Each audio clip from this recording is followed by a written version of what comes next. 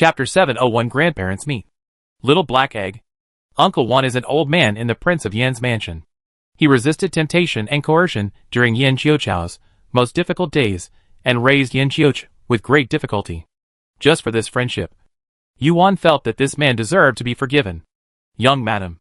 Uncle Wan burst into tears, and felt more and more blind. How did he fall into Su Ju's trap, and think that Su Ju, who was black-hearted, was the kind person? Yuan had once been on a warship of the Yanqing Navy. That was when she and her 3 children were trapped on Yan Ryu's painted boat. Yan Huijing came to save her, but not the little ones.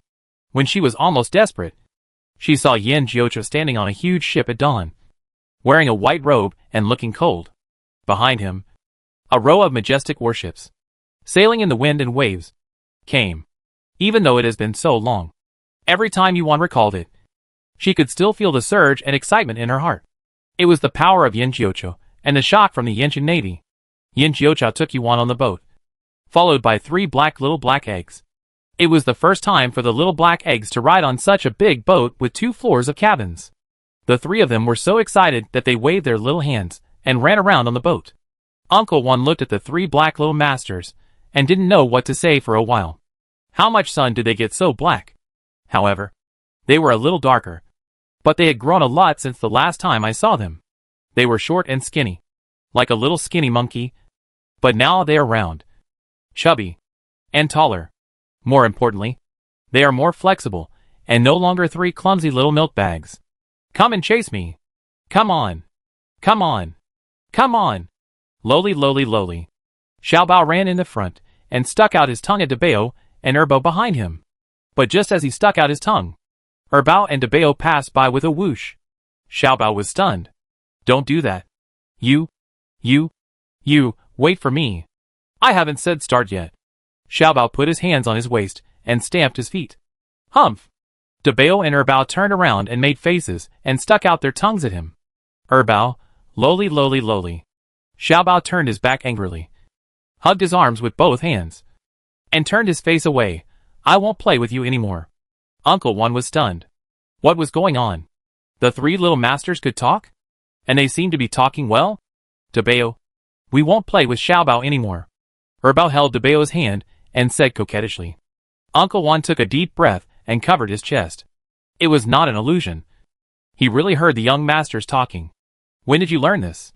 Uncle Wan remembered that when he left the capital, the 3 young masters didn't say a word. He taught them many times, but they just didn't want to speak.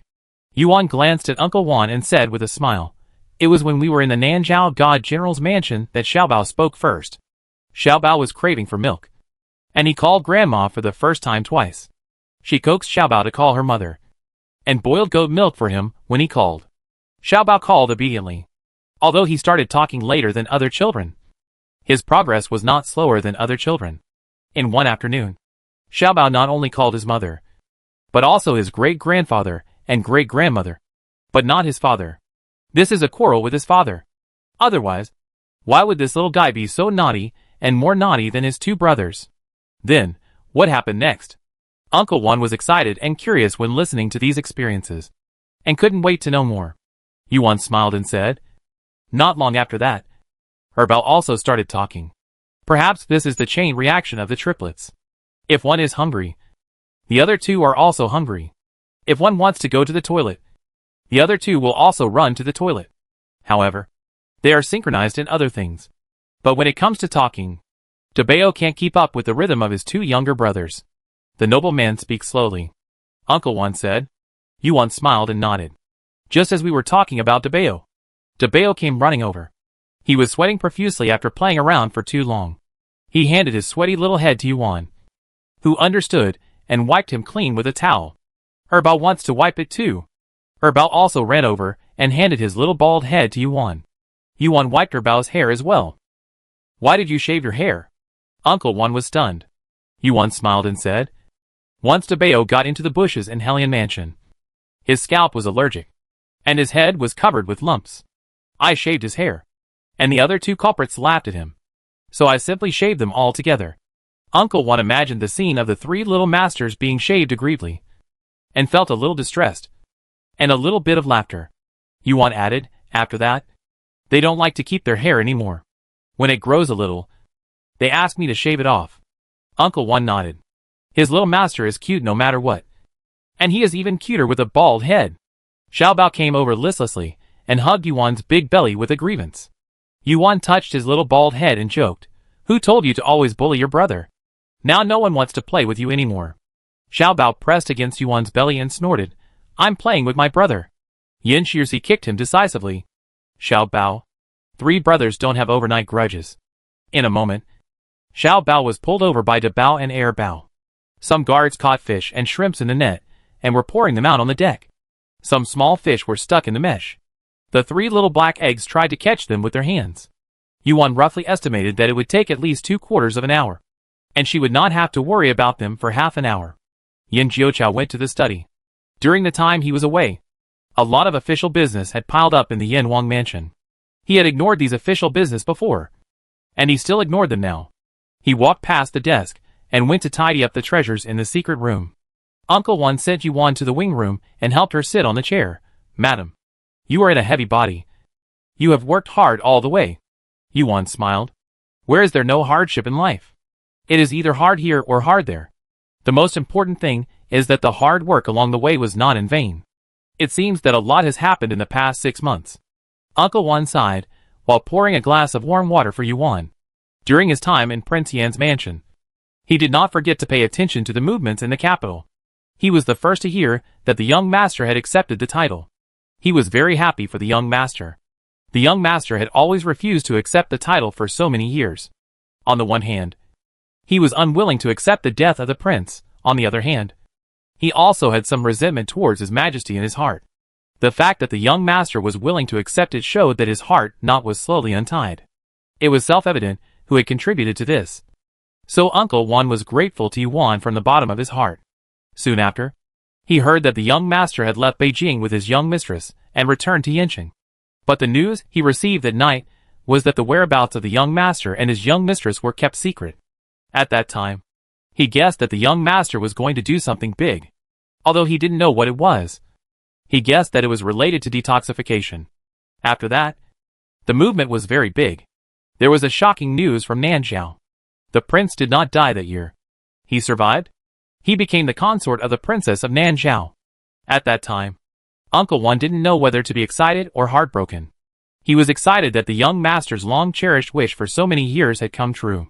He was heartbroken that the prince faked his death and became someone else's husband and father. What should the young master do? The princess remarried after all. But the young master refused to inherit the throne of the king of Yin for the sake of the prince. Of course, after a long time, the prince returned to Yanqing. He learned the whole truth from the prince.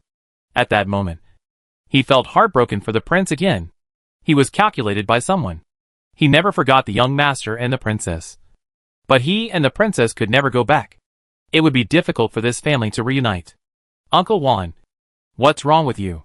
Yuan drank tea and glanced inadvertently, but saw Uncle Wan crying.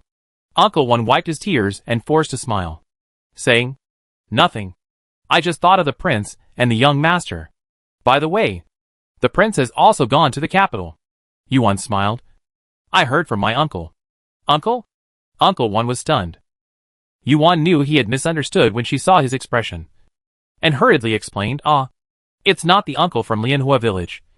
It's from Helion Mansion." Uncle Wan suddenly realized, yes, I forgot to congratulate the young lady. Who could have expected that the seemingly insignificant village girl at the beginning would have such a powerful identity?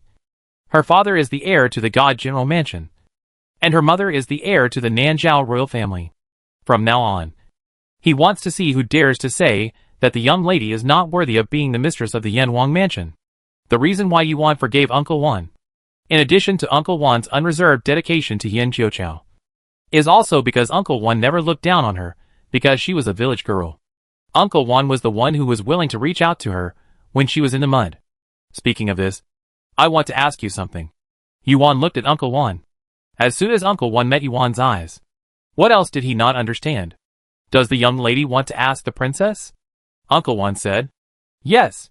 Yuan nodded. "Did the princess give birth?" Uncle Wan said, "Yes. She gave birth in July. It's a big fat boy. Both mother and child are safe." Yuan smiled sincerely. That's good. Suddenly, Yuan thought of something and paused. Father. Uncle Wan lowered his head and sighed. The prince is not well. The princess's delivery process was not smooth. The prince had already arrived in the capital at that time. In fact, he couldn't tell whether the prince went to the capital so early to plant herbs for the young master or to protect the princess's childbirth. The princess had a difficult delivery for 3 days and 3 nights. The prince didn't eat or drink, and sent all the famous doctors he brought from Yinqing to the Shao mansion. The prince did not say that he sent it. He asked an old minister under his command in the past. When the princess gave birth to a baby boy, the prince's tense expression finally relaxed. But he did not go back to rest. He sat in the study all night. Uncle Wan was in Yinqing, and he knew that the Prince of Yin was looking for a famous doctor. The other things were told to him by the servants of the young master's mansion in letters. But even if he did not see it with his own eyes, he could not help but feel the pain in the prince's heart. He was still the Prince of Yin, but the princess was no longer the princess. Uncle Wan took a deep breath. The prince is too difficult. In mid-September, the navy arrived near the capital. This is a new wharf, which is actually closer to Lianhua town. But Yuan decided to take the 3 little black eggs back to the young master's mansion with Yin Jiuqiu first. The osmanthus fragrance in the young master's mansion is in bloom. The Prince of Yin is painting in his study. The woman in the painting is dressed in red, with gentle eyes and a delicate little boy in her arms. The little boy is asleep, and the woman looks at him gently, as if there are stars in her eyes. When he painted the last few strokes, the Prince of Yan's eyes drooped. His hand paused in midair, but he couldn't put down the stroke no matter what. He clenched the pen tightly, and because he was too strong, his body trembled slightly. Click! A drop of ink dripped down and landed on the woman's white embroidered shoes. The woman smiled like a flower, but the ink stained this peerless painting. All the strength in his body seemed to be drained away. The Prince of Yin put down the pen dejectedly, supported the table with both hands, and tried to stabilize the emotions rolling in his chest and prevent them from rushing out of the corners of his eyes. This was the mansion that once belonged to him. Although every flower, grass, brick and tile here has been renovated, it still maintains the same appearance as it did more than 20 years ago. The most difficult thing in life is that things have changed and people have changed. Because you have seen the light, you can't stand the darkness. You have had the best company, and what's left is the cruelest loneliness. Dong! Suddenly there was an unusual noise in the yard. At first, King Yin thought that the servants had gone wrong and didn't take it seriously. The door of the study was closed, and no servant had the courage to break in. So he didn't worry that his misbehavior would be seen by the servants.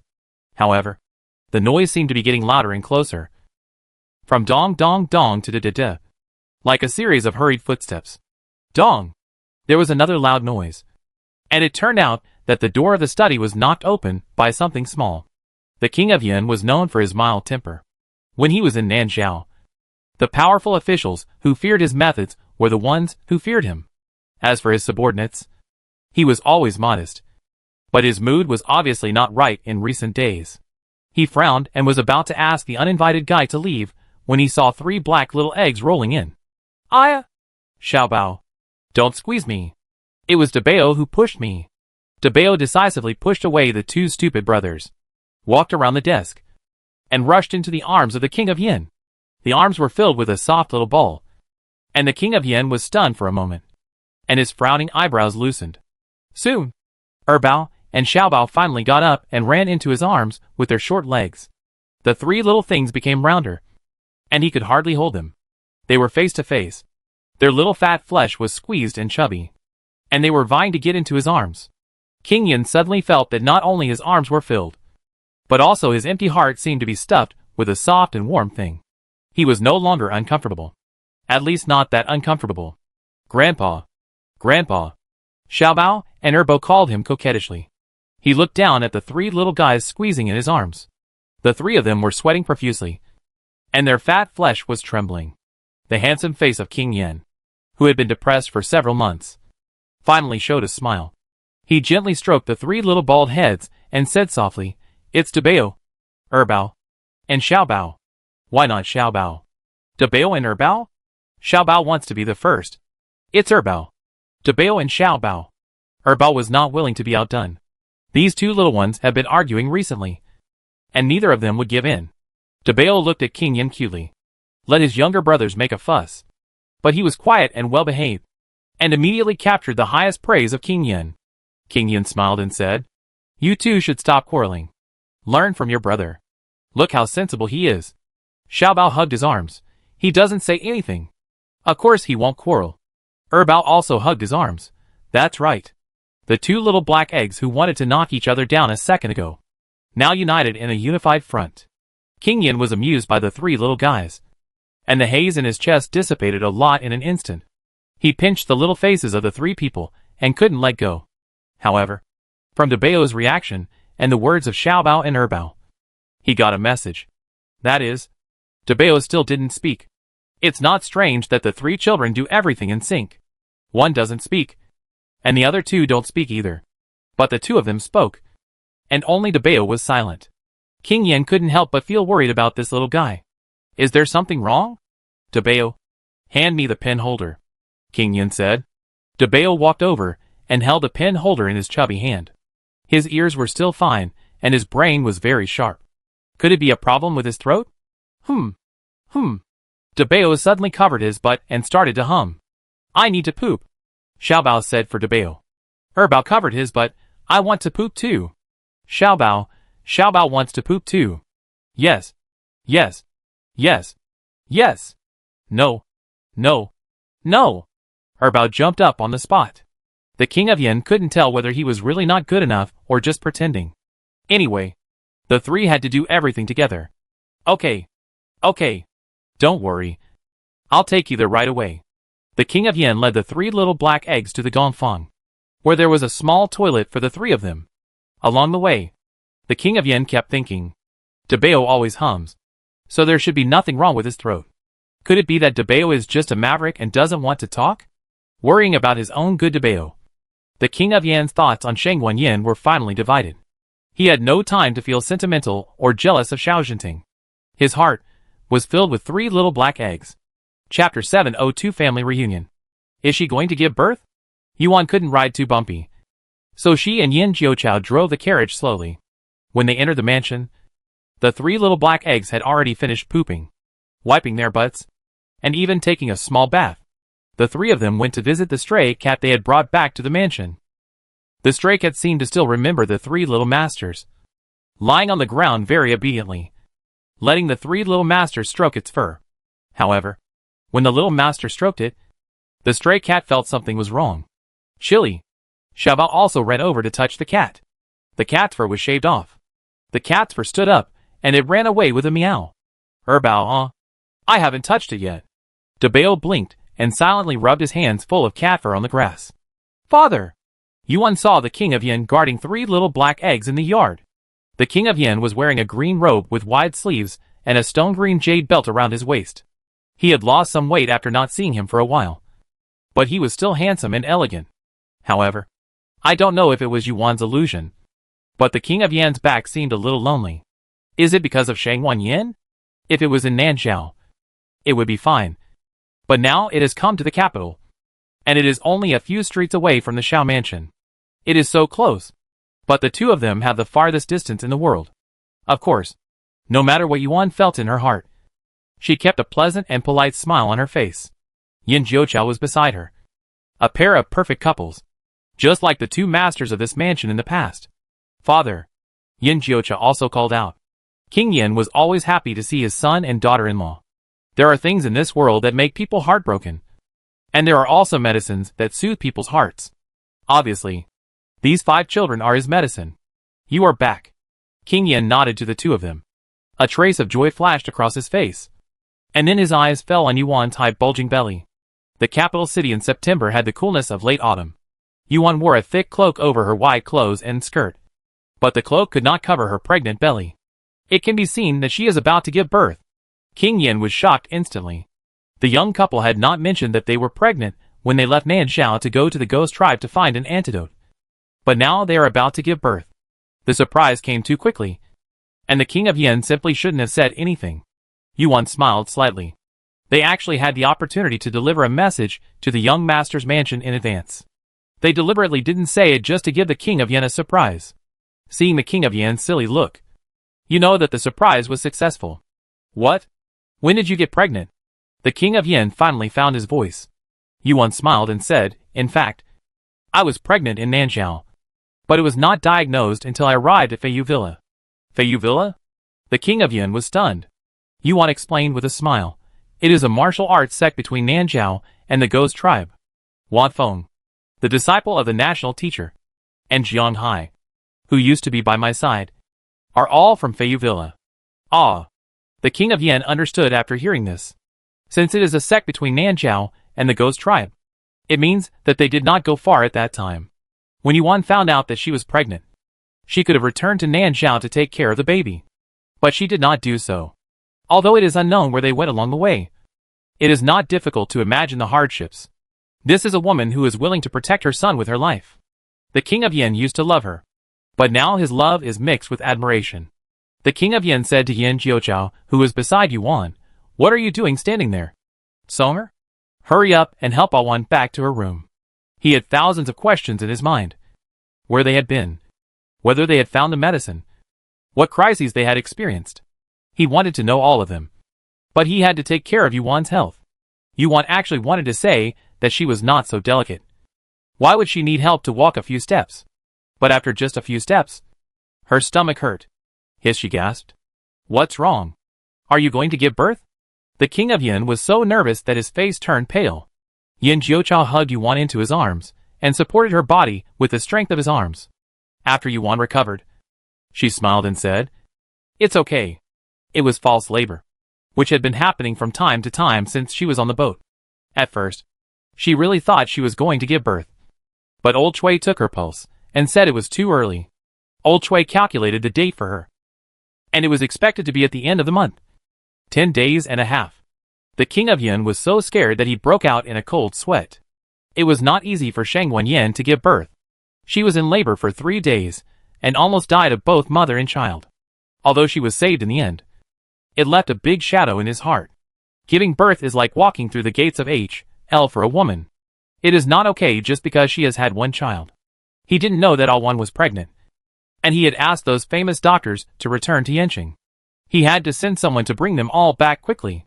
Yin Jiucha sent Yuan back to their room. Looking at the backs of the two, the eyes of the king of Yin moved. This mansion was the same as before, but also different. Something was missing, and something was added. He lowered his eyes and smiled. This time, the smile was from the heart. After Yuan married into the young master's mansion, there were 5 maids around her. Suyu had ulterior motives and was sent away, leaving Lear, Tower, Zissou and Fuling. Zissou was originally a lady from a wealthy family, the most delicate and well-rounded. Fuling was big and strong, and the most able to endure hardships. When Yuan went to find the antidote, she took Zissou and Fuling with her, and left Tower and Lear in the mansion. The two heard from the old man in the mansion that Yin Jiuchao originally lived in Yanqing, and only returned to the capital once every few years. This scared the 2 little girls, and they thought they had fallen out of favor, and would never see the master again in this life. The moment Yuan and Yin Jiuchao appeared, the 2 were so excited that tears came out. Crown Prince. Crown Prince's consort. The 2 hurried to meet him. They always felt that the Crown Prince's aura was stronger than before. They didn't even dare to approach him, let alone look directly at him. They looked at Yuan beside the Crown Prince at the same time. This look shocked them. Crown Prince's consort, you. Tower stared at Yuan's belly in a daze. Lear was 1 year older than her, and was smarter than her. She knelt down and bowed. Congratulations to the Crown Prince's consort on your pregnancy. Ah. Yes. Yes. Congratulations to the Crown Prince's consort on your pregnancy. Tower came back to her senses and bowed respectfully. The eyes of the 2 little girls were red. This was because they felt wronged. It was also true that they were the first group to come to their side. But in the end, it was Zissou and Fu Ling, the 2 who came later, who went out with them. The 2 little girls might think that they did something wrong and were not favored by her, and they would fall out of favor from then on. Yuan smiled. The prince and I are hungry. Let the kitchen prepare some food. Also, prepare some hot water. I want to take a bath. After eating fish for so many days on the boat, she felt that she was smelling fishy. Seeing that the master was still willing to order them, the 2 were overjoyed and left with a smile. Yin Jiuchu accompanied Yuan back to the room. The furnishings in the room were exactly the same as before leaving. And the memories here were different from those in Hellion Mansion. After all, it was their wedding room. And the most immature and precious moments of their lives were all here. Yuan sat on the bed, her eyes rolling, and looked at their wing curiously.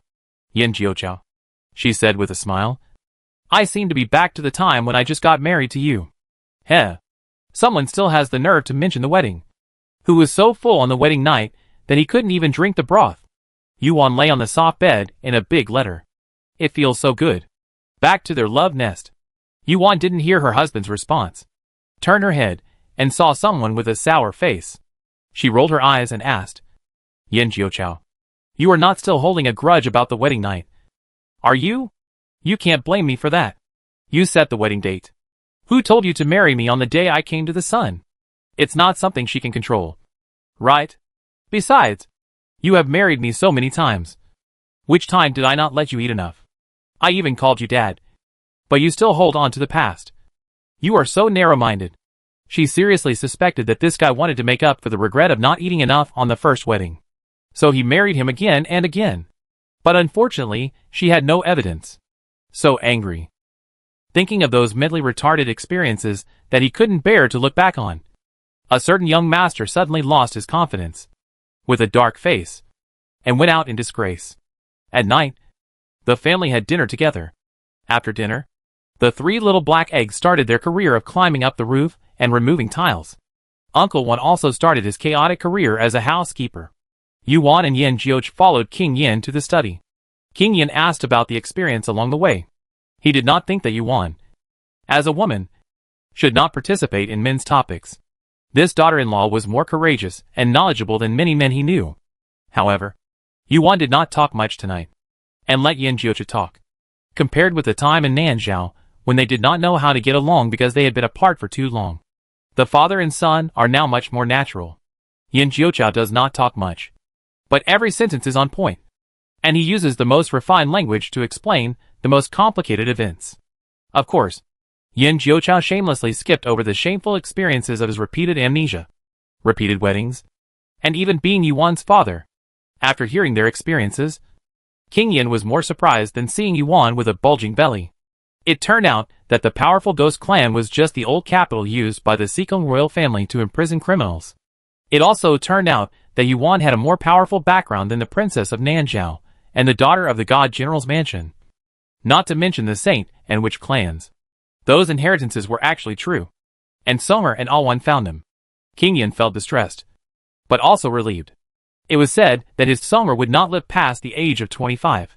Now, he wanted to show those people how his Songer broke this prophecy and lived to be 100 years old. King Yin suppressed his excitement. I have collected all the herbs needed. I have planted some of them in the greenhouse of the young master's mansion. Now that the medicine is in hand, can I ask Dr. Cui to make an antidote? Yes, Yuan said. 13. Are you outside? Ing Shersan walked in. Madam, do you have any instructions? Yuan asked. Is old Cui here? Please ask him to come in, and we will start making an antidote right away. Ing Shersan looked at Yin Jiuqiao. Yin Jiuqiao said, Old Cui has returned to the village. Old Cui, who had just walked to the door with his bag. King Yin looked at Old Cui at the door. And Old Cui also looked at King Yin in the study. The King of Yin opened his mouth in astonishment. What is father looking at? Yuan turned her head following the King of Yin's gaze. And Ing Shersan blocked Old Cui's head. Nothing. Ahem. King Yin said calmly. I'm watching Dabeo and the others. Why did he go back? Go and bring him here. Yuan said. Ing Shersan glanced at his young master and replied seriously. Yes. I'll do it right away. Yuan felt sleepy after sitting for a while. After she got up and went back to the house. The King of Yin looked at his son strangely. What happened just now? Yin Jiuqiao said. She thinks she is a saint. And her blood is saint blood. In fact, Yuan is not. But the little saint king in her belly is. In order to prevent his wife's fantasy of the strongest saint in history from being shattered. A certain young master is also very desperate. The King of Yin understood that only 3 of the 4 herbs had been used. And the other one was in Alwan's belly. He had to wait until the child was born safely before he could get the real blood of the saint. This was nothing. He had waited for so many years. So a few days would not matter. Besides, Alwan's belly should be about to give birth. By the way, I was just talking about you, and forgot to tell you that your uncle was sick. I heard about it. The king of Yin had a complicated feeling for the emperor. When they were banished to the coal palace, the two brothers depended on each other and went through a very difficult period. Before his mother died, she forced the emperor to swear that he must treat him well. The emperor did his best. But people are selfish. He took the blame for the emperor. And the emperor killed his father to save his life. But his father didn't have to die. Nor did he have to turn against him. From this point of view, it is difficult for him to forgive the emperor. But on second thought, if it was the other way around, and it was this brother that the emperor wanted to kill, he probably couldn't just sit back and watch. Both the emperor and the queen have passed away, and it's meaningless to argue about who is right and who is wrong. The emperor has treated Songwu very well over the years. On the one hand because of his brotherly love for him, and on the other hand to make up for his debt to him. I didn't go to visit him, but I think you should go. He may have let me down, but he didn't let you down. The tragedy of our Prince Yan's mansion was not caused by him, and Nandong Yan's intervention had nothing to do with him. I took the blame for him, and the worst result was that I was disliked by my father, and I had no intention of the throne. So I didn't care whether he disliked me or not. In other words, even if he had not taken the blame for the emperor, he would not be willing to inherit the throne. The throne belonged to his brother, and he and his brother knew it. He would eventually become the king of Yin, and would still be favored by Nandong Yan. So the account of Nandong Yan's calculation of him could not really be attributed to his brother. Yin Jiucha said, "Okay, I'll go see him." The news that Yin Jiucha went to the palace to visit the sick quickly spread throughout the capital, and almost at night, it was reported to Prince Jing's mansion. "What did you say? Who went to the palace?" Yin Huijing put down the memorial he had reviewed halfway and looked at the guard in front of him. The guard bowed and said, "Your Highness, it's Yin Jiuchao. Yin Jiuchao is going to visit His Majesty in the palace." Yin Huijing's eyes darkened. He returned to Beijing so soon? Why didn't I get the news? Didn't I ask you to guard the south gate carefully? The guard said in embarrassment, "Your Highness, we did send soldiers to guard the south gate. But Yin Jiuchao didn't enter from the south gate. He took the water route." "When did he return to Beijing?" Yin Huijing asked. "Today," the guard replied. Yin Huijing thought, returning to Beijing today, and visiting the palace today? The staff member next to him said, "Your Highness, Yin Jiuchao is probably not just here to visit the patient. The identity of the spy has been exposed. With Yin Jiuchao's intelligence, I'm afraid he has guessed that it was your Highness's doing." "Intelligent?" Yin Huijing sneered. "Just a little cleverness," the staff member hurriedly said. Yin Huijing frowned. "So, he was going to enter the palace to sue the emperor? Let people stop him. Don't let him see his father." The guard cleared his throat. "I'm afraid I can't stop it." "What is the master? Isn't he not allowed to enter the palace to visit? Isn't he just right with His Majesty?" Yin Huijing will soon come and ask the guardian, "Is he already entered the palace or what?" "Master, how are you preparing for the elixir made by the father of the father?" The man said hoarsely, "It's okay." Yin Huijing asked, "Master, can your elixir really cure my father's illness?" The man's face was shrouded by the bamboo hat, and the voice that came out was mysterious and low. "Not only can it cure the illness of His Majesty the Emperor of the Great Zhou, but it can also prolong his life. Let him borrow another 10 or 8 years from heaven." Yin Huijing said with a smile, with Master's words, "I feel relieved. My father will be very happy to see the elixir. I will bring the elixir to the palace now. He wants to see his father before Yin Jiuchao." The cloaked man said, "Your Highness Prince Jing has made great contributions. His Majesty the Emperor will definitely reward you well." Chapter 703 The Shining Ninth Brother. Without further delay, Yin Huijing immediately left the house with the elixir. But he ran into Han Jingshu when he stepped out of the yard. Han Jingshu, and he had been married several months ago. And now she was his Princess Jing. Han Jingshu was dressed in a royal blue waisted dress, glittering with jewels, and was very well dressed. It was unclear whether she was about to go out or just came back from outside. Yin Huijing calmed down and said in a gentle tone, "It's so late. The princess hasn't rested yet?" Han Jingshu smiled gently. "I've told the prince so many times. Just call me Sure." "Sure." Yin Huijing called out a little bit far-fetchedly. He was in a hurry to enter the palace, and didn't have time to deal with Han Jingshu for too long. Han Jingshu looked at the perfunctory and anxious expression on Yin Huijing's face and asked, "Is the prince going out?" Yin Huijing paused and said bluntly, "Ah, I'm going to the palace to deliver some medicine to my father. What a coincidence. Han Jingshu murmured. What's wrong? Is Shure going to the palace too? But did Mother summon Shure? No. Mother didn't summon me. I said it was a coincidence because I just heard that Prince Yin had returned to Beijing and was going to visit my father. Although Yin Jiuchao's whereabouts in Beijing were not concealed from anyone, it was not only a big deal, especially his visit to the palace to visit the emperor. Not many people knew about it. However, Han Jingshu was not an ordinary woman after all. She was not only his princess, but also the daughter of the prime minister's mansion. Yin Huaijing didn't ask Han Jingshu who she heard the news from. He was anxious to enter the palace before Yin Jiuchao. So he said to Han Jingshu, he visits his. I visit mine. There is no conflict. Han Jingshu said. Prince Yin rushed back to the capital so anxiously. He must have heard the news that his father was seriously ill. Prince Yin is still very filial to his father. It's getting late. Princess. Go back to your room and rest if you have nothing to do. Yin Huaijing didn't intend to continue talking to her. If Han Jingshu was a guest, then Yin Huaijing's words just now would almost be a disguised order to expel her. Han Jingshu pursed her lips. Before she could say anything, a maid came, hurriedly holding a few exquisite brocade boxes. The maid saluted to the two of them. Meet the prince. Meet the princess. Have you taken all the things? Han Jingshu asked. The maid said. In reply to the princess, I have counted 3 times and made sure that everything is taken. Are you going out? Yin Huaijing asked. Han Jingshu smiled and said, Madame Xiao gave birth to a child. I caught a cold during the full moon banquet and was unable to go to congratulate her. Now that I am well again, I plan to visit Madame Xiao and young Master Xiao. Yin Huaijing's eyebrows slightly frowned. Han Jingshu caught a glimpse of his expression and whispered hurriedly, Me too. For the sake of the prince, I hope that the prince can have one less enemy and one more ally. In order to rescue the Prince of Yin, Marshal Xiao led his troops south. It can be seen that at the critical moment, the person that His Majesty values most is still him. Yin Huaijing said seriously.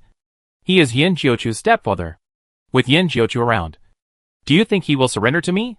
His tone was a little heavy, and Han Jingshu was slightly stunned. She knew that Yin Huaijing didn't have him in her heart, but they had always been respectful to each other since their wedding. This was the first time that they spoke so harshly. Han Jingshu explained softly. Father said that if the king of Yin had passed away, it would be unlikely that Marshal Xiao would surrender to the prince. But the king of Yin is back, and he still has feelings for Madame Xiao. There will definitely be a fight between these two men. As long as we seize the opportunity, Marshal Xiao can be used by the prince. To be fair, Han Jingshu's words are not without reason. But Yin Huaijing still feels a little uncomfortable. A princess who married into the prince's mansion. Always saying, father said. How close is she to the prime minister's mansion? How many things does the prime minister's mansion want to interfere in the prince's mansion? Han Jingshu knelt down and said, Shure and father are also thinking about the prince. If there is any place that is usurped, please forgive me. Prince. Yin Huaijing reached out his hand to help her up. What are you talking about? Shure? You are my wife. And the prime minister is my father-in-law. You really care about me. And I am so happy that I can't wait to blame you. If you want to visit Madame Xiao, go ahead. But it's a little late today, and I'm worried that it will be inconvenient for you to go out. Why don't you go tomorrow? The last sentence was sincerely for Han Jingshu's consideration. A trace of joy flashed across Han Jingshu's brows, and she looked at Yin Huaijing tenderly. Okay, I'll listen to the prince. Yin Huaijing stroked her temples. Then I'll go first. You should rest early. Han Jingshu called him. Prince, will you come tonight? Yin Huaijing was stunned for a moment, and whispered, My father is not well. I'm going to take care of him. I don't know how late I will be back. Don't wait for me. Han Jingshu curved her lips. Okay. After that, she performed a salute. I respectfully send the prince off. Yin Huaijing walked quickly into the night. Han Jingshu stared at his back in a daze until he completely disappeared into the night. Princess. The prince has left. Let's go back to the yard. The wind is strong. Be careful not to catch a cold. The maid reminded in a low voice. Han Jingshu sighed quietly. You go back first. I'll go around. Then these things.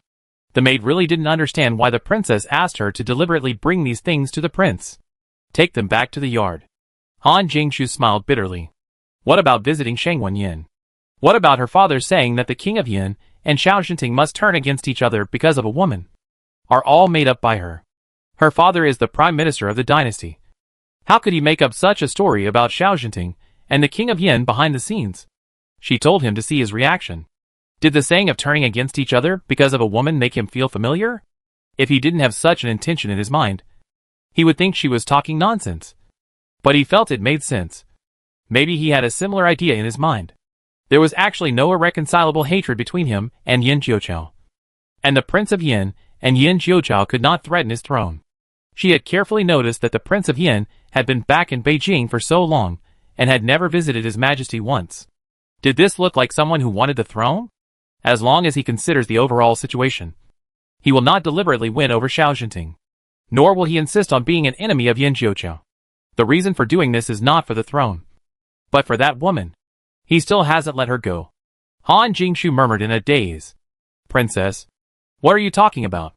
The maid didn't hear clearly. Han Jingshu waved her hand holding the handkerchief. Nothing. You go back to the yard. I'll walk around. Don't follow me. The maid wanted to say something but stopped. But she didn't dare to disobey Han Jingshu's order. She had to bow to Han Jingshu's back and left with the things in her arms. Han Jingshu was walking in the Prince Jing's mansion. The Prince Jing's mansion was the original second prince's mansion. After the wedding, the emperor also gave them a mansion next door.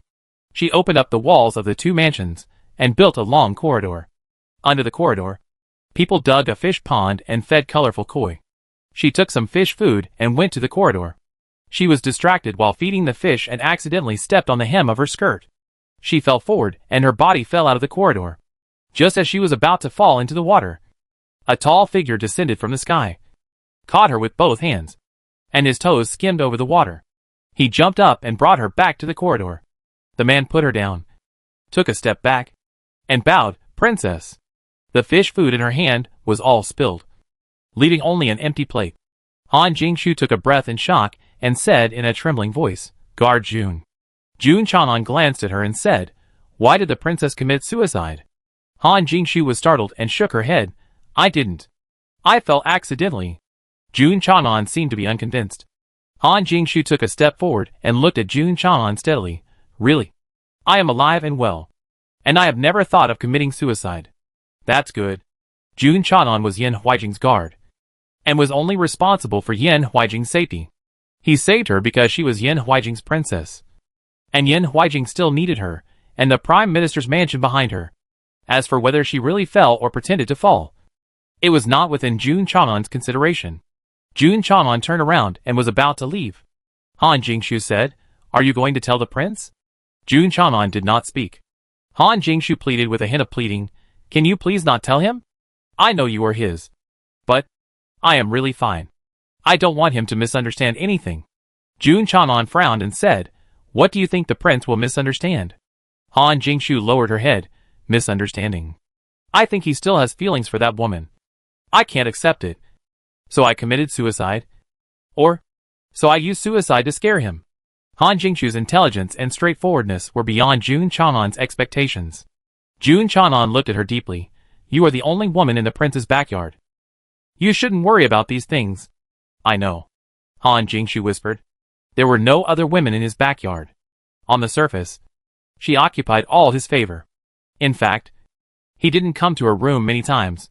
She was not sure whether he could only favor a woman so much, or he could only favor her so much. Han Jingshu asked bitterly, if it was the prince's wife, would he be able to endure going to her room only once every 3 or 5 days? They are newlyweds. How can they be so restrained? Jun Chanan looked at her calmly and said, Isn't it inappropriate for the princess to say such things to me? Then go and complain to the prince. Han Jingshu was also angry, and didn't want to waste time talking to this guy. Han Jingshu left angrily, not noticing that the handkerchief in her hand fell down. Jun Chanan stepped over the white handkerchief. Under the moonlight, the handkerchief was as white as a handful of clean snow. Jun Chanan walked back, sighed, and picked up the handkerchief. After Yin Huijing's carriage left Prince Jing's mansion, he didn't see Jun Chanan catching up. So he said to the driver, No need to wait. Go faster. Yes. The driver waved the whip and increased the speed of the carriage. Suddenly, a nimble figure rushed onto the carriage and bowed into the carriage. Your Highness. Jun Chang'an sat down. Why did you take so long? Yin Huaijing asked. Jun Chang'an paused and thought, nothing. A little thing delayed me. It is true that Jun Chang'an is Yin Huaijing's bodyguard. But he is not the guards in the mansion. Yin Huaijing and Jun Chang'an actually made a 10-year agreement because of an accident. During these 10 years, Jun Chang'an was used by Yin Huaijing to protect Yin Huaijing's life and death. But Jun Chang'an is not a slave. He can have his own life and secrets, as long as these secrets do not hurt him. Therefore, even though Yin Huaijing saw that Jun Chang'an had some reservations about him, he didn't say anything. He just looked at Jun Chang'an deeply and ordered the driver to hurry into the palace. The young master's mansion was not originally called the young master's mansion, but the prince's mansion of King Yin. When King Yin reached the age to leave the palace, he had already been suspected by the late emperor. What good mansion could the late emperor give him? If it weren't for the emperor, who was the crown prince at that time, the late emperor could have given him a mansion outside the capital. After all, Yin Huaijing was the emperor's most useful son. He had to go to court and help deal with a lot of political affairs, so his prince's mansion was the closest to the palace. In terms of distance alone, Yin Jiuqiao did not have an advantage. Not to mention that Yin Jiuqiao was not in a hurry and just walked slowly on the street. So Yin Huaijing really entered the palace one step earlier than Yin Jiuqiao. The emperor was now resting in the Changsheng Palace. Yin Huaijing got off the carriage with the elixir and went straight to the Changsheng Palace. The Changsheng Palace was heavily guarded. Of course, not only by his spies, but also by the queen. Your servant greets His Royal Highness Prince Jing. It's so late. Why is His Royal Highness Prince Jing here? A eunuch holding a whisk saluted to Yin Huaijing. The eunuch's surname was Su, and he was the queen's confidant. Yin Huaijing said seriously, I am here to serve my father. Eunuch Su smiled and said, Your Majesty just fell asleep. His Royal Highness Prince Jing is accompanying him inside. Your Royal Highness Prince Jing might as well come back tomorrow. Prince Jing is the queen's flesh and blood. Since the queen has this privilege, she naturally tries every means to arrange for Prince Jing to show his presence in front of the emperor. It is not surprising that he is in the Changsheng Palace. What is surprising is that Eunuch Su actually asked Prince Jing to come another day. Is it a bad thing to have an extra attendant in front of the emperor? Obviously not. This Eunuch Su is clearly trying to stop Yin Huaijing. Yin Huaijing is the regent, and the queen is behind the government. The two sides are equally powerful. But if you have to say who is better, Yin Huaijing is naturally more comfortable in the court, and the queen is more powerful in the harem. This is why Yin Huaijing feels that his spies can't stop Yin Jiuqiao. Not only is Yin Jiuqiao himself overbearing, but there are also people from the queen who give Yin Jiuqiao convenience and support. Of course, the queen still has to do a good job of saving face. If it were in the past, Eunuch Su would never stop Yin Huaijing. But now it is different. Yin Jiuqiao returned to Beijing, and the queen got the news right after he returned. It was also heard that Yin Jiuqiao left the young master's mansion and headed towards the palace. It can be imagined that he came to visit the emperor. As for Yin Huaijing, he has already come to pay his respects to the emperor today, so he shouldn't come again. The reason why he still came is probably related to Yin Jiuqiao's entry into the palace. No matter what he came for, the queen thought it was best not to let him see the emperor, and everything should be planned after she discussed it with Yin Jiuqiao. The queen has been looking forward to Yin Jiuqiao for a long time. Yin Huaijing's power is too terrible, and her Prince Jing is not competitive. If Yin Jiuqiao doesn't come back, she will not be able to fight Yin Huaijing. Facts prove that Yin Jiuqiao is Yin Jiuqiao, and the queen is the queen. Whether Yin Jiuqiao comes back or not, she can't fight Yin Huaijing. Yin Huaijing snorted coldly, Bold slave. I need you to point fingers when I want to see my father. Don't step down. Are you waiting for me to beat you to death? The word beaten to death made Eunuch Su stunned on the spot. The advantage in the court was enough to spread to the harem. The reason why Yin Huaijing had been so tolerant in the harem was just to create a false appearance to confuse the queen and paralyze the queen appropriately. For example, at present, the queen was confident enough in her power in the harem that she only left one eunuch to guard here. If she sat in Changsheng Palace herself, could Yin Huaijing still get in? When the queen got the news and rushed to Changsheng Palace, everything was too late. Yin Huaijing's medicine was successful, and the emperor's body really recovered, and he was very happy. Knocked to see the Prince Yin. At the gate of the palace, Yin Jiuqiao got off the carriage, and the guards saluted him one after another. Yin Jiuqiao walked over with a blank expression. He never needed the emperor's oral instructions or summons to enter the palace. and the guards respectfully made way for him. But he didn't know that he would meet Yin Huijing, who was about to leave the palace after he took a few steps. It was an accidental encounter. But it also seemed like Yin Huijing was waiting for him here on purpose. Counting the days, the cousins had not seen each other for nearly a year. Yin Huijing was still the same Yin Huijing. But Yin Jiuqiao was no longer the Yin Jiuqiao in his memory. Of course, he couldn't grow any taller. But he didn't know if it was Yin Huijing's illusion. But he always felt that this guy was taller and more heroic than before. His complexion was also better. Speaking of which, he was almost 25 years old. At the age of death predicted by the prophecy. Shouldn't he be as withered and dull? How come he was so powerful that his whole body seemed to be glowing? Chapter 704. Ninth brother kills and defeats the whole audience. It must be my own illusion. Yin Huijing would never admit that a dying sickly person would be more radiant than himself. Yin Huijing said lightly, "Long time no see. Cousin, I heard that you returned to Beijing. I was planning to visit you at home. Look, look." She was still calculating him the moment before. And she chatted with him casually the next second. Yin Jiuqiao said calmly, "Do you know the difference between humans and pigs?" Yin Huijing was stunned. What was he saying? Yin Jiuqiao raised his eyebrows and snorted. "The difference is that pigs are always pigs. But humans are not humans sometimes." Yin Huijing. Is this a roundabout way of scolding him as worse than a pig? Yin Huijing's face turned dark instantly. Yin Huijing felt that the fact that he sent Xianglian to poison Yin Jiuqiao was exposed.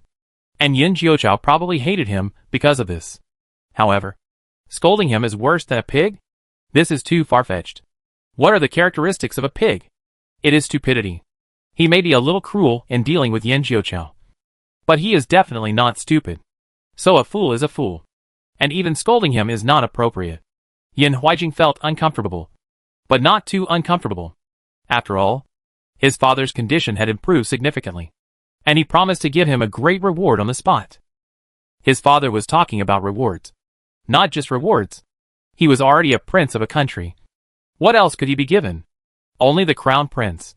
Thinking of this, all the unhappiness caused by Yin Jiuqiao disappeared. When he became the crown prince, the throne would be in his pocket. The next day, Yin Huijing went to court with hope. The emperor did not disappoint Yin Huijing. Eunuch Wang took the imperial edict with the emperor's personal seal and announced in front of all the civil and military officials that Yin Huijing was canonized as the crown prince of the Great Zhou. Yin Huijing was so happy. After so many years of hardship, he finally saw the moon and sat on the throne of the crown prince. Congratulations to His Royal Highness the Crown Prince. Long live the emperor. Long live the crown prince. All the civil and military officials in the court knelt down, kneeling and bowing to Yin Huijing. The uniform shouts resounded through the sky, as if they were going to blow off the roof of the Golden Palace. This was Yin Huijing's highlight moment. Yin Huijing felt that he had reached the pinnacle of power, admired by thousands of people, and enjoyed great glory. When Yin Huijing was intoxicated and unable to extricate himself, Eunuch Wang suddenly coughed heavily. Ahem. Your Majesty has another imperial decree. Yin Huijing smiled shyly. His father was really so polite. It was enough to enthrone him as the prince. No other rewards were really needed. By the way, what would his father reward him with? That mansion was no longer worthy of the prince's status. So would he give him a brand new one? Everyone also felt that Yin Huijing would get a reward that matched his status. And they couldn't help but cast either congratulatory or jealous eyes at him. Those who congratulated him were naturally from his lineage, such as the prime minister and others. And those who were jealous of him were hard to say. There were princes and ministers who could not be used by him. Finally, Eunuch Wang took out the second imperial edict. Yin Huijing didn't pay much attention to the flowery sentences at the beginning. But the more he listened, the more something was wrong. At the end, his face darkened.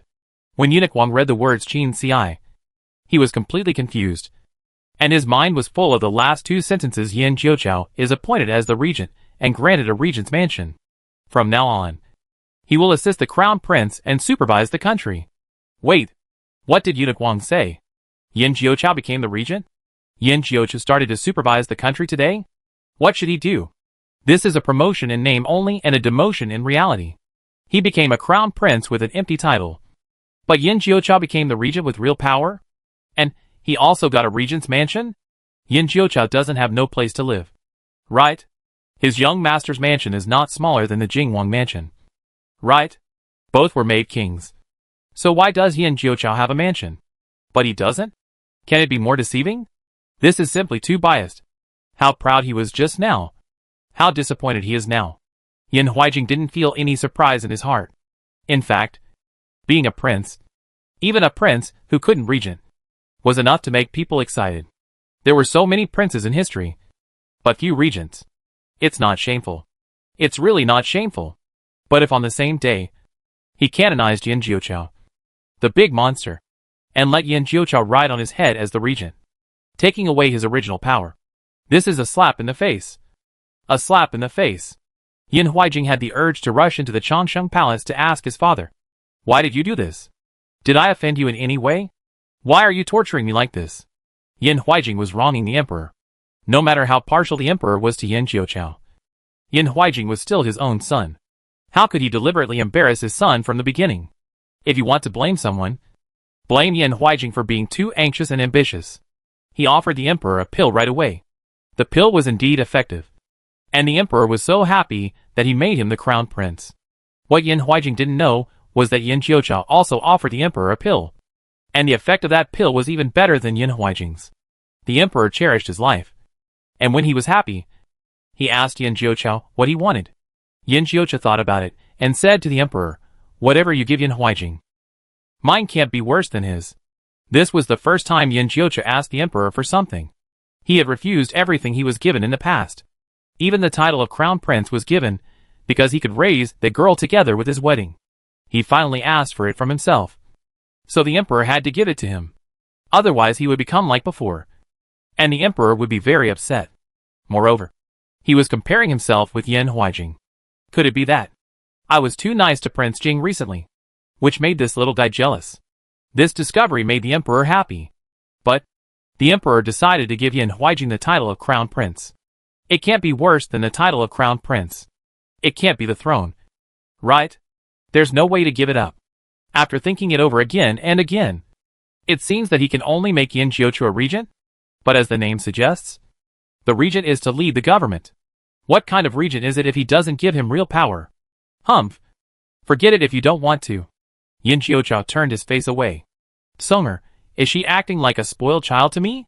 The emperor almost thought he was dazzled. At that moment, the emperor was as happy as Yin Huaijing when he heard that he was canonized as the crown prince. Look! The emperor was so excited that a certain young master became the regent. As for the mansion, this was not to embarrass Yin Huaijing. When Prince Yin returned to Beijing, he lived in the young master's mansion. One mansion and two princes. It doesn't sound like this golden house can be wronged by two princes squeezed in, but it is not against the rules to give Prince Yin another mansion. But Prince Yin will definitely not accept it. So he can only give Yin Jiuqiao another regent mansion. Yin Jiuqiao's regent mansion is incredibly grand and magnificent. How much of it is out of love for Yin Jiuqiao, and how much is out of compensation for Prince Yin is unknown. In short, in the first round, Yin Huaijing was completely defeated. This is not the most embarrassing thing. The most embarrassing thing is that he was conferred a powerless prince. And then he stood in the court complacently to accept everyone's 3 kowtows and 9 bows. Yin Jiuqiao was conferred the title of regent and was given a mansion. But he didn't even show his face. He didn't take it as a big deal at all. Okay? Compared to this, Yin Huaijing felt that he was not emitting great glory, but the sourness of a nouveau riche who had never seen the world. Yin Huaijing didn't know how he left the Golden Palace. He felt that everyone was sympathizing with him. This might be the last time he sat in the place closest to the Dragon Throne. Tomorrow, Yin Jiuqiao would start to supervise the country. And he should stand below with a group of ministers and look up at the newly appointed regent. Yin Huaijing took a carriage back to the mansion. He was probably the only person in history who was not happy after being named the crown prince. It would be better if he was not named the crown prince. Just when Yin Huaijing thought he had reached the end of his luck, he actually ran into Yin Jiuqiao. Why did he come when he was leaving the court instead of earlier or later? No. He was waiting here. Blocking here. To see his joke. Just like he was waiting at the gate of the palace to show off his merits to Yin Jiuqiao last night. Yin Jiuqiao also came to show off his. Yin Jiuqiao leaned against the carriage, looking lazy and unrestrained. Long time no see. Cousin, I heard that you were named the crown prince. I was planning to go to your house to congratulate you. Listen. Listen. Even the words he said were copied from last night. Just change the key words. Yin Huijing clenched his fists. He is not a man of bad temper. But for some reason, every time he is in front of Yin Jiuqiao always finds a way to make him lose his temper. Yin Jiuqiao raised his eyebrows and glanced at him, saying, "Cousin, are you too excited to speak?" Yin Jiuqiao. Yin Huijing bit out a few words from his teeth. Yin Jiuqiao touched his chin. Looking innocent, "I just congratulated my cousin. Shouldn't my cousin congratulate me too? After all, I was named the regent. And I heard that I am one level higher than my cousin. Congratulate me. Cousin! Have you ever seen such an annoying person?" Yin Huijing swears that all the annoying people in the Great Zhou combined are not as good as this little trouble in front of him. Yin Jiuqiao had never called him cousin in his life. And the only 2 times he called him were just now. But Yin Huijing would rather he didn't call him that. After all, a legitimate cousin of the royal family was not as good as a little lunatic brother. If it got out, it would make the descendants laugh for 100 years. I really don't know what the father is thinking. This little lunatic will not live past the end of the year. He is also unlearned. If the court is handed over to him, won't it mean the end of the Great Zhou? From beginning to end, which hair of this kid has the talent of governing the country? If 70% of Yin Huijing's dissatisfaction comes from the emperor's partiality, the other 30% is indeed for the sake of the country. Yin Jiuqiao has been naughty since he was a child. He has changed teachers for at least 70 or 80 times since he was a child. No one can teach him. Such a waste should just eat and wait for death in the mansion. Regent? Ha! I'm afraid that in less than half a year, the court will be paralyzed. Well, he's just waiting to see his joke. When my father finds out that he has handed over the country to a worthless person, he will naturally take back his order. Yin Huijing brushed past Yin Jiuqiao coldly. "Hey! You dropped something," Yin Jiuqiao called him. Yin Huijing paused, turned around and looked at Yin Jiuqiao, then looked at the empty ground. Frowned. "What?" Yin Jiuqiao strode forward and stopped 1 step in front of Yin Huijing. Then he bent down, picked up something from the ground with both hands, handed it to Yin Huijing, and said, "Face." Yin Huijing. Yin Huijing. Ah! How did this little troublemaker not die outside? Yin Huijing was hugged tightly by Jun Chang'an and dragged to the carriage. His Royal Highness Prince Jing, who was like the white moonlight. His Royal Highness Prince Jing, who was as gentle as jade. His Royal Highness Prince Jing, who was the most cultivated prince, was so angry at the little madman Yin Jiuqiao that he went berserk on the spot. I'll beat you to death. I'll hacking beat you to death." Yin Huijing's voice was broken and his hair was messed up. Some officials passing by saw this scene and couldn't believe what they saw. Is this really their great Prince Jing? They vaguely remembered that the group of shrews in the back alley were like this, shouting their voices out while rolling up their sleeves to fight. On the first day of becoming the crown prince, Prince Jing really lost face. How deep is this guy's skill to be able to make Prince Jing? No. Now he is the crown prince. So angry? All the officials looked at Yin Jiuqiao in unison. Yin Huijing had already had Jun Chang'an dragged to the carriage and left. But the officials were still standing there, trying to digest the shock in their hearts. Yin Jiuqiao glanced at everyone with a faint smile. "What? You also dropped something on the ground? Do you want me to pick it up for you?" No. Everyone shook their heads like rattles. What did this guy pick up for the prince? The prince was so angry. They had weak hearts, and could not stand Yin Jiuqiao's nonsense. Alas, I don't even have the chance to show respect to the wise. Well, I will give you a little gift. In the future, we will work together in the court. And we should treat each other the same way. This is quite human. The ministers forgot to go to the carriage behind Yin Jiuqiao, and saw Ing Shursan and Ing Lu carrying 2 large baskets covered with red cloths walking towards them.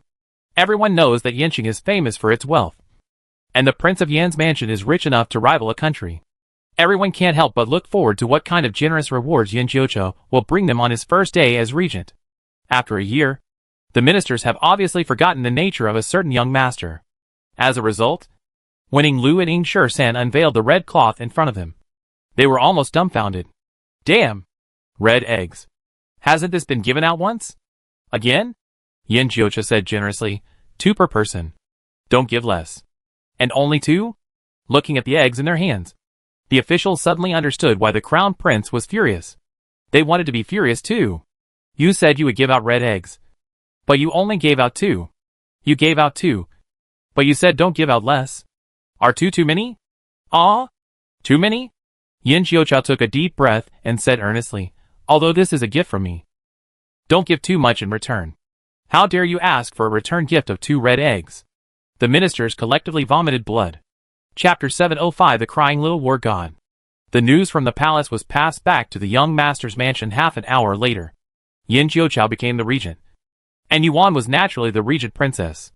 When Eunuch Wang came to the young master's mansion holding the regent princess's wedding dress, Yuan's reaction was no different from Yin Huijing and the group of ministers. She also suspected that she had heard it wrong. What do you say I am? Yuan asked uncertainly. Eunuch Wang smiled and said, you will be the regent princess in the future. Yuan's legs softened. Regent princess, sounds so awesome. What happened? How did she become the regent princess from the prince's wife when she woke up? Yin Jiuchao came back late last night. And Yuan couldn't help but fall asleep due to the sleepiness during pregnancy. She woke up several times in the night. But she was really awake in the morning. At that time, Yin Jiuchao had already gone out. So, what did this guy do? How did he trick the emperor into making him the regent? Eunuch Wang briefly told Yuan the whole story. Even the incident at the palace gate. Yuan then realized that her husband had slayed the whole place on the first day he returned to Beijing. Eunuch Wang smiled and said, Your Majesty really loves the prince. There are 2 princes in the palace now. It is unknown whether the prince Eunuch Wang is talking about is the prince of Yin or the regent Yin Jiuchao. To be honest, from the perspective of Yin Huijing and the ministers, the emperor's move was indeed rash. After all, Yin Jiuchao's dark history is too numerous to mention. And he doesn't look like he can take on a big responsibility. Only Yuan understands how capable Yin Jiuchao is and how powerful his backers are. Putting aside his personal strength, he controls the navy of Yinqing. His stepfather is the god of war of the great Zhou dynasty. His father-in-law is the heir of the god general's mansion. And his mother-in-law is the heir of the Nanzhao royal family. If this identity is spread, who in the world would dare to rebel against the emperor? This is the military strength, let alone the ability to govern the country. In fact, whether Yin Jiuchao has this strength is not within the emperor's consideration. It is enough for the king of Yin to have it. During the years when he was the son-in-law of Nanzhao, how did the king of Yin suppress the Nanzhao ministers who opposed Nangong Yin? Even the Nanzhao national teacher was afraid of the king of Yin. And the king of Yin's methods are not only reflected in the court disputes. His many reforms to Nanzhao have also brought great development to Nanzhao. However, if the king of Yin is really allowed to manage the court, he will definitely not do it. But the king of Yin will not let go of the mess of Yin Jiuchao. Therefore, who can say that the emperor's seemingly foolish actions were not his decision, after careful consideration? Yuan's original status was already very noble. The daughter of the god general's mansion. The princess of Nanzhao. And even the princess of Nanzhao in the future. But those names are not as good as the regent princess. Okay? She is simply the uncrowned queen. She is still the uncrowned queen, with a hint of sharpness and domineering. Queen. Regent princess. I always feel that the latter sounds more scheming and exciting. Yuan gave Eunuch Wang a big red envelope. After Eunuch Wang left, Yuan held the regent princess's auspicious clothes and admired herself in the room for a while. Yin Jiuchao hasn't come back yet, so he must have gone somewhere to make trouble again. If young Master Yin returns to Beijing, there will be a lot of trouble in the city. Yuan guessed that Yin Jiuchao, who had been staying out for so long, was still not satisfied after causing trouble to Yin Huijing and a group of ministers. So he went to cause trouble to the children of the major families in Beijing.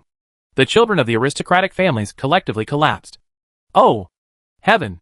Oh! Earth! Didn't this monster leave? Why is he back again? Take this monster away quickly. My father is causing trouble outside the mansion. And my son is causing trouble to the family generals inside the mansion. The guards of the young master's mansion also felt that they were going to die of a heart attack at any minute. They have seen children climbing trees. But have they seen children who climb the roof without paying attention? How did they climb up? And they opened their arms one by one and smashed down. Their hearts were almost stopped. Okay. What is that? Xiaobao pointed to the jujube tree above his head and asked. The guard said, to answer Master Xiaobao, those are dates. San Xiaodin, slurp. The guard asked, Young masters, do you want to eat dates? San Xiaodin nodded. The guard hurriedly flew to pick them. He was good at light work and planned to fly to the top of the tree. But before he moved, he saw San Xiaodan with his bald head hit the tree with a thud. Guard, if you want to eat dates, I'll pick them. If you can't do it, climb the tree yourself. Who told you to hit it with your head? Who the H.L. did you learn this from? San Xiaodan, with a big bump on his head, looked at the grass where no dates fell, with a face full of grievance. Xiaobao cried, why can Xiaoao brother do it? These little actions that make people cry are just the tip of the iceberg. The powerful destructive power from San Xiaodan is the nightmare of all the guards. 3-year-olds are at the stage of building their self-awareness. They are told not to touch it. But they have to touch it. La la la la. Xiaobao went to the greenhouse and found that the top-quality peonies planted by Uncle One were gone. What beautiful fish. Bao went to the fish pond and found that the koi raised by King Yin were gone. Dabao is more quiet. He doesn't do anything cruel to flowers or koi. He loves to write. He is a good baby who is eager to learn and make progress. When Yuan went out for a walk and came back to the house, she saw her beloved eldest son holding a pen in a serious manner, scribbling her regent princess's document into a ghostly scribble. Yuan. I really want to beat this guy up. 10,000 roars flashed through Yuan's heart. After lunch, the 3 little eggs were tired from playing and fell asleep on the bed. The chaotic young master's mansion finally ushered in a brief peace. Everyone felt that they had shed a layer of skin. To be honest, taking care of these 3 naughty children is more troublesome than guarding 300 enemies. Yuan was angry. But looking at the 3 little eggs sleeping soundly, she felt that the love in her heart was about to overflow. They are the cutest children in the world. What should I do if I can't love them more? Although the imperial edict to grant the mansion has come down, it will not be so fast to move in. I have to find someone to tidy it up first to see if there is any place that needs improvement or renovation. Such things will be done by the craftsmen in the mansion. And Yuan doesn't need to worry about it. Perhaps she was going to be the regent princess. Yuan was excited and not as sleepy as usual. Uncle Wan saw that she was awake and reported at the door, young madam. Yuan meant to address her as usual in the mansion. The king of Yin was here, and it felt a bit inappropriate to call Yin Jiuqiao the prince and her the princess. It's Uncle Wan. Come in. I just have something to talk to you about, Yuan said with a smile. Uncle Wan stepped into the room, glanced at the sleeping child on the bed, and lowered his voice and footsteps. Young madam is looking for me. But what do you want to ask me? I want to ask you, how is my second brother in the Imperial College? Now that she is inconvenient, Yin Jiuqiao will not let her go out alone. So she can't go to the Imperial College to see Yifeng. Uncle Wan smiled and said, I came here to tell madam about the second young master. The second young master has been promoted to a higher class and has passed the examination to become a scholar. Really? Yuan was overjoyed. Uncle Wan nodded. Of course it's true. The second young master is a natural student, although he started learning a little late. He is no worse than those children from noble families in the capital. In addition, the second young master is diligent. After winning 3 first places in his class in a row, he was promoted from Guangwen Hall to Jingyi Hall in the spring. What is Jingyi Hall? Yuan had been away from the capital for too long and had forgotten the internal divisions of the Imperial College. Jingyi Hall, Chongye Hall, and Guangye Hall are 3 classes in the first grade. Jingyi Hall ranks first and Guangye Hall ranks last. These 3 halls are divided into Class A and Class B. When the second young master first entered the Imperial College, he entered Class B of Guangye Hall, which is the last class in the Imperial College. Uncle Wan explained patiently. Then he is now in Justice Hall. Yuan looked at Uncle Wan a little nervously. Uncle Wan smiled and said, Class A of Justice Hall. The best class in the first grade. Second brother is really amazing, Yuan said sincerely. Uncle Wan praised generously. Yes, everyone in the mansion said that the second young master has brought honor to the young lady.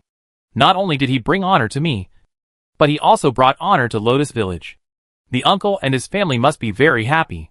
She was so happy. So one can imagine how happy the uncle and aunt, who were her biological parents, were. Yuan's current status actually did not require a younger brother to bring honor to her. But Yuan was happy for Yifeng. When she thought of Yifeng, she thought of the whole family in Lotus Village. I wonder how my eldest brother, sister-in-law, and Xiao Taidan are doing. They are all fine. Although Uncle Wan was no longer in the capital, He still wrote back to the young master's mansion every month, and sent people to visit the Yu family in the Imperial College and Lotus Village. This did not change after the King of Yin returned to the capital. I really want to see them. Especially little Tai Dan. His parents and elder sister are not around. The little guy must be very aggrieved. Uncle One smiled and said, "The young master has already ordered me to prepare the gifts and accompany the young lady back to the village tomorrow. Originally planned to go today. But the weather is hot and humid today, and it is estimated that there will be a heavy rain soon. Yin Jiuqiao does not want Yuan to get wet in the rain." Yuan didn't know that Yin Jiuqiao had already arranged to go back to the village. This guy always takes care of things around her without making a sound. And never let her worry about it. And never need her to remind him. But, shouldn't we go to Zhao's house first? Shang Wanyin has a child. From a courtesy point of view, since we are both in the capital, there is no reason not to visit her first. But this involves another question, the feelings of the King of Yin. If there is nothing wrong with visiting Shang Wanyin, the key is that there is also the child of Shang Wanyin and Xiao Shinting. The King of Yin obviously still has feelings for Shang Wanyin. Would he mind if they went to visit Yin Jiuqiao's half-brother? Yuan was struggling when she heard someone outside the door reporting, "Marshal Xiao is here." Xiao Shinting? Yuan was stunned. Uncle Wan was also stunned. Although Uncle Wan knew more about the news in the capital than Yuan, most of it was learned from letters. It would be hard to believe that some things were true if you didn't see them with your own eyes. Could it be? Uncle Wan murmured. What happened? Yuan asked. What could it be? Did Xiao Shinting come to fight with the King of Yin? The war between the two men finally broke out? Uncle Wan said, "There is something I forgot to tell the young lady. The princess went to the temple to fulfill her wish." For the child? Yuan asked. Uncle Wan shook his head. It was for the young master. At the beginning, the princess went to Nanzhao. She probably knew that the young master was looking for an antidote. She was worried that the young master would not come back. So she went to the Baiyun temple outside the capital to make a wish, saying that as long as the young master returned safely, she was willing to use real gold to rebuild the golden body of the Buddha. The princess left for the temple overnight, fearing that it would be too late to fulfill the wish, and the Buddha would think she was not sincere and take back the young master's life. This, although Yuan did not believe in gods and Buddhas, she showed great understanding and respect for Shang Wanyin's beliefs. Shang Wanyin gave birth to a child in July, and it was not long after the confinement. It was very hard to think about traveling overnight. But what does this have to do with Marshal Xiao coming to the young master's mansion? What he said at this critical moment must be related. Right? Uncle Wan is not a person who jumps his thoughts. Uncle Wan cleared his throat. According to people in the mansion, Marshal Xiao came to the house once when the princess was still in confinement. And the princess was out that time. Why did she go out during confinement? Yuan was puzzled. Uncle Wan sighed.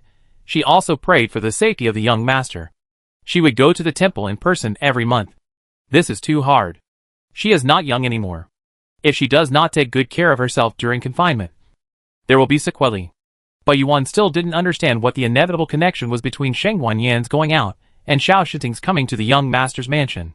Shouldn't he accompany Shang Wanyin? The princess was frightened by the young master's matter. The child must be guarded by his parents. If she is not there, Marshal Xiao must be there. If the child is not young, Uncle Wan would suspect that the princess would take the child to the temple together. People's speculations about things are based on their past experience and cognition. It seems that in Yuan's experience and cognition, there is no wife going out, and the husband will come to meet his ex-husband privately. Very weird. Yuan still didn't understand. At this time, Xiao Jinting had already come in, with a fierce look. His posture of coming in, even weirder than when he came to see the King of Yin. The mighty and strong man, like a mountain, stretched out his arms, and held a basket covered with gauze stiffly. His expression was nervous and cautious. Even a little, as if he was facing a great enemy. Yuan was wondering what was in the basket, and why he was so scared, when she heard a cry of wow. Oh my god! It's a child! Xiao Shinting trembled all over. As if struck by lightning, he wanted to jump up on the spot. You come out quickly! Xiao Shinting screamed in fear. Call me? Yuan murmured. Yuan walked out. But before she took 2 steps, Xiao Shinting rushed past her. Yuan was stunned again. Xiao Shinting didn't notice her. How scared was he? The child cried more and more. Xiao Shinting was sweating all over. He walked around the corridor and stepped into the study room. He put the basket on someone's desk. The King of Yin glanced at him indifferently. "What are you doing?" He is crying," Xiao Jinting said incoherently with his eyes wide open. "Your son is crying. What does it have to do with me?" The King of Yin said indifferently. I don't know how these words stimulated the little guy in the basket. The little guy cried even harder, which was heartbreaking. Xiao Jinting was so distressed. You coax him." "No coax," the King of Yin said coldly. "You comfort him. You comfort your own son." Xiao Jinting stretched out his arms, which were as thick as a normal person's thighs, and picked up the little guy. He was probably too strong, and he didn't know how he hurt the little guy with a slight movement. The little guy cried so hard that the roof was about to be blown off. The King of Yin looked at his clumsy posture, moved his fingertips, but endured it. Xiao Jinting was in a panic. I can't do it anymore. A child is more terrifying than thousands of troops. Xiao Jinting, has never been afraid of being thrown into a corpse cave full of skeletons. But when it comes to taking care of a child, he kneels down in a second. The King of Yin finally took the child over. It's Dabeo and the others who are asleep. I don't want to disturb them, the King of Yin said lightly. Yeah. Xiao Jinting nodded like pounding garlic, like a very obedient beast. Strangely enough, the child who was crying loudly in Xiao Jinting's arms stopped crying once he was in the arms of Prince Yin. This child was born at full term. But I don't know if it was because Shangwan Yin was too worried when she was pregnant with him. He was only 5 pounds when he was born. Skinny.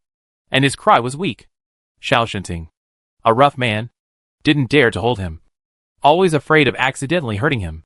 Shangwan Yin was actually not very good at taking care of a newborn baby. Yin Jiuqiao had a wet nurse and a maid at that time. And of course the Xiao mansion also has them now. But once bitten by a snake, you will be afraid of the rope for 10 years. Shangwan Yin always felt that she couldn't be careless. She picked and chose the wet nurse again and again, and never asked others to do things that she could do herself. Prince Yin was very careful. Yin Jiuqiao was not very old when he was born, and Shangwan Yin didn't dare to dress him. All the clothes were worn by Prince Yin. This was a man who was extremely considerate. He could call the wind and rain in the court, but he could put down all his airs when he returned home. And he was gentle to the bone. The little guy grabbed the King of Yin's finger, spitting milk bubbles, and stopped crying and making trouble. He opened his eyes like black grapes and looked at the King of Yin in a daze. Okay. He's fine. Don't cover him anymore. The child is afraid of heat. The King of Yin took off the little guy's thick coat and put him back in the cradle. The little guy opened his eyes quietly and was very well behaved. Xiao Jinting came over and looked at the little guy in the basket who was so well behaved, and threatened in a low voice, I am your father.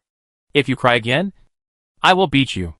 The little guy looked at him, and suddenly his mouth shrank, and he cried with a wow. Xiao Jinting. Chapter 706. The King of Yin's Powerful Love. The little guy was finally coaxed by the King of Yin.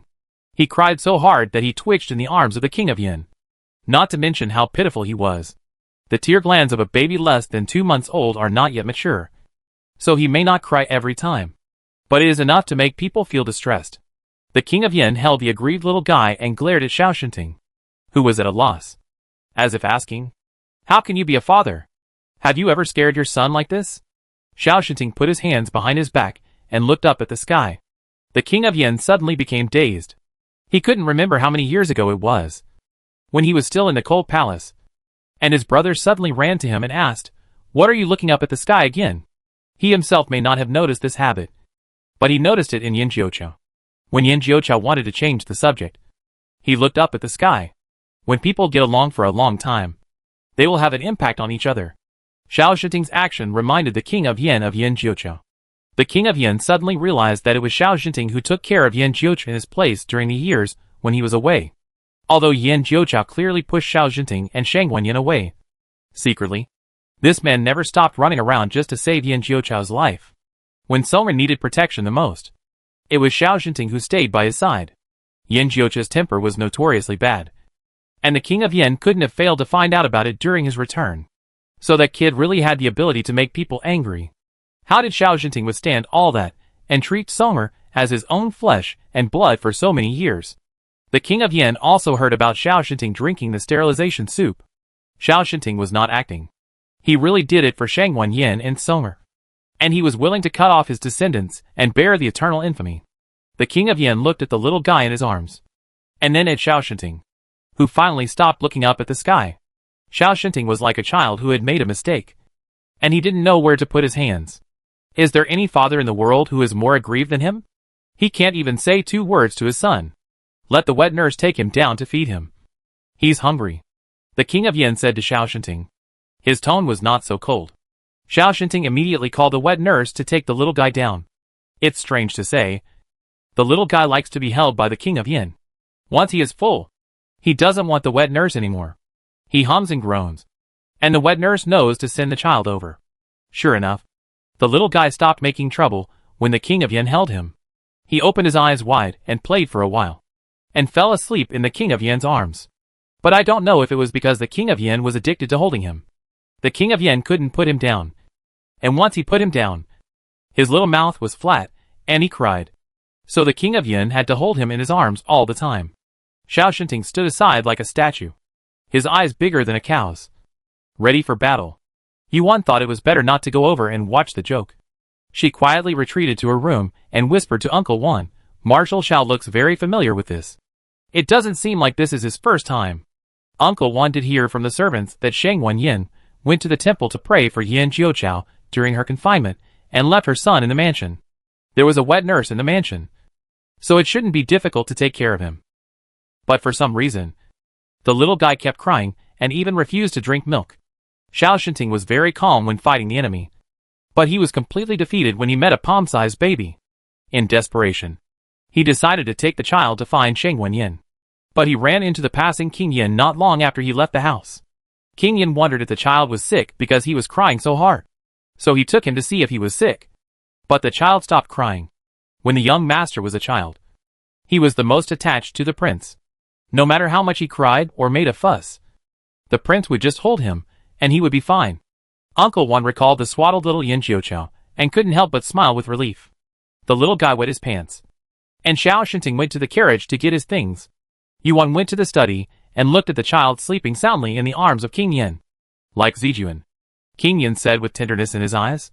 Yuan nodded, opened the swaddling clothes, and looked at the little guy's hands. What King Yin said was right. The little guy's appearance was indeed more like Shang Yin. And Yin Jiuqiao basically looked like King Yin. Therefore, even though they were brothers from the same mother, the little guy and Yin Jiuqiao were actually not very similar. His little hands were wider than those of babies of the same age. In Xiao Shinting's words, this was a pair of good hands for wielding swords and guns. He was worthy of being Xiao Shinting's child. But if you look closely, you will still find that he and Yin Jiuqiao have something in common. There are 2 swirls on the top of their heads. And their lips are a bit similar. Thinking about it this way, Yin Jiuqiao is actually quite like Shang Yin. But his temperament, his figure, his identity as a man, and his inadvertent cold eyes, are more like King Yin. The little guy slept for a while, and opened his eyes in a daze. Yuan groaned. These eyes are so beautiful. Yuan couldn't help but reach out her hand. Come! Come! Sister-in-law. Hold me. But the little guy twisted his body, and plunged into the arms of King Yin. Yuan. Is he being disliked? No. You are only 2 months old. Who are you disliked? The little guy spent a wonderful afternoon in the young master's mansion. He had good habits, and didn't make noises at night. He only needed to be fed 3 times. Xiao Jinting saw that he couldn't be awakened by thunder. So he held him, or to be more precise, held a basket containing him, and survived the disaster, and left the yard of the young master's mansion. Yuan sent him off. Xiao Jinting hurriedly said, No need to send me off. You are also heavy. Rest in the house.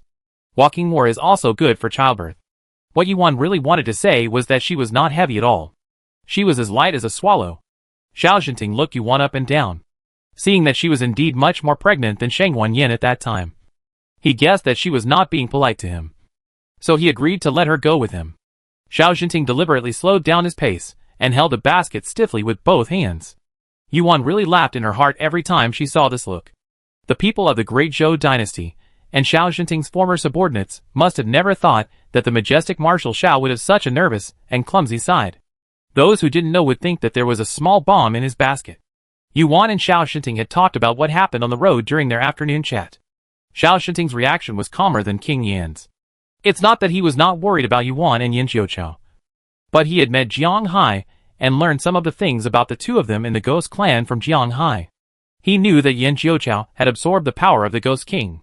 He was a martial artist and understood that the Ghost King's skills were definitely not ordinary martial arts, and that the person who could use his skills for his own benefit must be a very talented person. And it would not be an exaggeration to say that he was a genius that only appears once in 1,000 years. Therefore, he had a lot more confidence in their business. Of course, he did not mention this to Shang Wenyin and King Yin. Having confidence was one thing, but there was always a chance of something happening. He was afraid that if he gave them hope, they would be even more disappointed in the end. Did my father actually meet Jiang Hai? Yuan was surprised. Yeah, Xiao Shinting said. He got into trouble with the Ghost Clan and was found by the disciples of Feiyu Villa. The disciples took him back to the villa by force. It was those disciples who told him not to look for you anymore. You have absorbed the power of the Ghost King and are very capable. There is no need for him to go through life and death. However, I think he is stubborn. He actually found his way back to Dezhou a few months ago. Father, do you know where he is now? Yuan asked. Xiao Jinting shook his head. I only met him once and never met him again.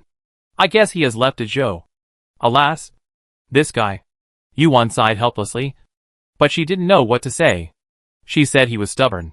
He was indeed stubborn. But if it weren't for this stubborn character, he wouldn't have stayed by her side and accompanied her through so many difficulties. Yuan said, I hope he can return to the villa as soon as possible. Even if he doesn't return, it's probably not long before they get their news. They haven't concealed their whereabouts since they entered Nanzhao.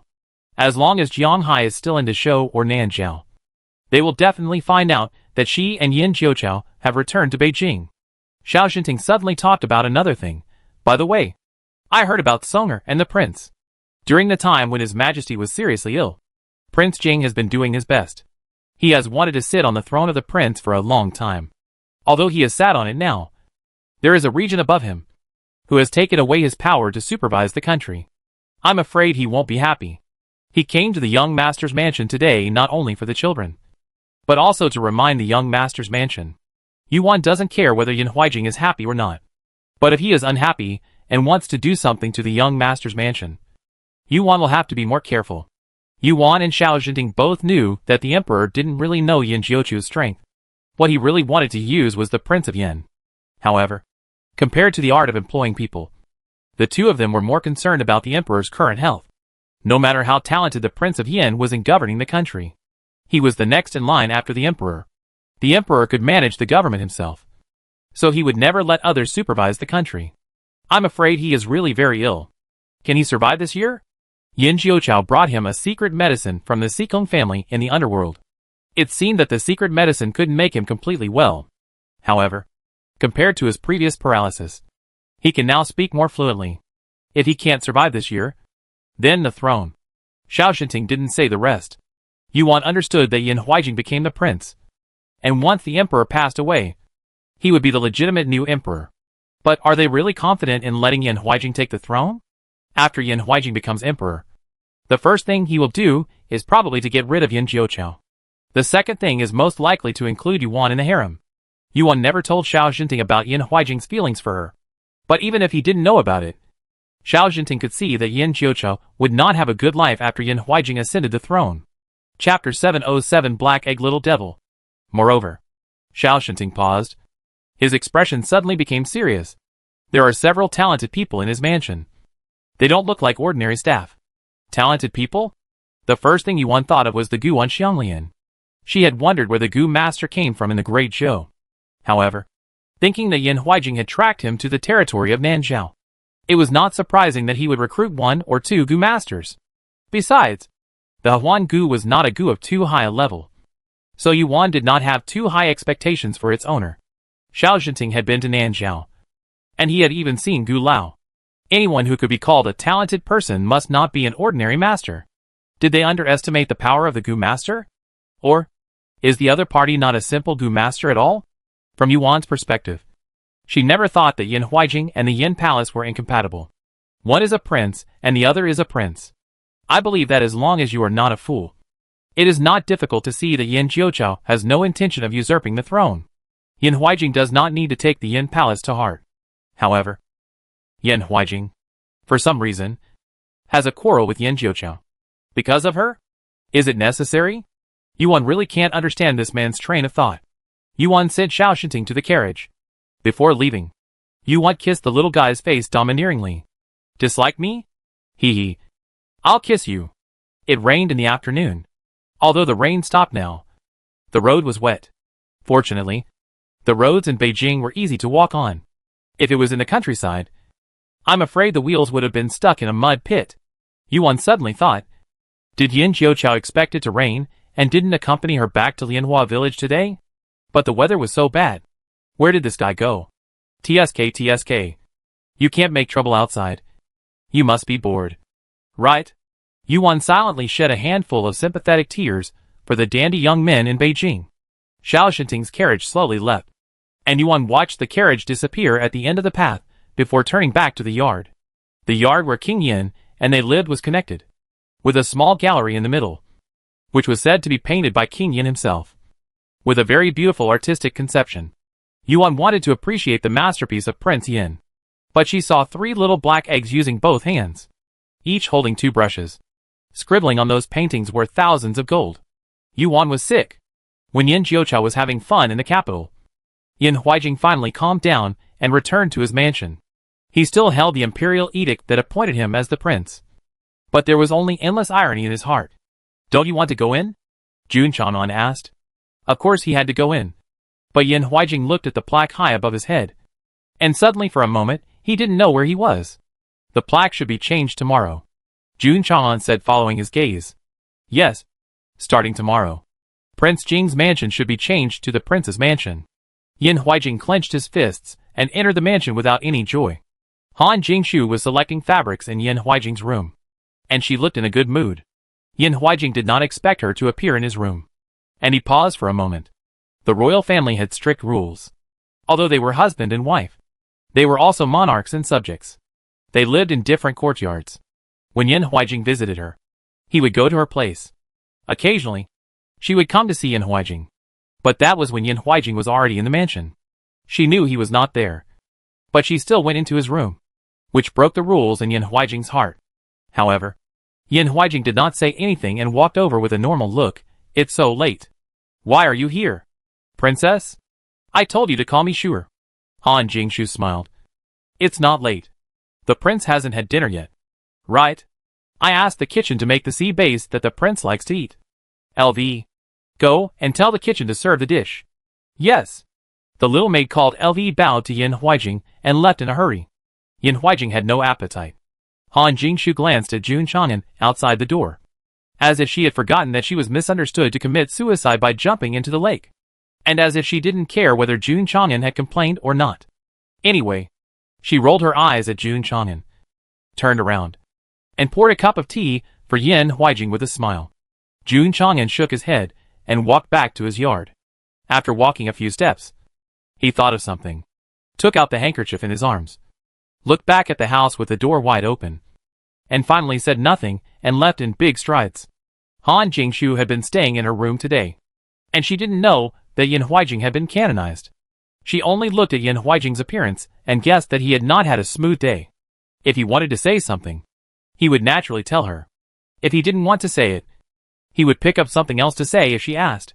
Han Jingshu knew how to get along with others well, and would not ask him any questions when he didn't want to speak. She was waiting for him in his room. But in fact, she wanted to tell him a great piece of good news. Her cheeks were red. If Yin Huijing looked at her carefully, he would notice the difference between her eyebrows. Unfortunately, Yin Huijing didn't look at it. Han Jingshu could only say it herself, Prince. As soon as she opened her mouth, Louis came. Be careful. It was the servant who served the dishes. Han Jingshu cleared her throat and stopped talking. The servant served all the dishes, and then served the masters. According to the rules of the palace, the masters did not have to pick up the dishes themselves. Han Jingshu wanted to dismiss them, but Yin Huijing had already picked up the chopsticks. At this time, a servant picked up a piece of sea bass for him, and he ate it silently. Han Jingshu couldn't speak again, and endured the itch in her heart. and insisted on finishing the meal. The sea base in the mansion was really well cooked, without too many seasonings, which retained the freshness of the sea base to the greatest extent. But there was no fishy smell at all. Even if Yin Huijing had a poor appetite, he still ate several chopsticks before putting it down. During the meal, the room was silent. After the two of them finished eating, the servants brought tea bowls for them to rinse their mouths. Han Jingshu took a sip of the hot tea, covered it with her hand, and slowly spit it into a copper bowl held by a servant. The servants removed the tea set, and Han Jingshu took out a handkerchief and gently wiped her mouth. The servants left, leaving only Louis still serving. Han Jingshu winked at Louis, and Louis understood and left tactfully. Now she could finally say it. Han Jingshu lowered her eyes and bit her lips, looking at Yin Huijing expectantly and nervously. But suddenly a little eunuch came outside the door and reported, "Your Highness, Master Shi wants to see you." Master Shi, the mysterious aide invited back from other places by Yin Huijing. Han Jingshu had seen him from a distance once in the mansion. The other party was wearing a black cloak and a black hat, and his whole body exuded a very strong murderous aura. The man gave him a very dangerous feeling, and his attitude towards her was also a little arrogant. He clearly saw her, but did not come over to salute, and did not even nod to say hello. Han Jingshu felt offended, and did not like him very much. But he was an aide invited by Yin Huijing, and she couldn't do anything to him casually. She had mentioned this to her father, and her father said that she thought too much. Most of the talented people who were recruited from the people didn't understand the royal rules, and the other party might not recognize her as the mistress of the palace. Now, the aide surnamed Shi called her husband away again. Han Jingshu was really. Han Jingshu frowned depressedly and raised her hand to touch her belly. Yuan was driven crazy by the three little black eggs. Who did she take after? Why are they so irritating? Why are they so destructive? Didn't mother tell you that you can't write or draw casually? Yuan said to the three people with a serious face. The three little eggs stood in front of her cutely and nodded obediently. The attitude was still good. Yuan's face eased a little, and then said, "You can't draw on books and walls. Do you understand?" The three nodded. Yuan then warned them, "If you keep drawing, your mother will spank you. Understand?" The three nodded. Yuan then patted the heads of the three with satisfaction, and went to the kitchen to order dinner. As soon as she left, the three little black eggs grabbed the brushes and started to paint on the wooden floor. It only said that you are not allowed to draw on books and walls, but not on the floor. Right? They are really obedient babies. When Yuan came back from the kitchen, she saw the floor full of graffiti, and felt like she was going to give birth on the spot. Chapter 708 Father and son make trouble together. At night, King Yin returned to the courtyard. After a busy day, it suddenly became quiet, and he began to feel a little empty in his heart. He took out the half-finished painting and picked up the pen to finish it. He painted Zijuan and the infant Yin Jiuqiu, the people he loved all his life. Of course, he now has more people to love, but these two will always occupy an irreplaceable position in his heart. King Yin spent half an hour painting. Zijuan in the painting was full of tenderness, as if he was still in love with him. The infant Yin Jiuqiu slept soundly. He didn't have to worry about Yin Jiuqiu's health, let alone the bloody storm in the court. The family of three was so simple and happy. He put down his pen, looked at his painting with satisfaction, and planned to go to bed to rest. At this moment, three little black eggs came over in their little pajamas, holding little pillows. Aggrieved. "What's wrong? Do you want to sleep with me?" King Yin looked at the three of them tenderly. The three of them threw themselves into his arms with tears in their eyes. The mother was kissed. The next day, Yin Huaiyu was registered as the news that the prince and the Yin Jiu dynasty were registered as the regent king. All the people who heard the news were aggressive. What was the situation? Or the boy of Yin Wangfu? Or is the regent king? Are you afraid of teasing me? Is that kid properly a little crazy? The emperor spoils him.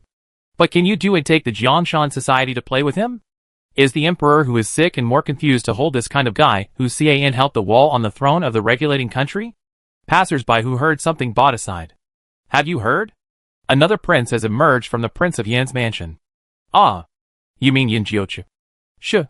How dare you call him by his name? Aren't you afraid he'll chop off your head? That guy is a lunatic. He's been crazy before. I'm afraid he'll get even crazier in the future. Is it that scary? Why not? Let me tell you. The steward of my second uncle's family saw it with his own eyes. Someone offended him verbally, and he dragged the person away and dealt with him without saying anything. The person who spoke made a gesture of wiping his neck, which seemed to mean to kill the person. Everyone gasped. How can someone kill someone just because they don't agree with something? This is simply a tyrant. When did it happen? Why don't I know about it? Yin Jiuqiao leaned over. The big man was in high spirits and didn't notice that the person who asked him the question was a nobleman who obviously didn't fit in with the others. He said, "How can such a thing be known to everyone? Anyone who dares to talk nonsense is silenced." Yin Jiuqiao said, "Then why didn't you and your second uncle's housekeeper be silenced?" The big man was stunned. Where did this young boy come from? Can he speak? Everyone looked at the big man curiously. The big man cleared his throat and revealed more details to prove that he was not lying. Really? I didn't lie to you. It was in Liu Hatong. The young man just cursed him when he was drunk. Who can take drunken words seriously? He just dealt with him like that. Tell me, if such a person is the regent, can we ordinary people still have a good life? Speaking of Liu Hatong, Yin Jiuqiao remembered that there was such a thing. He smiled lightly and said, "You are wrong. He not only dealt with him, but also his whole family. Don't you know? The man's surname is Hu." The old man of the Hu family was a high-ranking official in the court. Young master who is his only legitimate grandson. Ah, little brother. It turns out that you are also an insider. We are like-minded people. The big man instantly had a great liking for Yin Jiuqiao. Little brother. What else do you know? Yin Jiuqiao said calmly. I also know that Mr. Hu did not speak out of turn when he was drunk. But he abused a decent woman under the influence of alcohol. The woman's family reported it to the government, but was suppressed by Mr. Hu. The woman's family failed to redress their grievances, and was expelled from the Hu family. Mr. Hu put his mind at ease, and continued to drink and have fun outside. Unfortunately, he ran into the young master of Yinshan. The big man blew his beard and glared. Little brother, don't talk nonsense. Mr. Hu and Mr. Hu are both good people. Yin Jiuqiao said indifferently. Have you seen them? Just say they are good people. The big man said unhappily. Then have you seen them again? Just say they are evil people. Yin Jiuqiao said casually. I killed the person. And I tore Mr. Hu's official seal. Do you think I have seen them? The big man frowned. You, who the hell are you? Yin Jiuqiao leaned towards the big man. You've been talking about me behind my back for a long time. But you don't even recognize who I am? The big man pondered over this for a while, and suddenly shuddered. Yin. Yin Jiuqiao? Yin Jiuqiao showed a devilish smirk. The big man was so scared that his soul flew away, and his eyes turned black, and he fainted. Everyone was shocked and screamed and dispersed, looking at the backs of everyone fleeing in panic. Yin Jiuqiao smiled and clapped his hands. You're welcome. The vendor selling candied haws looked at him in amazement, as if he didn't understand where his words "you're welcome" came from. Yin Jiuqiao said, For a good official like me who serves the country and the people, everyone must have thanked me 100 or 80 times in their hearts. Shopkeeper. Originally, many of those people came to buy candied haws, but Yin Jiuqiao scared them away. The hawker actually wanted to run away, but the candied haws were so heavy. How could he run? Yin Jiuqiao's eyes fell on the candied haws stuck on the straw stick and asked, How many strings do you have here? The hawker's eyes lit up. He counted them quickly and said, 60 strings. I want them all. The hawker's mind flashed the heroic voice of the regent. Yin Jiuqiao said calmly, Oh, give me 6 strings. Shopkeeper. When Yin Jiuqiao went out, Ing Shersan and Ing Lu would follow him. Later, he became a martial artist, and Ing Shersan and Ing Lu could no longer beat him, so they no longer had to follow him. But because they were not watching, the young master acted more violently than before. Ing Shersan and Ing Lu were returning from their outing to gather information. When they passed by the street near the young master's mansion, they were puzzled. What happened? The streets are so deserted. Yin Jiuqiao returned to the young master's mansion with the candied haws. Yuan had packed up the things for the trip back to the village. The 3 little eggs were also dressed and washed under the care of the king of Yin. But I don't know if it was everyone's illusion, but I always felt that their prince seemed a little haggard after a night. The style of the 3 little black eggs was like this. They were well behaved at first, then keyed after a while, and jumped around without paying attention. And in the end, they almost overturned the roof of the king of Yin. In terms of the essence of making trouble, The three little eggs perfectly inherited the fine tradition of their father, and even had a tendency to surpass their father. After all, their father just scolded people, but they did it directly. After breakfast, Yin Jiuqiu and Yuan took the three little eggs and stepped on the carriage back to Lianhua village. The king of Yin was actually a little worried about this trip. Yuan was about to give birth in less than half a month, so she should stay at home to rest. Moreover, Shang Wanyan's difficult delivery had cast a big shadow on him, and he was afraid that Yuan would also make a mistake. The king of Yin also asked indirectly whether he should bring the Yu family to the palace for a gathering. Yuan had thought about this a long time ago, but the Yu family was born and raised in Lianhua village, and it was a bit restrained to let them come to the palace. Yuan repeatedly assured the king of Yin that she would be fine, and the king of Yin reluctantly let the couple take the little eggs back to the village. Lianhua village has changed a lot compared to a year ago. Because of the mineral resources, the business chain has even spread to the town, and Lianhua town has become more prosperous. Huh? There are so many more shops. Yuan looked at the shops on the street and couldn't help but feel surprised, but not too surprised. After all, their village had opened a mine, and this area is now considered half a mining area. I don't know how many merchants have set their sights here, and the originally most backward town has become the richest center. The business of Baiyulu is more prosperous. Yuan hurried back to the village and didn't get off the car to visit Baiyulu. She planned to stay there when she came back. When they passed by the market, Yuan almost didn't recognize it. The market used to be open air, occupying only a palm-sized area beside the path. But now a long and large shed has been set up, which is no worse than the market in the town. The rules of the market are a small market every 3 days, and a large market every 10 days. Generally, the things in hand can be sold almost in the morning, and then they start to close the stalls one after another. However, it is almost noon now, and the transaction here seems to have just begun, and it is very lively. Ing Lu had already heard the news. He turned around and saw Yuan's surprised face. He smiled and explained, "The imperial court has also intervened in the mining. The miners in the past were not enough. So many people were recruited from the public, both local and foreign. There are hundreds of people here. Many of them are the families of the miners. They don't have to farm, so they come here to set up stalls and do some business during the day. There are actually hundreds of miners, which is beyond Yuan's expectation. Outsiders have no land to farm, and locals are afraid that they don't like to farm even if they have land. After all, the wages of mining are high enough, and they don't expect to make a living by farming. Those with many brothers can farm, and those with not enough brothers can simply rent out the land to others. In short, everyone is living a good life now." However, the intervention of the court made Yuan pause slightly. The mines mined by the court. Is it still the courts that belong to the Yu family? Although the land was awarded to her father at the beginning, it is not impossible that the court did something secretly. Chapter 709 Return to Lotus Village. Family Reunion. Ing Lu glanced at Yin Jiuqiu, who was resting with his eyes closed, and said with a smile, "Don't worry. The young master has been on guard against them. The court is just helping with mining, and the ore mined is still the Yu family's. Of course, they will not be allowed to mine for nothing, and they will be paid. Paying wages is right. Even if you go to the private sector to hire engineers, you have to spend money. The best engineers in the Great Zhou are all in the court. What is safer than using them?" This time when returning to Lotus Village, Yuan asked Ing San to bring the news in advance. If they did not tell King Yin in advance, their arrival would not cause any pressure on King Yin, and King Yin would only feel surprised. But it might not be the case in the Yu family. Yin Jiuqiu certainly would not mind, but there was no guarantee that the Yu family would not be caught off guard, worried that they would not be able to treat Yin Jiuqiu, the son-in-law of the royal family.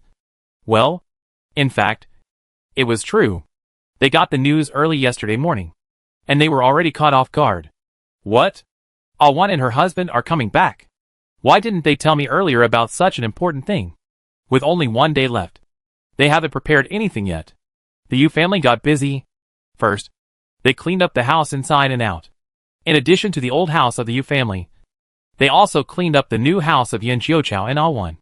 The house was originally the new and old houses of the Ding family.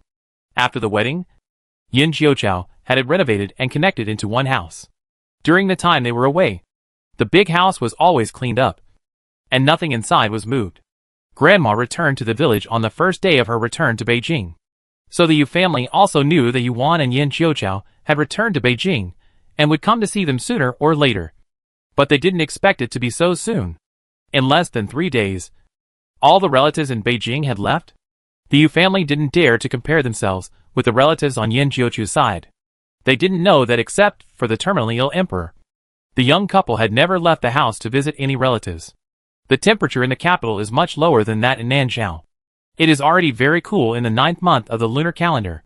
However, vegetables are still fresh only if they are picked on the same day. Before dawn, my aunt went to the garden to pick vegetables, and went to Aunt Zhang's house to buy a few ducks and geese. In fact, we also feed ducks and geese at home. But they are not big enough, and the meat is not fat enough. Buy so many. Are there guests coming to the house? Aunt Zhang said with a smile. My aunt smiled from ear to ear. Awan and the son-in-law are coming back. Aunt Zhang's eyes lit up. Oh, the son-in-law is coming back. Wait, I'll give you another goose. I don't know when. The son-in-law of the Yu family has become the son-in-law of Lianhua village. The news of the imperial canonization has not yet spread to the village. Otherwise, they probably wouldn't dare to call him son-in-law so openly. My aunt doesn't want it. Take it. Aunt Zhang stuffed the goose into my aunt's cage. The aunt gave her an extra 100 taels of silver. Aunt Zhang was unhappy and said with her hands on her hips, What's wrong? My son-in-law is back. So what if I treat him to a goose meal? Do you think I can't afford it? I don't mean that. Then just accept it. The villagers are living a good life. And Zhang's son is a team leader in the mine. His monthly salary and bonus add up to 10 taels of silver. It is said that the stewards of the rich families in Beijing can't get so much salary. The Zhang family demolished the house and built a new one. And bought a bullock cart. They are definitely a small nouveau riche. How can they not afford to give a goose? Of course, as a person who has suffered a lot, she is not so extravagant. It would be painful for Aunt Zhang to give away a goose to others. But she would be willing to give away a whole house of geese. Not to mention a goose. To the son-in-law of Lianhua village. The aunt looked at the goose that Aunt Zhang sent last, which was obviously much larger than the 2 she sold to her. And she knew that Aunt Zhang was not being polite to her. If you say that Aunt Zhang is trying to make connections, that's not the case. The aunt didn't study much, but she had a lot of dealings with merchants from all over the country and officials from the court this year. She was more knowledgeable than before and understood that it was impossible to make connections with a goose. Aunt Zhang also knew this. So the things she gave were not expensive, but they were enough to express her feelings. She really liked Yin Jiuqiao. But she would not flatter Yin Jiuqiao, and would not bring any inconvenience or trouble to Yin Jiuqiao. Then I thank you on behalf of my son-in-law. The aunt accepted it. When Aunt Zhang went to wash clothes at the ancient well at the entrance of the village, she told Aunt Bai about this. Aunt Bai slapped her thighs, and said that her son-in-law was coming back. And she had to express her warm welcome. She called her youngest son in a loud voice, and asked him to take out the wild perch he had just caught yesterday.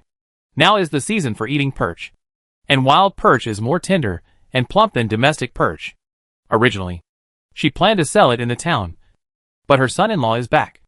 Right? Such delicious food must be kept for their son-in-law in Lianhua village. That's right. The notorious young master is a good son-in-law who is loved by everyone in Lianhua village. After Aunt Bai's loud voice, everyone in the village knew that Yuan and Yin Jiuqiao were going back to the village. And the key point was that Yin Jiuqiao was going back to the village. The whole village was tidying up. And when the carriage drove into the village, Yuan almost thought she was dazzled. Is there something happy in the village? Why are there even red lanterns? Is this the Chinese New Year or the New Year? Even if it is the Chinese New Year, isn't it too early? It's not even October yet. Yuan was confused. Not to mention Yuan. Even Ing San, who had been to the village once, was dumbfounded. It was clearly not like this yesterday. Lotus Village. You have changed. You really have changed. The carriage was reflected by the red lanterns along the way, and arrived at the gate of the Yu family's old house. The old house had been renovated and was brand new, with green tiles and white walls, which made people's eyes bright. The whole family was busy in the kitchen and the backyard. Only a little girl in a small flowered jacket squatted on the ground playing with the dog. Yuan recognized her at a glance. Jinjin. Little Jinjin heard someone calling her, and turned her head blankly. Little Jinjin was 1 year older than Little Black Egg and Little Black Egg. And she is 4 years old this year. A 4-year-old child still has limited memory. Not to mention that Yuan has changed so much. I will never admit that I am fat. Little Jinjin did not recognize Yuan. But little Jinjin did not show her shyness. She stood up gracefully, looked at Yuan, turned her head, and called to the main hall, "Mom! Someone is coming!" It was actually still early at this time. The Yu family estimated that they would arrive at least at noon. When the eldest aunt heard her daughter's call, she thought it was a business visitor. She said that there were distinguished guests at home today and asked them to come back another day. As a result, she saw Yin Jiuqiao, Yuan, and the 3 black eggs. Ouch! The aunt was excited on the spot. The child's father. "Come out quickly!" The uncle rushed out with a kitchen knife. He was cutting vegetables, and his wife shouted at him, so anxious that he forgot to put the knife down. "Awan! Uncle? Ouch, my knife!" The uncle hurried back to the kitchen and put down the kitchen knife. "Grandpa! Grandma!" Xiaobao got the first place this time. Yuan didn't know if San Xiaodan still remembered the uncle's family. Anyway, she gave them a popular science lesson on the way before coming. Erbao and Debao also rushed over. And Erbo called softly, "Grandpa! Grandma!" When the 2 children spoke, the uncle and the aunt were very surprised. The 2 hugged the 3 children. Some of them couldn't hold them. "What's the matter?" The uncle walked briskly, without any sequelae. "Uncle, aunt." Yuan took Yin Jiuqiao's hand and walked into the house. Yin Jiuqiao also politely called uncle and aunt. No matter how arrogant he is outside, he is a model son-in-law in Lianhua village, which makes Yuan proud. At this time, a familiar and graceful figure came out of the kitchen. "Are Awan and brother-in-law back? I seem to hear the voices of children." "Are they Debao, Erbo and Xiaobao?" "It's Xiaobao, Debao and Erbao." Xiaobao put his hands on his waist and stamped his feet. "Why is it so difficult to be the first? You adults don't even look. Did I run in first?" Everyone in the room was amused by his angry look. This is really grown up. And he has his own little temper. When he first met the 3 people, he looked like the stupid son of a landlord. But now, he is much smarter. "Sister-in-law." Yuan walked forward affectionately, and was about to give Bai Tang a double hug from her best friend and sister-in-law, when she saw Bai Tang walking past her. But when he heard her call him sister-in-law, Bai Tang came back to his senses and turned to look at Yuan. "Ah, you are Yuan? How did that skinny little girl become a chubby little fat girl? What on earth did you go through?" Bai Tang thought Yuan hadn't gotten off the carriage yet. "I'm pregnant," Yuan said with her eyes wide open. And she would never admit that she was fat. She's not fat. Not fat at all. She's just so cute that she's puffy. Her extra weight is all Yin Xiuxi's weight. Yin Xiuxi, who has gained dozens of pounds. Chapter 710. Seeing little Taidan again. Yuan has changed a lot. And so has Bai Tang. However, compared to the changes in her appearance, Bai Tang has more of a temperament that emanates from the inside out. The notorious tyrant of Lianhua town has disappeared, replaced by a gentle and virtuous daughter-in-law and wife. The Yu family is a native of Lianhua village, and Bai Tang is a legitimate merchant's daughter. Although in terms of status, the status of farmers is actually higher than that of merchants. But that is just a statement on the scene. Merchants have money in their hands. Can they live worse than mud legs? What's more, Bai Tang's mother is from a famous family, and she is not much different from ordinary merchants' daughters. It is said that love is a matter between 2 people, but marriage is a matter between 2 families. Yuan was not worried that Bai Tang would not be able to adapt to the life in the village after marrying into the Yu family. But the facts prove that Yuan thought too much. Is the Lotus village of today still the Lotus village of the past? Can the Yu family, which owns a whole mine, still be an ordinary rural farmer? Bai Tang has seen more dignitaries in the Yu family than in the Bai mansion. To be exact, much more. After marriage, her horizons and the circles she interacts with are more than 1 level higher than before. Not to mention that Yu Feng is a man who really treats her well. Her father-in-law and mother-in-law treat her with all their hearts. They don't treat her as a daughter-in-law, but as a daughter. In comparison, Yu Feng is more like a son-in-law. With Xiao Zhenjin, this child is closer to her. Bai Tang is beautiful and has many novel crafts. She can weave a red rope, cut a window paper cut, and dress up Xiao Zhenjin beautifully. Xiao Zhenjin likes her so much that she is almost Bai Tang's little tail. Yuan was relieved to know that Bai Tang got along so well with the Yu family. "I heard from Grandma that you are about to give birth." "Right. In the inner room, Bai Tang sat on a chair and asked Yuan's belly beside him. Yuan nodded, around the end of the month. How about you? Is there any movement in your belly? I can't have it this year, Bai Tang said. Huh? Yuan was stunned when she heard it. Bai Tang said in a mysterious way, my father asked someone to tell me that I can't have a child this year. Otherwise it will conflict with our destiny. Let's have it next year. This cough. Yuan coughed lightly. Strictly speaking, Mr. Bai's superstition was also planted by them in the beginning, in order to cancel the marriage between Bai Tang and his stepmother's family. She asked Bai Tang to pretend to be sick for a long time. It was from then that Mr. Bai started to believe in the superstitious charlatan. Yuan opened her mouth. That's really difficult for you too. Newlyweds can't have children. And they can't always drink contraceptive soup. So they can only reduce the frequency of sexual intercourse. I'm fine. It's just that your elder brother. Bai Tang blushed halfway through. It's okay. I understand. She is not an inexperienced girl. She already has 3 children. Right? There is another one in her belly. There is nothing to be embarrassed about such a matter between husband and wife. By the way, why didn't I see my eldest brother in Xiao Taidan? Yuan looked around when she came here. But she looked everywhere and didn't see the 3 people. Bai Tang said, they went to the next village with Yusong to buy crabs. Second brother is back too? Yuan was surprised. Yeah. Bai Tang nodded strangely. It's strange to say. The Imperial College has not rested these 2 days. But Yusong came back last night and said that the Imperial College is on holiday. And it's really on holiday. Mr. Chung from the Ministry of Works is mining here. And his son is also from the Imperial College. He said that he was on holiday yesterday. Really? Yuan thought that the Imperial College was in class. And planned to go back to the capital to see Yusong in the evening. Speak of the devil. Xiaobao. Erbao. Dabao. It was Yusong's excited voice. Second uncle. Xiaobao had found a soulmate. There were so many people. So many adults. Finally someone called him number 1. Xiaobao took his short legs and ran towards Yusong quickly. Although Yuan was in the house. It was at this moment that she suddenly realized that Xiaobao and his family might not have really forgotten the people of the Yu family. Because when she was in the carriage, she didn't know that she would meet Yusong. And only mentioned the great-grandfather, great-grandmother, great-uncle, great-aunt, and Tiadan's uncle and Jinjin's aunt to San Xiaodin. Xiaobao could accurately call out the second uncle, which means that he remembered Yusong in his heart.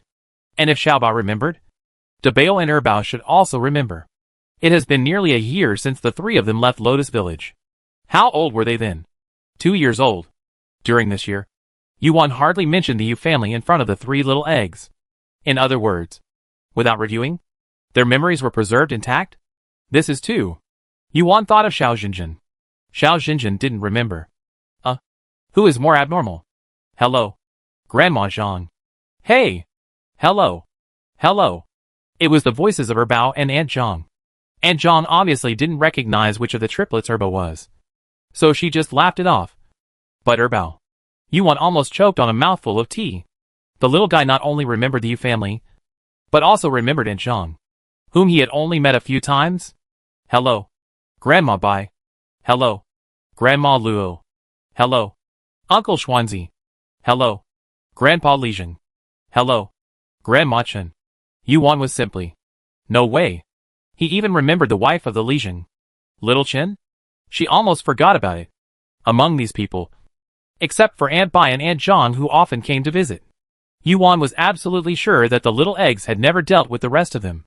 At most, they heard their aunt say that's Grandma Chen. That's Grandpa Lijing, when they were teaching them to speak. And they definitely didn't say much. So they could remember them like this? Some of those names were called by Xiaobao. And some by Erbao. Although Dabao didn't say anything, Yuan knew that the 2 younger ones remembered them.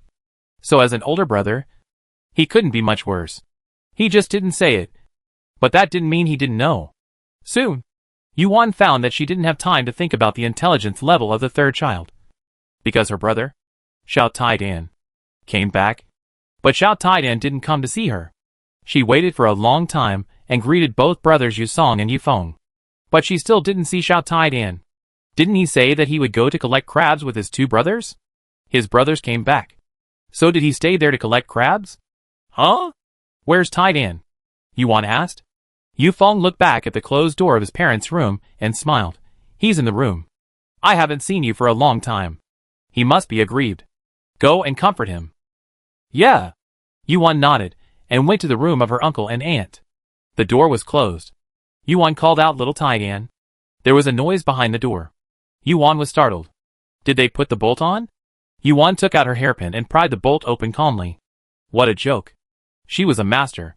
How could a bolt stump her? But this little guy actually learned to put the bolt on. He was good at expressing anger. Yuan stepped into the room. This was the room of the uncle and the aunt. In the past, Xiao Xinjin slept with them. After Xiao Taidan came, he also slept in this room. The bed was replaced with a new one. It was big and warm. The family of 4 would not be crowded at all. At this time, Xiao Taidan was standing in the angle between the bed and the cabinet, facing the wall, with his back to Yuan, wishing he could push himself into the wall. Yuan looked at the big, rejecting head and smiled. Sister is back. Taidan didn't say anything, nor did he look back at her. Instead, he squeezed himself into the corner. How much resentment does this child have to reject her like this? Yuan didn't know whether to laugh or cry. Some things she hadn't experienced were hard to empathize with. If she also had parents and sister who stayed with her every day, and they all left, leaving her alone in her uncle's house for more than half a year, she would probably be able to understand Taidan's feelings more deeply. But she didn't. She had parents when she was young, but they were parents who never came home. She had been used to loneliness since she could remember. However, even if she couldn't completely empathize, she still loved Taidan. When Taidan was sad, she would want to make him happy. Yuan walked up and pulled Taidan out of the corner. Little Taidan didn't want to come out, but his sister was too strong. Although little Taidan came out, he still turned his head away, not looking at Yuan, nor letting Yuan look at him. Yuan saw his little awkwardness and said softly, I haven't seen you for so long. Don't you let me see you? I miss you. You don't miss me, little Taidan said angrily, with a hint of crying in his voice. Yuan heard that it was not good. Why is he crying? Is he so wronged? Yuan turned little Taidan's face around, and when her hand touched the hot tears on his cheek, her heart trembled fiercely. And then she saw the pair of red eyes from crying. It was not until this moment that Yuan finally understood Xiao Taidan's grievance. Indeed, experience can make people more sensitive and delicate. But sometimes feelings are something that can be learned without a teacher. When she bumped into those eyes full of grievance, Yuan felt everything. It's my fault. I shouldn't have left you at home. There was no explanation. No saying that it was too dangerous outside. So they kept you at home. This was the reason they kept him. But it was not an excuse to deprive him of his feelings. He had the right to feel uncomfortable and qualified to feel aggrieved. Xiao Taidan cried for a long time. Even the aunt outside the house was startled. The aunt whispered, You are crying like this? Are you okay? I feel aggrieved, the uncle said with a smile. I haven't seen him unhappy on weekdays. The aunt muttered. The uncle smiled. You don't understand this. He was not aggrieved at first, but he felt aggrieved when he saw you. Because I saw the person I care about the most. I felt the greatest grievance. Xiao Taidan cried so loudly that the 3 little eggs were confused. Chapter 711 Brother 9 is making trouble. The 3 little eggs looked at the half-open door with a confused look on their faces, and then looked at their father, who was sipping tea in the main hall. Yin Jiuqiao opened the food box and handed them the candied haws he bought this morning. The 3 of them stood on tiptoe. Each grabbed a string of candied haws, walked into the house, came to little Taidan, and handed the candied haws to little Taidan. Uncle, don't cry. Little Taidan was well taken care of in the Yu family. He was taller and stronger. Not the kind of fleshy and trembling, but solid and strong. Yuan touched his little head. You will be 8 years old after the Chinese New Year. Little Taidan buried his head in his sister's arms, feeling a little embarrassed. He was 7 years old, but he cried like this. It was really embarrassing. Yuan didn't mean to tease him. She was just feeling that he had grown up and become stronger. His uncle's family couldn't take better care of him. Have you studied hard? Yuan asked. Little Taidan nodded. Because he had just cried? His nose was still red. He spoke with a little nasal tone. I know all the lessons taught by the teacher. My second brother comes back every month to check my homework. If you don't believe me, ask my second brother how I am doing. Yu Song stood at the door, revealing a clear and talented smile. Yu Song's change is probably the biggest among these people. The rural atmosphere on him is completely gone, and he exudes a rigorous bookish scent all over his body. Otherwise, why is it said that the Imperial College is the highest institution of learning in the Great Zhou dynasty? This ability to make people reborn is not comparable to other academies. Of course, it is also because Yu Song himself is very motivated. He loves to study, not for fame, but to enjoy the enrichment and changes brought to him by the sea of books. Yuan can no longer combine this brother with the little mud legs in the village. He is Yu Song, the best new student in the Imperial College. There is no end to learning, and he has a bright future. Sister, talk to me. Xiao Taidan was not happy that Yuan's attention was divided by his second brother. Okay. Talk to you. Yuan gave Yu Song a smiling look. Yu Song nodded slightly, and Yuan turned to ask Xiao Taidan about his homework. Xiao Taidan used to hate being tested on his homework, but since Yu Song told him that if he studied hard, his parents and sister would come back, he really put all his energy into studying. A private school was opened in the village, and he was the one with the best grades. Yuan was also very pleased and satisfied to see her brother answering fluently. Yu Song just leaned against the door and looked at the siblings, or more precisely, at her, even though so much time had passed, and she was still the person who lingered in his mind countless times in the middle of the night. Brother-in-law? Yin Jiuqiu suddenly spoke. Yu Song turned around blankly and looked at Yin Jiuqiu, who was quietly sipping tea. Brother-in-law, what's the matter? Yin Jiuqiu asked. Does your Imperial College teach chess? Yu Song nodded. Yes. In fact, there is no chess course in the Imperial College, but the teacher of the Imperial College would call him to the study room after school every day and teach him some extra things that were not taught in class. At first, he thought that the teacher valued him, but then he slowly came to his senses and was afraid that the teacher was entrusted by someone to give him special treatment. These small dishes were not very useful for the imperial examinations, but they enriched his cultivation and talents. This was related to the fact that he was so reborn. Brother-in-law, do you want to play chess? Yu Song walked over. I have nothing to do, so let's play 2 games casually, Yin Jiuqiu said calmly. Oh, I'll go get the chess. Yu Song entered the house. His family often dealt with officials, so these pretentious things were slowly added. Yu Song took out the chessboard. Yu Song's year in the Imperial College can be said to be like a fish in water. He worked hard enough, but he did not think that everything in the world could be achieved by hard work alone. The Imperial College was a school of that level, and the rules were strict, and the class was even stricter. He had seen poor students who offended noble sons and were bullied to the point that they dared not go to school. In addition to the twists and turns brought by other students when he first entered the Imperial College before his identity was exposed, no one dared to trip him up afterwards. How much of this was his own effort, and how much was the care of his brother-in-law? He knew it very well. He was afraid that the special cooking that the teacher gave him was also entrusted by his brother-in-law. From his observation, he was afraid that his sister didn't know these things yet. After all, Awan was his sister, but his brother-in-law seemed older than him.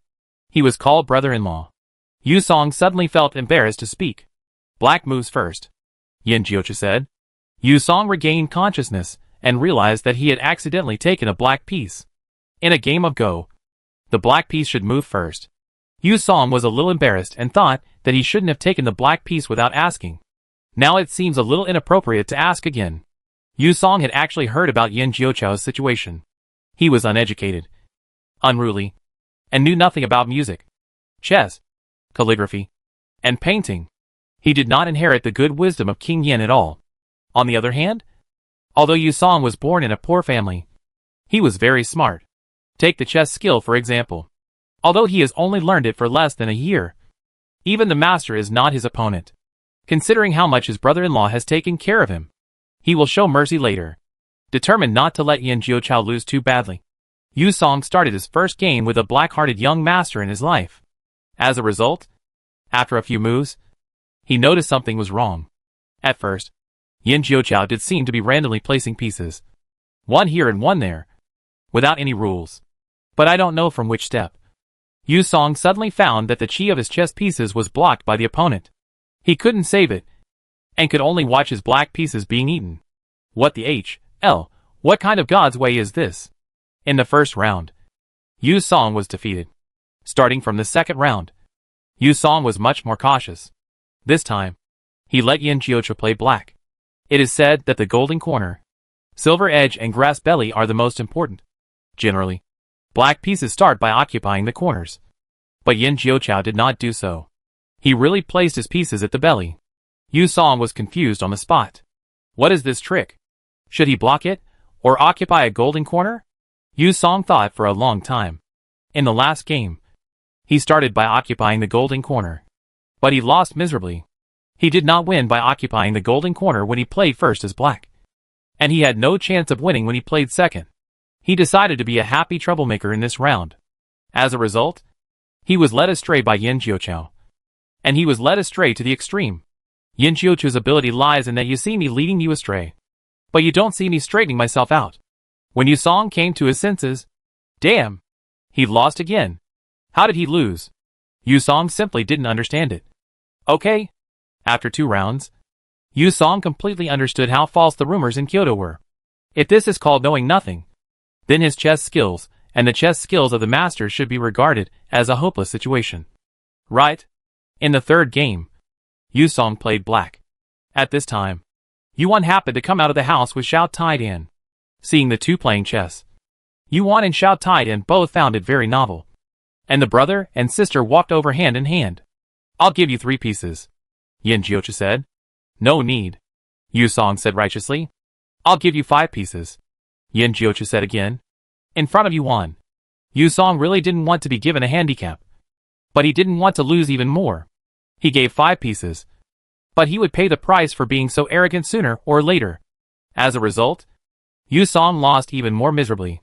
He lost miserably. Yu Song realized that Yin Jiocha was teasing him in the first 2 games. This was probably Yin Jiocha's true level. After giving 5 pieces, he won faster, more fiercely, and more steadily than when he didn't give a handicap. Yu Song's back teeth hurt. What kind of monster is this? Can't he just play chess properly? Is he happy to make him lose face in front of all one? Young master, happy. Uncle cooks. Yu Feng and Aunt help. After Uncle recovered, he was busier than before. Aren't there more workers in the mine? Food is also a big problem. Uncle simply opened a canteen and recruited more than a dozen capable apprentices and cooks. Yu Feng inherited his skills. But compared to running a canteen, Yu Feng is more interested in the mining business. He has the shrewdness and decisiveness of a businessman. He speaks in a set of ways, and is no longer the honest man he used to be. However, Yuan also knows that her brother's original intention towards Bai Tang and this family has not changed at all. Do you know who Uncle's favorite apprentice is? Xiao Taidan whispered beside his sister during the meal. The reconciled siblings are inseparable. As if they have returned to the way they were before. Yuan hadn't had time to tell him and the Yu family about his background. Who is it? Yuan picked up a goose leg for him. Little Taidan didn't rush to eat, and said mysteriously, it's Mao Dan, Aunt Bai's youngest son. Aunt Bai's eldest son died in the Northwest War. And she has a daughter and a young son who is 15 or 16 years old. Little Taidan said, Uncle likes Mao Dan very much. He said that Mao Dan's talent is higher than that of the eldest brother. He also said that the eldest brother is not motivated. So he will pass on his legacy to Mao Dan. It's brother Mao Dan. Yuan smiled and pinched his little ear. Little Taidan didn't care that his ear was pinched. After all, he deliberately called Mao Dan just to attract his sister's attention. Little Taidan ate happily. The 3 little eggs also ate. Last year, the 3 of them needed to be fed. This year, they used chopsticks better than them. The Yu family was happy and relieved. After all, they were a family. After dinner, Little Taidan led the 4 little tails to play in the village. Yuan stayed and told her uncle about their experience in Nanzhao. She didn't mention much about Yin Jiocha's poisoning and detoxification. She didn't want them to worry. They thought that Yuan and Yin Jiocha had been staying in Nanzhao for the whole year. Yuan's life story was reported back to the Zhou from the border a long time ago. Yu Song was in the Imperial College, so he naturally heard about it. After Grandma returned to the village, he and the Yu family went to Grandma's house to verify it again. In fact, the surprise had already been greatly surprised. But when Yuan mentioned it again, there was a different shock. I said that my third brother and his sister-in-law didn't look like ordinary people. Xiao Song. What did you say? The aunt looked at Yu Song. Yusong said, "Not a fish in the pond." "Yes. Yes. Yes. That's it," said the ant. Bai Tang was so jealous. Isn't this girl's life too good? Daddy suddenly became the heir of the Hellion family. Mother suddenly became the princess of Nanzhao. Her father-in-law was the king of Yin. Her stepfather-in-law was a general of the Great Zhou. And her husband was the prince of Yin. Bai Tang didn't know that Yin Jiuqiao had been canonized as the regent. If she knew, she would probably hit her head against the wall. "Ah!" Bai Tang hugged Yuan's arm. "I'm going to go back and ask my father if he was also picked up by the Bai family." Everyone in the room laughed. In fact, in Yuan's view, her birth was good. But she also experienced many bad things. People's fate in this life is not all innate. Is Yin Ryu's birth bad? Is Nangong Yin's birth bad? Even the saint of the underworld, the queen of the witch clan, they were born to stand at a height that ordinary people cannot look up to. But they all ended in a very tragic way. This is not fate, but the path they walked out. If she was not the daughter of the Hellion family, not the princess of Nanzhao, she would also feel lucky. She was lucky that she met the Yu family. She had the most loving parents in the world. And she was lucky that she married the best man in the world. Regarding the matter of King Yin, the Yu family did not ask Yin Jiuqiao in front of him. However, when Yin Jiuqiao was called by Yusong to go fishing, the ant and Bai Tang pulled Yuan to the inner room and quietly asked her if the rumor was true. Is His Royal Highness Prince Yin really still alive? Has he been in Nanzhao as a consort these years? Bai Tang asked with sparkling eyes. The ant also looked at Yuan with a look of dismay. At this time, Yuan felt how good the relationship between the mother-in-law and the daughter-in-law was. How could it not be good? Their brain circuits and gossip psychology were simply on the same channel. But it's not surprising that they were curious. It was really that the story of Prince Yin was too bizarre. If it were her, she would also gossip like crazy. I heard that the storytellers in the tea houses earn more than before. Yuan considered her words and said, "It's true." But Prince Yin lost his memory and didn't remember that he was from the Great Zhou. Later, he remembered and came back. It's so simple? Bai Tang didn't believe it. The ant didn't believe it either. Look! Look! Look! They are not mother-in-law and daughter-in-law, but mother and daughter. Yuan coughed lightly. Really? It's that simple. She swore to God that every word she said was true. It was true that the king of Yin had lost his memory, but he was forced to do so. It was also true that the king of Yin came back after he remembered. But he came back only after he tricked the little princess. But she couldn't say some of the details. Chapter 712, the new favorite of Lotus Village. The Yu family asked about the whereabouts of Yu Shaoqing and Jiang. And Yuan just said that they had some things to deal with in Nanzhao, and would return to the Zhou after they were done. It was inevitable that they had to deal with things when they just met such a big family. The Yu family didn't think there was anything wrong with this. They were very glad that Yuan found a man from the Zhou as her husband. Otherwise they would all move to Nanzhao in the future, and it would be difficult for them to see each other. Yuan took a nap for a while. Sen Xiaodan usually had the habit of taking a nap. But today, he was too excited and ran around the village. He didn't come back with Uncle Taidan and Aunt Jinjin until it was dark for dinner. At first, it was Xiao Taidan who took them and Jinjin to play. But as time went by, they started to take Xiao Taidan. They ran from Lotus Village to the next village, and from the next village to the next village. Xiao Taidan had never run so far. Yu Song and Yu Feng took Yin Jiuqiao fishing for an afternoon. Yu Song was at an age of pride and arrogance. Even though studying made him calmer, he was still a little provoked. After losing to Yuan and Xiao Taidan in chess, he was holding his breath and wanted to find a chance to get back. I'm not as good as you in chess, but I'm good at fishing. The fish in the stream in the back mountain are wild fish, not the stupid domestic fish raised by those rich kids. Yu Song thought that with his many years of fishing experience, he could definitely beat Yin Jiuqiao. But he was slapped in the face again. Those wild fishes didn't know why they wouldn't bite his hook. They all swarmed towards Yin Jiuqiao's bait. Why did Yin Jiuqiao need to fish? He could catch several fishes easily. Yu Song also went to catch them. As a result, the wild fishes rolled their eyes in disgust when they saw him and swam away in unison. Yu Song. Although it sounds weird, the fishes looked a little disgusted with him. Yu Song glanced at Yin Jiuqiao beside him without leaving any trace. He had to say that this man's appearance was really unique. He might not have found words to describe it in the past. But now, a poem flashed through his mind. The man on the road is like jade. And the young man is unparalleled in the world. Yin Jiuqiao did nothing but sat quietly by the river. His appearance like a banished immortal reflected on the water. And the fishes didn't leave. Defeat. Defeat. Even though he was not as knowledgeable as Yin Jiuqiao, he could still try to catch up. Even though he was not as well born as Yin Jiuqiao, he could still try to walk on a smooth road. Who could tell what a bright future he would have? Who could guarantee that he would not be a good official who would go down in history? But there was one thing that he could not catch up with no matter how hard he tried. And that was his appearance. People say that appearance is just a superficial skin. But that's because they have never seen Yin Jiuqiao with such beauty. Even if it was just a facade, it would win the world. Yu Song felt that he could not look at her anymore. If he looked at her anymore, he would probably bend. As the sun was setting, Yu Song resigned himself to carrying 2 buckets of fish and walked back. Most of the fish in it were caught by Yin Jiuqiao's hook automatically. A few were caught by his elder brother. And as for him, he did not catch any. Lian Yu likes Yin Jiuqiao so much. He really gives up.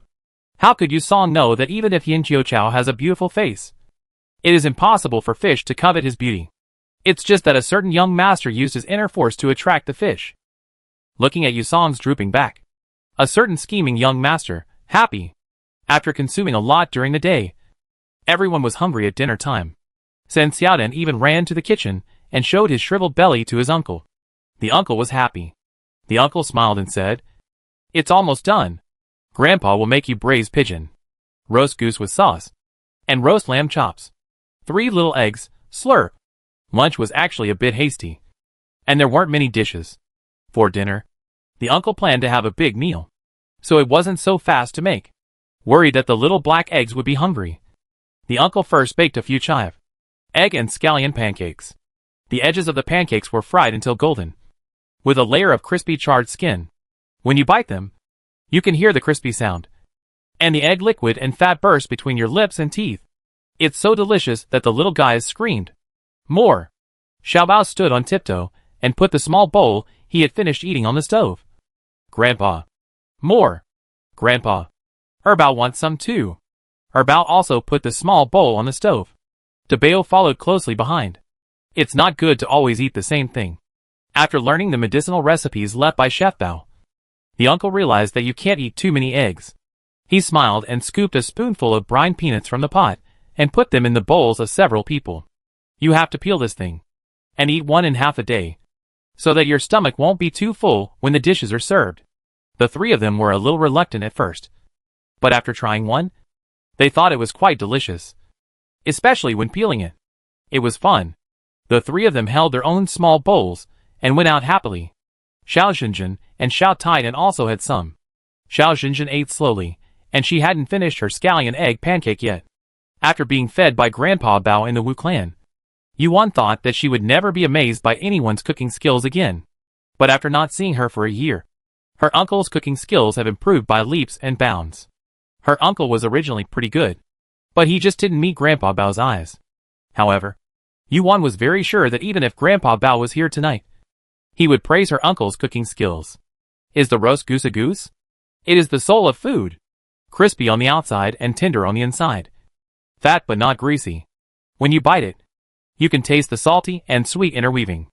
The skin is crispy, and the meat is bursting with juice. Yuan was so delicious that she almost cried. The roasted lamb chops actually tasted better, but her uncle didn't allow her to eat more, saying that greasy and spicy food was not good for pregnant women. But her uncle also knew that she was craving for lamb, so he made her a pot of lamb chops stewed with radish. The mutton smell was removed, and the meat was kept fresh and tender to the greatest extent. It was stewed until it was mushy, and you could even pull it off the bones with chopsticks. You could just suck it in, and it melted in your mouth. Tanger. Eat more too. The uncle scooped a spoonful for Bai Tang, and he treated Bai Tang very well. Thank you, Dad. Bai Tang agreed with a smile. What is the biggest benefit of marrying into the Yu family? Of course, it's a blessing. You can eat a meal of God-level cooking every now and then.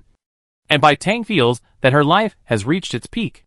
Of course, the uncle didn't cook very often at home. And even if he did, it wouldn't be as sumptuous as today. The one that the uncle loved the most was always Yuan. Bai Tang was not jealous of Yuan. She loved Yuan too. What's wrong with everyone loving someone together? This meal made everyone full. And the 3 little eggs held a round little belly, and showed it to the adults. Daba hasn't spoken yet. Right? The uncle suddenly said. Yuan glanced at the 3 little eggs who were showing their belly to the aunt and Bai Tang, and said, well, he hasn't. The uncle hurriedly comforted, don't worry. The 3 children didn't speak before, but now 2 of them have spoken. Don't you think it's okay? Debeo is just a little late. I don't know if he felt that someone was talking about him. Debeo turned his head blankly, and saw the uncle and mother. Yuan smiled at him gently, and Debeo turned his head shyly, his little face blushing. Yuan chuckled. Yes, such a smart and cute child. Of course there is no problem. The family of 5 stayed in Lianhua village for 1 night. They slept in the house, on the other side of the 3rd room. At night, many villagers came to the door, and they received them one by one. Many of the dishes today were sent by the villagers. It is said that in places with backward education, people's etiquette and knowledge will also be limited. But Yuan did not find such a problem in Lianhua village. The villagers of Lianhua village are hardworking, capable, hardworking, not greedy for petty gains, and not flattering. They are like the mountains and streams behind the village. Beautiful, clean and simple. And the interaction with them is also measured. Get close to them, but don't use big gifts to curry favor with them. When Yuan went to the kitchen to get a box of snacks, the father and his son were surrounded. Yin Jiuqiu was surrounded by the aunts and aunties headed by Aunt Bai.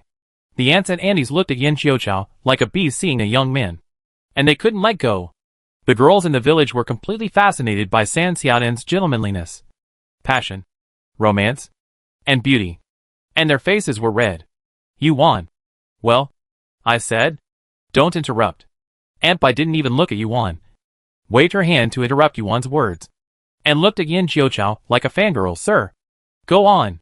Yuan sighed secretly, holding a plate of snacks in her hand, and walked toward San Xiaodan's formation. Do you want some midnight snack? Before she finished speaking, all the girls in the village collectively extended their hands to reject her, and made a hushing sound. Yuan again. Chapter 713, completely defeating the X. The women of Lotus Village stayed at their house until late at night before reluctantly leaving. They were dragged back by their own men and their fathers and brothers. Otherwise, they would probably stay until dawn. The 3 little eggs fell asleep while taking a bath in the bathtub, and Bai Tang came to steal the eggs. Hee. The privilege of being a sister-in-law.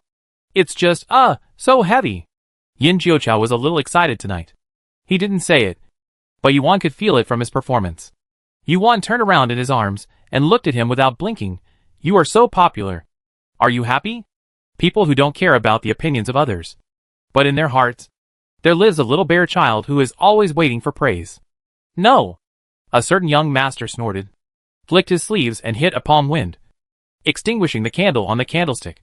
The room darkened, and no one could see his slightly red ear tips and his eyes that seemed to be shining with endless stars in the darkness.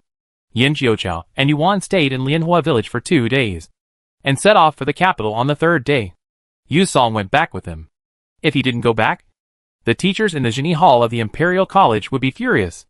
3 days off for you, kid. What? It's not enough? You have to go out and have fun? Take this. And this.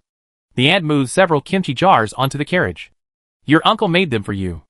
I'll do it. Yu Feng took the jars from his mother, and put them on the carriage of Yuan and Yin Jiuqiu. Yu Song also wanted to move them, but Yu Feng didn't let him. Just study hard. You don't need to do this kind of work. Yu Song pouted, and took a jar onto the carriage while his brother wasn't paying attention. Yu Feng. Goodbye. Great-grandfather. Goodbye. Great-grandmother. Goodbye. Big brother. Goodbye. Big sister-in-law. Goodbye. Aunt Zhenzhen. The 3 little eggs didn't quite understand what aunt meant at the moment, and thought it meant the same as her sister. When they grow up, I'm afraid they will be embarrassed to call her that. How can she be her elder when she is only less than a year older? Yuan brought tied in with her.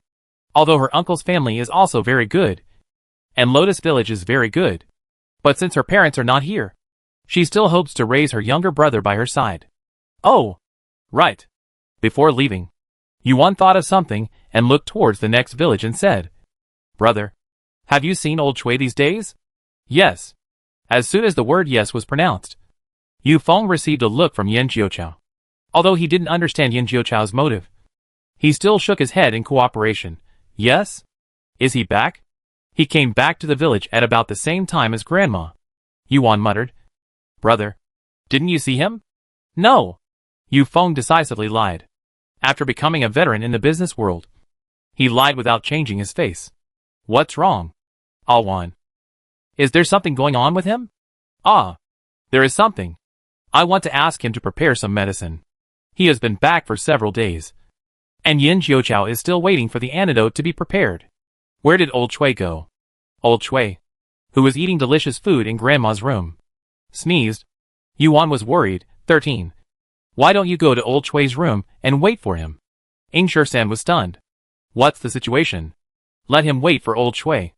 If he can't wait, he won't be allowed to go back to the mansion? Yan Jiuqiao continued to signal with his eyes. Ingshi-san's mouth twitched. Yes.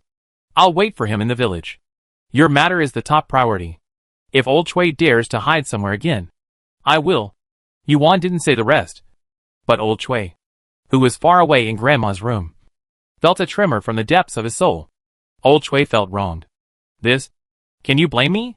The blood of the saint is in your belly. What can I do? The group boarded the carriage back to Beijing. They first went to the Imperial College and let Yusong go. Yuan handed Yusong a brocade box. What is this? Yusong asked. A gift. Yuan smiled. Congratulations to my second brother for his promotion to the next class. And congratulations to my second brother for passing the exam to become a scholar. This girl. Yusong's heart softened. At home, no one deliberately mentioned the school. And he thought she didn't know. But unexpectedly she even prepared a gift. In fact, after a year of study, Yusong has been able to determine that he is a good student. He likes to study, and can study very well. But he is not satisfied with his current results. You know, when he passed the exam to become a scholar in the same month, Zhao Heng had already passed the provincial exam with the first place. Zhao Heng will participate in the joint examination next spring. With Zhao Heng's results, as long as there is no problem, he will definitely pass the exam to become a gongshi, and may even win the title of the joint examination and become the first person to come out of Lianhua village. The provincial examination is held every 3 years. He is not eligible to participate this year. The next time will be 3 years later. And Zhao Heng will not know what kind of achievements he has made by then. His goal was to surpass Zhao Heng. But Zhao Heng was so damn hard to surpass. Yuan didn't know that Yusong was competing with Zhao Heng in her heart.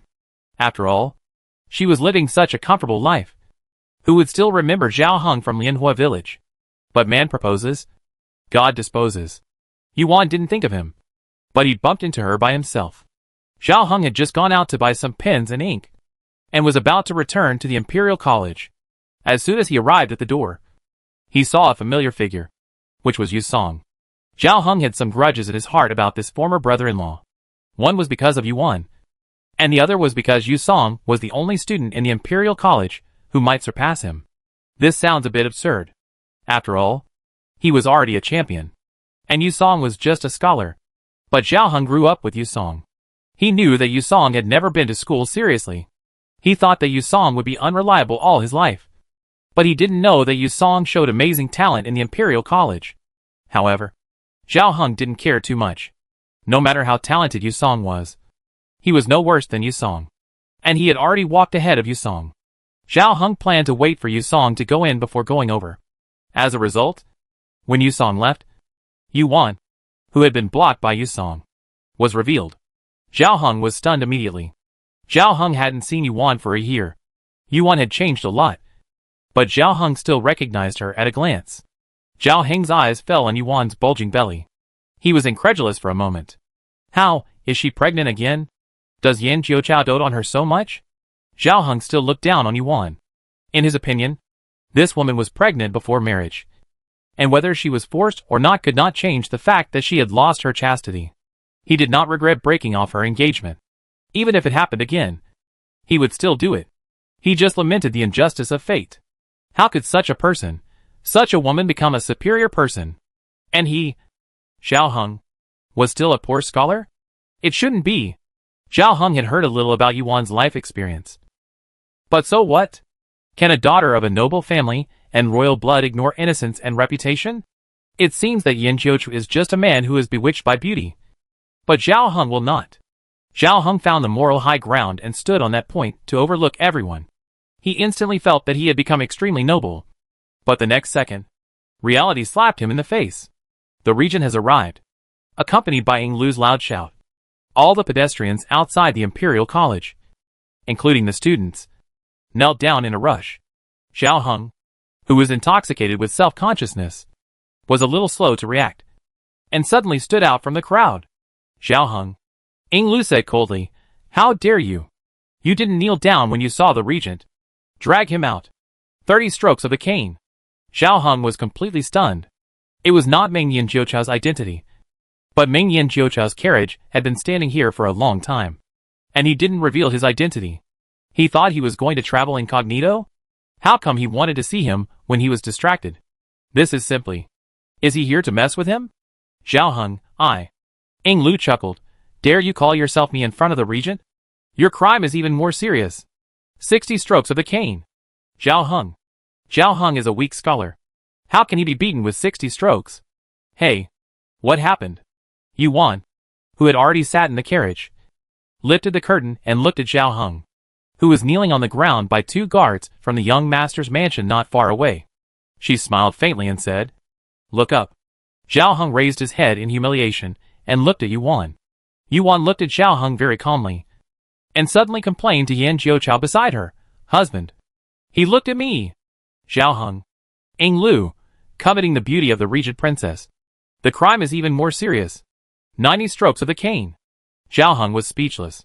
Didn't you ask him to look up? In the end, you blame me again? Can't you have a bottom line? Can you? Yin Jiucha said to Ying Lu, "You forgot that scholars cannot be caned." A glimmer of hope suddenly rose in Zhao Heng's heart. He was not sure if he could endure the 90 strokes of a cane. Yin Jiucha still had some conscience. Or he still understood the interests involved. After all, he was a student of the Imperial College, and even the government would not easily punish them. However, before Zhao Heng's thoughts were completely gone, he heard Yin Jiucha say casually, "Kill him." Zhao Heng. Chapter 714 The Fatty Who Wins Without Anything. Zhao Heng was so frightened that he fainted. So, why are you pretending to be noble? Aren't you a coward at heart? Yuan took Yin Jiuchu's arm and said in a good mood, "Husband, let's go back home." When she returned to the young master's mansion, Yuan found that there were many more gifts in the yard. Yuan was walking among a pile of boxes, and asked Tower and Lear, who were sorting the boxes in confusion, "Are these sent by others?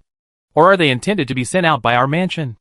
Lear replied, to reply to the young lady, "They were sent by others, and we are sorting out the list." Yuan exclaimed, "So many! The yard can't even fit them all." "Well, this one is sent by the Minister of Works. This one is sent by Li Shilang of the Ministry of Personnel. This one is sent by Wang Taisher. And this one is sent by Taifu." Lear told Yuan about the things in the yard. There are still many in the gatehouse that have not been brought in. Yuan took a breath of cold air weakly. Are these all gifts to celebrate Yin Jiuchu's regent? Lear thought for a while, shook her head and said, "It seems to be return gifts." Yuan was startled again. Return gifts? Did we give them gifts? Looking at the list of return gifts, it seems that all the civil and military officials in the court are returning gifts to them. "I gave it to you," Ying Lu said calmly. "I gave it to you on the first day of the young master's canonization. 2 red eggs. Perfect. The ministers are still vomiting blood in the mansion. What's more shameful than getting something for nothing? It's some lunatic who used red eggs to get their high-priced return gifts." Red eggs. When Yuan heard that Yin Jiuchao had given gifts to the ministers, she didn't ask for details. Everyone's return gifts were quite heavy, so Yin Jiucha's gifts were also not light. Yuan said with relief, "You grown up. You know that giving gifts can bring you closer to the ministers." Ying Lu pinched his purse, remembering Ying Shursan's teachings. "If you tell the truth, you will have your monthly salary deducted." But he couldn't help it, and muttered softly, "It's not expensive. Just 2. Yuan looked at him curiously. Ying Lu finally decided to bear the humiliation for the sake of his wallet. Compared to the minister's return gifts, what the young master gave is really nothing. Let's not talk about the 2 red eggs. Yuan thought, think about it. It's not surprising. After all, your young master is the regent. and the ministers have to please him. So they naturally pick expensive gifts. Are you sure they want to please? Not forced? Inglu can't say this. The solar terms are important. And the monthly salary is more important. The gifts given by the ministers are too expensive. And Yuan feels ashamed to accept them. But if she asks to return some, the ministers will definitely not accept them. If the ministers knew what Yuan was thinking, they would definitely roar collectively, "We accepted it. We accepted it. We accepted it. Please be kind and return it." Ping. Yuan called. "Madam." Pinger took the kimchi jar off the carriage. When she heard Yuan calling her, she walked over with the kimchi jar in her arms. "What's wrong?" Yuan said, "Come with me to the small kitchen. I will make some snacks for them myself." That afternoon, all the civil and military officials received the snacks from the regent princess. Yam and mung bean cakes. When the servants of the young master's mansion delivered the snacks to their house, they specifically said, "My princess made them herself." The implication is that they should not be wasted. Otherwise you know the consequences. The snacks looked good and smelled sweet. Although they were not as good as the return gifts they sent out.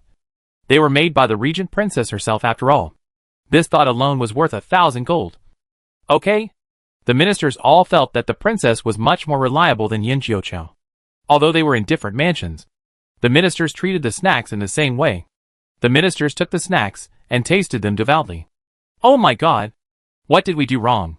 Princess, why do you want to punish us like this? Is it because we didn't give enough gifts?"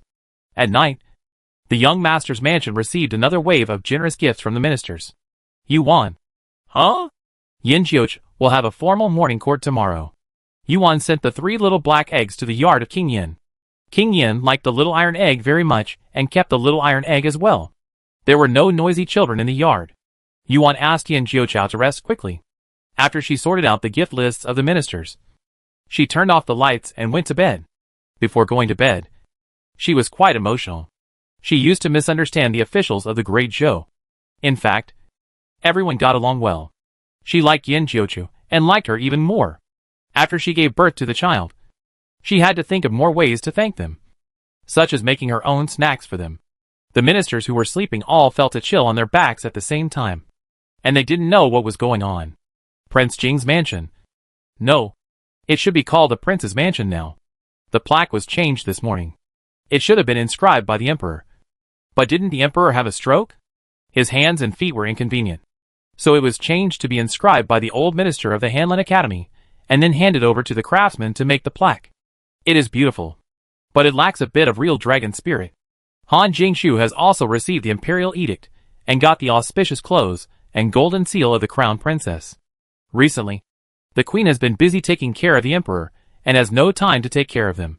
But she also understands that when the queen can get away one day, she will definitely summon these ladies to the palace. Although Han Jingshu calls the queen mother, the queen is not Yin Huijing's biological mother, but concubine Su is. The queen and concubine Su are like water and fire, and her relationship with the queen cannot be too close. At this time, she envied Yuan Lai instead. It didn't seem to matter who Yuan was close to. Even if concubine Su had some dealings with her, it wouldn't cause anyone to be wary or speculate. Everyone would just think Yin Jiuqiu was too unreliable. And Yuan, as his wife, was trying her best to smooth his connections. Crown Princess, what are you thinking about? Louis asked in a low voice. Nothing. Han Jingshu shook her head. Are you worried about His Highness? Louis asked. Han Jingshu was stunned.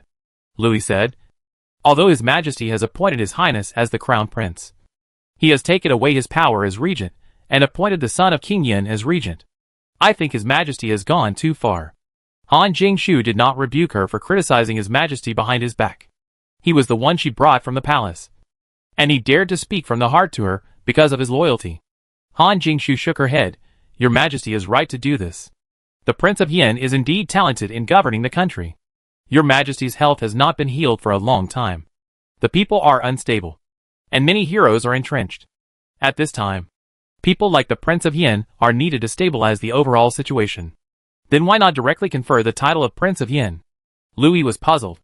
Han Jingshu smiled lightly and said, the Prince of Yin has not entered the palace to visit His Majesty since he returned to Beijing. Do you think that the Prince of Yin will willingly accept the title of His Majesty? Han Jingshu also heard a little about the secrets between the Prince of Yin and His Majesty. But she was not sure. However, the various actions of the Prince of Yin after returning to Beijing made those rumors more true in her mind. His Majesty owed the Prince of Yin, so he has always tolerated the Prince of Yin's mansion. Which can also explain why Yin Jiuchu is so favored. But if His Majesty wants to completely entrust the country to the hands of the lineage of the Prince of Yin, Han Jingshu thinks it is not necessarily the case. Since His Majesty is willing to appoint the prince, it means that His Majesty is still willing to let his own offspring inherit the country. However, there are too many crises hidden under the seemingly peaceful situation at the moment, and Yin Huijing can't cope with it. He must rely on the Prince of Yin to overcome difficulties and remove obstacles before Yin Huijing can strive for a truly peaceful and prosperous era. Han Jingshu sighed. I understand Your Majesty's painstaking efforts, and I hope the prince can understand it too. Louis stopped talking. What's wrong? Han Jingshu asked. I feel that since that woman returned to Beijing, the prince has become unlike himself. Louis complained in a low voice. As Han Jingshu's trusted maid, how could Louis not know about Yin Huijing's romantic affairs? While marrying her own daughter, she also flirted with Yin Jiuchao's wife. How could that woman compare to her own daughter? Although she has a good family background now, she grew up in the countryside and is definitely not as good as her daughter. Han Jingshu has no ill towards Yuan. Of course, she is jealous of Yuan in her heart, but she knows very well that it is her own problem and has nothing to do with Yuan. Yuan has never provoked Yin Huijing from beginning to end, let alone thought of destroying their relationship. In fact, Yuan has sincerely reminded her of Yin Huijing's character. Everything is just her own choice. Of course, she does not regret it. She loves this man. So even if she is like a moth to a flame, she will plunge into it without hesitation. Where is the prince? Han Jingshu didn't want to continue this topic. Louis said, it seems to be in his own yard. Finally, she muttered, usually, I would come to your room to rest every 3 or 5 days. But this time, it's been more than 10 days. Is the soup you asked the kitchen to cook ready? Han Jingshu asked. It's ready, Louis said. I'll go get it. Louis brought the ginseng chicken soup over, and Han Jingshu stood up to take it to Yin Huijing. Louis said, you are not in good health, so I'll take it. Han Jingshu touched her still flat belly, lowered her eyes and said softly, no, I'll take it to him personally. Chapter 715, Uncovering the Secret. Han Jingshu was a noble lady who had been influenced by aristocratic etiquette since childhood. The personal delivery she mentioned was certainly not like Yuan, who carried the plate over by herself. In fact, the relationship and interest between Yuan and Yin Jiuchao were really something that the aristocratic families could not imitate. Han Jingshu was in front, and Louis was behind with the tray. The master and servant went to Yin Huijing's yard. Yin Huijing's yard was not far away. After all, they were husband and wife. How could they set up their yard as if they would never see each other again? However, when Han Jingshu crossed the arch bridge over the small lotus pond, she inadvertently caught a glimpse of a shadow behind the rockery. The shadow flashed by, so fast that it was a bit weird. Han Jingshu paused. The shadow did not notice her, but she watched the shadow go to the garden in the east. East? Isn't that where the staff live? Yin Huijing makes friends with sincerity. There are staff from all over the world living in his mansion. There are as many as 20 or 30 of them. All of them live in the east of the mansion. The prince's mansion is big enough, so there is no need to worry about these people living in a crowded place. However, the houses where the staff live are divided into areas according to their own strength and the degree of respect they have in front of Yin Huijing. The third-class staff live in the plum courtyard. The second-class staff live in the bamboo courtyard and the orchid courtyard respectively. And the first-class staff can have their own separate courtyard. The cloaked man who once offended Han Jingshu was a first-class staff. He lived in Wangyu Tower and had his own guards and staff. The back figure that flashed by just now looked very much like one of his subordinates. Maybe it was because Han Jingshu had a prejudice against this person. She always felt that the subordinate looked sneaky and didn't seem to be doing anything serious. I remembered that I forgot something. You should send the ginseng soup to the prince first. I will go back and get it and come back. If you are not in a hurry, I will go and get it. By the time you bring the ginseng soup and get the things, the ginseng soup will be cold. Okay. Louis wanted to say that I planned to send the ginseng soup to the prince first, and then go back to the yard to get the things. But since you ordered me to do so, I will do as you say. Be careful on the way, Louis said, staring at her belly. Han Jingshu nodded. I know. You should quickly send the ginseng soup to His Royal Highness the Crown Prince. Louis left with the ginseng soup, after making sure that Louis turned around and disappeared at the end of the road. Han Jingshu lifted her skirt and walked towards Wangyu Tower cautiously.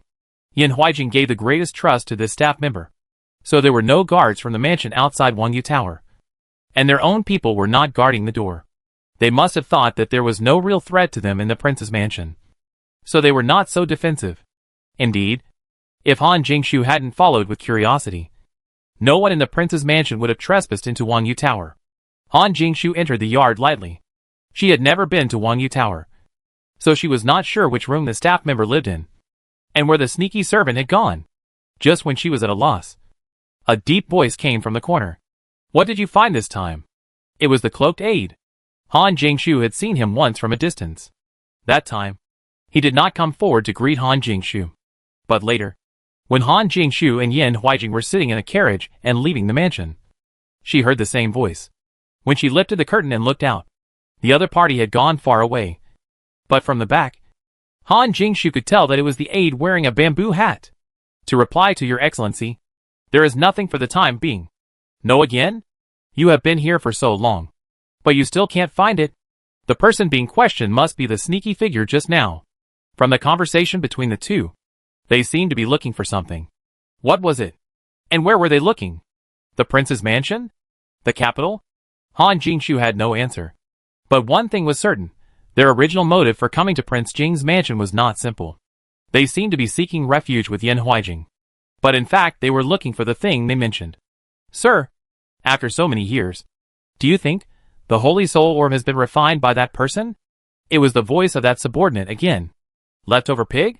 They are looking for a pig? No. How could a pig be refined? Refined? Lard? At this time, the cloak staff spoke again. It is not easy to refine the Holy Soul Orb. Even if you have great ability, you are not a member of my tribe. Without the blood of my tribe, you cannot refine the Holy Soul Orb. Tribe? Blood? To be honest, there are many different ethnic groups in the Great Zhou, such as the Miao and by ethnic groups. But for some reason, Han Jingshu always felt that the tribe mentioned by the other party was not the tribe she understood. Han Jingshu suddenly had a huge guess in her mind. Could this cloak staff member not be from the Central Plains? If not, where did he come from? Does Yin Huijing know? Before Han Jingshu could sort out the clues, the conversation between the two came again. This time, it was still the subordinate who spoke first. I heard that the Holy Soul Pearl has the ability to bring the dead back to life, but it cannot leave the clan. Once it leaves, it will lose its due effectiveness, unless it is nurtured with the blood and effort of a master. But can that person afford it? Will it be consumed to death by the Holy Soul Pearl? Or she can't nurture it anymore and throws it away? Or the Holy Soul Pearl does not have enough blood and effort to nurture it, and it becomes a dead thing? At this point, Han Jingshu finally heard a clue. Han Jingshu was even more surprised. What kind of pig needs to be raised with human heart blood? Isn't this a golden pig? The cloaked man said, put the Holy Soul Pearl aside first. When the time is right, it will naturally appear. By then, we don't need to look for it deliberately. We can sense its breath. How did you investigate the other thing? What? Finding pigs is not enough? We have to find something else? What are the purposes of this group of people coming to the Zhou? It's not easy to find. The capital is different from other cities. The places we can find are too limited. Moreover, there are many masters hidden in the major mansions in the capital. We dare not make too much noise. Han Jingshu also summarized new information from their conversation. That is, the second thing they were looking for required a lot of noise. Han Jingshu was the daughter of the Prime Minister's mansion. She had seen many masters, but none of them could blend into the night like the subordinate just now. She was lucky to meet him by chance. If she really tried to feel it, even Jun Chanan would find it difficult to sense the other person's breath. Such a master can only find something without making a lot of noise. Unless, that thing can't be found without making noise. Han Jingshu looked down at the floor under her feet. Did she have to dig 3 feet into the ground? What they were looking for was a grave. Achoo. The cloaked man and his subordinates sneezed together. And Han Jingshu didn't know if she was infected. But she sneezed too. Han Jingshu wanted to hold it back. But everyone who had experienced it knew that sneezing was difficult to control. And even if you didn't sneeze, you would feel uncomfortable all over. After the sneeze, Han Jingshu was stunned. Who? The cloaked man shouted, and his men rushed in front of Han Jingshu like ghosts. Han Jingshu didn't even have room to escape, and was blocked by the other party. Han Jingshu tried to calm down and looked at the other party with wide eyes. I'm here to find the prince. Have you seen the prince? The subordinates looked at the cloaked man for instructions. The cloaked man put his hands behind his back and walked slowly towards Han Jingshu. He said gloomily, "Did the crown princess hear what I said just now? Look, this man knows that she is the crown princess. He deliberately didn't salute her before. He is arrogant." Han Jingshu said calmly, "What? Did you say bad things about me? You look like you are afraid that I will catch you and drive you out." Han Jingshu is the daughter of the Prime Minister's mansion. She has not experienced great storms, but she has been trained very well. She has many characteristics that women in the boudoir do not have, such as a calm mind and courage that is not inferior to men. She even disguised herself perfectly. Unfortunately, she overestimated the conscience of this group of people. Their mission concerns the prosperity and decline of the entire clan, so they would rather kill 1,000 people by mistake than let one go. Find a safe place and deal with it. The cloaked man gave the order indifferently and turned back to the house. Han Jingshu realized that the other party was very bold. What's the point of not greeting her? This guy can kill her if he doesn't agree with her.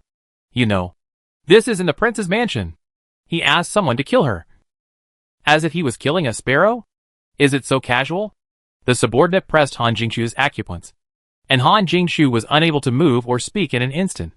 The man carried Han Jingshu out of the yard and into the night.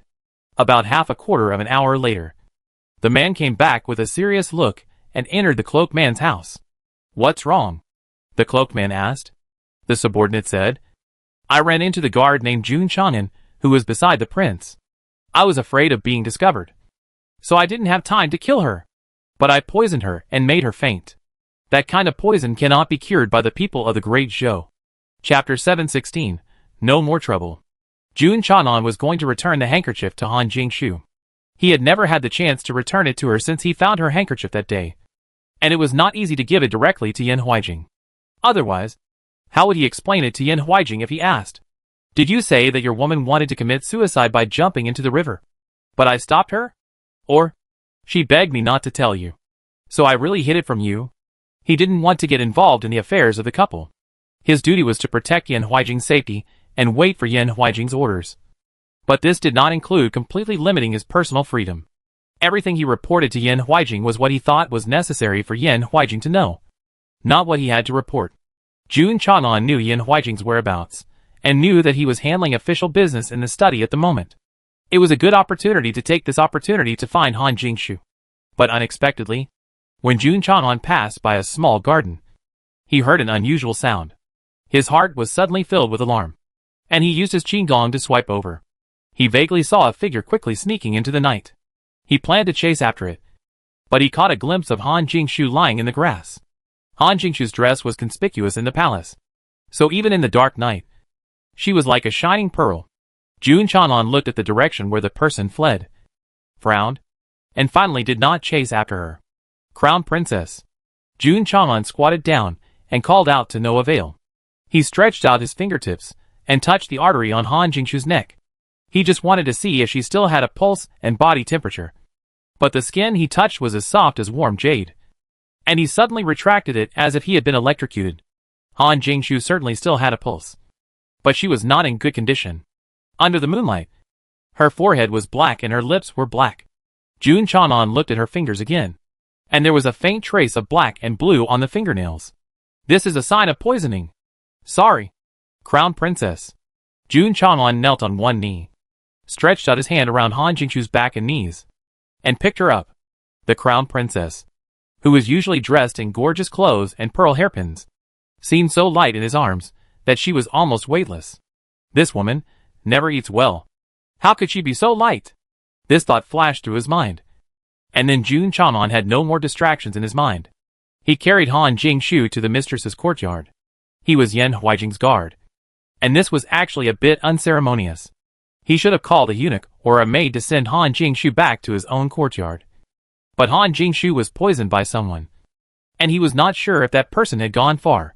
What if that person was still lurking in the mansion and took advantage of his absence to do something to Han Jingshu? The consequences would be unimaginable. Between Han Jingshu's reputation and safety, Jun Chan chose the latter. After sending Han Jingshu back to the courtyard, he immediately informed Yin Huijing. Yin Huijing still cared about Han Jingshu, but it was unknown whether this concern was out of affection or out of the interests of the court. What happened? How could this happen? Yin Huijing sat by the bed and looked coldly at Louis, who was kneeling on the ground. Louis had just finished delivering ginseng soup to Yin Huijing, and before her young lady arrived, she went back to look for her. As soon as she entered the courtyard, she saw Jun Chang'an carrying her young lady in his arms. Louis was terrified and said, "I don't know. I went to deliver ginseng soup to His Highness." Yin Huijing said coldly, "How could you leave your master alone outside?" "Yes. The Crown Princess told me to deliver ginseng soup to His Highness first," the Crown Princess said. "She had something to give to His Highness, but she forgot it in the room. So she went to get it herself and didn't let me accompany her," Louis said tremblingly. If she had known that the Crown Princess would be killed, she would never have left her alone. Yin Huijing's expression did not improve after her explanation. Jun Chang'an said, "Forget it. She is just a weak maid. Even if she was with the Crown Princess at that time, it would not have helped." "Where is the imperial physician?" Yin Huijing asked coldly. As soon as he finished speaking, a steward eunuch led the imperial physician in a hurry. The imperial physician was about to salute Yin Huijing, but Yin Huijing raised his hand and said, "No need to do that. Hurry up and see the Crown Princess." "Yes." The imperial physician walked over with the medicine box, put a clean handkerchief on Han Jingshu's wrist, and carefully examined Han Jingshu's pulse. Seeing him avoid suspicion when examining Han Jingshu's pulse, Jun Chang'an thought of his presumptuous behavior towards Han Jingshu just now. He glanced at Yin Huijing, who looked solemn. Fortunately, Yin Huijing was still clear about this. Saving people was the most important thing, and he didn't ask anything else. The imperial physician's face was not right after examining the pulse. "I need further treatment," he asked Yin Huijing. Yin Huijing nodded. Louis tactfully took the servants out of the room. The doctor checked Han Jingshu's fingers, forehead, pupils, and even rolled up her sleeves to look at her arms. "Do not look at it inappropriately." Jun Chang'an quickly turned his head and turned his face away.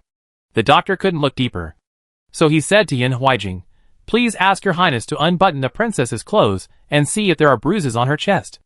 I will step aside first," Jun Chang'an said. "Yes," Yin Huijing hummed. Jun Chang'an left the room expressionlessly. He stood outside the house. Even though he didn't see it with his own eyes, he had very good hearing. He heard the sound of the buttons being unbuttoned and the clothes falling. He took a deep breath and looked at the bright moon hanging high in the night sky. "Yes," Yin Huijing said. The doctor said, "I dare to speculate that the Crown Princess may have been poisoned. Do you have a way to cure it?" The doctor bowed and saluted. "Please forgive me, Your Highness. I can't cure it." Yin Huijing was not a tyrant. He didn't say that if he couldn't cure it, he would have to be buried with the Crown Princess. He allowed the doctor to leave. After a while, he came out of Han Jingshu's room and told Louis beside him, "Go and inform the Prime Minister's mansion and say that the Crown Princess is ill." "Yes," Louis choked up and responded, turning around to deliver the message to the Prime Minister's mansion.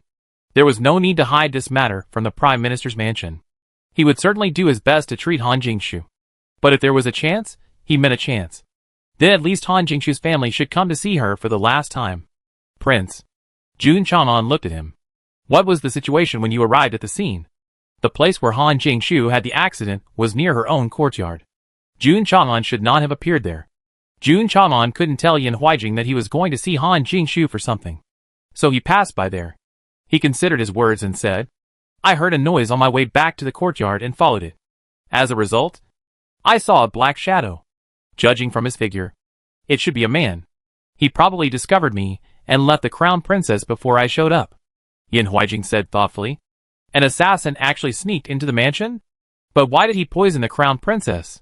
Did he want to destroy my alliance with the Prime Minister's mansion? Did Yin Jiuqiu do it? Or the Queen?" Jun Chang'an thought for a while and said, "The Queen may not have that strength. As for Yin Jiuqiu, I don't think he needs to do that. Yin Jiuqiu has firmly sat on the position of regent. In terms of power, he has already crushed the Prime Minister's mansion and Yin Huijing. Why bother to deal with Han Jingshu? There is one thing Jun Chanan didn't say. Yin Jiuqiu is a little crazy. But he can't do such a thing of taking human life. It's not that he can't bear it, but he disdains it. Jun Chanan said, could it be that the other party poisoned the crown princess in order to threaten the crown prince? This is the biggest possibility. Yin Huijing will not ignore Han Jingshu's life or death. So he will definitely pay an unimaginable price for the antidote. Yin Huijing also thought about the possibility in this regard, and somewhat agreed with Jun Chanan's guess. But suddenly he thought of something and asked Jun Chanan, did you notice what Louis said just now? Jun Chanan thought for a while and asked, the prince is referring to the princess going back to the yard to get something? Yin Huijing looked in the direction of the arch bridge and said slowly, from the arch bridge to her yard. It is on the east side. But the small garden is on the west side. Which means that unless she takes a deeder, there is no way she can pass by the small garden. Jun Chanan frowned. The prince means the princess was taken to the small garden? Yin Huijing sighed. I'm just guessing. Or maybe I just had a sudden whim to go to the small garden to pick some flowers or something. Picking flowers? I'm afraid that only in front of Yin Huijing. That woman pretends to be a lady and virtuous. Right? She is a twisted person at heart. And Jun Chanan is sure that she doesn't like things like picking flowers. In this case, her behavior of going to the small garden seems very strange. Jun Chanan pondered for a moment and said, if she was taken to the small garden by someone, then it seems that the person chose to harm her in the small garden. Does the poison have to be chosen in the right place? It doesn't matter where it is placed? Unless the person didn't think of poisoning the crown princess at the beginning. Yin Huijing frowned, then he wanted to kill the crown princess. Jun Chanan said. Yin Huijing's pupil shrank. Jun Chanan continued, and pretend that the crown princess hanged herself or fell to death. There are pavilions and steps in the small garden. It is not impossible for her to fall down and break her head and bleed to death. This was just Jun Chanan's guess. But Yin Huijing felt that it was more likely than the first one. In this way, we can rule out the guess that they are using the crown princess to threaten me. They want to kill the crown princess. But why would they do that? Who are they? Chapter 717, Poisoned. 31's IQ. At this time, the subordinate of the cloaked man did not know that he had left a flaw in his whereabouts. If he had inquired about Han Jingshu's arrangements before coming to Wangyu Tower, he probably would not have chosen the small garden as the murder scene. However, they were not far from knowing their flaws. That night, Yin Huijing went to Wangyu Tower. Your Highness. The cloaked man nodded slightly, and saluted not very solemnly. The cloaked man was a hermit Yin Huijing met in Nanzhou. At the beginning, he spent a huge price. And it would not be an exaggeration to say that he had visited the thatched cottage 3 times before he could invite the other party to come out. Therefore, Yin Huijing's high regard for the other party exceeded the imagination of ordinary people. It can even be said that Yin Huijing was praising the other party, fearing that the other party would not assist him if he was unhappy. It's so late, and the crown prince came to see me. Is there something wrong? The cloaked man asked calmly. Your Highness, please take a seat. He pointed to the chair in front of him. Yin Huijing did not sit down, but said solemnly, to be honest, I have no choice but to disturb you so late at night. Oh, is there something bothering you? The cloaked man asked patiently. Yin Huijing sighed. An assassin came to the mansion and poisoned the crown princess. The imperial physician could not remove the poison. I know that you have a poison master. Please ask the master to take a look at the crown princess to see if you can remove the poison. The subordinate glanced at the cloaked man without leaving a trace. The cloaked man was as steady as a rock, without any trace of guilt or panic on his face. He said, I don't have a goo master, only a goo girl. The goo worms I gave you were from her. She can indeed refine and control some goo worms by herself. But as for the detoxification, that depends on what kind of goo it is. I'm not sure she can definitely detoxify it. Lifeong. The subordinate stepped forward, saluted the cloaked man, and said, Master. The cloaked man ordered, call Yimin and let her go to see the crown princess. Yes. Lifeong walked out of the house without looking around, and called a woman in green clothes to the room. Yin Huijing had seen this woman before. She didn't talk much and was very low-key. He thought she was just an ordinary maid. But unexpectedly she was a hidden goo girl. Yin Huijing took the woman named Yimin to Han Jingshu's room. After treating Han Jingshu, the woman shook her head regretfully. I'm sorry, Your Highness. This goo is a very powerful poisonous goo from southern Xinjiang. My master may still have a chance of survival, but I can't cure it. Then your master. Yin Huijing didn't say the rest of the words, just staring at the woman steadily, as if all his hopes were on what she might say next. The woman sighed. My master has passed away. Your Highness, please ask for someone else. Yin Huijing felt like the sky had fallen. This was the first time that Yin Huijing asked the cloaked man for help but didn't get a proper solution. Wasn't that senior very powerful? Why couldn't he even cure a goo? Of course, Yin Huijing didn't really blame everything on the other person, because everyone has their own expertise. The expert was good at martial arts and military tactics. Even if Shuge Kongming crawled out of the grave, he would be helpless against the poison. After the woman left, Yin Huijing fell into deep helplessness. After all, she was his woman. It was not entirely true that he had no feelings for her. As a man, he had the obligation to protect his wife. Moreover, Han Jingshu was impeccable as a wife and daughter-in-law. He needed such a woman to be his princess. He didn't want to see Han Jingshu die. He didn't want to lose the help of the Prime Minister's mansion. The Prime Minister's mansion should be here soon. Yin Huijing stood at the door, looking at the endless night and muttering. Jun Chang'an suddenly said, Prince, there is something I don't know whether I should say or not. Go ahead, Yin Huijing said. It has come to this point, and there is no more unfortunate thing. Jun Chang'an pondered. Our mansion has always been heavily guarded. Even if the other party is highly skilled in martial arts and can force his way in, he would not know the terrain of the mansion in one go. Judging from the fact that he chose to kill the crown princess in the small garden, he has a very clear understanding of the crown princess's residence, habits, and even the terrain of the small garden. Yin Huijing frowned suspiciously. What do you want to say? Jun Chang'an said bluntly. I want to say that there may be a traitor in our mansion. Traitor? Yin Huijing sneered. You don't mean the seniors, do you? Jun Chang'an did not admit it directly, but his words did not deny it, except for them. No one in the mansion knows how to cast a goo. Yin Huijing said, but you just said that it was a man who wanted to frame the crown princess at that time. Does the goo woman look like a man? Yimin's body shape is the same as that of an ordinary woman, even smaller, and there is no fluctuation of internal force in Yimin's body, which means that Yimin does not know martial arts at all. But the shadow that Jun Chang'an saw can come and go freely in the night. Therefore, in summary, the murderer cannot be Yimin. Jun Chang'an could actually say that maybe they have more than one goo girl, but also other goo masters? Or, they took the goo from Yimin and gave it to a master to complete the task. However, he did not say it, because he understood Yin Huijing's character. If you doubt someone, don't use him. And if you use someone, don't doubt him. Just as Yin Huijing has never doubted his loyalty over the years, Yin Huijing will not doubt the group of masters he invited back. This is a very valuable advantage of Yin Huijing. But if he is not careful, it may also become his fatal blind spot. Yin Huijing paused, frowned and said, go to the scene again to investigate and see if you can find any clues. And then, go contact Jianghu by Shaosheng. Jun Chang'an said, does the prince want to find the method to cure the crown princess through Bai Shaosheng? The prince should understand that Bai Shaosheng will never do two businesses in the same person. In order to find out the woman who saved you in Shuzhou a few years ago, you have already bought a piece of information from him. He will never answer your two questions again in this life. Yin Huijing actually felt a little regretful when he mentioned this. 3 years ago, he was assassinated in Shuzhou and was saved by a pregnant woman when he was dying. He actually recognized that the woman was Yuan, but he still couldn't believe it. The result was her. It's not a pity to waste a blood Ganoderma, but it's a pity that he has no chance to trade with Bai Shaosheng since then. Yin Huijing said seriously, not in my name, but in the name of the crown princess. The crown princess of the great Zhou dynasty, and the daughter of the prime minister's mansion should be qualified to trade with Jianghu Bai Shaosheng.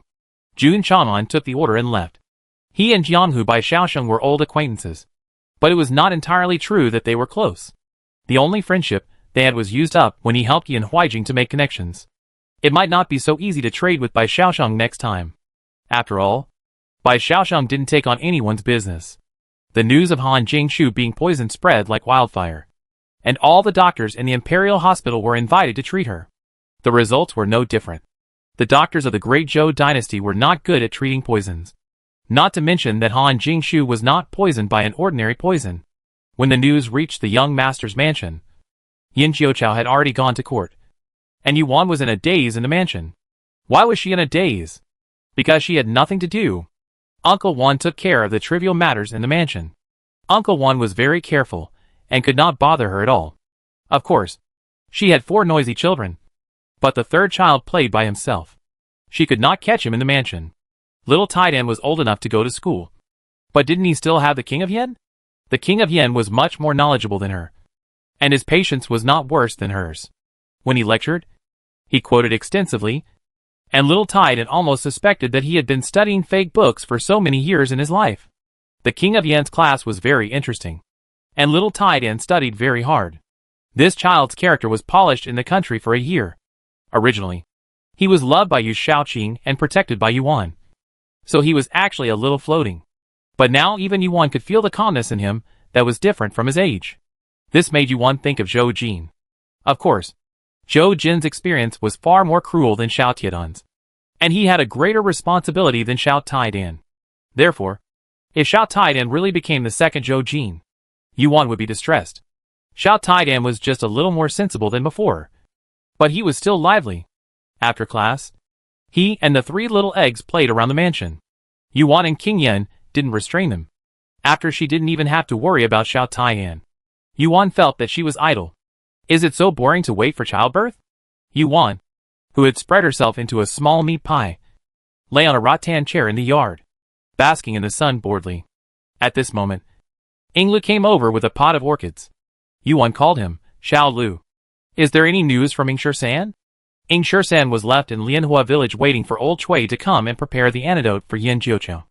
Yingliu's eyes twinkled and he said, Ah, old Cui has gone somewhere, and left a note saying he will be back before you give birth. Yuan was puzzled. I came back before giving birth? What about the time in Yin Jiuqiao's body? Yinglu said, you can only prepare the antidote after you give birth. Huh? Yuan looked at him puzzledly.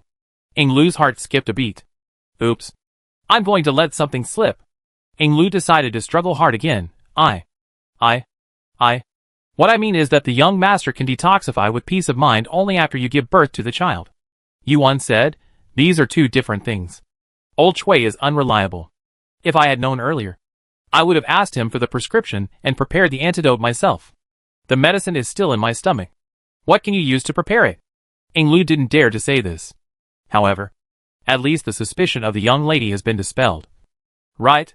Yinglu felt that if the young lady knew that she was not a saint, and did not have the strongest strength in history, she would be very shocked. She is still immersed in the self-intoxication of I am the blood of the saint. How can I be so strong? I am so awesome. Yinglu cleared his throat. Ahem. I moved the orchid in. Hey, Yuan always felt that something was wrong. The crown princess was poisoned. Yinglu decisively threw a heavy blow. Chapter 718 The 3 little eggs frustrated.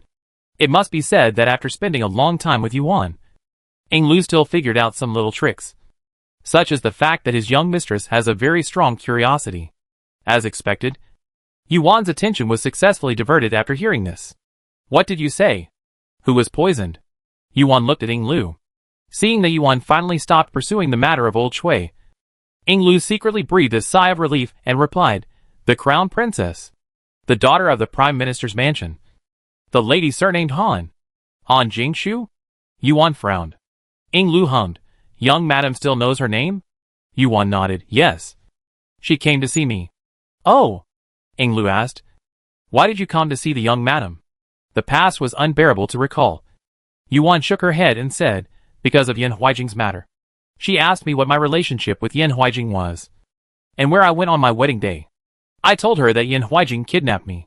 Yinglu was dumbfounded. Ah, then she also married Yin Huijing? Is there a hole in her brain? Yuan spread her hands. Honestly, she didn't understand the kind of love-brained woman. She knew that the man didn't have her in his heart, but she was willing to rush forward like a moth to a flame. Was Han Jingshu quite glad that she was the daughter of the prime minister's mansion, with a backer and background, and could force concubine Su to let Yin Huijing marry her? After all, if she changed to a woman of lower status, Wouldn't concubine Su be in the eyes of Yin Huijing at all? Forget it. She has no right to interfere in other people's affairs. Right. But what about her poisoning? Yuan asked. Englu said. The news this morning said that a thief sneaked into the prince's mansion and wanted to assassinate the prince, but mistakenly let the princess be killed. These are all heard from outside, and I don't know whether it is true or false. Yuan touched her chin. The rumors outside. It's hard to say whether it's true or false. But one thing is certain. Yin Huijing will not push Han Jingshu out to block the disaster when he knows the danger. He is not so shameless. What's more, Han Jingshu has such a strong backing. Yin Huijing will never let the other party get into trouble unless he is crazy. So, is it really the murderer who made a mistake? Then Han Jingshu is too unlucky. How did she get stabbed for that guy? TSK? Yuan was quite depressed. Yuan's feelings for Han Jingshu are a bit complicated. Because of their positions, she and Han Jingshu are destined not to be allies. And the difference in their values seems to determine that the two cannot become friends. But for some reason, Yuan can't hate her. I just think this girl is a bit stupid. She feels sorry for her. Has the murderer been caught? Yuan asked. No, Englu said. We are still investigating. And the poison she was poisoned with is very strange. I heard that the Imperial Hospital is helpless, Englu said, looking at Yuan, who was in deep thought. Does the young lady want to go and detoxify her? Yuan hesitated for a moment and said seriously, I can't go. It's not that Yuan has no confidence in her medical skills. But Han Jingshu has just been poisoned by an unknown person. And she went to her house to detoxify her. The meaning of causing misunderstanding is too obvious. Although Han Jingshu's life was important, it was more important not to cause trouble for Yin Jiuqiao. Yin Jiuqiao and Yin Huijing had a hostile relationship, and the murderer was on the run. I'm afraid everyone had speculated whether it was Yin Jiuqiao who did it. If she went there again, it would be like a confirmation. If she couldn't cure the poison, it would be fine. But if she did, there was no guarantee that others would not say, how come the Imperial Hospital couldn't do it? But you could? Could it be that you poisoned her? She was not so saintly that she knew it would cause trouble for Yin Jiuqiao and herself. But she still went to treat people regardless of the consequences. Sister. Sister. As she was talking, Xiao Taidan ran over with sweat all over his head, holding something that looked like a copybook in his hand. Look, sister. Xiao Taidan handed the paper in his hand to Yuan, and did not forget to greet Englu. Brother Xiao Lu. Englu smiled happily. It is said that a man should be treated with new eyes after 3 days of separation. After a year of not seeing each other, Xiao Taidan has become more sensible and polite than before.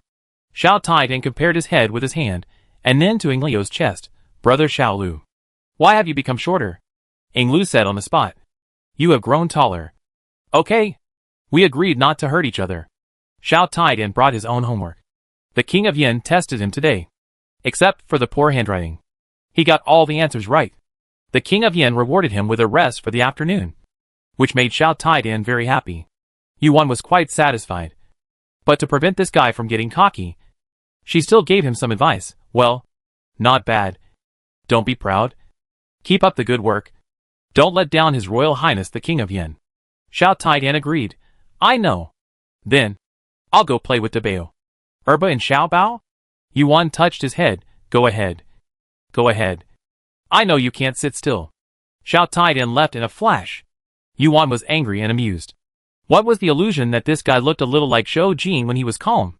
Shou Jin was not so happy. Xiao Taidan went to find San Xiaodan. He talked a lot. Quickly and a lot. Xiao Bao and Erbao couldn't talk to him. And Dabao couldn't talk at all. The words he had been holding back for a year poured down like a flood, making San Xiaodan almost annoyed. They have always been the ones to cause trouble for others. It's really a matter of time. And they are also being caused by others. San Xiaodan covered his ears and ran away. Xiao Taidan chased after him. Hey, don't go. I haven't finished yet. Seek the psychological shadow area of San Xiaodan. Han Jingshu's poisoning caused a sensation in the capital. The prince's mansion spread the news that she was poisoned. Not poisoned by a goo. So even Yuan was not sure if she could cure Han Jingshu's poison. However, when Yan Jiuqiao returned from court, Yuan found out the truth. It turned out to be a goo poison? Yuan was puzzled. Doesn't Yin Huijing have a goo master around him? How did Han Jingshu get poisoned? Can't their own people cure it? Yin Jiucha chuckled. How can you be sure that her goo was not cast by their own people? Yuan took a breath of cold air. In this situation, I'm afraid only this little lunatic would dare to guess like this. But his guess is also reasonable. The prince's mansion is heavily guarded, and not everyone has the opportunity to sneak into the mansion to poison Han Jingshu. If it is an acquaintance, it will be much more convenient. What's going on? Infighting? Yuan was stunned. Until this time, Yuan had no idea of removing the poison from Han Jingshu. Because if it was a poison, then she might be the only one in the whole Great Zhou who could remove it. But if she really did, she would really be unable to explain it. It's a small matter for others to suspect her of being the murderer.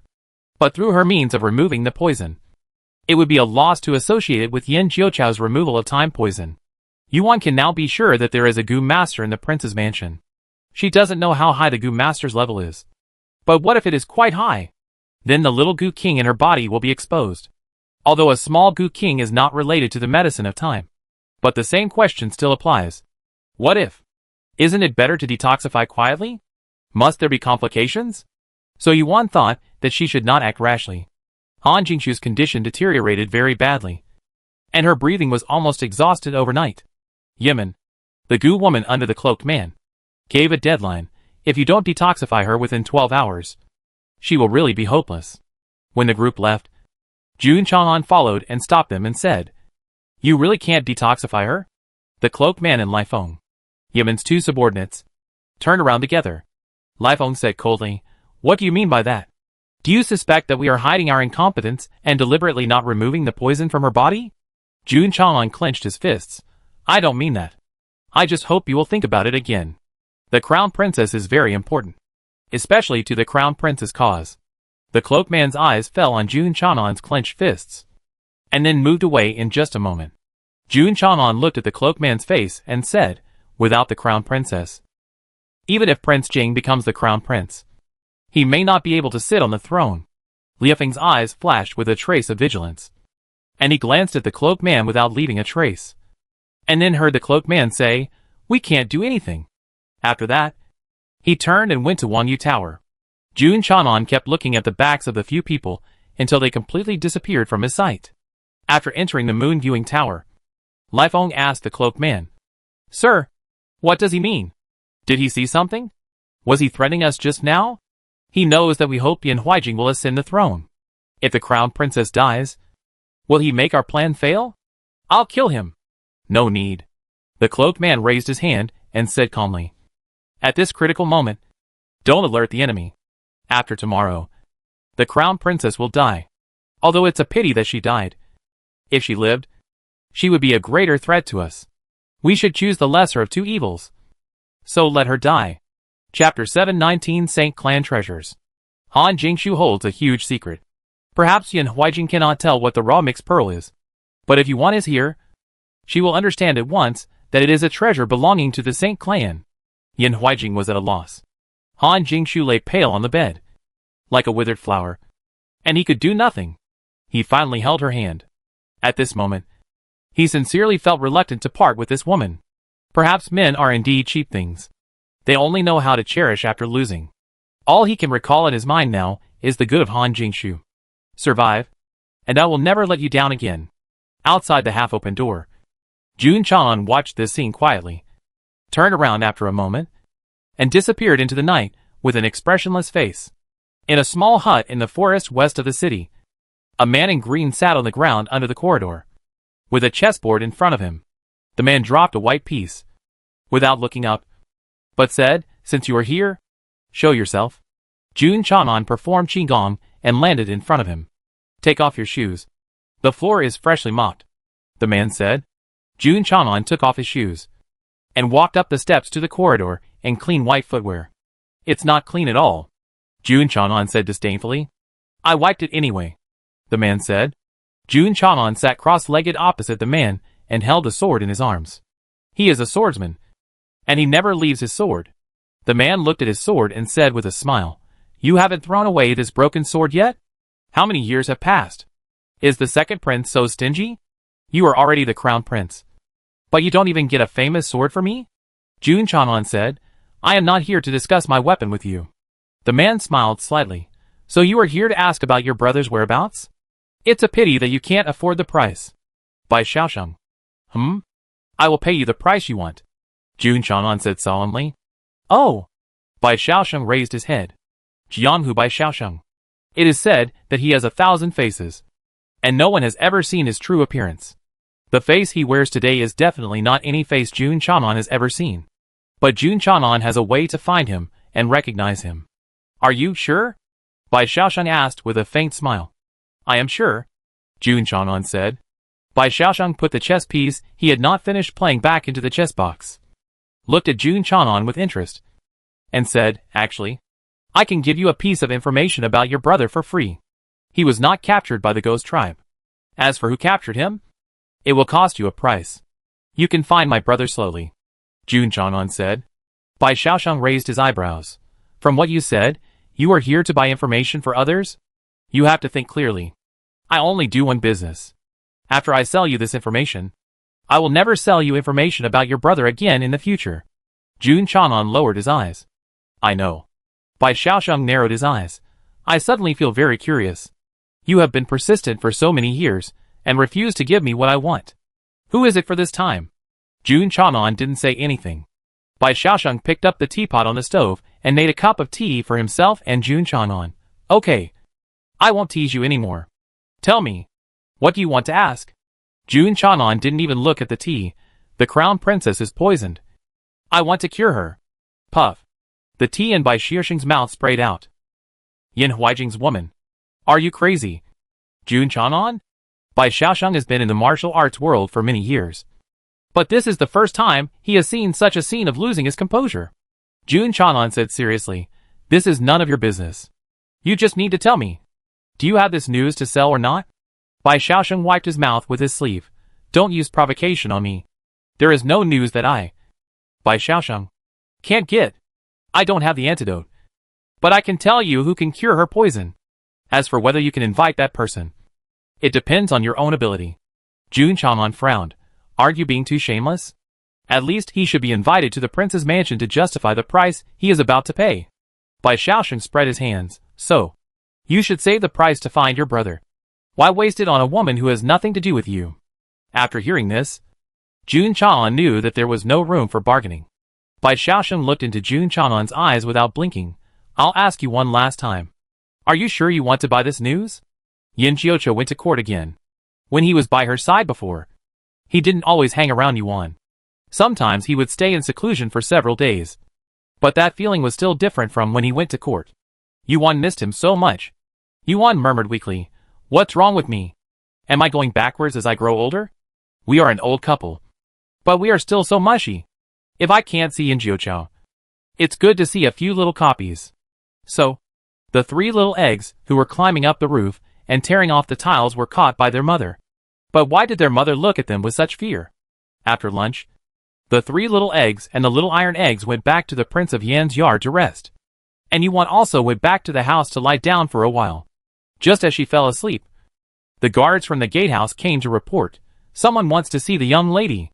He said it's an old acquaintance of the young lady. Tower and Lear looked at each other, and were about to go into the house to report, when Pinger came out. Pinger said, What old acquaintance? Let him wait. Madam is resting. We'll talk when she wakes up. Yes. Pinger was Yuan's trusted maid. So the guards didn't dare neglect her, and went outside the mansion to answer the question truthfully. Pinger, is this okay? What if it's an important person? Lear asked in a low voice. Lear and Tower entered the mansion early. They were the maids bought into the mansion by Uncle Yuan when Yuan got married. However, in terms of the experience of serving Yuan, the two were not as rich as Pinger. Pinger had traveled with Yuan all over the country, and had already figured out Yuan's temperament. She was also much braver than the maids in the mansion, because she had experienced life and death. Pinger said, Does Madam have any old acquaintances in the capital? The kind that needs to wait outside the door to report?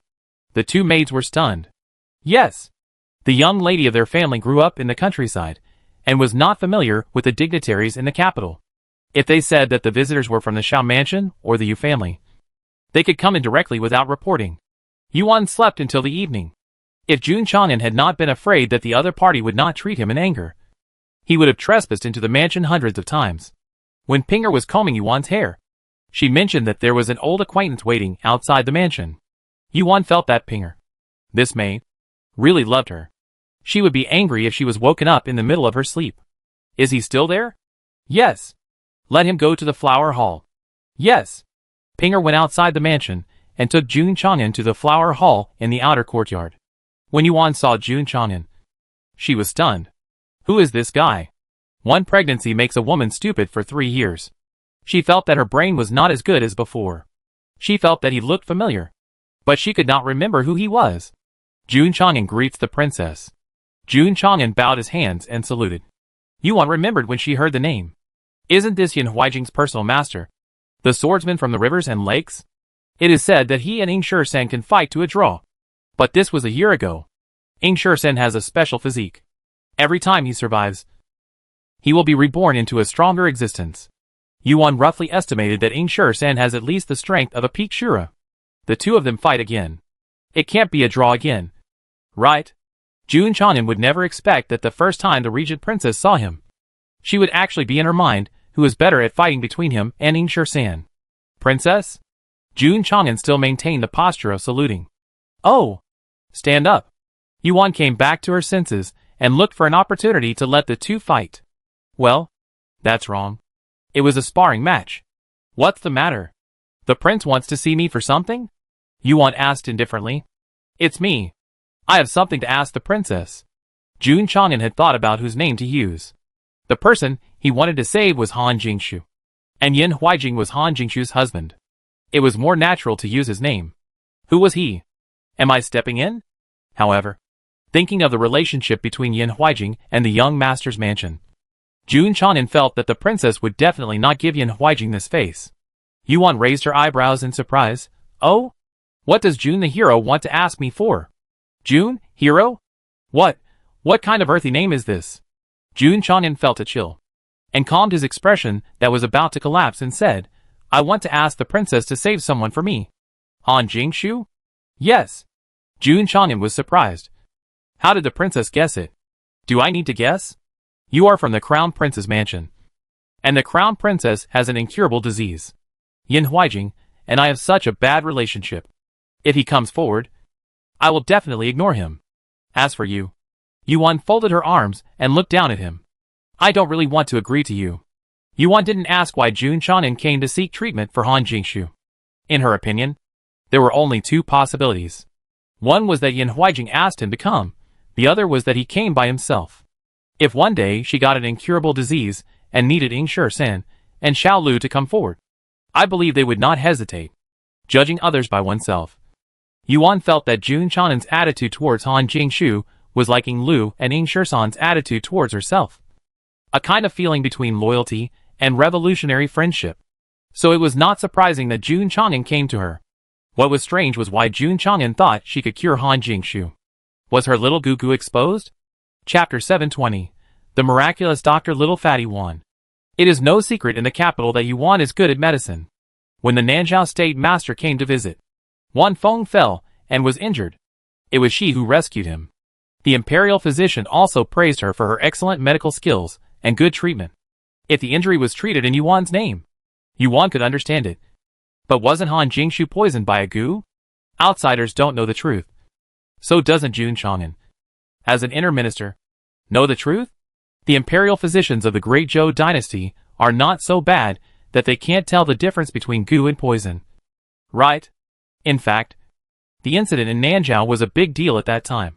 And many people in the imperial capital knew that the Nanzhao sacred object was in her hands. However, it was one thing for the holy object to be in her hands, and it was another thing for her to use it to detoxify.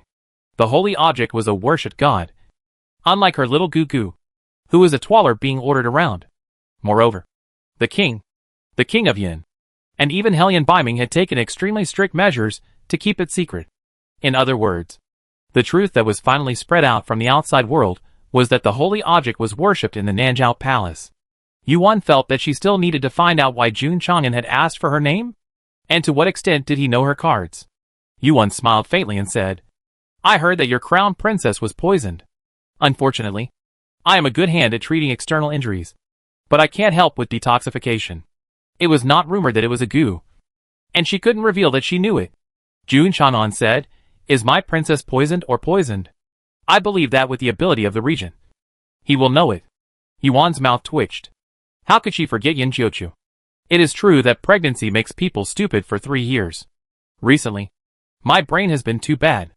Jun Chanan looked at Yuan and said, "Princess, don't test me.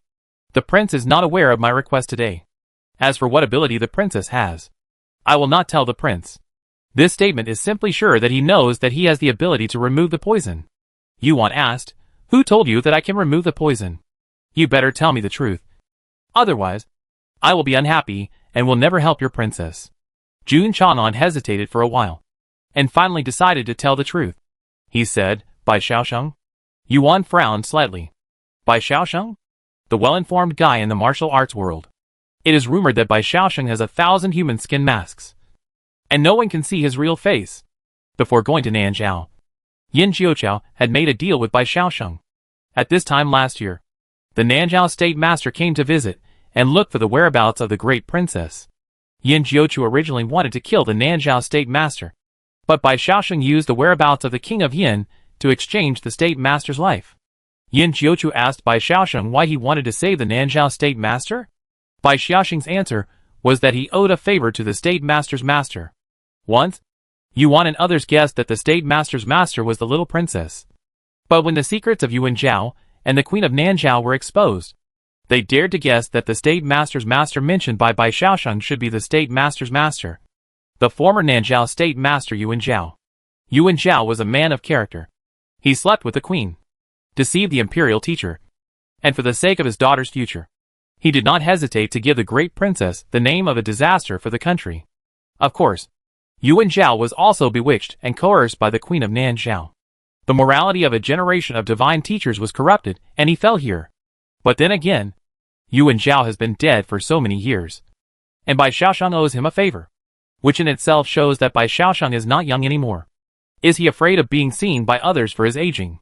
So he changes his face every day? What Yuan is most curious about is not this. But is that guy really so well informed? What did he tell you? Nothing. Just said you can save the crown princess. Yuan was stunned. You believed it? Jun Chanan said seriously. Jianghu Bai Xiaosheng never sells false news. Yuan said again, maybe he didn't sell false news on purpose, but just got the wrong news? Jun Chanan said firmly, Bai Xiaosheng knows everything in the world and has never missed it. It's as if this guy knows everything. So does he know how many times he and Yin Jiuqiao applaud for love every night? Yuan was disgusted by herself. How much did she miss Yin Jiuqiao to think so crookedly? However, since Jun Chanan already knew and believed it, there was no need to conceal it any longer. Fortunately, Bai Xiaosheng only said that he could remove the poison, but did not say that he had a small poison in his hand. Yuan sighed and said, I heard that the murderer who poisoned the crown princess has not been found. What if I remove her poison, and she thinks I am the murderer? Generally, there are only 2 types of people who can remove the poison. One is the person who poisoned the crown princess, and the other is someone who is more skilled in poisoning. Judging from the grudge between the young master's mansion and the crown prince's mansion, Yuan has every motivation to poison her, pouring the poison, then removing it, and letting the crown prince's mansion owe her a favor. This deal is worth it. In the future, if Yin Huijing ascends the throne and wants to attack the young master's mansion, someone will jump out and poke Yin Huijing's spine. They saved your wife at the beginning, and this is how you repay them. It looks like a means of self-preservation, doesn't it? Jun Chanan said, I believe in the character of the regent and the princess. Yuan snorted coldly and said, just because you believe it doesn't mean others will believe it. Jun Chanan asked, what exactly does it take for the princess to be willing to remove the poison for the crown princess? Yuan's eyes rolled around. I remember. Isn't there a great doctor named Cui beside Yin Huijing? Ing Lu's back suddenly felt cold. Yuan had her own considerations.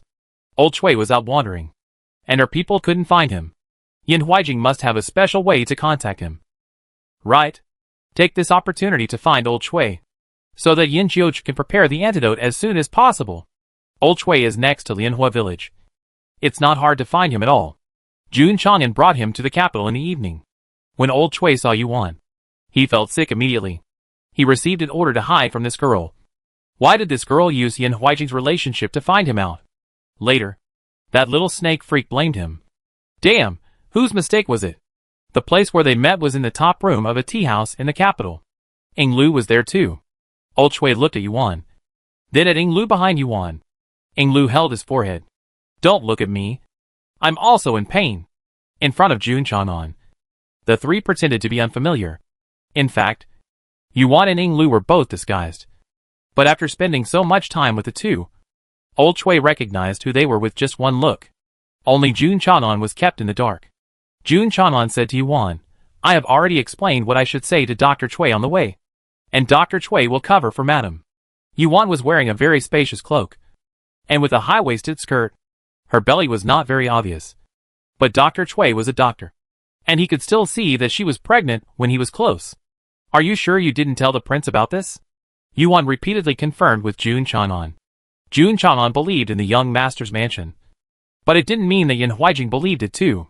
She didn't want to cause any trouble for Yin Jiuqu. Jun Chanan said, I just mentioned Dr. Chui to him. He thought Dr. Chui was here to remove the poison. Besides, I have sent him away.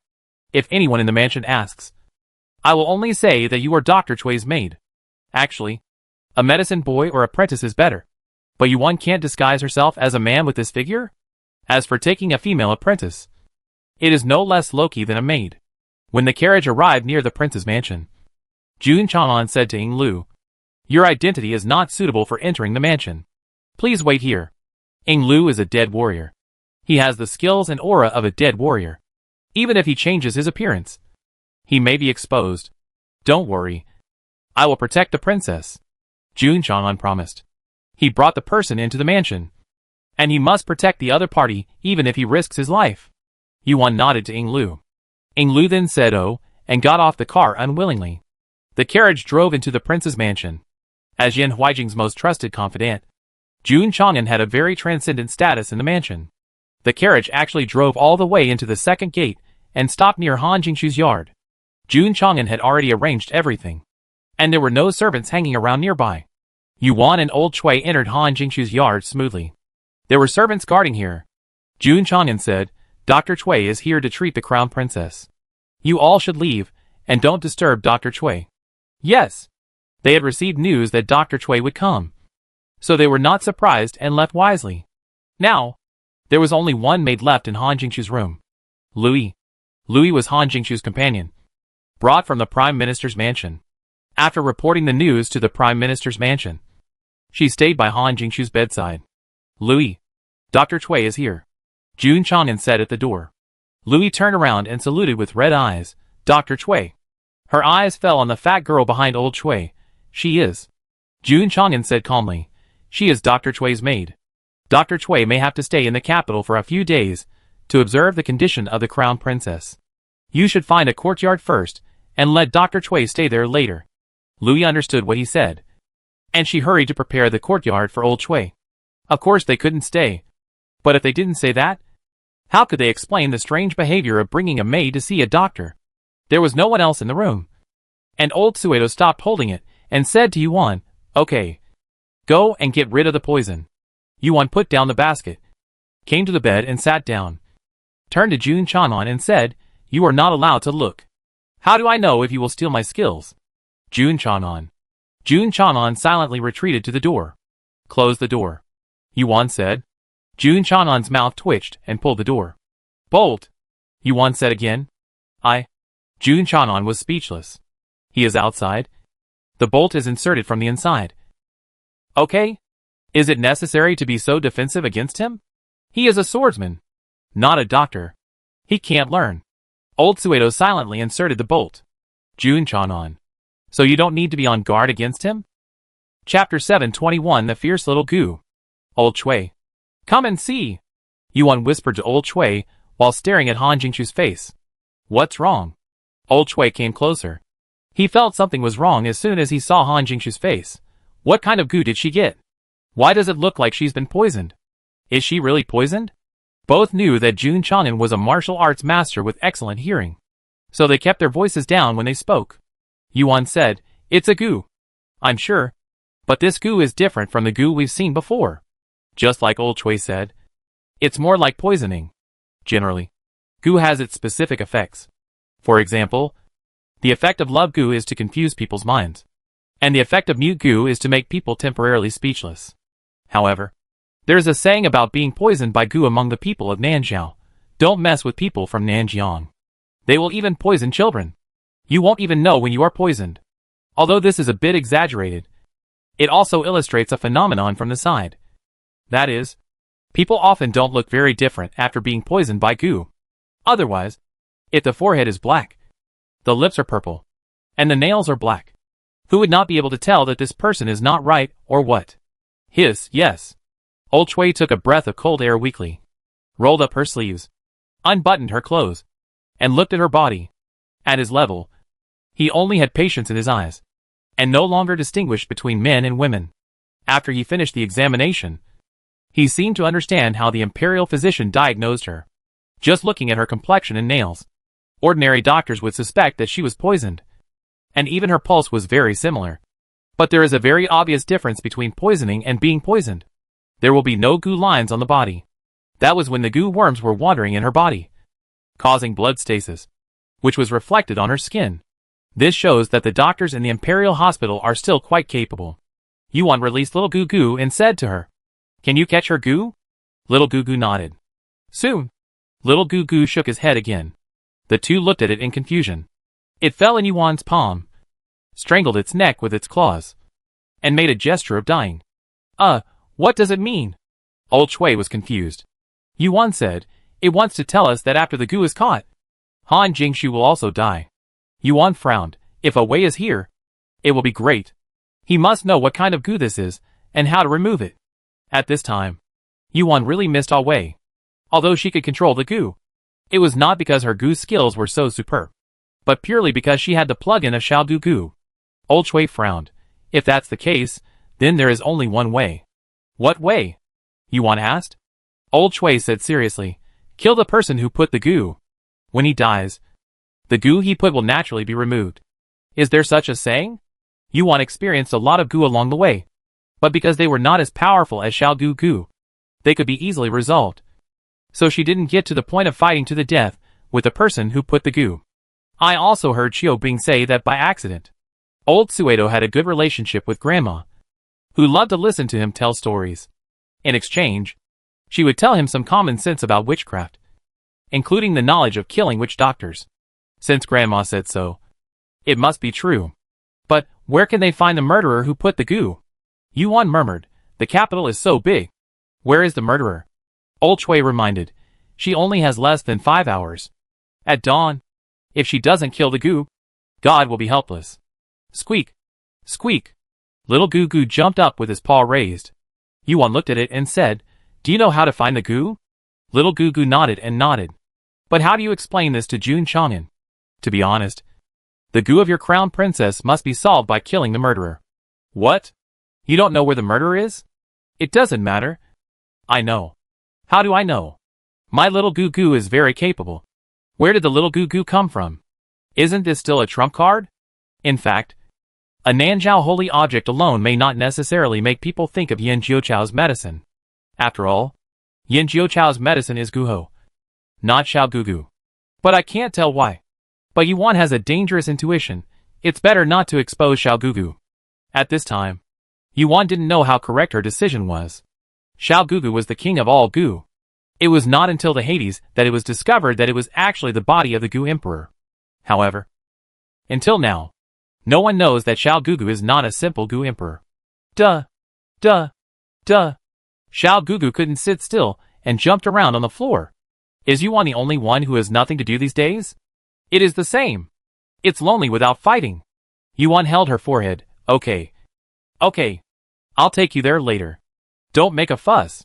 If people find out about your existence, I won't want you anymore. Xiao Goo Goo became honest instantly. What's more terrifying than being captured is that I don't want you anymore. If it is caught, it can escape back by itself. But if Yuan doesn't want it, it will have no home. Little Goo Goo lowered his head in grievance. Yuan said to Old Chui, "This matter can't be known to Jun Chang'an." Old Chui nodded, indicating that he agreed with Yuan's approach. although he always complained about Yuan and Yinxioch and wished he had never met them. When it really concerned their safety, old Chui became the same existence as Grandma, even when Grandma was not around. He had to go to protect these two children. Wait. Old Chui paused with his hand holding Han Jingchu's white wrist. What's wrong? Yuan said. She's pregnant. Old Chui said. Yuan was stunned, and hurriedly took Han Jingchu's wrist from old Chui's hand and carefully felt her pulse. It's really a slippery pulse. It was just suppressed by the poison. So it was too weak. And it appeared and disappeared from time to time. So they almost didn't know it. So, these are 2 lives. Yuan sighed. She was also a mother. How could she really bear to watch Han Jingshu die in front of her? Are you sure? Asked old Chui. Yes, said Yuan. Whether it is finding the murderer or killing the murderer. She is sure. I am the most powerful saint, she said. Old Chui, who couldn't bear to expose her, said. Okay. Watch my eyes and act later, old Chui said, and walked forward and opened the door.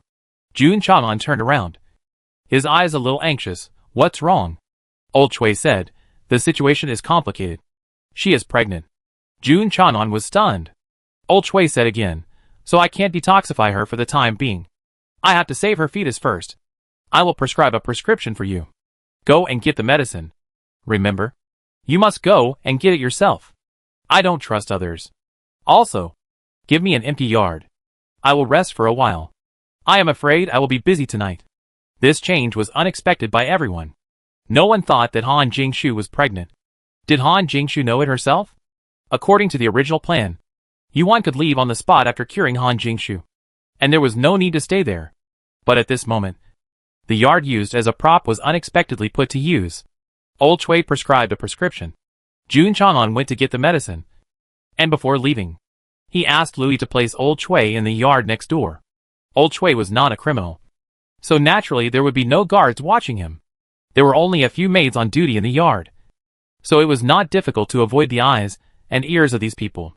Wait for me here, Yuan said. Are you sure you don't want me to go with you? Old Chui asked. Yuan sighed and said, if we both disappear, what will we say later? I'm a maid, and no one will care if they don't see me. Just make sure you walk around under their noses from time to time. Old Chui wanted to follow, but she felt that what she said made sense. I know. Go and come back quickly. Don't be stubborn. Ying Lu will meet you outside the mansion. However, Yuan felt that she probably wouldn't need Ying Lu, because judging from the excitement of Xiao Gugu, the murderer who put the goo should not be far away, and it is very likely that he is in the mansion. Yuan avoided the sight of the servants and slipped out of the yard. Yuan released the little Gugu. Now the little Gugu can restrain its breath well, when it is not attacking. It is no different from ordinary insects. Where are the people? Yuan asked. The little Gugu pointed to the east. Yuan followed it to the east, which was where the moon viewing tower was located. However, there was more than one house there. All the staff of the prince's mansion lived in that direction. In fact, Yuan needed to pass by the houses of other people to reach the deepest moon viewing tower. Wouldn't it be easy to be discovered if she went back and forth like this? The little Gugu patted her chest intimately, indicating that it could kill by itself. Yuan narrowed her eyes. You don't want to go in and kill enough, do you? Little Gugu, oh. I was seen through. Yuan gasped. Such a cute bug. How could it be so cruel? Yuan certainly couldn't let it kill enough. Whether that group of people should be killed or not was not the point. If they killed all the people, would they be able to leave the house safely? Killing one of them would risk exposure. Okay. But human life was at stake, so that one had to be killed. Yuan said seriously, only one person can be killed. The one who put the poison in the pot. And no one else can be touched. Little Gugu stretched out 3 little claws. 3. Yuan. Is this guy bargaining with her? 1. Yuan said seriously. Little Gugu bent back one of his little claws. 2. Yuan. Why do I suddenly want to pinch you to death? Chapter 722 Little Goo's Instant Kill. Isn't it good to be a cute little bug? Do you have to learn to kill and rob? Is killing one not enough? Bargaining with her? What kind of bug is this? Yuan crossed her chubby waist and looked at it fiercely. I'll say it for the last time. Only one can be killed. If you dare to kill more, I don't want you. Don't want it again. Can you try something new? Little Gugu snorted and turned away. This little thing. Still showing off? Yuan was almost pissed off by it. But Yuan also knew that no matter how this little guy acted, she would never give in. Otherwise, if she got used to its bad temper, it would become more aggressive in the future. And who could control it? Yin Jiuqiao? Yuan wanted to bend over and poke it, but found that her belly was too big to bend down. So she stretched out her hand and said to it, "Come up." Little Goo Goo flashed up with a whoosh. But the way it came up, turned its back to Yuan. "What's wrong? Want to give me a cold war? Don't even want to see my face?" Yuan stretched out her fingertips and poked its little body. "I'll tell you one last time. Kill the person who cast the goo. If you don't obey, I'll feed you to the chickens." Little Goo Goo was furious at that moment. What is the natural enemy of goo? Chickens. Of course. At its level, ordinary chickens can't catch up with it. But it's still a young goo, and its little heart will still be frightened. Little Goo Goo turned around with grievance, looked at Yuan with resentment, jumped off the ground, and went to carry out this assassination mission. It drooped its head, dragged a long knife made of branches, and walked on the grass with its head down. Dust flew on both sides. It was a lonely swordsman. After walking a few steps, Yuan suddenly called it, "Wait! Take it with you." Yuan walked forward, took out a small jade bottle from her purse, unplugged it, and poured out 1,000 Goo King. "I've thought about it. Although you can restrain your breath now, your breath will still be exposed when you attack. If someone knows about it, they may recognize that you are the body of the Goo King. Let it do it. I think the opponent's ability should not be able to beat the 1,000 Goo King." After Yuan said this, she blinked and looked at it. Little Goo Goo immediately threw his long knife on the ground. "What the hell? Don't let me kill anyone. Is there any justice?" In the end, Little Goo Goo couldn't get over Yuan, and took the 1,000 Goo King to kill the Goo people. That was clearly his own food. A food. And he lived more freely than this Goo King. Wow! Yuan was not worried about Xiao Goo Goos coming out.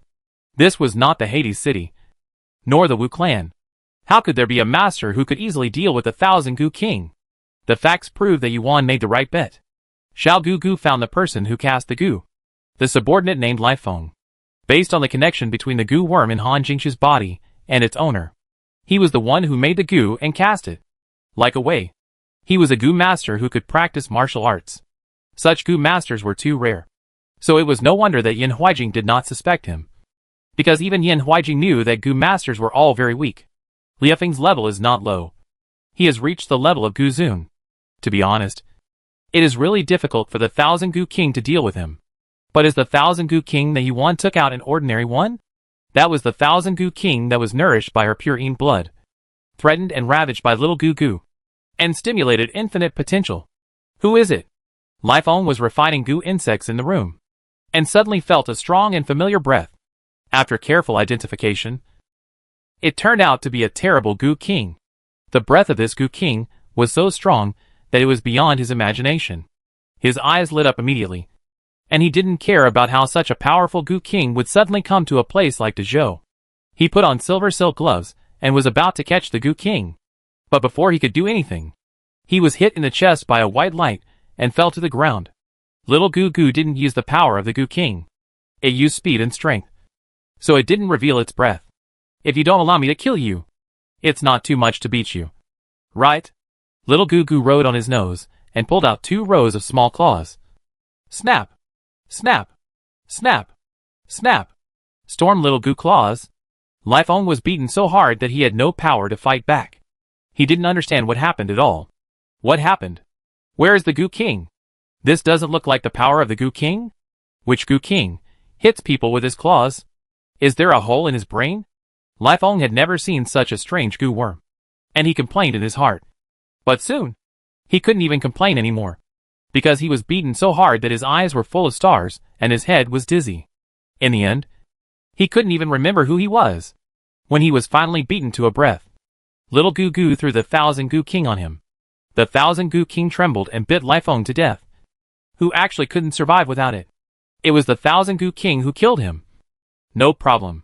Little Goo Goo took the 1,000 Goo King to report to Yuan. "Are you sure you killed him?" Yuan asked. Little Goo Goo nodded. "Did you kill the wrong one?" Yuan asked again. Little Goo Goo shook his head with contempt. "Did you kill too many?"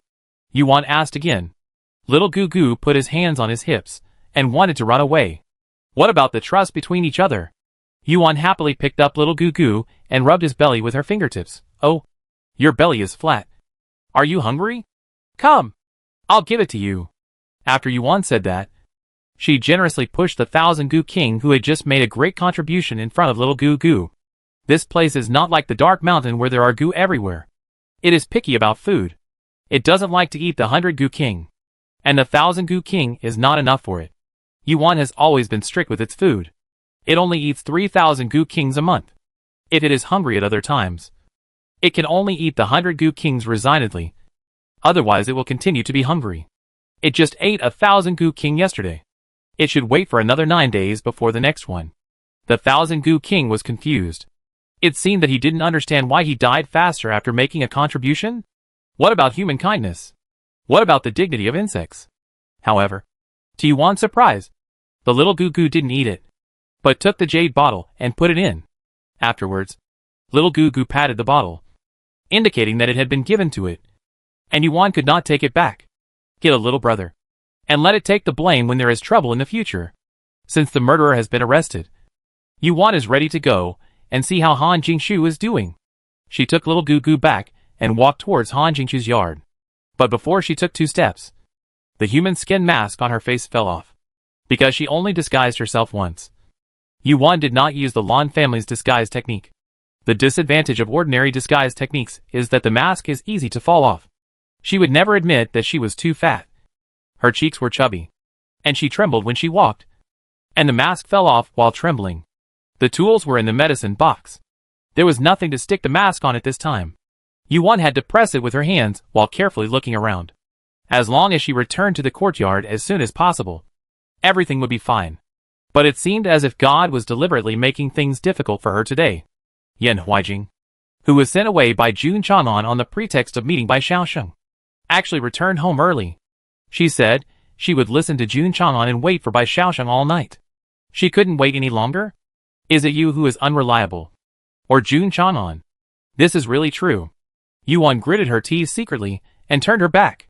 Yan Huijing was worried about Han Jingshu's condition. Although Jun Chanan repeatedly told him that Bai Xiaosheng would definitely show up, and hoped that he would wait patiently, he was still a little restless. He left a guard there to wait. If Bai Xiaosheng came, the guard would stabilize Bai Xiaosheng and notify him as soon as possible. After Yan Huijing returned home, he naturally went to visit Han Jingshu first. And this was when he met Yuan on a narrow road.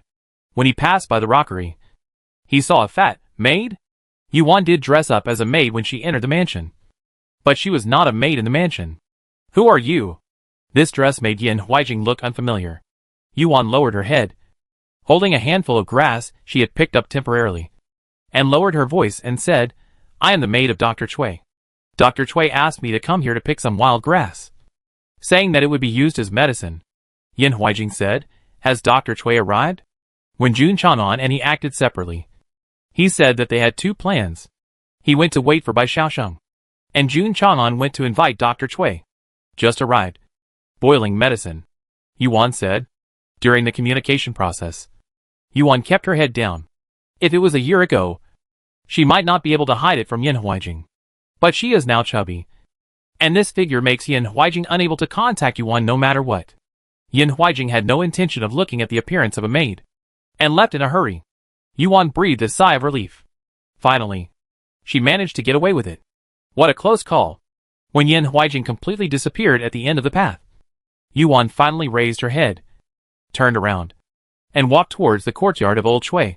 What Yuan didn't know was that when she turned her head, she happened to bump into a pair of deep eyes. Goo Girl Yiman stared at Yuan for a long time, and took out the portrait in her arms. The portrait was a few years old, but the facial features could still be recognized. Except for the fatter body, the features of the fat girl were exactly the same as the woman in the portrait. Yiman rushed back to Wangyu Tower and rushed into the house of the cloaked man. Sir, I found the person who stole the Holy Soul Pearl. Who stole the Holy Soul Pearl? Chapter 723 The King of Bargains. The cloaked man's face, which had never been surprised for 1,000 years, finally showed a trace of surprise. What did you say? Found it? Yes. Found it. I saw it with my own eyes. although she has gained weight. But that face is the woman in the portrait. The witch Yemen placed the wrinkled portrait on the table in front of the cloaked man. Although the portrait was a few years old, it was not wrinkled. This was because Yemen was too excited along the way. The cloaked man felt Yemen's excitement. If what Yemen said was true, and they really found the thief who stole the Holy Soul Pearl, then not only Yemen, but even he would be extremely excited. But they have experienced too many disappointments over the years, and the cloaked man will not easily believe that they have succeeded. Where is the person? The cloaked man asked. Yemen said, in the mansion. The cloaked man frowned suspiciously. In the mansion? Are you talking about the prince's mansion? How is this possible? How long have they lived in the prince's mansion? Everyone has been checked, and the thief from that year was not found. Yemen said again, I see that she is dressed like a maid in the mansion. Is she a guest in the mansion? The cloaked man fell into deep thought. Not like. Yemen recalled what she saw and said, she is dressed like a maid, but not from the prince's mansion. The cloaked man paused and said, then she may be new, or there may be some guests in the mansion, and she is the guest's maid. Go and ask who came to the mansion today? Okay, Yemen agreed, turned around and walked out the door. Wait, the cloaked man called her. Where's Lifeng? Ask him to go, and tell him not to alert the enemy. Yemen went to Liafeng's room. Liafeng's door was closed. This was not surprising. Lifeng would make poison in his room every night, and he didn't want to be disturbed at this time. Lifeng, Yemen called out. No one in the room responded. Yemen was not a martial arts master, so she didn't realize that there was no one breathing in the room. She raised her hand and knocked on the door. Lifeng, the master is looking for you. Still no one answered. Are you asleep? Yemen looked through the crack in the door, and the lights were indeed off. Yemen went to the cloaked man's room to report. Lifeng is asleep. Why don't I go? Since she is a maid, she must be able to walk around in the backyard. I am a woman, so it is convenient for me to go to the backyard. Did Lifeng go to bed so early? The cloaked man felt that Lifeng was suspected of dereliction of duty today, but he didn't think too deeply about it. He nodded to Yemen. You go. If you are really a guest in the mansion, you are probably here to visit the crown princess. Just take a pill and go openly. Yes. The goo woman went back to the room and took a beauty pill for replenishing qi and blood. This pill can't kill people or cure diseases, so it is perfect as a cover. At this time, Yuan didn't know that she was mistaken for a thief. She returned to the yard of old Sueo, who was boiling a pregnancy-preserving medicine in the kitchen. Nothing went wrong, did it? Yuan's voice suddenly sounded at the door, and old Chui was so scared that his hands trembled, and he almost dropped the medicine jar. Old Chui glared at Yuan unhappily. What could go wrong with me? Nothing went wrong with you. Did you? What could go wrong with me? Yuan walked in leisurely. What's wrong with your face? Old Chui asked, staring at her. The mask fell off. Yuan took out the mask, played with it in her hand, and said nonchalantly, I'll stick it back on later. Yuan glanced at the medicine jar in front of him and said, Okay, don't do it. She doesn't really need to protect her pregnancy. The person who poisoned her is dead. Let's go quickly. Otherwise when Han Jingshu wakes up, it will be hard to explain how she woke up. As soon as the voice fell, Jun Chang'an walked over and said, Dr. Chui, Yuan was killed by surprise. She was still holding the human skin mask in her hand. Why did Jun Chang'an come to her? It's true that Jun Chang'an knew her identity, but Jun Chang'an didn't know that old Chui also knew it. She took off the mask and chatted with old Chui in the kitchen. Even a fool could guess that she had a close relationship with old Chui. Right? Yuan was anxious and angry. Old Chui calmly grabbed a handful of stove ash and swiped it on Yuan's face. Yuan, whose face instantly turned into a cat's. As soon as Jun Chang'an entered the room, he was startled by Yuan's big painted face. Madam, Yuan silently spit out the stove ash in her mouth and said with a pale face, It's okay. I just boiled some medicine for your crown princess. Jun Chang'an, you are making too much of a fuss about boiling medicine. Those who know will say that you are boiling medicine, and those who don't know will think that it is the medicine that is boiling you. Yuan wanted to beat old Chui to death at this moment, to give her back her beautiful face and her charming manner. Old Chui cleared his throat and said to Jun Chang'an, The abortion medicine is ready. You can send it to the crown princess. After she drinks the abortion medicine, you can start to detoxify her. No need. You can go back, Jun Chang'an said. Old Chui was stunned. And Yuan was also stunned. What do you mean by no need? They can go back? This sentence contains a lot of information. Jun Chang'an paused and said with some mixed feelings, the crown princess woke up and was cured.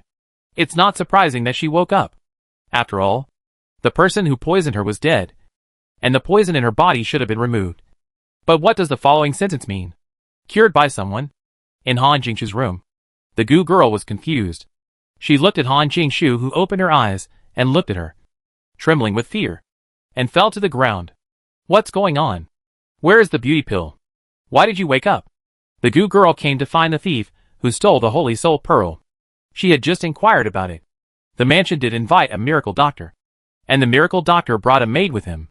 The Gu girl guessed that the maid was the maid she saw in the garden. The doctor and the maid went to make medicine for the crown princess. She was not good at martial arts, so it was impossible for her to sneak in. She had no reason to follow. So she took out the beauty pill she had prepared early in the morning and said to the servants in the yard, I have an ancestral pill here. I don't know if it works, but at this point, let's try it. The servants knew how much Yin Huijing valued the people in Wangyu Tower.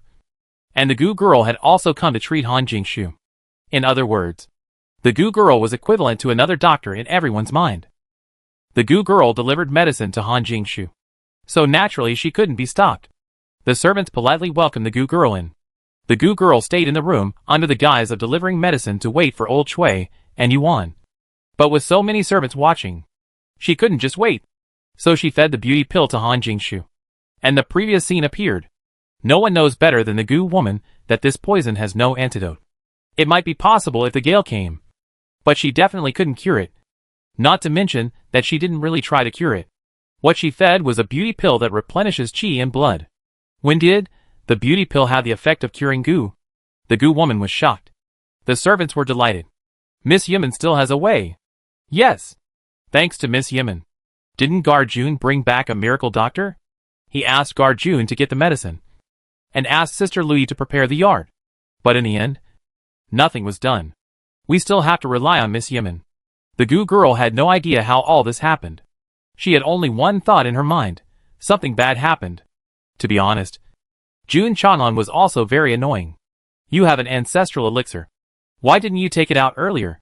Waiting until I was slaughtered by Bai Shaosheng before taking it out. Isn't it a waste of such a high price? Jun Chang'an really wants to kill someone.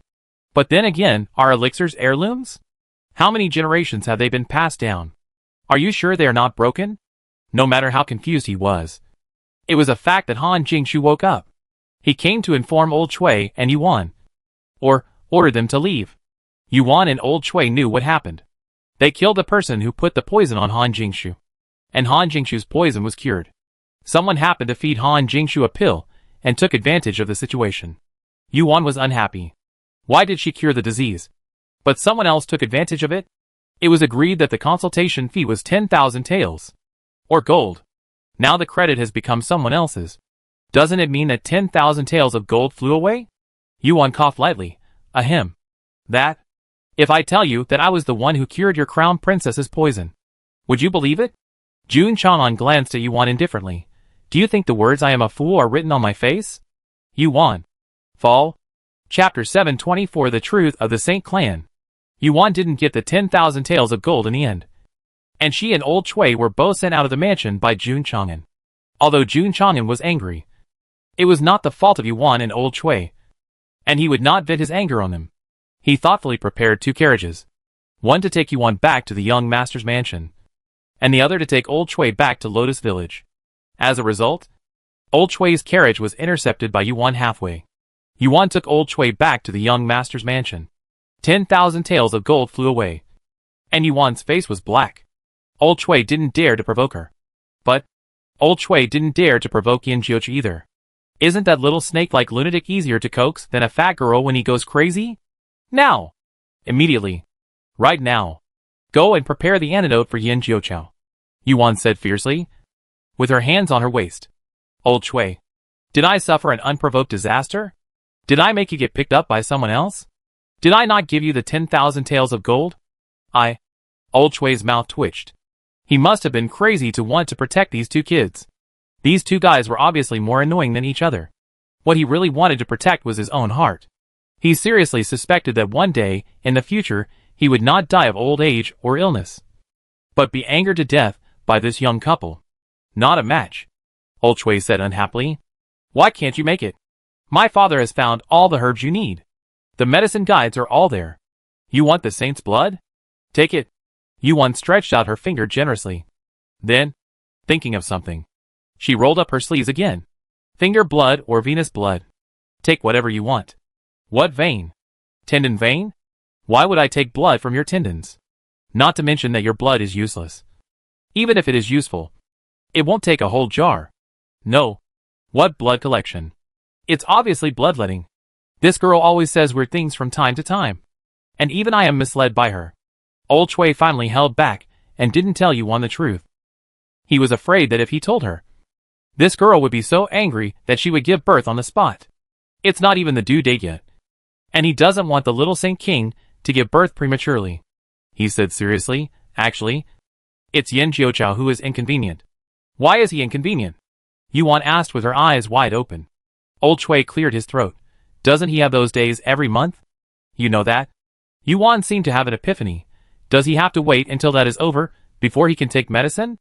Old Chui's eyes flashed. And he said righteously, yes. He has to wait until that is over. When that comes, he is so weak. He can't just take medicine. The maids in the yard swore that they really didn't eavesdrop on them on purpose. It was really the young lady and Dr. Chui who didn't avoid them. But then again, what did Dr. Chui and the young lady mean? The young master has those days every month when he is not convenient. Those days he is still very weak. He can't just take medicine. Oh my God! Young master. Young master is not like them. Does he have period every month?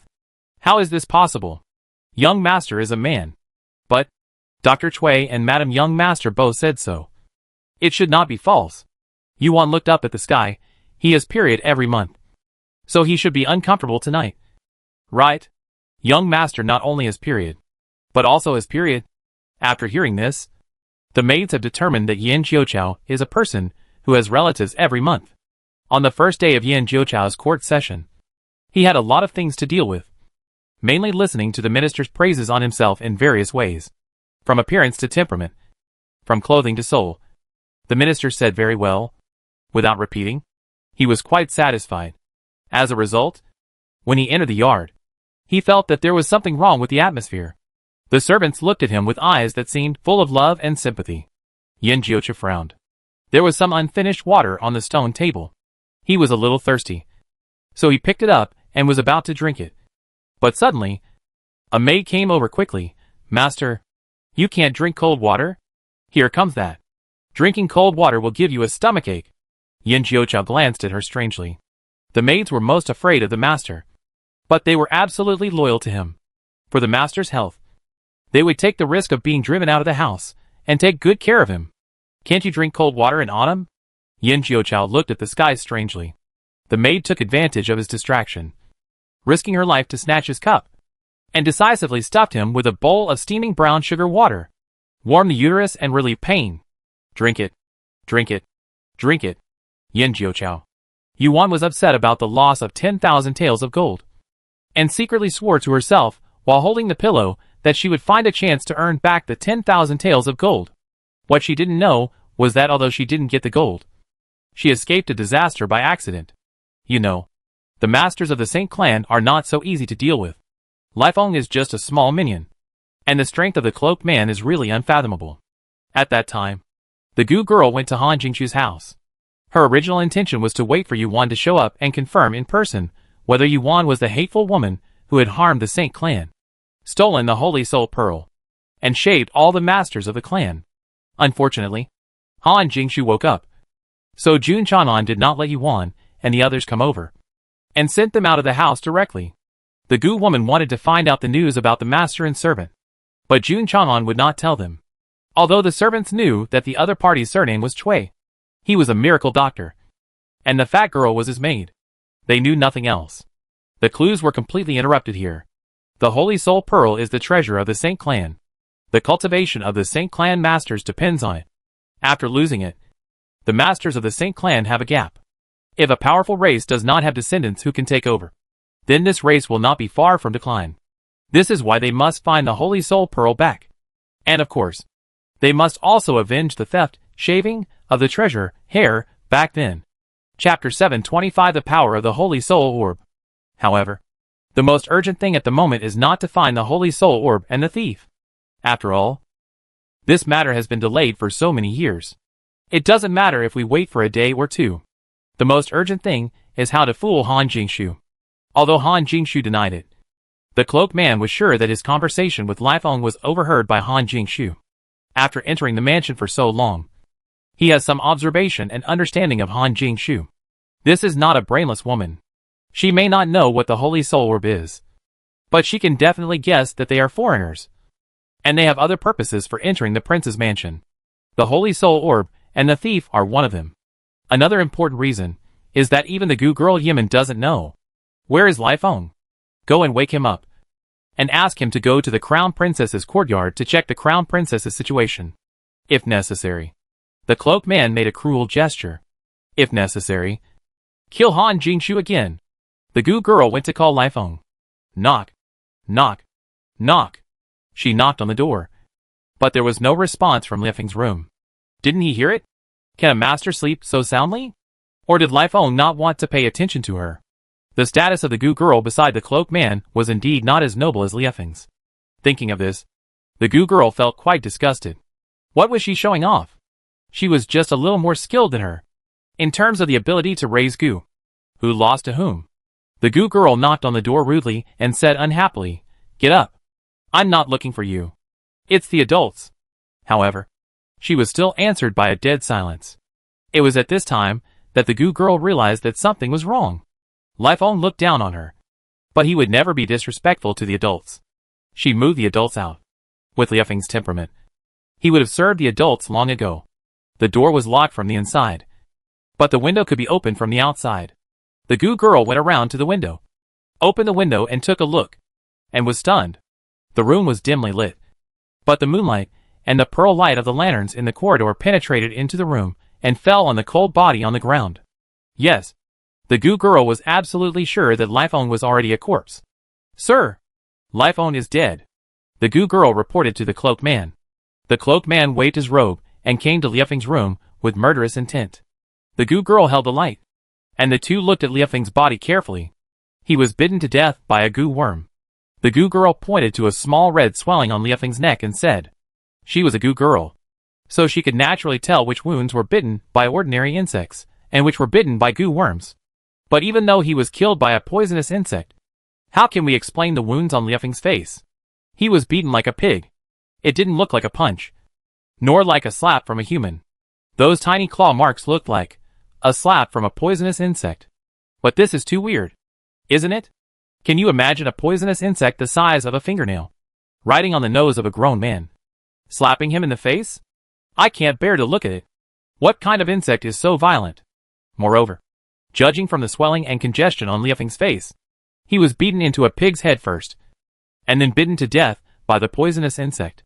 If he was bitten to death first, the blood of the dead person would stop flowing, and the body would not be congested and swollen.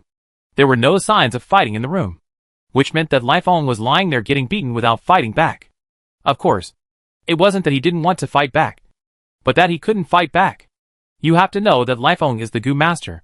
How powerful must a Gu worm be to beat a Gu worm without any chance of fighting back? If it's so powerful, why not just bite it to death? What's the point of beating it into a pig's head?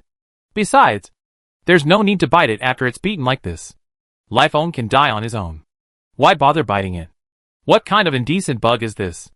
It's not uncommon for Gu masters to die at the hands of the Gu worms they made. Therefore, the cloaked man and the Gu girl didn't expect Lai Feng to be killed by an external bug. They just thought that he made some evil Gu that was powerful enough. And the evil Gu went astray, lost control, and attacked its master. This can explain why Lai Feng died so strangely. If he was not possessed by a demon, what kind of bug could do such a thing to a human? The cloaked man stared and said, I'm afraid that bug has already escaped. Don't worry about it for now. You ask someone to deal with Lai Feng's body. I will go to the crown princess in person to see how she is doing. The cloaked man did not enter through the main door, but used light skills to avoid the eyes of the guards in the mansion, and quietly flew to Han Jingshu's roof. He lifted a tile, and the dim pearl light was reflected. The dark night became his most powerful cover.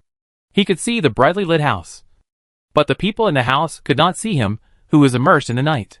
The crown princess's bed had a dust cover, and the bed could not be seen from the top. Fortunately, the angle chosen by the cloaked man happened to be able to see the scene beside the bed at a glance. Yin Huijing was sitting on the edge of the bed at this time, holding a bowl of sweet soup in his hand, feeding Han Jingshu spoonful by spoonful. I'm full. After eating the third bite, Han Jingshu took out a handkerchief and wiped the corner of her mouth. Yin Huijing whispered, "You are pregnant. Eat more. Don't worry about the rules. The royal family rules are that you can't eat more than 3 bites. No matter how delicious the food is, you won't eat a 4th bite. Generally speaking, you only move 1 chopstick for the same dish, and only if it is particularly delicious will you move 2 more chopsticks." Han Jingshu has no appetite, because it was Yin Huijing who fed her. She reluctantly ate 3 bites, and she couldn't eat more. "I'm really full," Han Jingshu said. Yin Huijing has a younger sister. When concubine Su was with her, she often couldn't eat anything. I heard from the maids that this is called morning sickness. Yin Huijing thought Han Jingshu was just being shy, so he didn't force her to eat. He put the bowl on the tray held by Louis and said to Han Jingshu, "Whenever you want to eat, tell the kitchen to make it." "Yes." Han Jingshu nodded gently. Yin Huijing said again, "By the way, do you remember what happened in the small garden? Who cast a spell on you?" The cloaked man stared at Han Jingshu's face without blinking. Han Jingshu frowned, looking like she was thinking hard. Then she held her temple and took a breath of cold air in pain. "What's wrong?" Yin Huijing asked with concern. Han Jingshu frowned and said, "I can't remember it. My head hurts when I try to think about it." Yin Huijing held her shoulders and said, "Then don't think about it. Don't force yourself. I will find out." "Yes." Han Jingshu nodded obediently. Yin Huijing held her hand, with a rare tenderness in his eyes. "This time, thanks to Lord Yin and his men. Otherwise I might have lost you." "Sure. Your Highness." Han Jingshu was moved, and her eyes suddenly turned red. Yin Huijing smiled slightly. "This time it's a blessing in disguise that you're pregnant. Otherwise, none of us would know, and you'd be in trouble if you bumped into something." Han Jingshu lowered her eyes. "Yeah. You should rest early. I'll go to the study to deal with some official documents, and come to accompany you later." Yin Huijing helped Han Jingshu lie down, tucked in the corners of the quilt for her, and said to Louis, "I'll rest here tonight." "Yes." Louis was surprised. Yin Huijing turned and left the room. Louis walked up and asked Han Jingshu, "Crown Princess, do you really not remember what happened yesterday?" Han Jingshu shook her head blankly. "I don't remember. It's so strange. How could this happen? Wasn't my poison cured?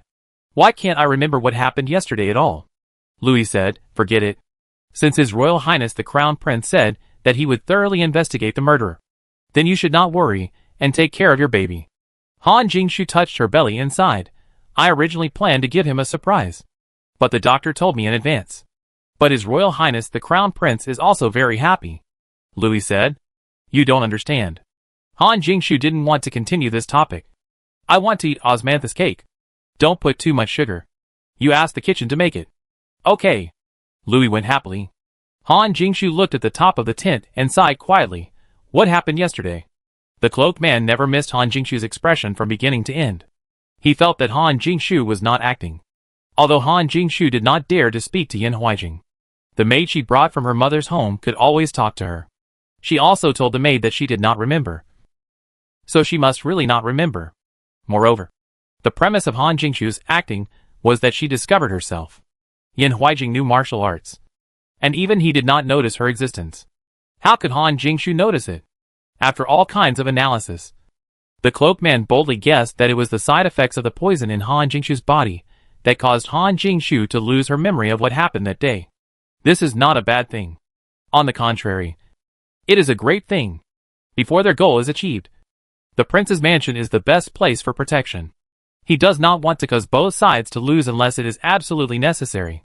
Han Jingshu is still useful to Yin Huijing's cause, as long as it does not threaten their safety.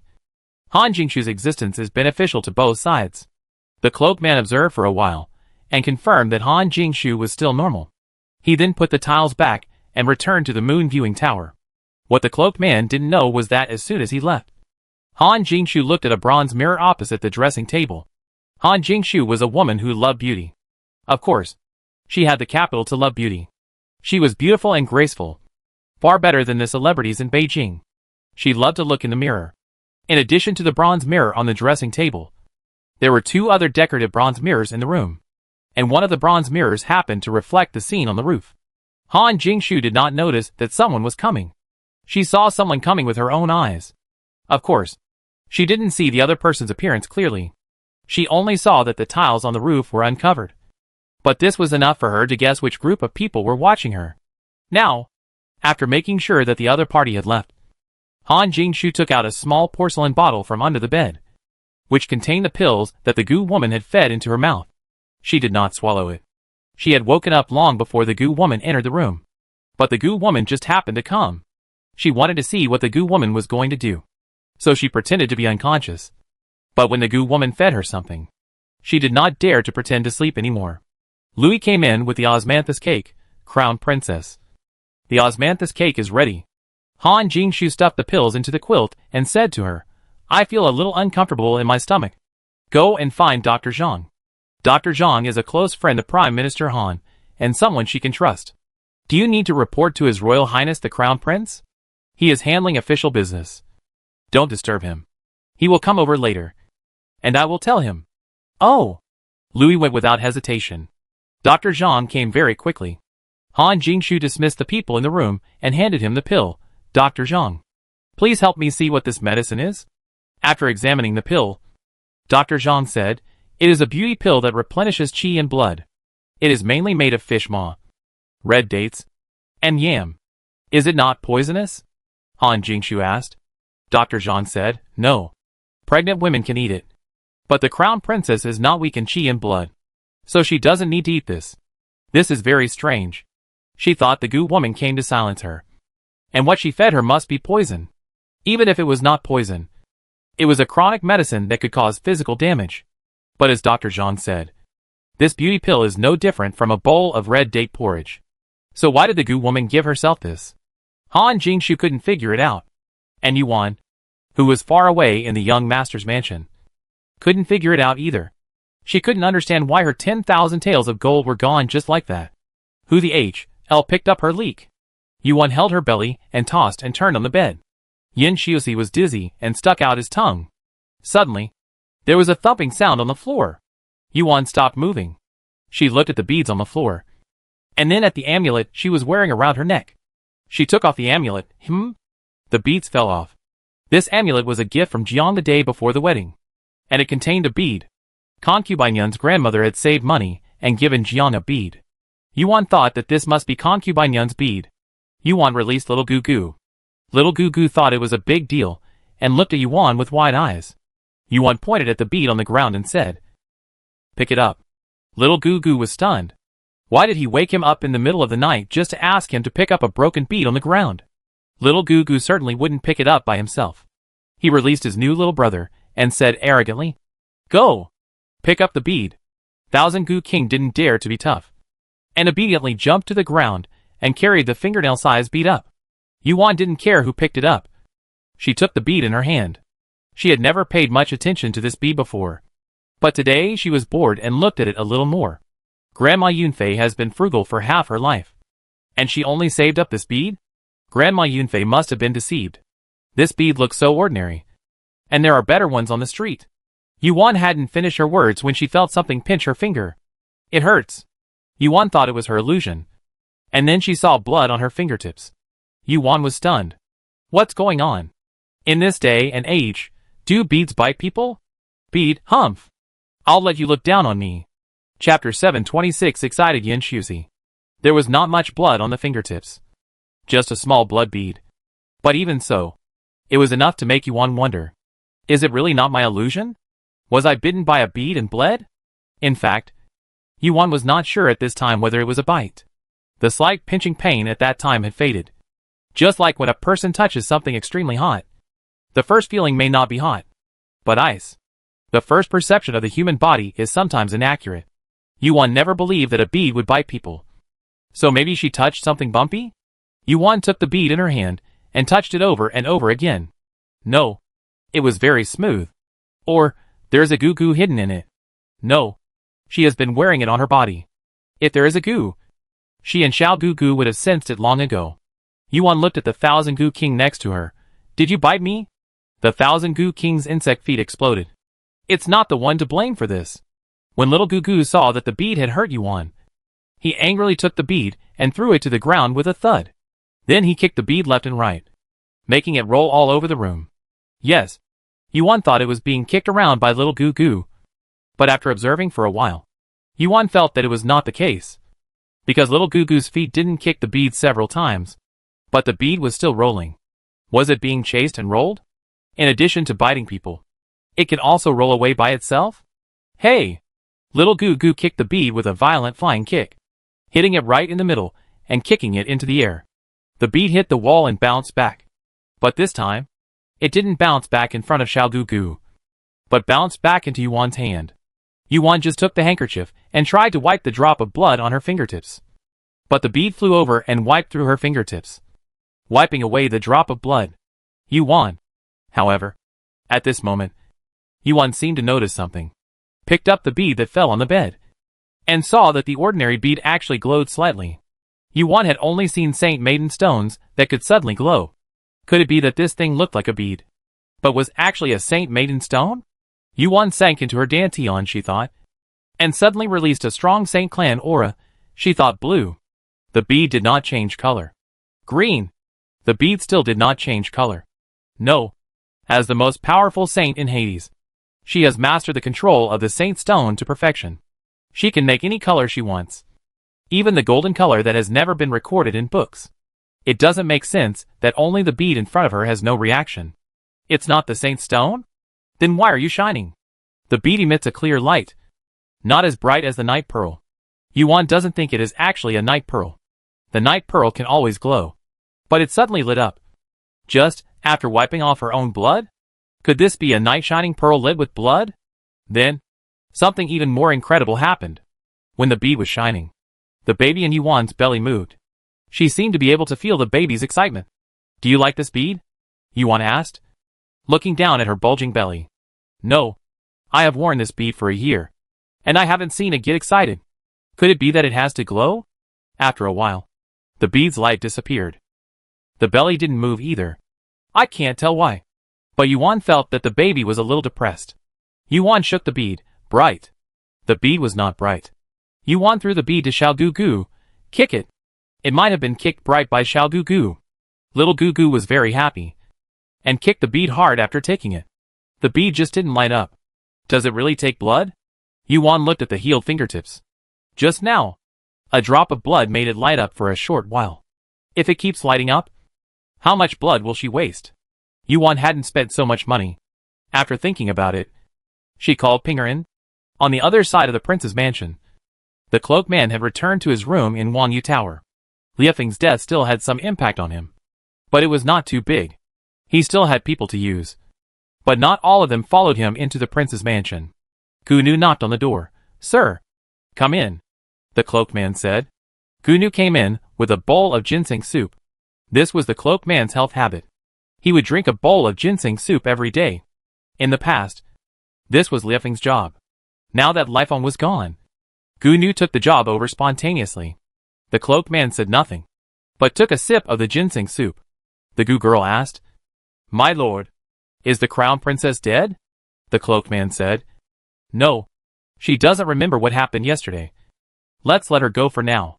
Why doesn't she remember what happened yesterday? Although the Goo girl had doubts in her heart, she saw that the cloaked man looked confident, so she didn't doubt anything anymore. Did you deal with Liefeng's body? The cloaked man asked. Dealt with it, the Goo girl said. The cloaked man really valued Liefeng, but Liefeng, who was already dead, had no value, and he would not waste much energy on him from now on. Liefeng's affairs will be handled by you. The Goo girl was overjoyed. She had always hoped to find a position by the Lord's side. Even if she didn't have a position, it would be her honor to be valued by the Lord. After all, The Lord had an outstanding status in the Holy Clan.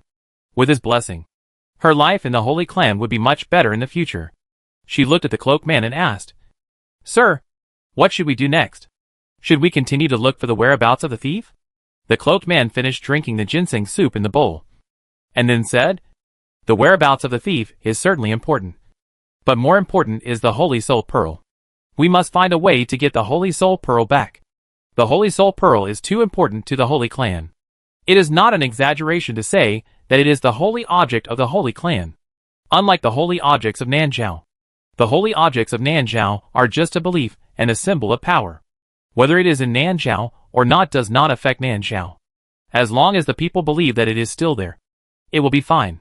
Once the Holy Soul Pearl leaves the Saint Clan, everyone's martial arts improvement speed will slow down. No matter how strong the masters of the older generation are, they will eventually die. The young people are the real future of the Saint Clan. For the rise and fall of the Saint Clan, the Holy Soul Pearl must be snatched back. However, the cloaked man has a doubt. You said the thief has become fat? Yeah. Gu Nu nodded. In fact, the Holy Soul Pearl was stolen nearly 20 years ago. Gu Nu was not born at that time and had never seen the thief himself. But there were many portraits of the thief posted in the clan, including large head portraits, bust, and full-length portraits. The Saint Clan may not know what the king of the clan looks like, but they must know what the thief looks like. It has become a hit in the whole clan. It shouldn't be, the cloaked man murmured. The Holy Soul Pearl is the treasure of the Saint Clan, but using the treasure comes at a price. It must be nourished with the hard blood of a master to ensure its effectiveness. Otherwise it is no different from an ordinary bead. In the eyes of the cloaked man, since the man stole the Holy Soul Orb, he was going to take it back and use it. Why did she steal it if she didn't need it? Would it look good if it was left there? It's not a waste of natural resources, is it? And since it's going to be used, it must be used with hard blood. After using hard blood for so many years, it's a miracle that she didn't die. How come she got fat? Did she kill someone and feed it with other people's hard blood? No. The Holy Soul Orb is very picky. It doesn't care about ordinary people's hard blood. Only masters who have reached a certain heaven-defying realm are qualified to sacrifice for it. Are there many masters of that realm? Even the Saint Clan can't find too many, let alone the great Zhou without ancient heritage. While thinking, the cloaked man suddenly felt a familiar breath. This feeling was very strong and strange, like a breeze blowing, and like a raging flame rolling, and his blood was boiling. His eyes lit up. Holy Soul Pearl. The Gu girl also felt a surge of blood.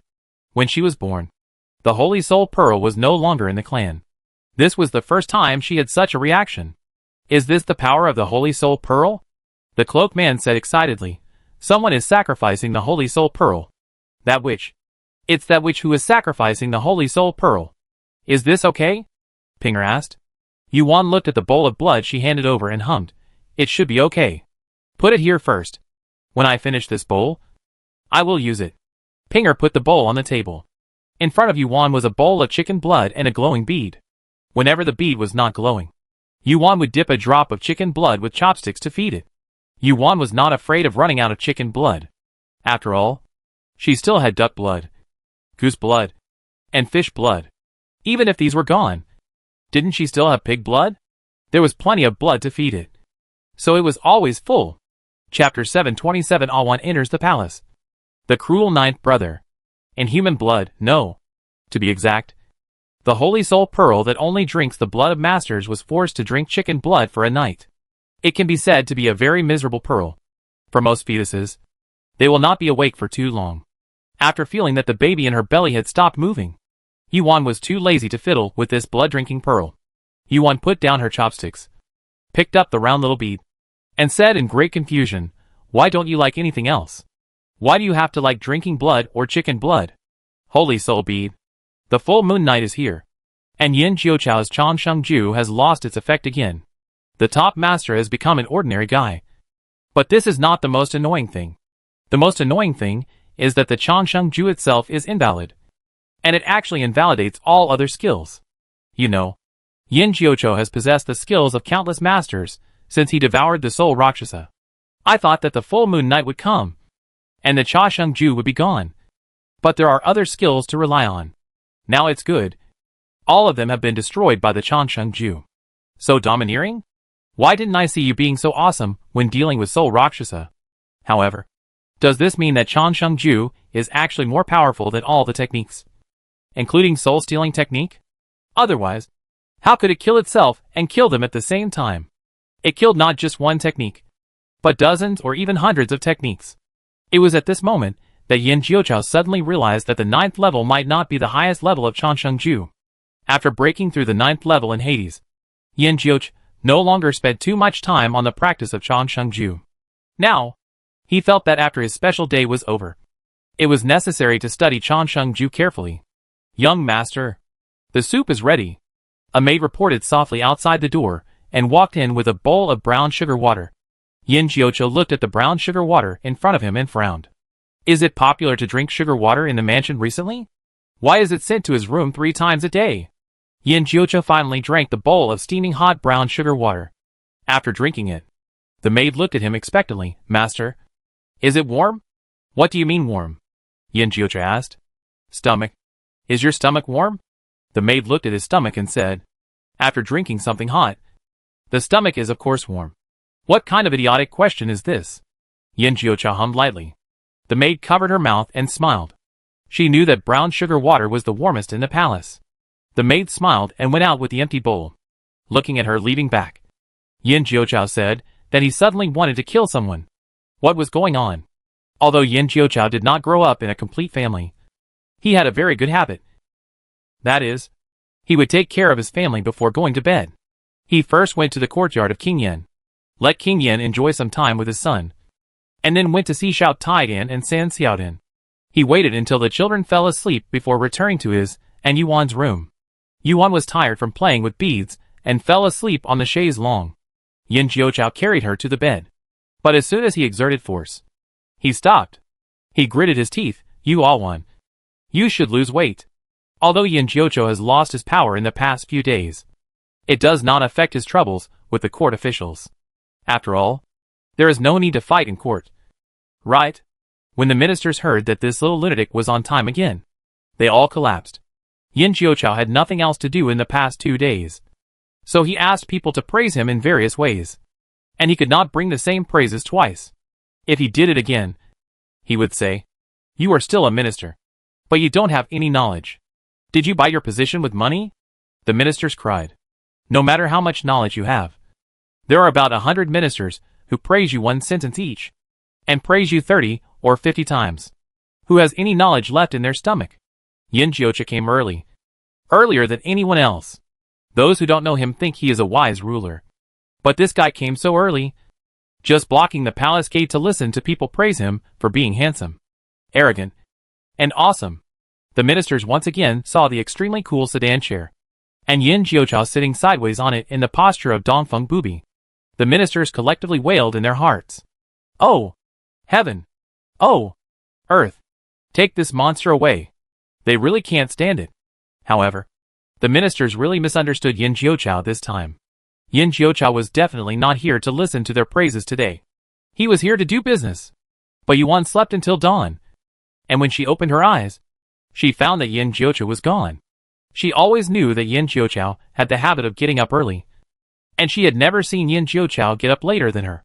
But in the past, he got up early, but most of the time he just sat quietly in the house, tinkering with his toys, flipping through San Xiaodin's comic books. In short, he could let Yuan see him at a glance. That feeling is very reassuring. But now, she has not seen Yin Jiuchao for 3 consecutive days. I miss him so much. I fell asleep in a daze last night, and I don't know when Yin Jiuchao came back. If I hadn't moved from the chaise longue to the bed, I would have thought that Yin Jiuchao didn't go home last night. No. If this goes on, she feels like a widow.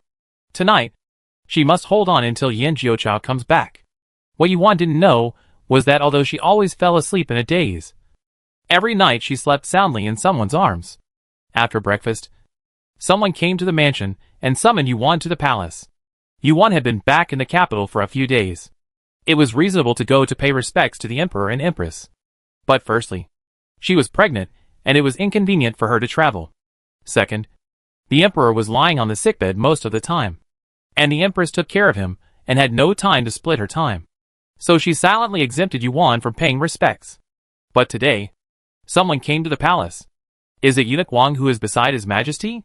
Yuan asked. Pinger didn't know anyone from the Great Zhou. So she looked at Tower and Lear, who were standing by. Lear said, I heard from Steward 1 that it wasn't Eunuch Wang, but Eunuch Qin who is beside the Queen. The Queen wants to see her? Yes. She will see him sooner or later. The young master's mansion and the Queen are from the same camp. As long as the Queen is free, she will inevitably go to her to report. What did the father say? Yuan asked again. It is impossible for the Prince of Yan not to know about such a big thing. And the Prince of Yan's attitude is very important. If he objects to her being involved with the harem, then Yuan will not go. Lear said, the prince said that your health is the most important. If you are not healthy, it's okay not to go. This means that he does not object to her interacting with the Queen.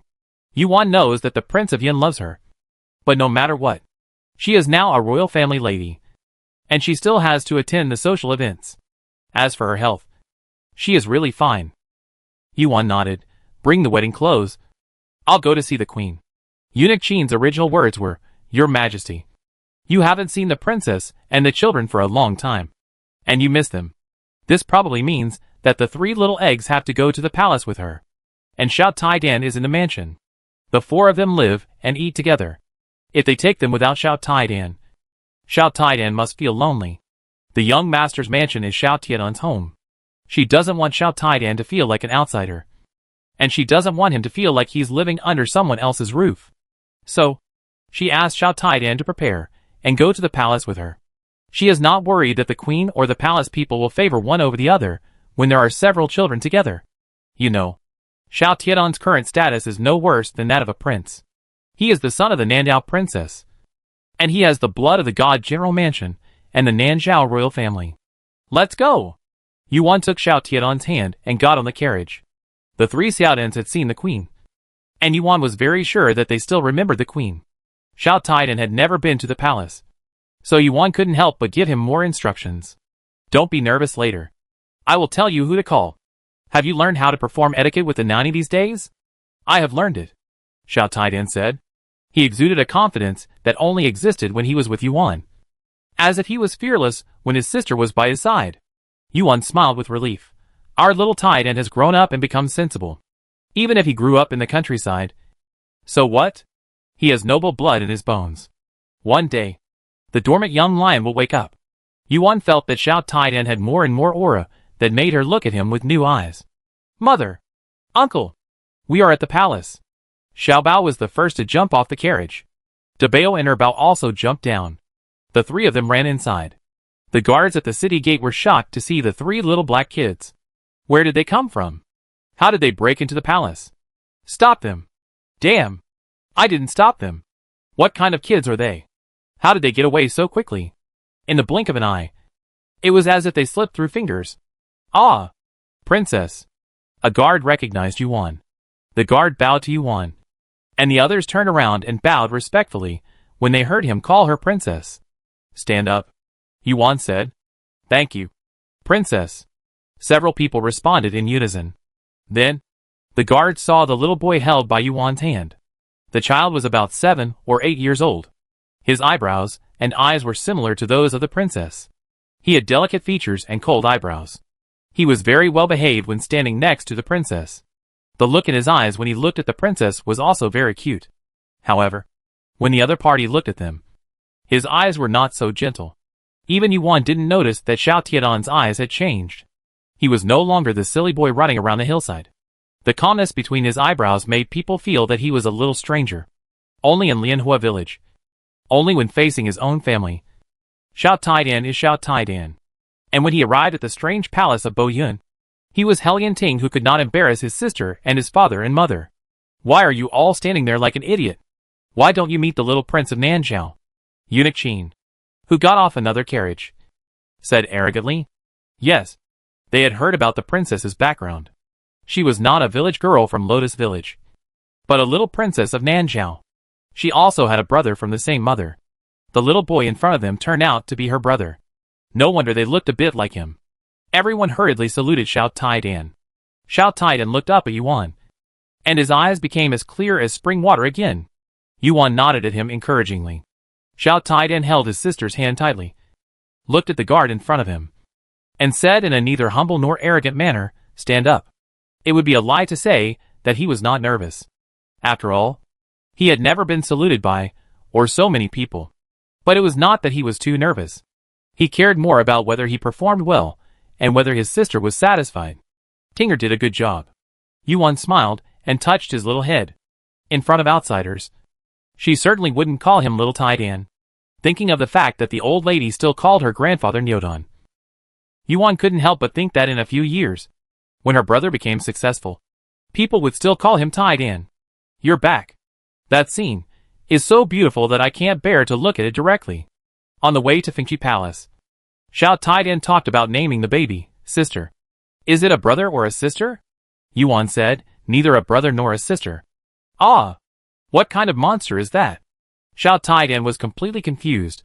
Yuan tapped his little forehead. It's your nephew. Or niece. How can such a big child still not distinguish the generations? Oh! Xiao Taidian said calmly. If it's a nephew, can I call him Gooden? Yuan. Yen Shusi. When Yuan arrived at Fengqi Palace, she found that Han Jingshu was also there. It turned out that the queen not only summoned her today, but also summoned Han Jingshu. Han Jingshu is the daughter-in-law of concubine Su, and the queen is also working hard for the image of a virtuous and generous queen mother.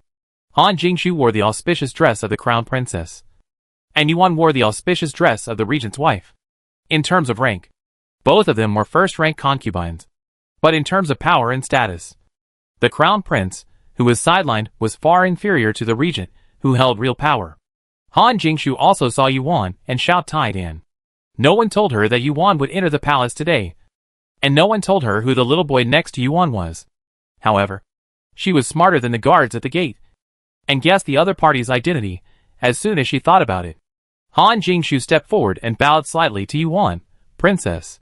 Yuan's current status is just a little lower than that of the queen. Except for the queen. Everyone who sees her has to bow. Yuan did not act pretentiously, and accepted her bow generously, and then introduced her.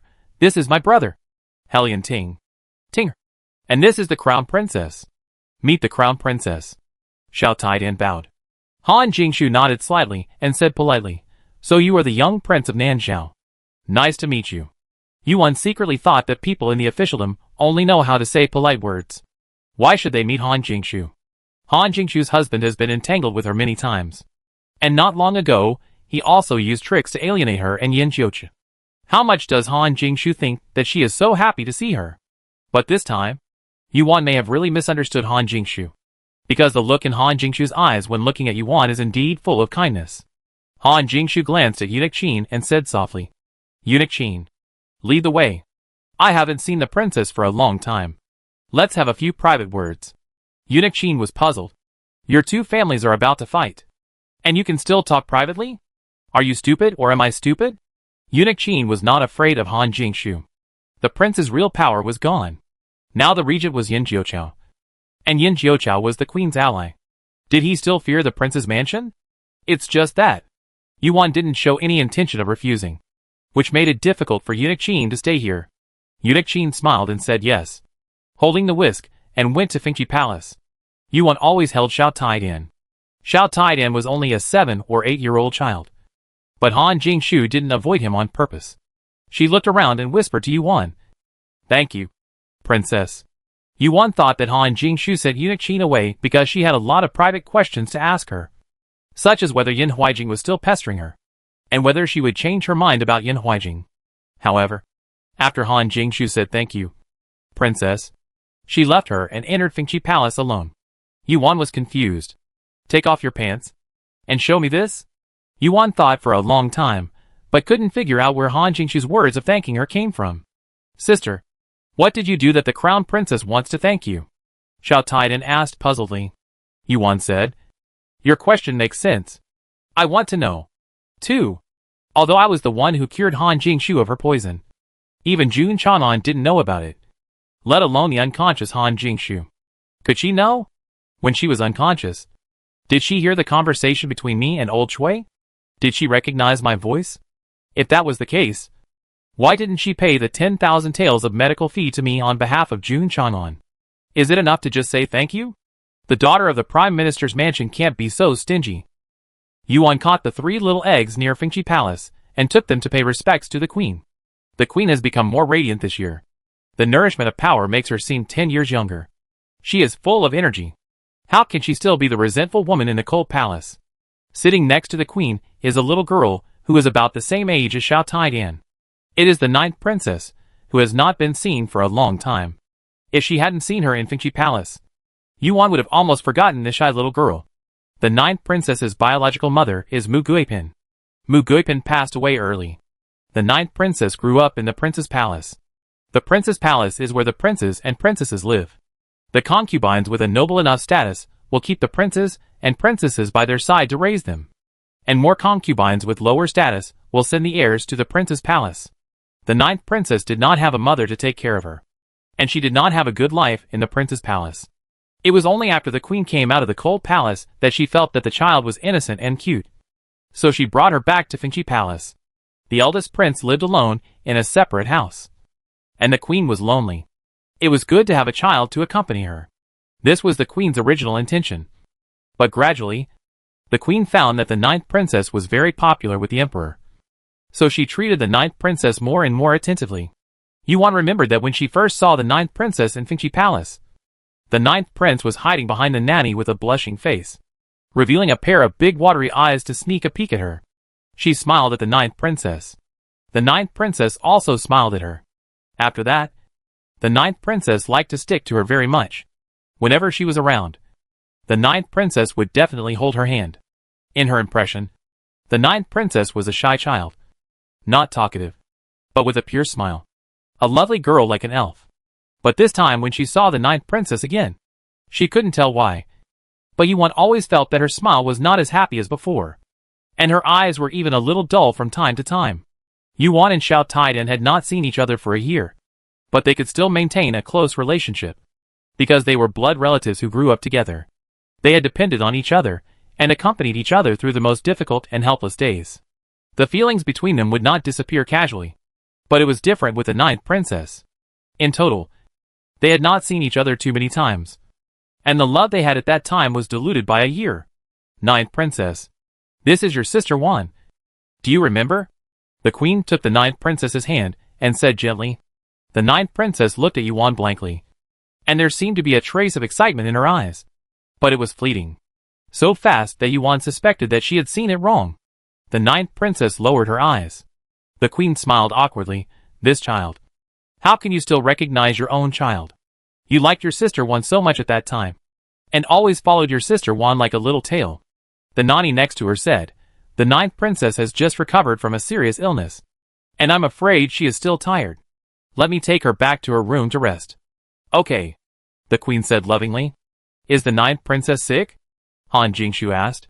The queen smiled and said, she caught a cold a few days ago. And took a few doses of medicine. She is no longer in danger. But I heard that you were poisoned. How are you? Are you well now? Han Jingshu bowed. I'm fine. Thank you, mother, for your concern. When it comes to this, the queen's smile faded. Who dares to break into the prince's mansion at night and cause trouble to the prince's mansion? It's really ignorant. Has the thief been caught? The prince is still investigating, Han Jingshu said. At this time, the nanny had already stood up holding the 9th princess's hand. The 9th princess bowed to the queen. And under the guidance of the nanny, she bowed to Yuan and Han Jingshu. And then went to the side hall. The queen nodded and said, the prince is a man of measure. He will not let the murderer go unpunished. This is intriguing. You can praise people for being smart and hardworking. But what is measure? What measure is needed in catching the murderer? Punishing evil. Isn't it natural? Yuan thought so in her heart. But she didn't show it on her face. She just drank the rose tea specially brewed for her silently. After meeting the queen, Xiao Taidian and San Xiaodan went outside to play. The queen asked Yuan if she wanted to send a few more people to watch over them. Yuan said frankly that it was not necessary. It would be useless to send them. Who could keep an eye on those little devils? But she had also warned them in advance not to cause trouble for her. San Xiaodan nodded very obediently. The queen didn't know about Han Jingshu's pregnancy yet. This was Han Jingshu's idea. It would not be too late to announce it to the world after the fetus was firmly seated for 3 months. The queen then only cared about Yuan's pregnancy, asking her how she ate, how she slept, whether she was pregnant, etc. Yuan answered one by one, and Han Jingshu listened very carefully when she answered. After all, she was pregnant, so it was always right to learn more. The three were talking when the nanny who had sent the 9th princess back to the bedroom came and whispered something to the queen. The queen nodded. I know. The nanny left. The queen smiled and said to Yuan and Han Jingshu, the 9th princess refused to take the medicine. I will go and coax her. You sit down for a while. The two responded in unison. After the queen left, Han Jingshu sat next to Yuan, poured her a cup of flower tea, and whispered, the queen is looking for you. I'm afraid she has something to discuss with you in the court. You should be alert and don't get fooled. Huh? What is Han Jingshu doing? She and the queen are in the same camp. But Han Jingshu advises her to be alert to the queen. Is she so provocative? Is this an insult to her IQ or her own? I'm not hurting you, Han Jingshu said. Although the queen was gone, there were still many servants and palace maids in the palace. Han Jingshu's voice was very low, just enough for herself and Yuan to hear. Yuan touched her chin. You are not harming me. Are you helping me? Han Jingshu said, whatever you say. In short, don't rush to agree to what the queen says later. Yuan narrowed her eyes and looked at her. Miss Han, you are so considerate of me, which makes me suspect that you have other motives. Tell me the truth. Are you interested in me? Han Jingshu just poured herself a cup of flower tea. Just after taking a sip, she was stimulated by Yuan and sprayed it out with a puff. You? Han Jingshu made Yuan blush. Yuan's eyes widened. Look at you. Blushing. You really like me. Han Jingshu's silver teeth were almost broken. What kind of nonsense is this? Like what a regent princess should say. I didn't. Han Jingshu scolded. Yuan raised her eyebrows. So you are repaying me? Yeah. Han Jingshu admitted subconsciously. And after admitting it, she realized that she was being tricked by Yuan. She was stunned and looked at Yuan in disbelief, as if she didn't understand how the other party noticed it. And she didn't understand how the other party came up with such a shameless way of tricking. At this moment, Yuan suddenly shouted, Oh! I heard my son crying. Did something happen to him in your Fengqi palace? The palace servants were frightened, and their faces changed drastically. Princess, please speak properly. What do you mean something happened in our Fengqi palace? If it gets out, we won't be able to explain to His Majesty and the regent? The palace servants had no time to serve Yuan and Han Jingshu at this moment. They all ran out to find the little black eggs, who had gone to who knows where. The palace servants left, and Yuan, who was shouting that my son was crying, drank her tea leisurely. Han Jingshu then realized that the palace servants were also fooled by this girl. In fact, Yuan's acting skills are very eye-catching. At least Han Jingshu thinks so. But she has a kingly and domineering aura and confidence. My son didn't cry? Want to make a bet? If you lose, the whole family will be executed. It's strange that the palace servants dare to bet. Only Yuan and the other person were left in the huge hall. Yuan came straight to the point and said, Okay, Miss Han, let's not beat around the bush. Do you know who cured your poison? At this point, there was no need to hide anything. Han Jingshu, for many reasons, didn't really want to break the window paper with Yuan. But seeing Yuan's cleverness, she felt that even if she didn't break it, Yuan would try her best to tear it apart. Han Jingshu said calmly, Yes, I know. Although I was in a coma for those 2 days, my mind was clear. I heard your conversation with Dr. Cui. How much did you hear? Yuan asked. I heard everything, Han Jingshu said. You called Dr. Cui old Sueo. And it seems that there was a third person. But I don't know who that person was. Han Jingshu didn't mean to ask who the third person was. Yuan probably wouldn't tell her if she asked. Yuan's eyes rolled around. She had talked to Xiao Gugu, and Han Jingshu thought she was talking to a person. It seemed that Han Jingshu didn't know Xiao Gugu's identity. She only heard her relationship with old Cui, and that she wanted to kill the murderer to cure her. It's good that Xiao Gugu's trump card was not exposed. When necessary, exposing the small secret and preserving the big secret is the lesser of two evils. Yuan took a sip of tea and said calmly, Who cares who the third person is? Since you have heard so much, you must have guessed that I have a close relationship with old Cui? Yes. Han Jingshu nodded. Yuan said again, what is the relationship between old Chui and the prince? Do you know? Han Jingshu did not hide it, and said truthfully, I know that Dr. Chui was once the imperial physician of the palace, and was used by concubine Su. Later, he resigned from the position of imperial physician, and went out to live a carefree life. However, given concubine Su's personality, if she had not completely controlled this person, she would not let him leave alive. Yuan sighed softly. You know your mother-in-law very well. Yes, he was originally the prince's man. But now he is our man.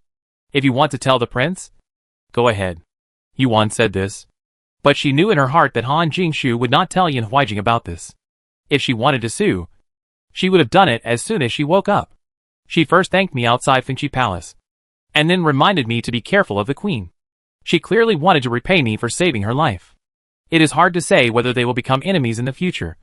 But at least for now, Yuan is sure that Han Jingshu will not harm her. It seems that what Han Jingshu said is true. The queen is indeed trying to trick her. There were footsteps outside the palace. The queen is back. Han Jingshu hurriedly picked up her half-drunk cup and returned to the chair opposite Yuan. Hey! Gold. Yuan remembered the most important thing and gestured to her silently. Han Jingshu frowned in confusion and asked with her mouth, What? Gold. Yuan stretched out an index finger and said silently, 10,000 taels. I don't accept verbal gratitude. What? Han Jingshu was confused. The queen came in. Yuan was about to despair. Her gold? How could it be so hard to get it? When the queen entered the palace, she found that the maids were not there, and couldn't help asking, where did they go? Yuan said calmly, they seemed to hear Dabeo and his two younger brothers crying, so they went to look for them. The queen's expression eased a little, and she turned to Han Jingshu and said, it's rare for you to come to the palace, so go and sit with concubine Xian. She misses you very much. Yuan bit her lip and looked at Han Jingshu. Card machine. Stay. Give me the gold before you leave. Yes. Han Jingshu respectfully bowing to the queen, and left leisurely. Yuan felt like her soul was drained out, and she collapsed on the chair weakly. She knew without guessing that Han Jingshu would go back to the palace directly after visiting concubine Su Xian, and her 10,000 taels of gold would not be available again. Han Jingshu's trip seemed to have given Yuan hope, but turned all hope into despair. Yuan was in a terrible mood and had no time to take care of the queen. Yuan.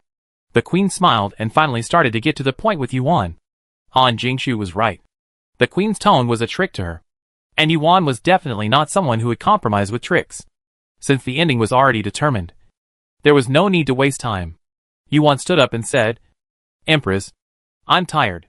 I'll take my leave today and visit you another day. When she said this, she pretended to hold her belly, as if to say, I'm about to give birth. I really can't afford to waste time. Let me go back quickly. Otherwise I'll give birth in a minute. The queen was a little confused. Just now, you stood up more easily than if you were not pregnant. How come you seem to have gained dozens of pounds in just one sentence? Although, according to Yuan's month, the current situation is normal. But the problem is that Yuan has never been normal since she entered Fengchi Palace. She looks so fast that those who know her say she is pregnant, and those who don't know her think she just stuffed a pillow into her clothes. The queen didn't have time to sort out the confusion in her mind. She also stood up, looked at Yuan steadily, and said with a pleasant face, I have ordered the imperial kitchen to prepare a banquet. Let's have lunch here in Fengchi Palace at noon. She smiled warmly. Her eyes were gentle, but her tone was clearly unacceptable. Was she using her status as the queen to pressure her? Yuan wanted to laugh. After not seeing her for a year, the queen had become arrogant. She probably forgot who had pulled her out of the cold palace. What did the queen say just now? Yuan smiled faintly and looked at the queen. At this moment, Yuan's aura also changed. She also smiled, but she exuded an aura that was stronger and more domineering than the queen. The queen's heart was shaken. She knew that she shouldn't use her status to pressure others. But she was the queen. So why couldn't she use her status to pressure others? The queen said seriously, I said, you stay and have dinner with me. What if I don't stay? Yuan said faintly. The queen pinched her fingers, Yuan. You should understand that I like you very much. Yuan interrupted her. There are many people who like me, but not everyone who invites me to dinner. I have to agree. The queen's eyes turned cold, and she said word by word, I am the queen. Yuan said without showing any weakness, I am the Regent Princess. The word Regent Princess choked the queen, and she was completely speechless. At the beginning, Yin Huijing was only temporarily acting as the regent as a prince. And at the same time, she could rule behind the curtain. She couldn't beat Yin Huijing in the court. Now the emperor has appointed Yin Jiuqiao as the regent, not only taking away Yin Huijing's power as the regent, but also canceling her position of ruling behind the curtain. What does this mean? It means that she and Yin Huijing together can't beat Yin Jiuqiao.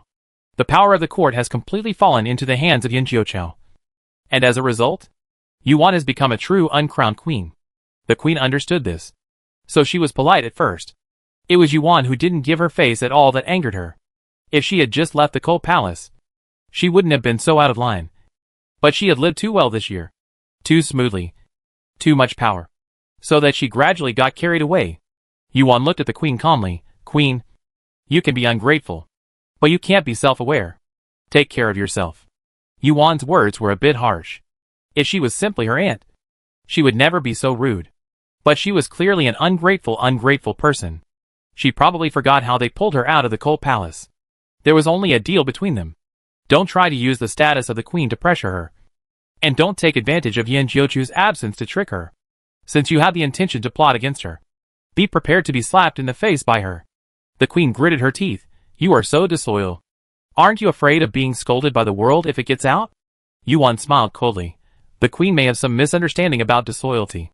What qualifications does a queen without real power have to say that I am disloyalty? In fact, it was nothing big. It was just a corruption case in the court, which involved a wide range of people. The queen's cousin was also implicated. This case was suppressed when she was still in power. Now I don't know who is desperate to expose it again, and it has been put into Yin Jiuqiao's hands. The queen believed that Yin Jiuqiao was not a fool, and would not easily touch the Ma family. After all, she and Yin Jiuqiao were in the same camp, and the power of her mother's family was Yin Jiuqiao's power. If she touched her cousin, wouldn't it be a disguised way to clip Yin Jiuqiao's wings? But Yin Jiuqiao was a strange person. She was worried that her cousin would say something he shouldn't say and offend Yin Jiuqiao. So she thought of talking to Yuan first, and let Yuan whisper in Yin Jiuqiao's ear and let the Ma family off. If a little money was embezzled, it would be paid back at most. It was originally a small matter, wasn't it? But how did it turn into a scene of a breakup between the two sides in the end? It was all because of this girl that she was angry. It was a small matter, but it was almost irreparable. The queen's reason finally prevailed, and she decided to save their relationship. She took a deep breath, suppressed her boiling anger, and forced out a stiff smile. Yuan, you are young and have a bad temper. I won't bother with you. To be honest, it's no big deal. We are a family, and we will get over it after a few grievances. Yuan smiled. What does the queen mean by this? Is it my fault? And you, the queen, are so generous and don't bother with me. You are really the mother of the country. Yuan. The queen glared at her, held back her anger and walked forward, holding Yuan's hand, and was about to make up for the past grudges. But unexpectedly, Eunuch Qin walked in a panic. My queen! Eunuch Qin knelt on the ground with a plop, tears streaming down his face. What's wrong? The queen asked in a deep voice. Eunuch Qin looked at Yuan, then at the queen, and burst into tears, saying, Master Ma. Master Ma was beheaded. Master Ma, the queen's cousin, was the newly appointed vice minister of the Ministry of Revenue. In order to get this position for her cousin, the queen used many backdoors and even forcibly transferred the former vice minister of the Ministry of Revenue.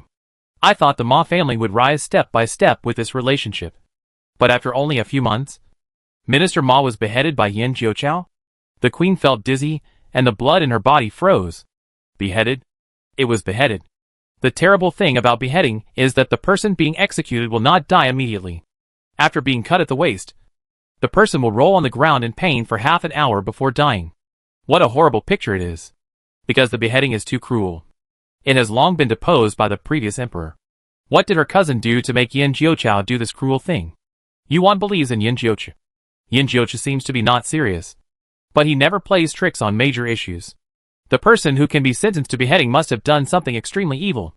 Chapter 728 The Wrath of Brother 9.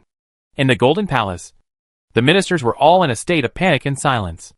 On the seat of the regent, which was one step away from the throne, Yin Jiuqiao looked calm, as if he was not the one who had just issued the order to behead. The ministers were all sweating.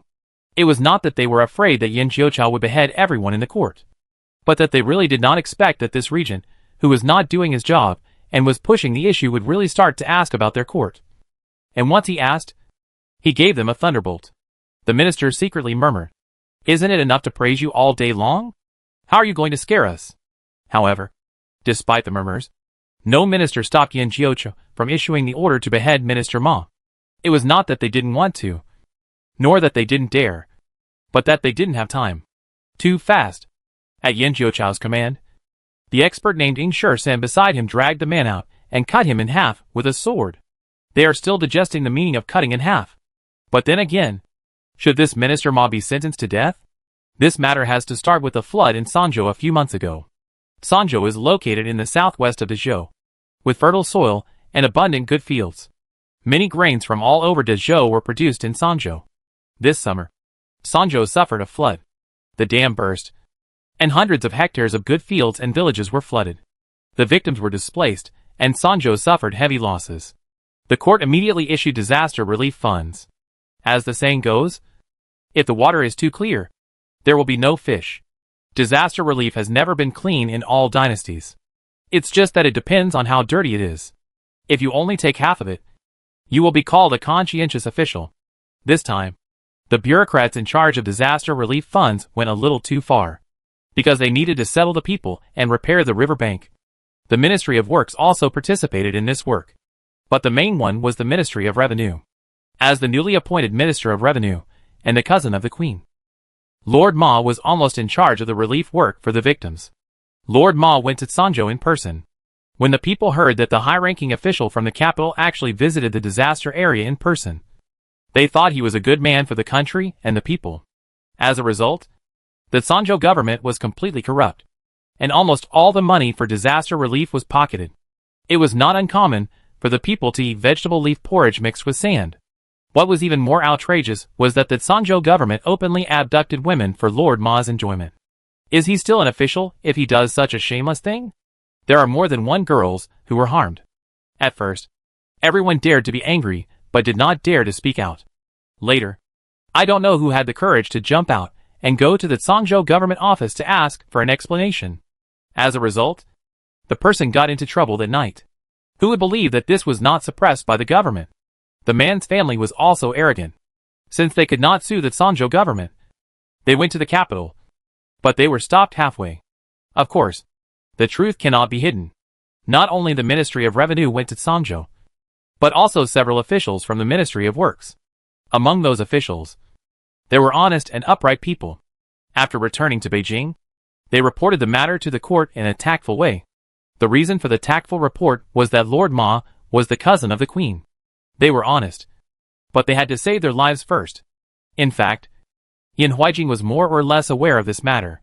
After returning to Beijing, the honest and upright official did not explicitly say that Lord Ma was embezzling and oppressing the people. He only said that the disaster in Sanzhou was still continuing, and asked the court to see if there was a better way. Yin Huijing's initial idea was similar to Yin Jiuqiao's, to severely punish all those involved in the case, especially the Minister Ma, and to resolutely not tolerate him. However, a staff member in the palace gave him an idea.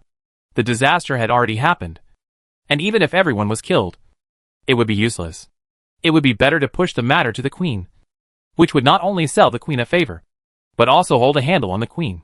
Of course, the Queen must compensate the girls who were hurt, and must also make up the silver for disaster relief as soon as possible. Although he was somewhat repulsive, he still did it according to the staff's method after weighing the pros and cons. He knew very well that his father pushed the Queen and him to the court just to let the two of them compete with each other. If he really used this incident to clip the Queen's wings, the Queen would fall. But his father might not feel comfortable. In the end, he was not afraid of the Queen. But his father, he didn't know what the Queen said to Lord Ma.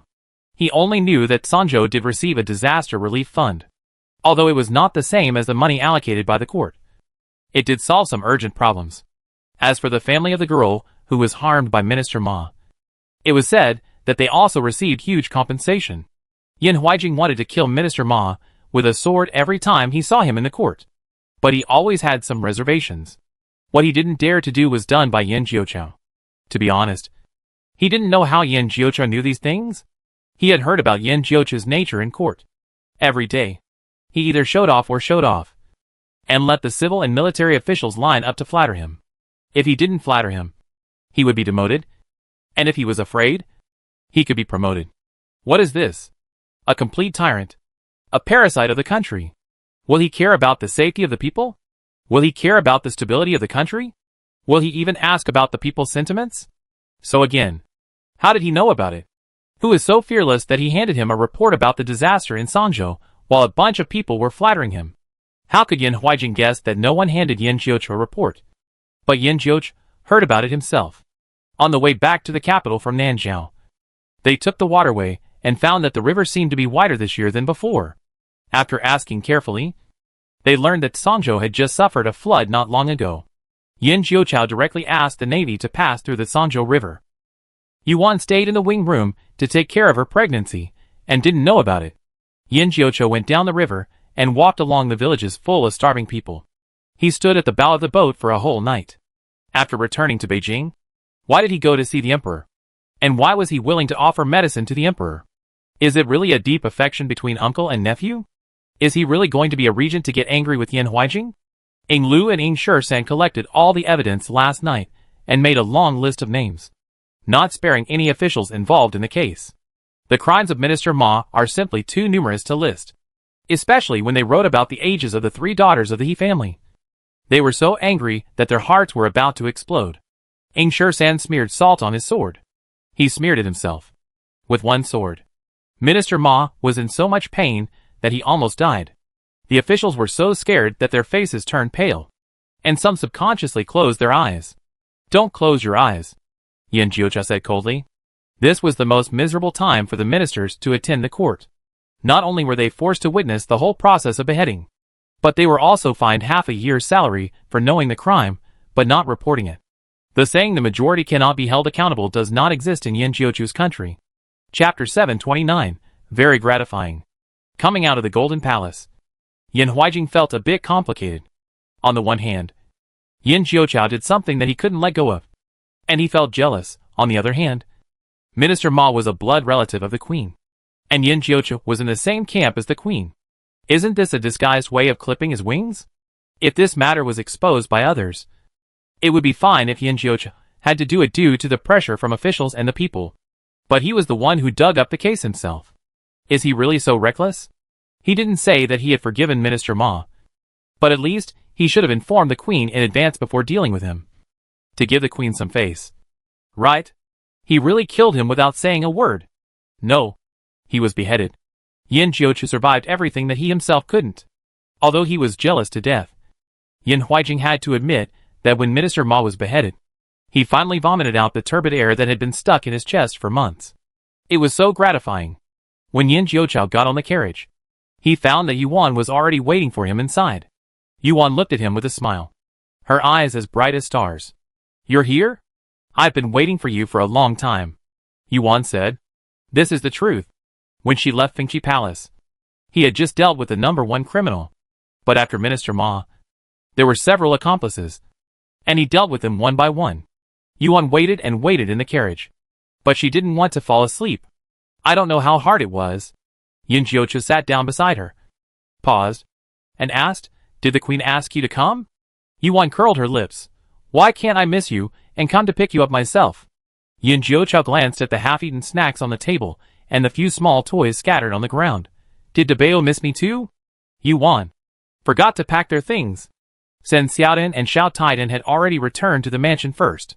Yuan waited for him here alone just to give him a surprise. But who made him so evil that he guessed everything? How serious a crime did the queen's people commit? Yuan asked. The queen fainted when she heard that Lord Ma was beheaded. She didn't have the leisure to stay in Fengqi Palace to take care of her. So she took Xiao Taidan and San Xiaodan out. Yin Jiuqiu told Yuan about Minister Ma. He didn't deliberately hide anything. He didn't tell her when he was on the boat. First, she fell asleep. And second, it was not something to be happy about. But if she asked, he would not lie. So hateful. Well done. Yuan clenched her chubby fists. An ordinary woman would never react like this after hearing about this. Of course, if an ordinary husband saw his wife, this would never be Yin Jiuchu's next reaction. Yin Jiuchao touched Yuan's little head with satisfaction. No. It's a pity that you didn't see it. There is another one who will be Lingqi, which is more beautiful than beheading. I will take you to see it next time. Yuan, okay. Shadow 6 outside the car. Shadow 13, outside the car. The incident of Minister Ma caused quite a stir. On the way back to the mansion, people could be heard talking about it.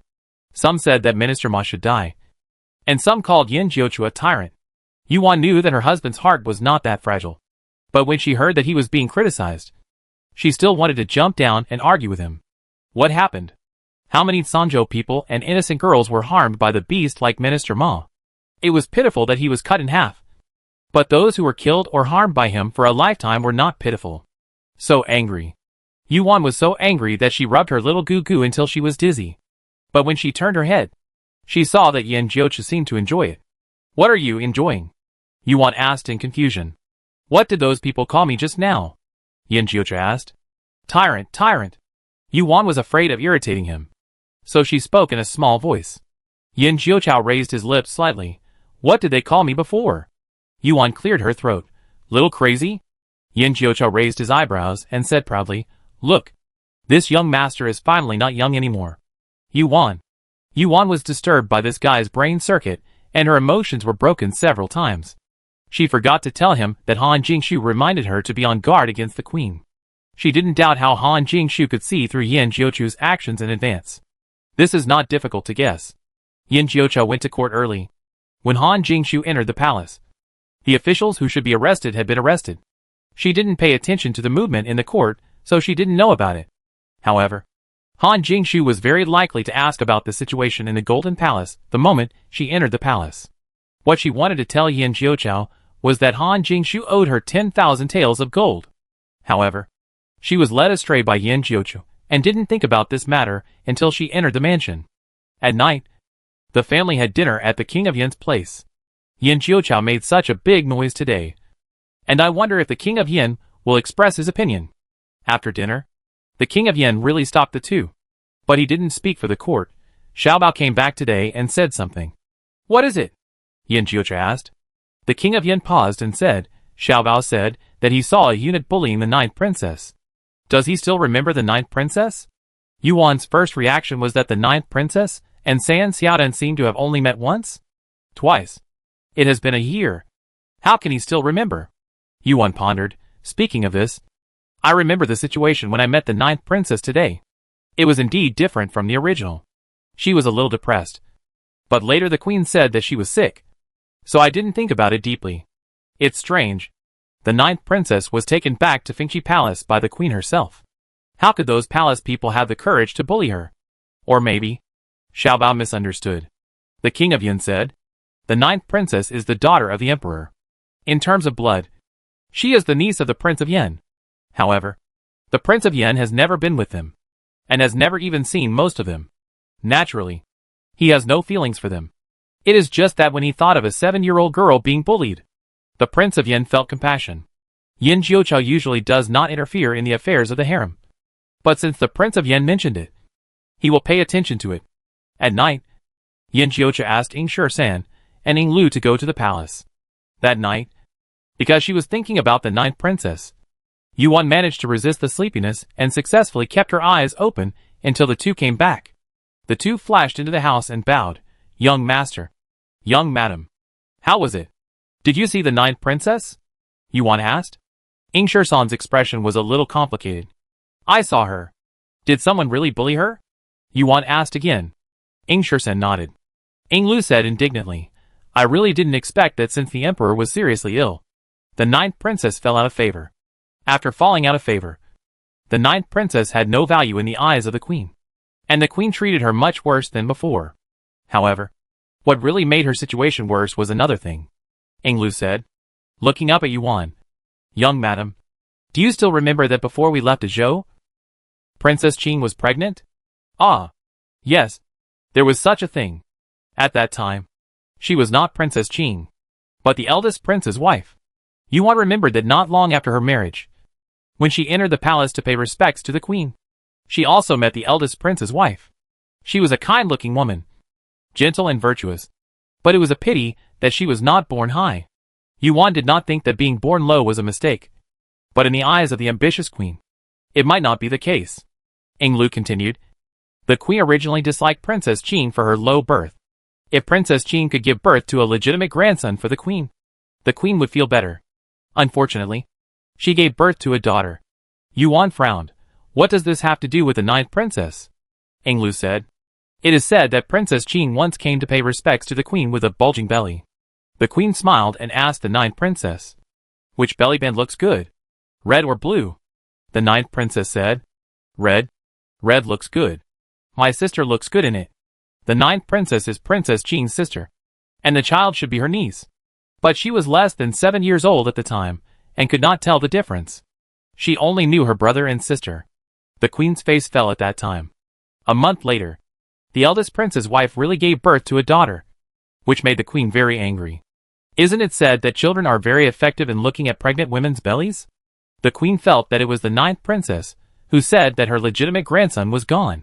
Since then, the queen has hated the ninth princess. The servants in the palace are used to changing their attitudes according to the situation. When the queen praises her, she is a princess. And when the queen spurns her, she is not even as good as a servant. Poor ninth princess.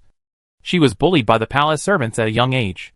Unfortunately, the emperor was sick again. The ninth princess had no one to reason with. Even if there was, she would not dare to speak.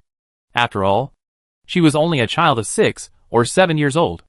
Chapter 730. The Ninth Brother with a Strange Style. Yin Jiuchao never interferes with the lives of the princes and princesses in the harem. The ninth princess was seen by Xiaobao, and Xiaobao told the king of Yin. In fact, it was not convenient for the king of Yin to deal with the emperor's household affairs.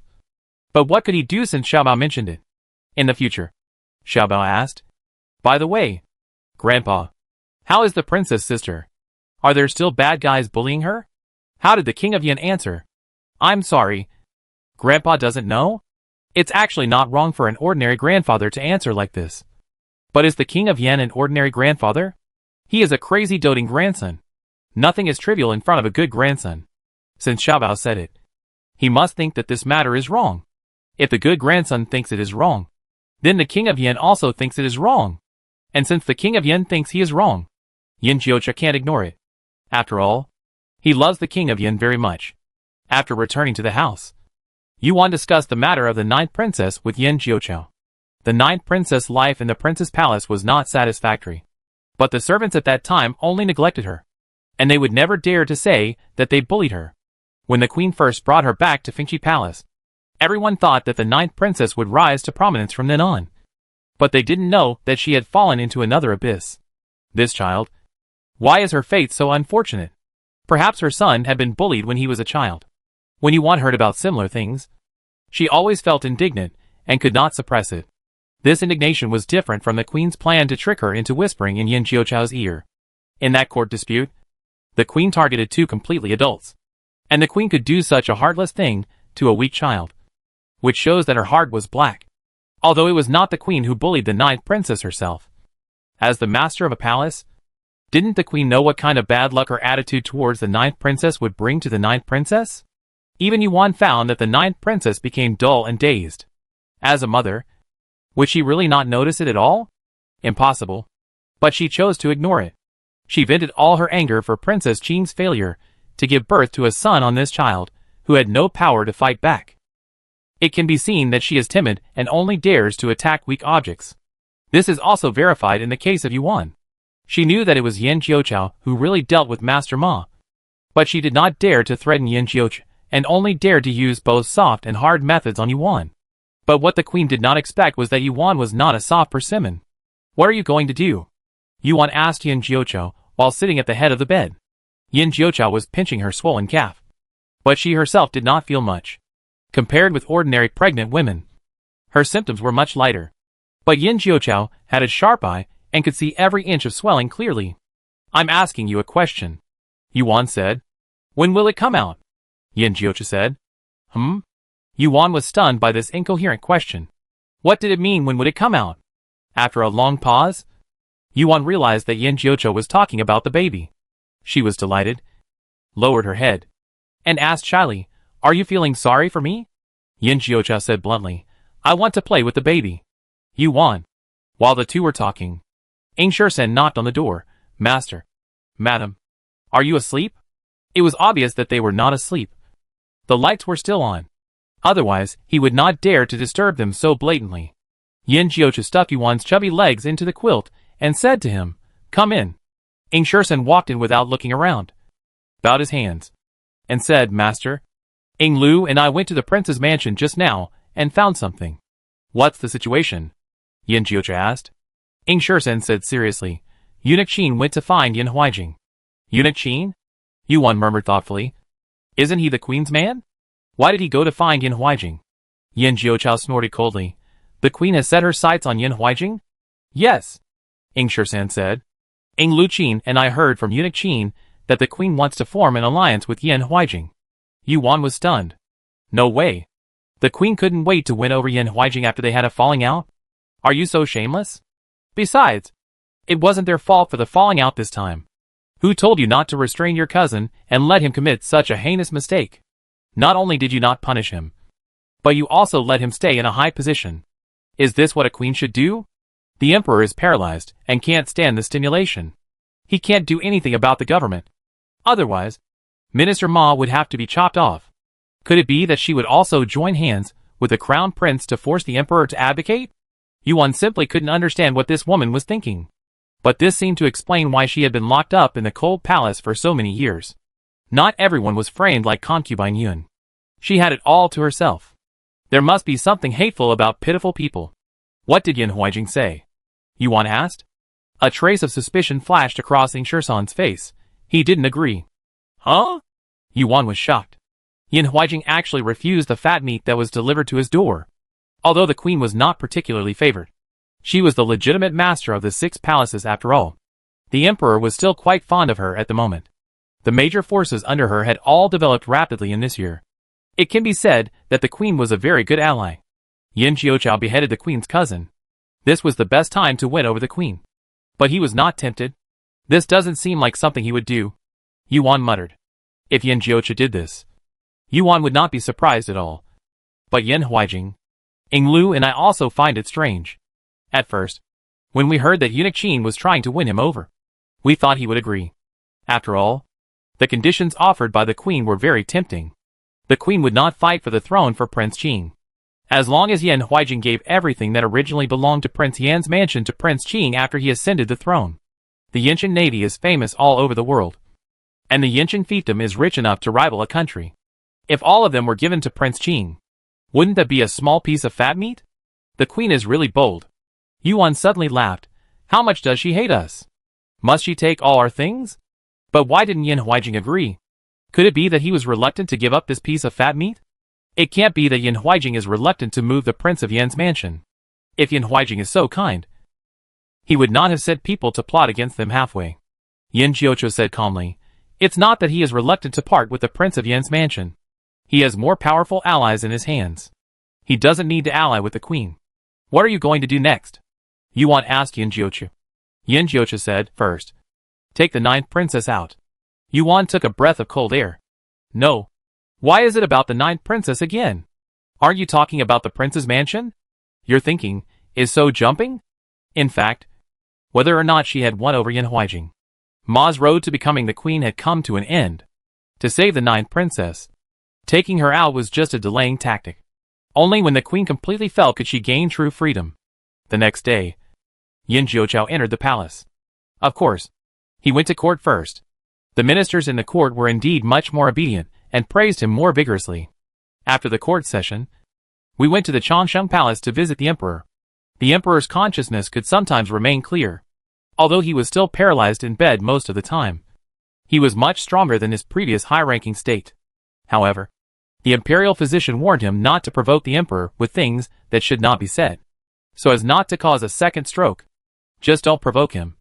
That's easy. Yin Jiuqiu had already thought about what to say on the way here. He told the emperor that several children entered the palace yesterday and hit it off with the 9th princess. He wanted to take her to the young master's mansion to live for a few days.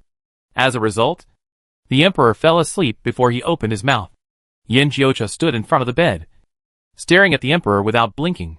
Eunuch Wang and the palace servants who served him were terrified. You look scary when you don't say a word. You won't force His Majesty to wake up, right? It's no wonder they are so worried. It's really that Yin Jiocha has too many dark histories. It seems that there is nothing absurd in the world that he can't do. Yes, I know. Yin Jiocha suddenly spoke. Everyone was stunned. What did they know? I will take good care of the ninth princess. Yin Jiocha looked at the emperor and said. Everyone was stunned again. They looked at the emperor who was sleeping soundly, and then looked at Yin Jiocha who was serious. No one understood how this one-sided conversation developed. As if sensing everyone's doubts, Yin Jiocha said patiently, Uncle Huang said that the ninth princess and my son are on good terms, and asked me to take the ninth princess out of the palace to live for a few days. When did His Majesty say that? Didn't they hear it? Everyone looked at Yin Jiocha in confusion. Yin Jiocha sighed with grief. You have taken care of Uncle Huang for many years, but you can't even hear his voice. I am so disappointed. Everyone collectively. What the h-l? Is there such a unique way to say fake imperial edict? Chapter 731. Smart little Taidan. Yin Jiocha took the ninth princess away. It was impossible not to let him take her away. His words were simply irrefutable. Okay. What? Didn't you hear? If you can't even hear the emperor's inner voice, what's the use of you? Drag him out and chop him off. Others can't say such shameless words, but the regent can definitely say them, and say them with special righteousness. By the way, what bad luck did they have to meet such an unruly regent? Everyone didn't say it, but they secretly swore in their hearts that when the emperor woke up, they must tell him the truth. The emperor was a little restless at first. Even though he was in a coma, he was still very uncomfortable. But after using Yin Jiochao's elixir, he could at least sleep very sweetly. If people sleep well, they will naturally feel happy. When he woke up and took the medicine, Eunuch Wang told him, the regent took the ninth princess out of the palace, and she stayed in his house for a few days. The emperor nodded. Oh, he has children in his house. It's good for the ninth princess to go and play. Eunuch Wang. He didn't get to the point? Why don't you listen to how the regent took the ninth princess out of the palace? Okay. No need to mention it. The regent won. You are awesome. The ninth princess was taken back to the young master's house by Yin Jiocha. When she heard that she was going to be taken out of the palace, the little girl did not show any signs of resistance or displeasure. And of course she didn't see much joy. I guess she had already been numb to this world in her heart. Eating well and being bullied well were probably what she had to face every day. As for the queen's reaction, oh, the emperor's order. Could she have a second reaction? Did she think she was Yin Jiocha? The ninth princess lived in the courtyard of Yin Jiocha and Yuan. Although there were many children on the side of the king of Yin, it seemed more suitable for a little girl to live there. But the ninth princess's temperament was obviously not sociable. If she was frightened, it would be bad. Among the maids in the mansion, Pinger was the most aggressive, Tower was the most innocent, and Lear was the most careful. Yuan assigned Lear to the ninth princess as a personal maid. The ninth princess had no objection to any arrangement. She ate when Yuan asked her to eat, and took a nap when she asked her to take a nap. She was so well behaved that she seemed to have no ideas of her own. Xiao Taidan had just finished his homework, and came to Yuan with the handwriting praised by the king of Yin to get praise. As soon as he entered the courtyard, he saw a little girl standing next to the swing. The little girl was wearing a purple dress, and tied a bun with a purple headband. The long headband and the remaining hair were scattered and gently blown by the breeze, making her look like a painting. She had her back to Xiao Taidan, who walked over in a daze. Who are you? The ninth princess was startled. Her little body trembled, and she turned around with a look of horror. Oh! Xiao Taidan recognized her. Wasn't this the little sister you saw in the queen's palace? Huh? She didn't look tall from a distance, but when I got closer, it felt wrong. She was an inch taller than me. Xiao Taidan was secretly annoyed that he didn't grow hard enough, and was not as tall as the little girl. In the palace, Xiao Taidan actually noticed her. He had no choice but to do it. She was too beautiful. There were many cute girls in Lotus Village, but none of them were as cute as the ninth princess. The ninth princess was as delicate as a porcelain doll. Do you want to swing? Xiao Taidan looked at her and the swing frame beside her and asked. The ninth princess lowered her eyes. She was not used to looking people in the eye. "Let me help you." Xiao Taidan took her hand and let her sit on the swing frame. "Hold on here." The ninth princess did not resist. But a thin sweat appeared on her palms, which Xiao Taidan did not know. Seeing her tense expression, Xiao Taidan thought she was nervous, not knowing whether she was afraid or not, and asked, "Is this your first time? There is no such thing in the palace?" He wandered around the Queen's Fengqi Palace, and indeed did not find a swing. But Fengqi Palace was so boring. There was no fun place at all, unlike the young master's mansion, which had a swing, a wooden horse, a rockery and tunnels for the children to climb, and all kinds of fish, birds, and small animals. In short, it was very interesting. Fengqi Palace did not give him the feeling of a place where children lived. The young master's mansion was. The ninth princess did not speak. This did not bother Xiao Taidan, who was a chatterbox and never lost interest. "It doesn't matter if there is no such thing. There are several in the young master's mansion. The swings in my sister and brother-in-law's yard are not that big. But there are some at Uncle Yin Wang's place. And there are also some in the small garden. The one in the small garden is the biggest. Oh! And there are wooden frames to climb." The ninth princess' palms were sweaty from the rope. Little Taidan went around behind her. "Hold on tight. I'm going to start." Princess Jiu held the rope tightly and closed her eyes resignedly. The worst that could happen was that she would fall down and break a leg. However, this terrible thing did not happen. Little Taidan pushed her, and she flew high into the sky. There were flowers planted in the yard, and even the air was fragrant. The crisp autumn wind mixed with bursts of flower fragrance brushed across her face. Little Taidan pushed a few times, and the swing could swing by itself. He went around to her side again, looked up at her and said, "Don't be afraid. You can open your eyes." Princess Jiu opened her eyes. She had never flown so high, and she had never known that the scenery above was so beautiful. Little Taidan went around behind her again. "I'm going to push harder." "Yeah." Princess Jiu responded to him softly. Little Taidan didn't hear it. He didn't know that this was the first time Princess Jiu responded to someone around her in a few months. Xiao Taidan said he would show his calligraphy to his sister and then go back to class. But he was so busy playing that he even forgot what he came for. Princess Nine's face was flushed and her eyes were watery, making her look more like an exquisite porcelain doll. Xiao Taidan felt his face was a little hot. Damn. The weather was hot again. "By the way, do you still remember my name?"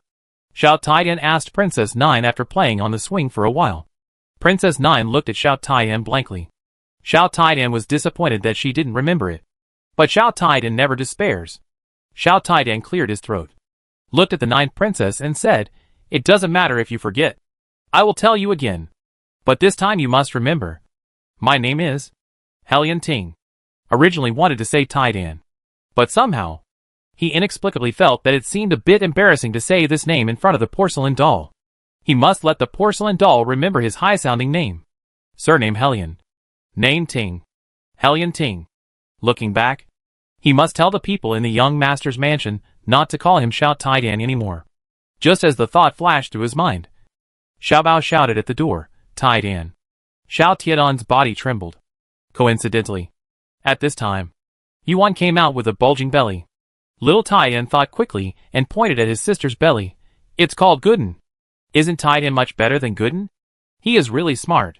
Yin Shusi, humph. You wait. Chapter 732, Giving Birth. After the ninth princess was taken into the young master's mansion, Yin Jiocha started to purge the queen's power. He took her out of the cold palace not because of his feelings for her, and he didn't even value her. She was just a chess piece to check and balance Concubine Su. Concubine Su had lost power, and this chess piece had no use value. It was not a pity to pull it out. However, Yin Jiocha was not a person who would kill the donkey after it had done its work. As long as the queen didn't do too much, Yin Jiocha would not interfere whether she was prosperous or miserable in the harem. But she was courting death and treated Yin Jiocha as a blind man. That was unbearable. Let's not talk about the account of the ninth princess for now. That can be left to the old emperor to deal with after he recovers. But the queen actually set her sights on the Yanwang mansion? Is this to make Yin Jiocha's wife and children starve to death? When Yin Jiocha married Yuan, he had made up his mind that if he died one day, at least Yuan could inherit the Yanwang mansion's inheritance openly. Touch the inheritance he left for Yuan. Are you tired of living? That day, A big thing happened in Changsheng Palace. The eunuch who tested the medicine for the emperor fell to the ground after drinking a sip of the steaming hot soup. After the imperial physician checked, the eunuch was poisoned. And then the imperial physician found aconite in the medicine residue presented to the emperor. You know, aconite is highly toxic. If ordinary people are exposed to it, it may cause irreversible lifelong damage. Let alone the emperor, who was in bed with a stroke. It is clear that someone poisoned the emperor and put him to death. Yin Jiuchao handed the matter over to Eunuch Wang for a thorough investigation. Eunuch Wang was the emperor's confidant, and everyone was convinced by his presence. That night, Eunuch Wang caught the maid who poisoned the emperor's medicine jar. She cried and said that she was instructed by the queen. Nonsense! When did I instruct you? I don't even know you. The queen was furious. The little maid said aggrievedly, Empress, how can you say such a thing? How could you not know me? You brought me into the palace. You also placed me beside your majesty. Everything I did was instructed by you. The queen said fiercely, You are talking nonsense. I didn't do it. The little maid also had a lot of drama. She knelt on the ground and walked a few steps, crying, Empress, just admit it. The net of heaven is vast, and nothing can escape it. You can't escape. How outrageous. The queen grabbed the teacup on the table and smashed it on the ground. This drama seemed a bit long. Yin Jiuchao found a chair and sat down, drinking tea leisurely. Eunuch Wang thinks. At this critical moment, Your Majesty, can you at least pretend? We are interrogating the queen, not some random person. Is it you? Yin Jiuchao. It's you. Right? You framed me. The queen rushed towards Yin Jiuchao like a mad woman, but was held tightly by the palace servants beside her. Yin Jiuchao didn't even raise his eyelids. What's wrong with framing you? Do you have evidence? The queen's eyes lit up. Eunuch Wang. You heard it. He heard what he said? Eunuch Wang paused and said calmly, I didn't hear it. Queen. At this moment, the queen finally understood how ridiculous her little action was in Yin Jiuchao's eyes. Was Yin Jiuchao really just favored by the emperor? No. He even conquered Eunuch Wang, who was beside the emperor. This man's ability was not as simple as she looked. She misjudged him. To be precise, she underestimated him. What the queen didn't know was that she was wrong about one thing. That is, Yin Jiuchao had never conquered Eunuch Wang. Eunuch Wang's loyalty to the emperor had never changed from beginning to end. He just understood better than anyone what kind of choice was most beneficial to the emperor. Yin Jiuchao might be the most rude person to the emperor, but he was also the person who would least frame the emperor. He was not a fool about the matter between the queen and the Ma family, or even the matter of the ninth princess. He just didn't dare to provoke the emperor, so he couldn't bring it to the emperor.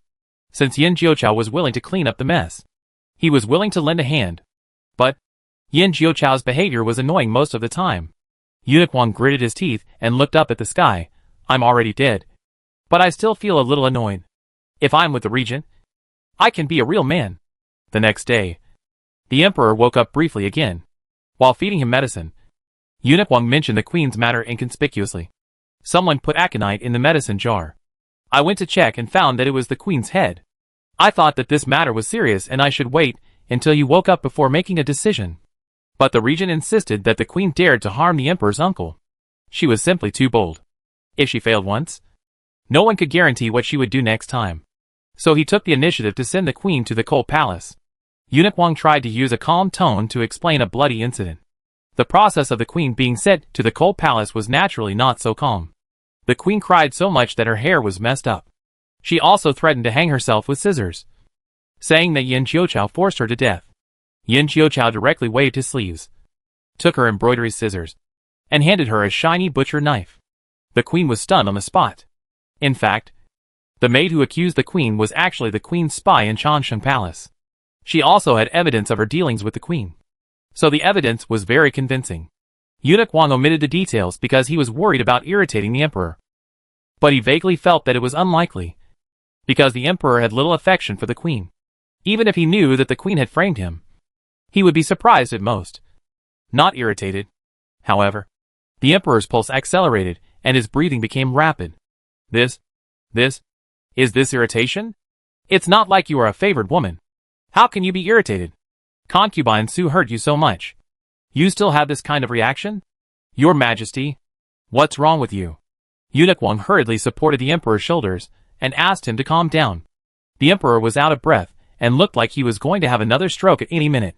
But what he said next made Eunuch Wang confused. Somer is worried about me, he. Eunuch Wang was speechless for a moment. The emperor was still so excited that he fainted. Because Yan Jiuqiu actually deposed the queen for him. How much did she care about him to do such a rebellious thing? Eunuch Wang simply didn't want to serve him. He finally understood that there was no normal person in his family. Yan Jiuqiu's days were over. And he could take medicine. Yuan went to find old Cui and asked him to prepare medicine for Yan Jiuqiu. But he disappeared again. Yuan was so angry that she stamped her feet. Mr. Cui, don't let me catch you. Half a month passed like a white horse. And when the last leaf in the yard began to turn yellow, Yuan's due date arrived. Shout Taidan. I feel a chill on my back, as if someone is going to hit me. Chapter 733 Yan Shusi is here. Not every pregnant woman will have a period on the due date. Some will have it delayed. Some will have it early. It is very normal. For example, Yuan had no abnormality in her body when she woke up early in the morning. She was even confused and forgot that today was her due date. She just felt strange. Something seemed wrong in the young master's mansion today. Why are you here? Yuan rubbed her eyes and asked Yan Jiuqiu beside her. Don't you have to go to court? The court meetings of the great Zhou dynasty are not held every day. But Yan Jiuqiu likes to go every day. Yuan hasn't seen him when she woke up for a long time. Yan Jiuqiu was dressed neatly and seemed to have woken up early. But he had been sitting at the head of the bed and had no intention of leaving. This was also quite strange. In the past, even if he didn't go to court, he would not sit on the bed so quietly, as if he was specially guarding her. Yuan looked him up and down. Yan Jiuqiu, have you done anything bad behind my back? Yan Jiuqiu, who was blamed for no reason. After breakfast, Yuan still didn't remember the due date, but she found that everyone in the yard suddenly became strange. San Xiaodan, who used to make Yuan's heart pound even when she was with King Yan, didn't make any noise today. The three of them sat quietly on the stone bench in the yard and doodled, loving each other and being very well behaved. The ninth princess is always very well behaved. She was reading a book in the corridor, and she was the most normal. Taidan ran to her every once in a while. She caught Taidan. Don't you have class today? Why do you keep running to my sister's room? Taidan spread his hands, thinking that he wanted to go to class. But Uncle Yan Wang was even more absent-minded than him. He kept hinting that he should come to see her, fearing that my sister would suddenly give birth. But my sister herself forgot the day Gooden was born. Taidan looked at my sister deeply and felt deeply sorry for his nephew Gooden. Okay, I'm leaving. Taidan put his hands behind his back and walked out like an old man. Yuan, our children these days, so annoying. Pinger is the most aggressive of the maids. Otherwise she wouldn't be able to accompany Yuan to travel around the world and experience life and death. However, even she seemed to have changed into a different person in the morning. Doing everything carefully. Yuan took a walnut to eat. She could crush one of these walnuts at a time. Pinger flashed over and said, Let me do it. Madam. Crack. Yuan crushed the walnut easily. Are you faster than me? Pinger. Yan Jiuqiu followed Yuan wherever she went. In the past, the 3 little eggs and Taidan were her little tails. Now that the 4 little tails are gone, he has become the big tail? Yuan went to the toilet, and he actually followed her. Yuan frowned and looked at him strangely. You followed me to the toilet? Yan Jiuqiu said seriously. He must follow you to the toilet, in case you accidentally drop the baby in the toilet. Yuan was still full of energy after lunch, with no signs of a seizure. Could it be that she won't give birth today? Tower whispered to Madame Lu in the room. Madame Lu was the most powerful midwife in the capital. She had delivered thousands of babies, and most of the children in the powerful circle were delivered by her. She was invited into the mansion by Uncle Wan half a month ago, and had been well-fed and well-fed. Madame Lu ate a melon seed, looked at Yuan who was sitting in the yard eating candied haws, smacked her lips and said, It's hard to say. What do you mean by hard to say? Tower asked worriedly. Madame Lu said, The belly is not small, and the time has come. You can give birth if you want, but some children come out late. Don't worry. The princess is pregnant very well this time. It's okay if it's a few days later. Pinger was the only one who knew about Yan Jiuqiu's condition. After entering the great Zhou dynasty, Yuan did not hide it from her. At this time, she heard Madame Lu's words, and her palms were sweating with anxiety. It was easy to say that it would be okay if it was a few days later. Yes, the child was fine. But the young master had something to do. The young master was still waiting for the medicine. Counting the days. Yin Jiuqiao had indeed reached the critical point of the poison. In fact, Yin Jiuqiao had faintly felt the abnormality of his pulse 3 days ago. Sometimes, the pulse was extremely fast. Sometimes it was extremely slow, and occasionally accompanied by irregular palpitations. Yuan thought he got up early, but she didn't know that he hadn't slept all night. He couldn't fall asleep. Old Chui had warned him long ago that if the poison recurred, he would not be able to suppress it with drugs, and he would have to take the final antidote. Old Chui had also told him privately that if the poison really recurred early, he would induce labor. Since the month was old, there was no great risk in inducing labor, and he would try his best to keep the mother and child safe. Yin Jiuqiao was unwilling, even if there was only a 1 in 10,000 chance.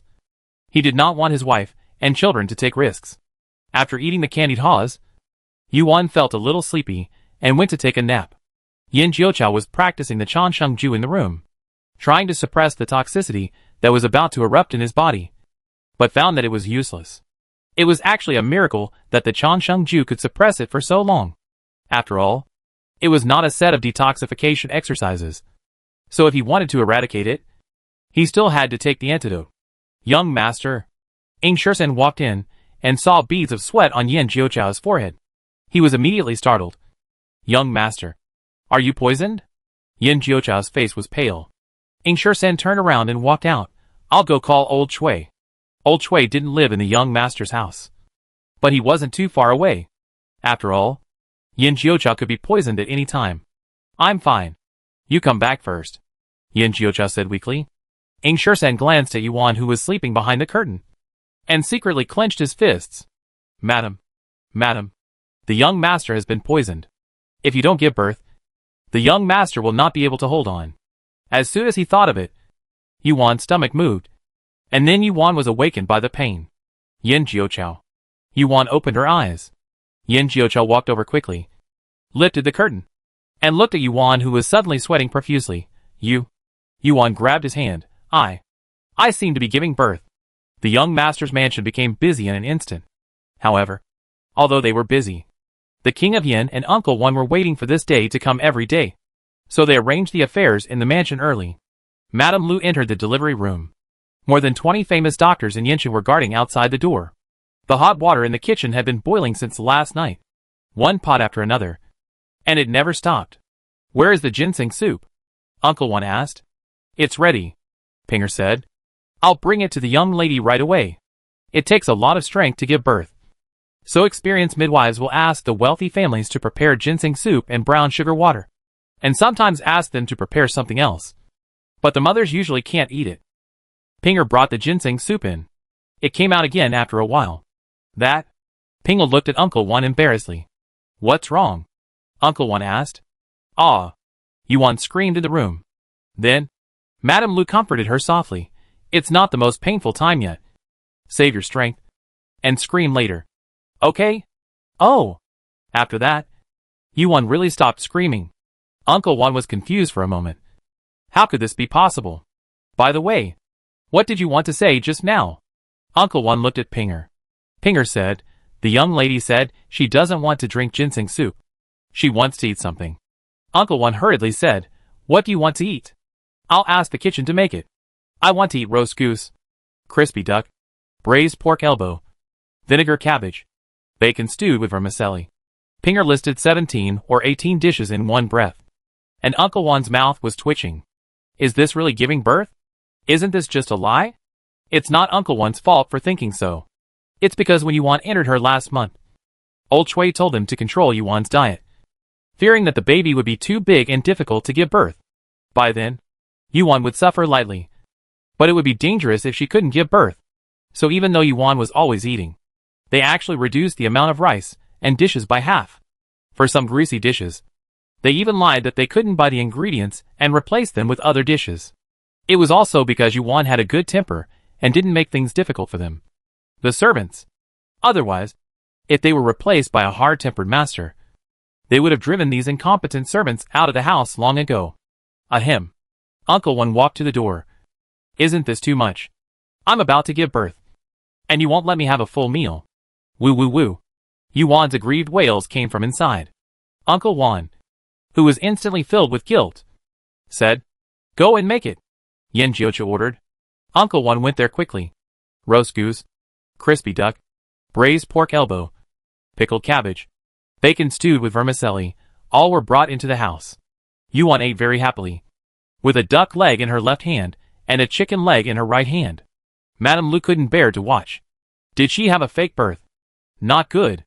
Madame Lu touched Yuan's belly, and her face suddenly changed. What's wrong? Yuan paused while chewing the chicken leg. The baby's position is not right. It's... Madame Lu touched it carefully. It's the most dangerous horizontal position. How could this happen? It was fine yesterday. What happened to the baby in the stomach? In one night, it made itself endangered? Madame Lu is a very experienced midwife. Most of the babies she delivered were in normal positions, and only a few were in breech positions. That is, the buttocks were sitting in the mother's womb. This kind of birth is difficult, but it is not impossible to be born. The horizontal position is different. It is lying horizontally in the mother's womb. How can it be born? Madame Lu is going to despair. This is the regent's child. The regent is a person who can behead Minister Ma if he is not happy. If I lose his child, will I be dragged out and beheaded by him? Of course, this is not Madame Lu's fault. But will the nobles care about this? They will only blame the midwife. Yuan, oh. Compared to Lu Ma's shocking, Yuan was very calm. Lu Ma looked at her as if she had seen a ghost. Oh. What does "oh" mean? Do you know that you have a difficult labor? The baby's position is so high that even a god can't deliver it for you. Then, just cry. No. You may not even have a chance to cry. A transverse position, that's a double death. Yuan calmly ate a chicken leg and looked down at her belly. Hey. Turned back. Lu Ma's mouth twitched. Hee hee. Princess.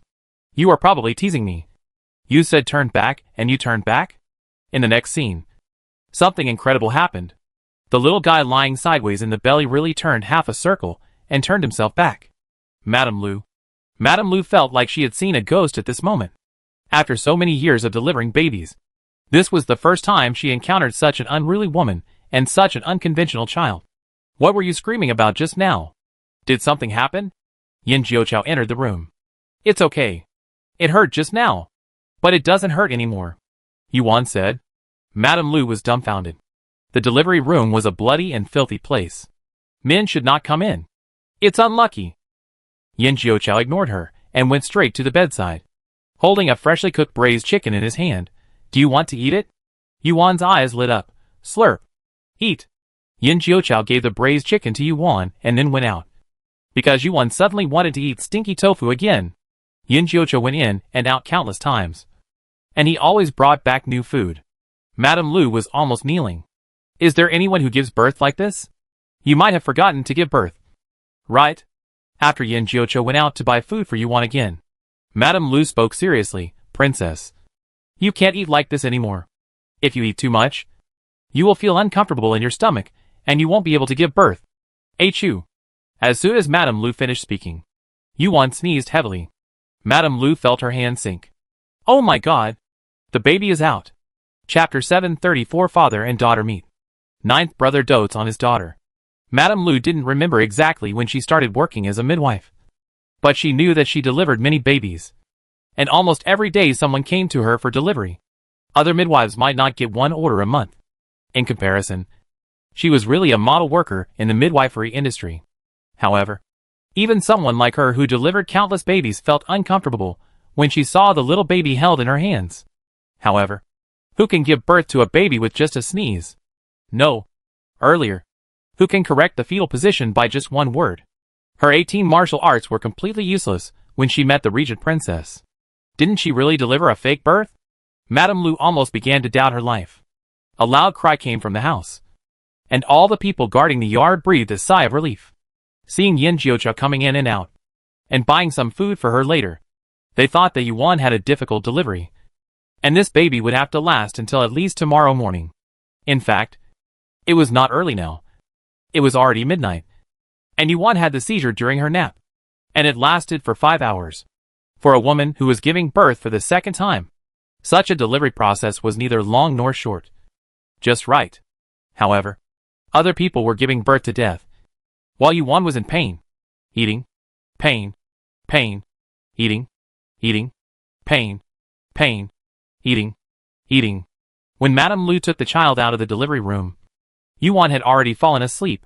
Giving birth is very tiring, and it is normal to fall asleep. But for some reason, Madame Lu always felt that the regent princess was not tired from giving birth, but from eating. Madame Lu cleaned the baby, put on small clothes, and wrapped it in a swaddle and took it out. Prince Yin, Uncle Wan, Ing Lu, Ing Sher-san and others hurried forward. It's a little girl, Aunt Lu said to everyone with a smile. Newborn babies are very small. Aunt Lu held the baby in her arms, and she could only see the swaddling clothes, but not the baby inside. Everyone opened their eyes wide with curiosity, wanting to see what the newborn little Saint King looked like. Prince Yin held the child in his arms. Really small. Yin Jiuqiu was not actually very tall when he was born. At that time, Shang Wanyan was still worried that the child would grow up to be a dwarf. But he grew up to be such a tall and handsome man. Therefore, Prince Yin was not worried about his little granddaughter at all. Uncle Wan also came over and said in surprise, "Oh, the little lady is so beautiful." This is not a compliment. Nor is it because it is his own child that he thinks he is beautiful no matter what he looks like. In fact, even Aunt Lu thinks that this baby is a little too beautiful. 11 out of 10 babies are wrinkled when they are born. Just like the old man. As they grow up, their skin becomes better, and they become white and plump, and naturally become cute. This baby is different. There are no wrinkles on his face.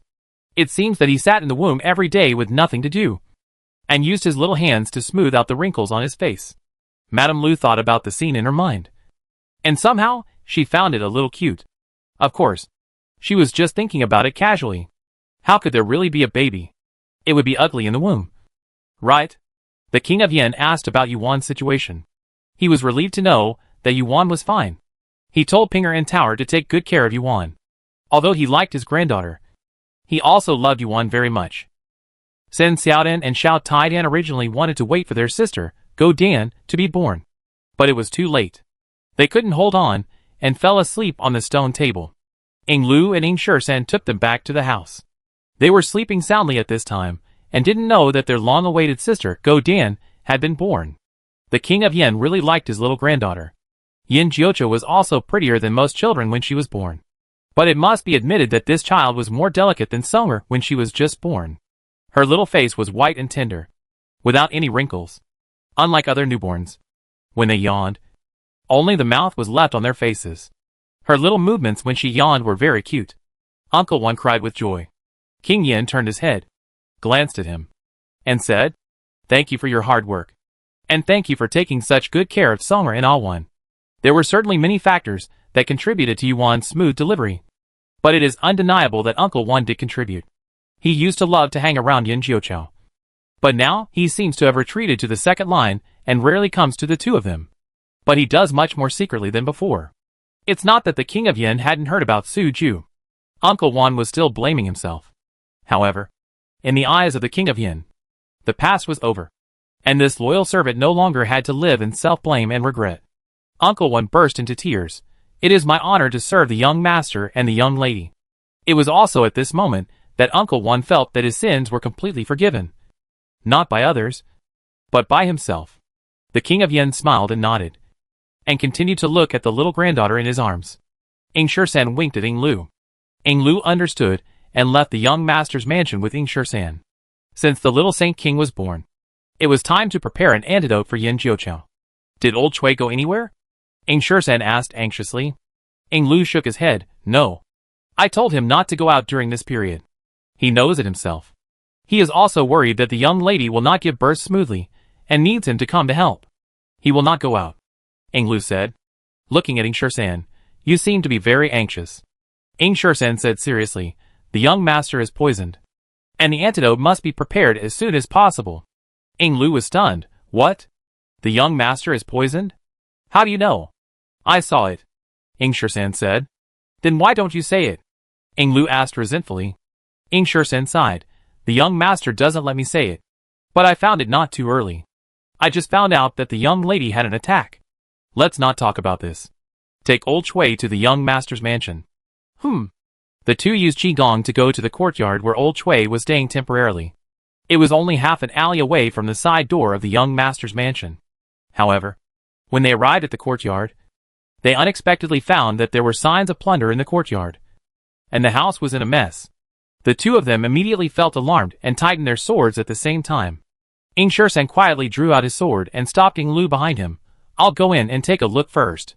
Ming Lu nodded and turned around to be alert at the door. Ing Shersan entered with a sword. There were signs of fighting inside. It was most likely that something happened to old Chui. The young master had already taken effect of the poison, and there was no time to delay. But if they finally gathered all the medicines, and old Chui disappeared, they would still fail. Ing Shersan's eyes were extremely cold. Suddenly, there was a rustling sound from the cabinet door. Ing Shersan raised his long sword and pried the cabinet door open.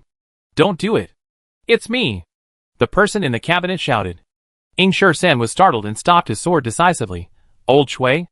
Old Chui saw that the person coming was Ing Shersan, and he breathed a sigh of relief, and walked out with the cabinet door pried open by Ing Shersan. Oh my! Oh my! My old bones! The cabinet is so narrow. It's a pity that his old bones are almost deformed in it. Okay? Ing Lu heard the voice of old Suedo, and he was relieved and rushed in. Old Suedo. What happened here? Old Suedo snorted. What else could it be? A thief broke in. Ing Lu asked strangely. Thief? The security in this area is very good.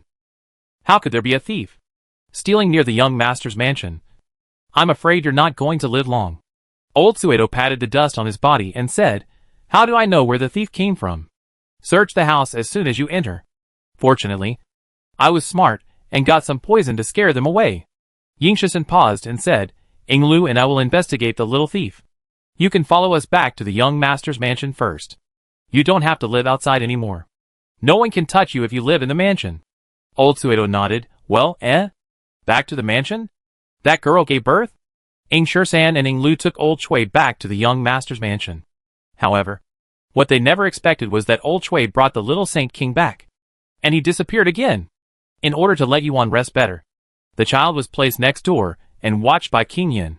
The child was sleeping in the cradle. King Yin just went to the green gauze cabinet to get a set of happy clothes for the child. When he came out, the child was gone. The wet nurse and the maids were also scared. Oh my God! Where is the little lady? How could she disappear suddenly? Yes, I just saw her in the cradle. We were all guarding in the room, and no one came in. Everyone was scared. The little lady disappeared under their noses. What should they do? What's gone? Ing Lu asked when he entered the room. A maid cried in fear. Little miss. Little miss is gone. Ing Lu and Ing Shersan looked at the cradle in a flash. No way. The little Saint King disappeared? Could it be that someone stole the little Saint King while they were away? I'll go find him. Ing Lu turned around and walked out. No need. Come back, King Yin said calmly. The two were stunned and looked at King Yin in confusion. From King Yin's tone, it seemed that he knew where the little Saint King had gone. Your young master took him away. Although he didn't see it, the father and son were connected by heart. How could King Yin not guess that it was Yin Jiocha's doing? The two thought about it. Although Yin Jiocha went in and out of the mansion, he always paid attention to the movements here. If there was a thief sneaking into the mansion, he would have been killed by the young master long ago. Thinking about it this way, the only person who could steal the little Saint King was the young master. But, Ing Lu asked blankly, why did the young master take the young lady away without saying a word? Where did he take the young lady? Others probably couldn't understand Yin Jiochao's motives, but King Yin knew it very well. He sighed distressfully. I know where he is. No one knows his son better than his father. King Yin walked through the corridor and found a towering tree in a long-abandoned place in the backyard. The tree originally had a tree hole. Little Yin Jiocha once asked King Yin, Father, will it hurt? King Yin said yes. Little Yin Jiocha had someone plug its hole. After that, little Yin Jiocha often took King Yin to visit his injuries, and King Yin built a small house for him behind the tree. King Yin came to the front of the house, and the house was dark, and it didn't look like there was anyone inside. The King of Yin looked at the closed door and said firmly, I know you are in there. Come out. Yin Jiocha did not come out. The King of Yin said again. Just take a little blood from your finger. Dr. Chui's technique is very fast. She won't feel any pain. No, Yin Jiocha said. He hugged his little girl tightly. Although he knew from the beginning that her blood was his medicine. It was only at this moment that he realized how reluctant he was. Be obedient. Sona. No. The King of Yin sighed helplessly and prepared to force the door open. But after pushing for a long time, he found that he could not push it open. At this time, Ing Shursan and Ing Lu rushed over. The two also tried, and the results were no exception. Yin Jiocha was a man who could even devour the soul Rakshasa. Who could break his door? As long as he didn't agree. No one could snatch the little Saint King from him tonight. But can't delay any longer. The poison has already taken effect. If he doesn't get the blood of the little Saint King, he will really die. Young master. Ing Lu just opened his mouth. Before he finished speaking, he was hit by a cold longevity technique internal force. Ing Shursan opened his mouth. And almost at the same time, he was also hit by a mute point. The two were about to collapse. So you got such a powerful internal force just to make your subordinates shut up? Yin Jiocha hugged the baby in his arms tightly. He didn't want them to prick her with a needle. It would hurt. In the darkness, Yin Shusi opened her dark eyes and looked at Yin Jiocha, who was holding her tightly in his arms. Suddenly, she stretched out her little hand and slapped it on the wall with a snap. The Saint King's pressure was like a blade, and the saint's blood fell. Chapter 735 The Three Little Eggs Who Dote on Their Sisters. Creaky. The door opened from the inside. Yin Jiocha came out holding the baby. The baby's fingertips were bleeding. The faces of several people were stunned. How could it bleed inside? Of course, several people would not think that Yin Jiocha did it. Looking at the wall dust on the little guy's sleeves, they roughly understood that he knocked it himself. Ing Shursan and Ing Lu wanted to talk, but they were pressed on the mute point, so they had to gesture with their hands. Young master, take the young lady to find Lao Tsueo. Yin Jiocha's face was full of resentment. Give it to me, King Yin said. It's already bleeding. Don't waste it. He was afraid that if it was a little later, his son would not let Lao Tsueo take even this little blood. King Yin held his granddaughter in his arms, looking at the soft little girl in his arms. His heart was also soft. However, when he saw the blood on the fingertips, he suddenly felt distressed. But no matter what, the finger was already broken, and he couldn't let the granddaughter suffer in vain. King Yin held his granddaughter and walked towards old Chui's house. Yin Jiocha unblocked the mute points of Ing Lu and Ing Shursan. The two hurriedly followed, muttering as they walked. Young lady is really good. She doesn't cry even though it's like this. Yeah. Before the two finished their words, they heard the little Saint King in the arms of King Yin burst into tears. Ing Lu, Ing Shursan. Old Chui took a few drops of blood from the little Saint King's finger and put them into the special container prepared early in the morning. At this time, he began to miss Yuan very much. Although that girl was very annoying, she was very good at work. With her help, the preparation of medicines could be done with half the effort. Now it all depends on him. Don't say that he is really a little overwhelmed. While processing the medicinal materials, he shouted to the outside of the door, Ing Lu, come and help me. Oh! Ing Lu handed the long sword and dagger to Ing Shursan. Hold it for me. For a dead soldier, handing over his weapons to the other party is tantamount to giving his back to the other party. This is a strong trust. Ing Shursan has always trusted Ing Lu, and Ing Lu also trusted him. But it was the first time that he gave him all the weapons. Don't you keep anything for self-defense? It is not dangerous to prepare medicine for old Chui, but it has long been the instinct of the dead soldiers to be prepared for danger in times of peace. No dead soldier will leave himself defenseless. Ing Lu said, aren't you guarding outside? I don't need to defend myself. That matter-of-fact tone is like if it doesn't rain today. Why should he bring an umbrella? I don't know since when. The trust in each other has been engraved into the bones of the two. Okay, I'll guard you, Ing Shursan said. Ing Lu grinned, showing a mouthful of small white teeth, and turned into the house. Among the 4 kinds of medicinal ingredients, the Witch King's tears, the Saint's blood, and the red Ganoderma lucidum must all be put into the alchemy furnace. But the snow toad cannot. After all, it is a living creature, and it will die if it is put in.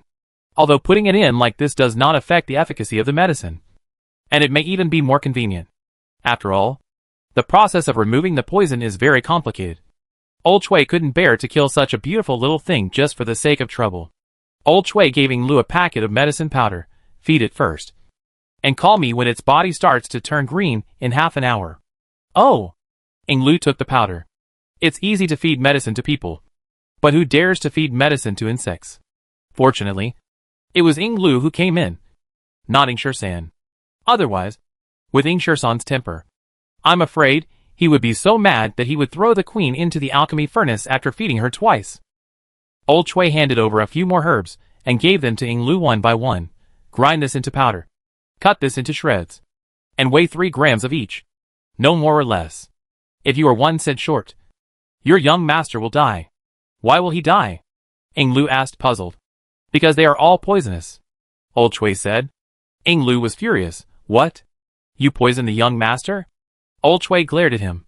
This is called fighting poison with poison. Stop talking nonsense. Hurry up and prepare the medicine. Your young master can't hold on for too long. Oh! Ing Lu quickly prepared the medicine. The two worked in the alchemy room specially built by King Yin for a full 6 hours, which was longer than the time it took Yuan to give birth, and finally made the antidote. But after Yin Jiuqiao returned to the house, he hugged Yuan and lay down. Yuan lay in his arms, and his daughter lay in Yuan's arms. He just held them like this, listening to the mother and daughter's breathing, and felt his heart soften. Yuan. He buried his head in Yuan's neck and took a deep breath. Young master, the antidote is ready. Ing Shirsan's voice sounded outside the door. I know, he responded coldly, and the gentleness between his eyebrows was completely different.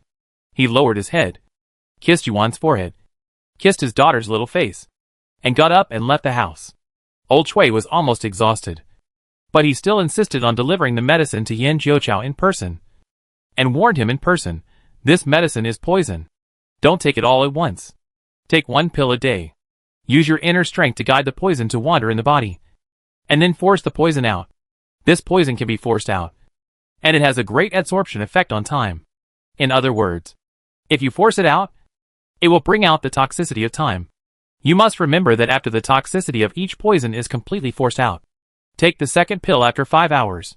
Don't be too hasty, and you can't miss the time. In this way, Yin Jiuqiao must retreat. How long will it take? Yin Jiuqiao asked. The number of poisons is fixed, and the interval between poisons is also fixed. But the absorption time of each poison is different.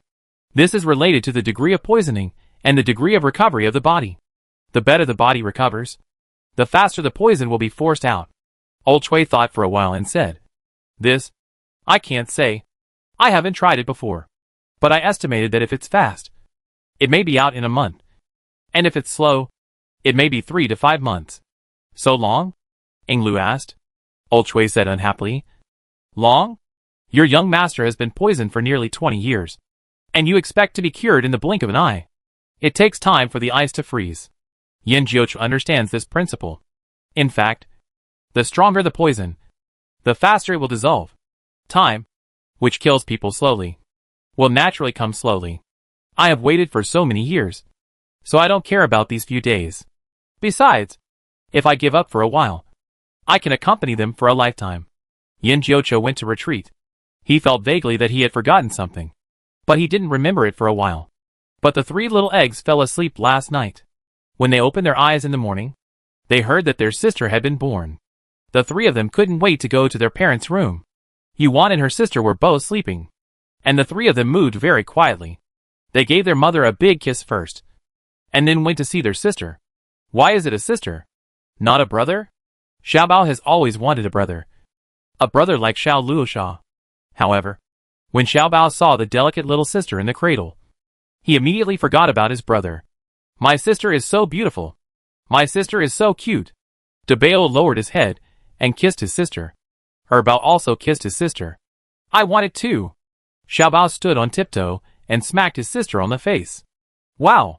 My sister's face is so smooth and tender. Xiaobao wanted to kiss her again, but he saw that his sister opened her eyes. Yin Shiasi glanced at the 3 brothers who were spitting on his face, turned his face away with disgust, and raised his little fist to cover his face. Dabao, Erbao, Xiaobao. On the other side, Xiao Taidan was also on his way to visit his sister. No, niece. But he didn't come alone. He went to the ninth princess first. The ninth princess was practicing calligraphy in the room. The girls in Lotus Village are now beginning to learn. And some are practicing calligraphy. But Xiao Taidian thinks that they are not as good as the ninth princess, who looks really pretty when she writes. Xiao Taidian walked over, leaned on the table and asked her, "Ninth princess, do you want to go see the baby?" The ninth princess paused and asked softly, "Can I?" "Of course. Let's go. I'll take you there," Xiao Taidian said, walking around the desk to the ninth princess, holding her soft little hand, and trotting with her to the room of her elder sister and brother-in-law. San Xiaodan went to find toys for her younger sister, and only a wet nurse was watching on the side. When the nurse saw the two, she hurriedly bowing and said, "Young Master Helion." "The ninth princess," Xiao Taidian said seriously, "you leave. The ninth princess and I are here to see the child." The nurse was a little stunned. What does the ninth princess and I are here to see the child mean? What's the sense of parents coming to see the baby? And all the strangers leaving? Of course the nurse left. She was the master. How could she dare to offend her? Xiao Taiyan took the ninth princess's hand and came to the cradle. To be honest, Yin Xiuxi was too beautiful. So beautiful that she was constantly radiating charm even when she was lying there. So cute. The ninth princess looked at Yin Xiuxi and said, "You are also very cute." Little Taiyan turned his head and looked at her. The ninth princess lowered her eyes. A little shy. Little Taiyan looked at Yin Xiuxi in the cradle again and sighed. "It's a pity that you are a girl. So you can't be called Gooden. But it doesn't matter. You can be called Yaden." Yin Xiuxi. Little Taiyan walked out with a bruised face. He didn't know what happened. He tripped on the threshold when he went out just now, and fell flat on his face in front of the ninth princess. He still limps when he walks now. Oh! So embarrassing. Yuan really slept for a long time. And it was dark when she woke up. Yin Xiuxi was taken to the next room to take a bath. There was no light in the room. There were maids guarding the door. And she could have asked them to come in and light the lamps. But she didn't do so. After all, she was a saint. The most powerful saint in the underworld. Did she need a maid to light a lamp? She called out in a daze, as usual, "Light up." There was a room full of saint stones. But none of them lit up. Huh? Yuan rubbed her eyes and called out again. "Light up." Still no light up. Am I too tired? Yuan didn't believe in evil. Closed her eyes. Sank her chi into her dantian, she thought. Concentrated her mind and gathered her energy, she thought. And released a powerful saint pressure. It didn't. Light up. None of them lit up. Yuan looked at her hands in disbelief. Could this be the legendary, giving birth to a child? The power is gone? She is no longer the most powerful saint in the underworld. She, Niu Hulu Yuan, has become an ordinary person. Oh! The price of giving birth to a child is too high. Niu Hulu Little Fatty One, oh! Chapter 736 Saint Clan Master. Yin Xiuxi. Yin Jiuchao's detoxification retreat was not publicized. Mainly to prevent someone with ill intentions from coming to the young master's mansion to cause damage. The other party didn't even have to kill Yin Jiuchao. Just interrupt his detoxification process. One mistake would be enough to ruin Yin Jiuchao's efforts. King Yin didn't dare to gamble with his son's life. So he decisively blocked the news. However, Yin Jiuchao served as the regent. And he couldn't really ignore the ministers in the court for a month. Fortunately, Yuan had just given birth to a child. And this child came just in time. Not only did it provide precious medicine for her father, but it also gave Yin Jiuchao a reason not to go to court. Although Yin Jiuchao's killing of corrupt officials shocked the ministers in the court. Before that, everyone's impression of Yin Jiuchao has always been: first, unreliable; second, very unreliable. Who knows why he killed corrupt officials? Corrupt officials should be killed. But isn't beheading and slow slicing too cruel? What a shitty regent. He is a tyrant. Okay. Also, why does he give out 2 red eggs at every turn? He gave them at the wedding, when he returned to Beijing, and he even extorted them a wave of thank you gifts. When the princess gave birth to a child, he didn't give them anymore. Yin Jiuchao, who was in seclusion in the secret room, finally remembered what he had forgotten: red eggs. 2. In short, Yin Jiuchao was a moody little lunatic in the minds of the ministers. It was not surprising that he suddenly moved the court to the young master's mansion. Okay. The regent wants to accompany the princess. And the young lady. The young lady doesn't want anyone But the regent. Once the regent leaves, she starts crying. There is no other way. I have to trouble you ministers to deliver the memorials to the young master's mansion. But please rest assured. The regent will read all your memorials. Uncle One said in the Golden Palace. Then, can we leave after delivering the memorials? A minister asked cautiously. Uncle One smiled and said, if the young lady doesn't make a scene, the regent should be able to take time off to meet everyone. Please, young lady, please make a scene. Make a scene as hard as you can. Don't let your father come out to harm us. In fact, if someone else were to do this, I'm afraid there would be many doubts. Yin Jiuqiu is different. Putting aside his lunatic nature, he has always cherished Yuan very much. When the emperor did not agree to this marriage, he even argued with the emperor. There were no other women in his backyard. His love for Yuan was seen by the whole capital. Although his style of doing things was unreliable, everyone had to admit that Yin Jiuqiu had a nearly perfect persistence in treating his wife and children. This was the only thing that no one could criticize him for. The ministers were quite happy. They just had to hand the memorial to the young master's mansion. They didn't have to rack their brains and praise someone in various ways like before. You know, they had been praising for so long that they were almost out of ideas. No one thought there was anything wrong with this, except Crown Prince Yin Huaijing. On the carriage back to the mansion, Yin Huaijing asked Jun Chang'an, did the people find old Chui? No, Jun Chang'an said. Old Chui poisoned them and took them away. Yin Huaijing murmured, he actually learned to use poison. He was not like this before. Yin Huaijing didn't say that he knew 100% of what old Chui was like before, but at least he knew 80%. Old Chui was not a bad person by nature, but he was forced to join Concubine Su's pirate ship and did a lot of shameful things for Concubine Su. But most of them were just to give people contraceptive soup or to help Concubine Su avoid disaster. The only time he harmed someone was to make a concubine miscarry. But the concubine didn't survive and ended up with 2 bodies. After that time, Old Chui proposed to leave. In order to reassure Concubine Su, he vowed that he would never use the Chui family's medical skills to practice medicine again in his life, which also led to him becoming a mediocre doctor after going to the countryside. Concubine Su was definitely not a soft-hearted person. She could let him go with peace of mind. In a sense, it was actually an affirmation of Old Chui's character. She believed that Old Chui would not betray her. In fact, Old Chui did not harm her. After joining Yin Jiuqiu and his group, he was only responsible for treating Yin Jiuqiu and did not participate in the competition between Concubine Su and Yin Jiuqiu. But Yin Huaijing still felt that Old Chui had changed and seemed to have become more courageous and bold. Yin Huaijing only found out the news a few days ago. It turned out that Yin Jiuqiu went to Nanjiao to find medicine. It turned out that Yin Jiuqiu was poisoned by 2 kinds of poisons. One was the Nanjiang poison curse given to him by the previous emperor, and the other was the time given to him by the previous Nanjiao princess. The Nanjiang poison curse has been solved, and all the medicines for time have been collected. Yin Huaijing couldn't imagine how they got together. He even felt incredible when he heard those legendary experiences. But no matter what, the information was true, and he couldn't help but believe it. And old Suedo turned out to be Yin Jiuqiu's doctor. Thinking of his own people, this was another person who was snatched away by Yin Jiuqiu after Yuan.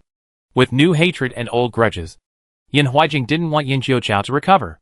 He asked people to capture old Suedo, hoping that Yin Jiuqiu would have the medicine, but not be able to refine it into an antidote, and eventually die of poison. But his people failed. At this time, Yin Jiuqiu suddenly disappeared again. If he couldn't guess what happened, it would be a bit unreasonable. Prince, do you still want to find old Suedo? This time I will do it myself, Jun Chang'an said. Yin Huaijing said calmly, no need. I think the antidote has been prepared, and it's useless to find old Chui. I guess Yin Jiuqiu is now in seclusion to detoxify. Go check where he is in seclusion. Okay. Prince's mansion. Moon viewing tower. A portrait was placed on the table of the cloaked man. The woman in the portrait was none other than Yuan, who was once pregnant. However, it was not Yuan who was pregnant this year, but Yuan who Yin Huaijing bumped into in Shuzhou 3 years ago. This is a portrait painted by Yin Huaijing himself, and it is placed in his study. Even Han Jingshu would not easily turn over his study, so Yin Huaijing never thought that it might be stolen. As for why the cloaked man stole Yin Huaijing's portrait, it was actually a misunderstanding. Yin Huijing had been in frequent contact with Nanja's spies recently, which made the cloaked man think that Yin Huijing suspected their identities and was looking for someone to verify them. Recently, there was news from Nanjiao, and the cloaked man wanted to see what the news was. And as a result, he saw this portrait. There was no signature on the portrait, but they asked the servants of the prince's mansion, and one of the guards recognized her as the current regent princess. However, this princess is only 18 years old this year, and her age does not match that of the female thief. But seeing the similar appearance, it is not difficult for the cloaked man to guess that she is the thief's daughter. This can explain why he sensed the breath of the Holy Soul Pearl in the direction of the young master's mansion. It must be that the thief gave the Holy Soul Pearl to his daughter. In addition, there is one thing worth mentioning. Last night, he felt a very strong breath of the Saint clan, which seemed to have reached the realm of the Saint King. The first reaction of the cloaked man was, could the female thief also be of the Saint clan bloodline? Her daughter too? And her daughter used the Holy Soul Orb to break through to the Saint King? It's no wonder that the cloaked man thought so. In fact, in the Saint clan, no one has ever been born as a Saint King. Sir, what are you going to do next? Asked the Gu woman. The cloaked man said coldly, get the Holy Soul Orb first. As for that woman, when you have the Soul Capture Orb, are you still afraid that you can't deal with her? With the Holy Soul Orb, he can also have the strength of a Holy King, and he has the complete inheritance of the Holy Clan. And the foundation of the Holy Clan is definitely not comparable to that of a petty thief. So the cloaked man never thought that a Holy King trained by a petty thief could be stronger than the Holy King of the Holy Clan. Besides, the woman had just given birth to a child and must be weak. Even if she had the Holy Soul Orb, she would not be able to withstand a single blow. Lifeone is dead. Who are you going to send? The Gu girl asked. The cloaked man said calmly, you don't have to worry about this. Remember to return the portrait intact, and don't let the prince find out. Yes. The Gu girl agreed. The cloaked man left the prince's mansion. He could go to the Zhou to find the Holy Soul Orb. So naturally Lifeone would not be the only master. In fact, his trump card has not been revealed at all. The cloaked man came to a seemingly inconspicuous courtyard, and found the Saint Clan Silver Knife Guard lurking there. The Silver Knife Guard is a first-level master of the Saint Clan, and his strength is no less than any high-level Shura King. The difference between the Saint Clan and the Witch Clan is that the Saint Clan has indeed made more breakthroughs in martial arts, which is why all the successive saints of the Hades are top masters. At the same level of Shura King, the Saint Clan Silver Knife will be more powerful and more dangerous. The cloaked man ordered you three, sneak into the young master's house tonight, and bring back the Holy Soul Orb. Yes. Yen Shusi. Yen Shusi. There's a thief in your house. Yen Shusi, slurp. Chapter 737 The Little Devil is Coming. After giving birth to Yen Shusi, Yuan stayed indoors to recuperate, in order to allow her to rest better, and Yin Jiuchao to detoxify more quietly. They decided not to hold a big ceremony for the third day and the full moon, and wait until the first birthday to hold a big ceremony together. In the evening, Yuan was full, and Yin Shusi was also full. He burped twice while being held in Yuan's arms. Although she lost her saintly bloodline in order to give birth to her, she is her own child, so she can't help but feel pain. Right? Yuan hugged Yin Shusi with mixed feelings inside. You must be obedient when you grow up. Do you know how much your mother paid to give birth to you? Your mother was originally the most powerful saint in the underworld, but now she is nothing. If you don't listen to your mother in the future, your mother will beat you. Yin Shusi. Yuan hugged her precious little girl and talked for a while. As they talked, both mother and daughter felt sleepy. Pinger saw that the mother and daughter's eyelids were fighting together, and the frequency was synchronized. So she laughed. She walked over gently, stretched out her hand to Yin Shusi and said, Madam, you are tired. Go to rest early. I will take the young lady over first, and then bring her back later, in order to let Yuan get enough rest at night. Yin Shusi was taken care of by the wet nurse at night, but Yin Shusi did not sleep with the wet nurse. After she was full, she would go back to Yuan's room and sleep in her own cradle. Yeah.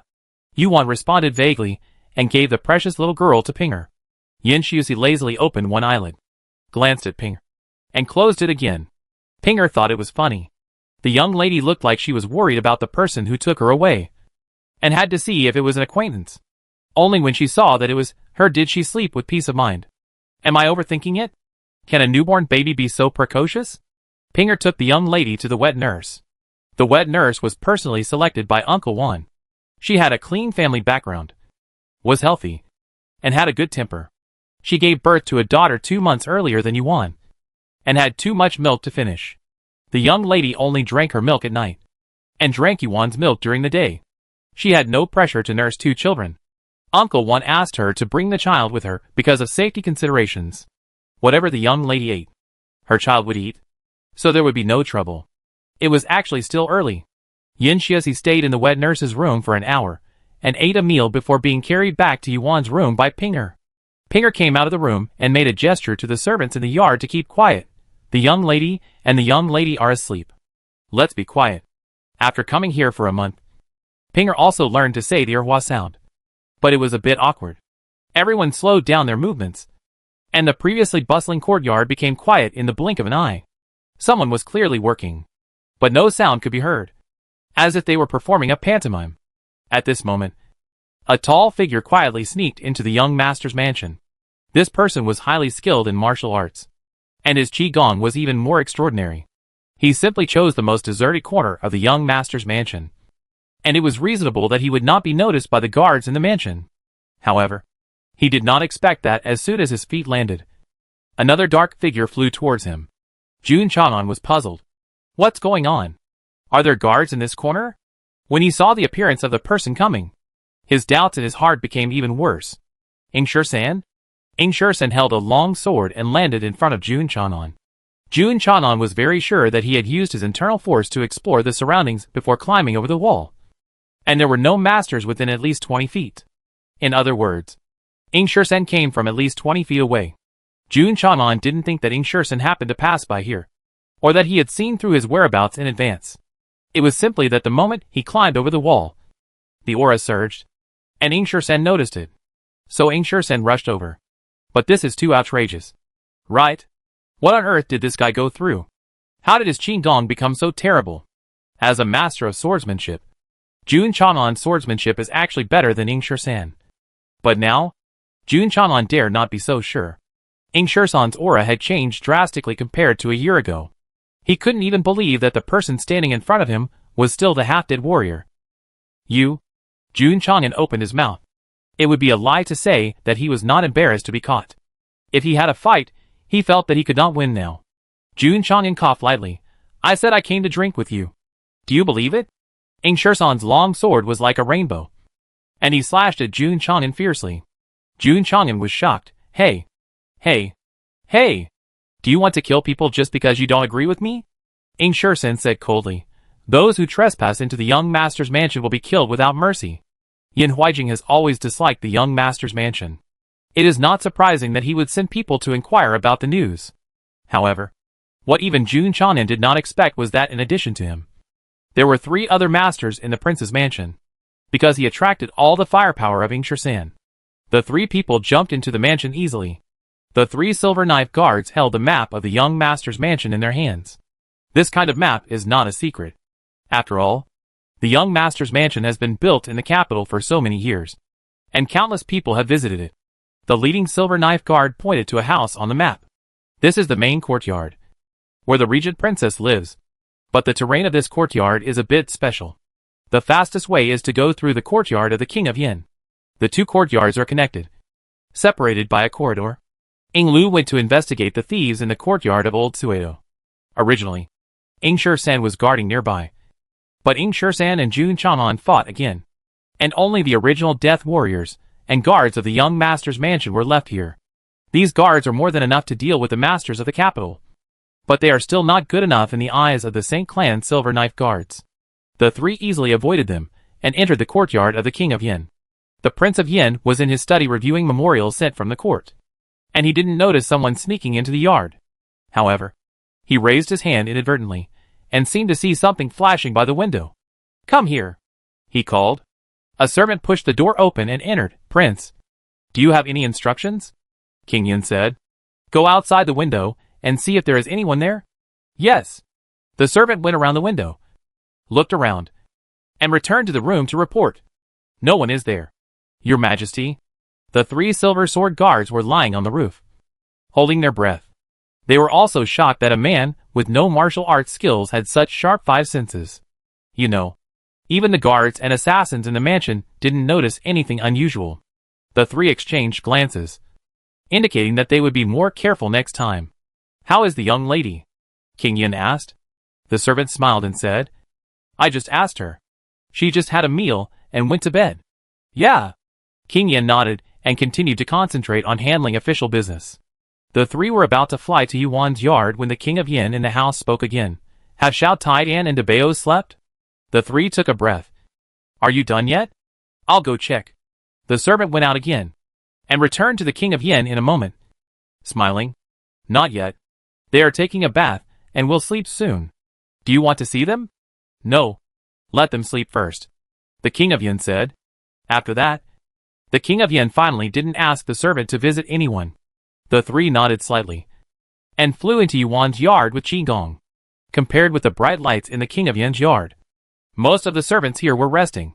The three successfully found Yuan's house and quietly slipped in. The Holy Soul Pearl will only emit a strong breath when it is sacrificed. If it is not sacrificed, it is no different from an ordinary bead. So they can't sense where it is. So they can only look for it. It is not an easy task to find a small bead in such a big house. Fortunately, there is no expert in the house, so they can search as long as they want. Yuan slept soundly. Yin Shiusi was the same. After all, she was a newborn baby. She slept a lot because of her instinct. Xiao Gugu also fell asleep. The only one awake was Xiao Gugu's new little brother, Qian Gu Wang. When Qian Gu Wang saw a thief entering the house, his first reaction was to beat him out. His second reaction was that he couldn't beat him. But he didn't dare to wake up Xiao Gugu. Xiao Gugu was grumpy when he woke up. Except for Yuan. Anyone who woke him up would be beaten by him. Yuan and Qian Gu Wang could only watch the three people rummaging through the house. But the three didn't find it. "Why not? Isn't it in this room?" asked a silver knife guard. The leading silver knife guard said, "Impossible. Such an important treasure must be placed next to him. Let's look for it." "Boss, come and see." The third silver knife guard stood in front of the cradle and spoke. The two silver knife guards walked over. The third silver knife guard looked like he had discovered something, and the two were delighted. The leading silver knife guard said, "What's wrong? What did you find?" The third silver knife guard pointed at the sleeping Yin Shiusi and said, "I found, this child is so beautiful." The leading silver knife guard slapped him on the head. "Is this the right time to talk about this? Can we look for something properly?" Hey, boss, third brother. Look! The second silver knife guard pointed at Yin Shiusi's small fist. She seems to be holding something in her hand. The two lowered their heads and took a closer look. Isn't it? Although she was holding it tightly, her hand was too small, and there was still a little trace. Could it be the Holy Soul Pearl? Asked the third silver knife guard. This child slept in the regent princess's room, and she was so beautiful and dressed so luxuriously. She must be the regent princess's daughter, and it makes sense that the regent princess would give the Holy Soul Pearl to her daughter. It's possible, said the leading silver knife guard. The third silver knife guard put away the dagger and carefully pried open Yin Shiusi's small fist. Something unexpected happened. He couldn't pry it open. What's wrong? Take out the Holy Soul Pearl, the leading silver knife guard urged. The third silver knife guard was speechless. He didn't want to take it, but he couldn't. The child's fingers looked white, tender, thin and soft, but when he really tried to bend them, they were like iron pliers, and he couldn't bend them no matter what. The leading silver knife guard scolded in a low voice. It's just an insignificant child. Why are you so soft-hearted? Don't forget, she is the descendant of our enemy. You can be soft-hearted to anyone, but not to her. The third silver knife guard gritted his teeth. Is he being soft-hearted? If you can do it, come on. He let go. Useless thing. The leading silver knife guard glared at him and said to the second one beside him, You come on. He is the eldest. It's too cheap to use his strength to bend a baby's hand. Such things have to be done by the younger brothers. In fact, all three of them were top-notch masters. Not to mention him. Even if the second and third brothers were to break fists with a baby, it would be laughable if it got out. But it was better for these two to be laughed at than for him to be laughed at. As a result, the second silver knife guard also failed to break fists. At first, he thought that the third brother was soft-hearted and afraid of hurting the baby. But he was not soft-hearted. He used brute force at the beginning. But he didn't know he couldn't break fists. This is very strange. Is there something wrong with him? Or is there something wrong with the child? One or two of you are useless. Get out of my way. The leading silver knife guard pushed the two away and went into battle himself. He stretched out his big bare paw and pinched the little girl's fist. Her little fist was not as thick as his thumb. Ha! It's just such a small fist. And you two can't break it. Two people, if you can do it. Go ahead. TSK. The leading silver knife guard gently broke it. His face darkened. Two, he. Although they couldn't open it. The three of them were sure of one thing. That must be the Holy Soul Pearl. It was the power of the Holy Soul Pearl that protected the child. Otherwise, how could they explain that the three high-level Shura King Masters couldn't even open the fist of a baby? She can't be a little holy king. What a joke. Is someone born a holy king? Not true. Only those ignorant foreigners would believe such rumors. The Holy Soul Pearl must be taken away. Since they couldn't open her fist, they took her away with them. The three of them found a basket, put Yin Shiosi in the basket, and took her out of the young master's mansion. Tremble. The little devil is coming. Chapter 738 Invincible Yin Shiosi. On the other side, Jun Chanan and Ing Shursan fought each other. Jun Chanan was shocked to find that Ing Shursan's martial arts had improved more than he had imagined.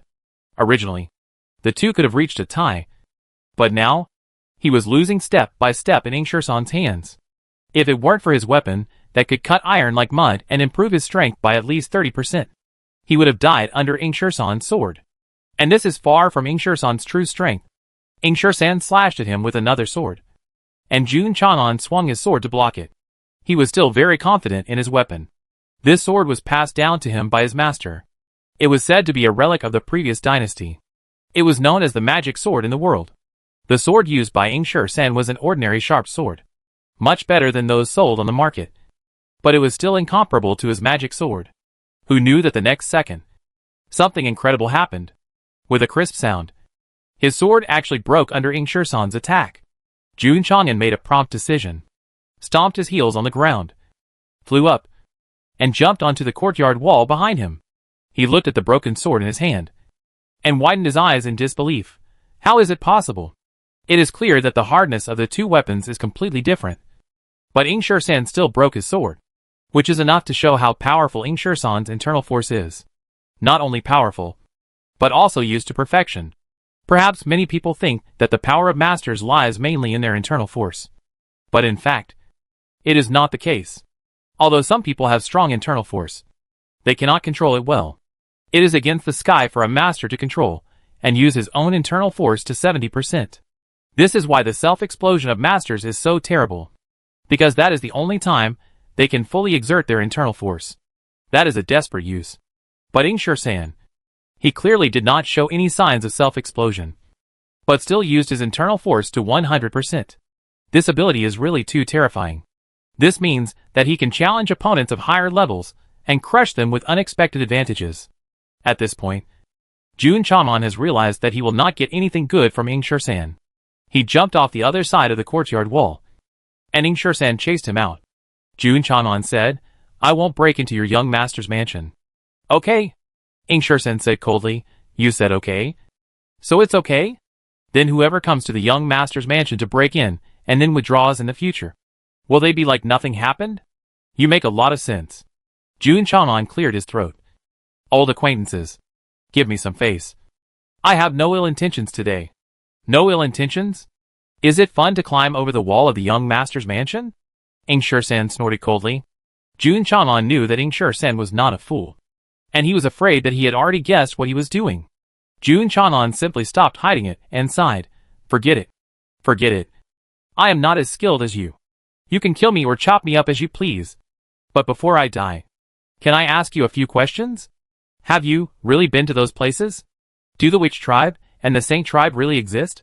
Or are the medicine guides not the things that are rumored in the martial arts world?" Sure enough, Jun Chanan came here this time because he heard about the young master's detoxification and came to check on the young master's situation. Ing Shursan couldn't let him go. However, just when Ing Shursan was about to kill Jun Chanan to silence him, The voice of the guard came from the other side of the courtyard wall. Seal off the mansion. Don't let even a fly out. Seal off the mansion? Did something happen? Ing Shursan looked at Jun Chang'an. Jun Chang'an waved his hands hurriedly. Don't look at me. It wasn't me. I didn't deliberately lead you away. I came here by myself. This is the truth. Yin Huijing only sent him to spy on the intelligence. As for what else happened in the young master's mansion, it really has nothing to do with him and the prince. Go and have a look quickly. The mansion is about to be sealed. It must be a big deal. I am in the capital anyway. I can't escape. You can come back to kill me another day. Jun Chang'an did not intend to be a deserter. Not to mention that his 10-year agreement with Yin Huijing has not expired. As long as he is still alive, he will not leave Yin Huijing. Even if it is over, he still has someone he can't let go. Ing Shursan flew into the mansion. It's not that he trusts Jun Chang'an, but if he wants to kill Jun Chang'an can hide at the ends of the earth, and he will still find him. Pinga was the first person to discover the disappearance of the young lady. She estimated that the young lady should have a feeding. So she went into the room to hold the young lady for feeding, but found that the cradle was empty. She thought that Yuan had carried the child to the bed. But when she looked at the bed, there was no child on the bed. Pinger did not dare to disturb Yuan and reported to King Yin first.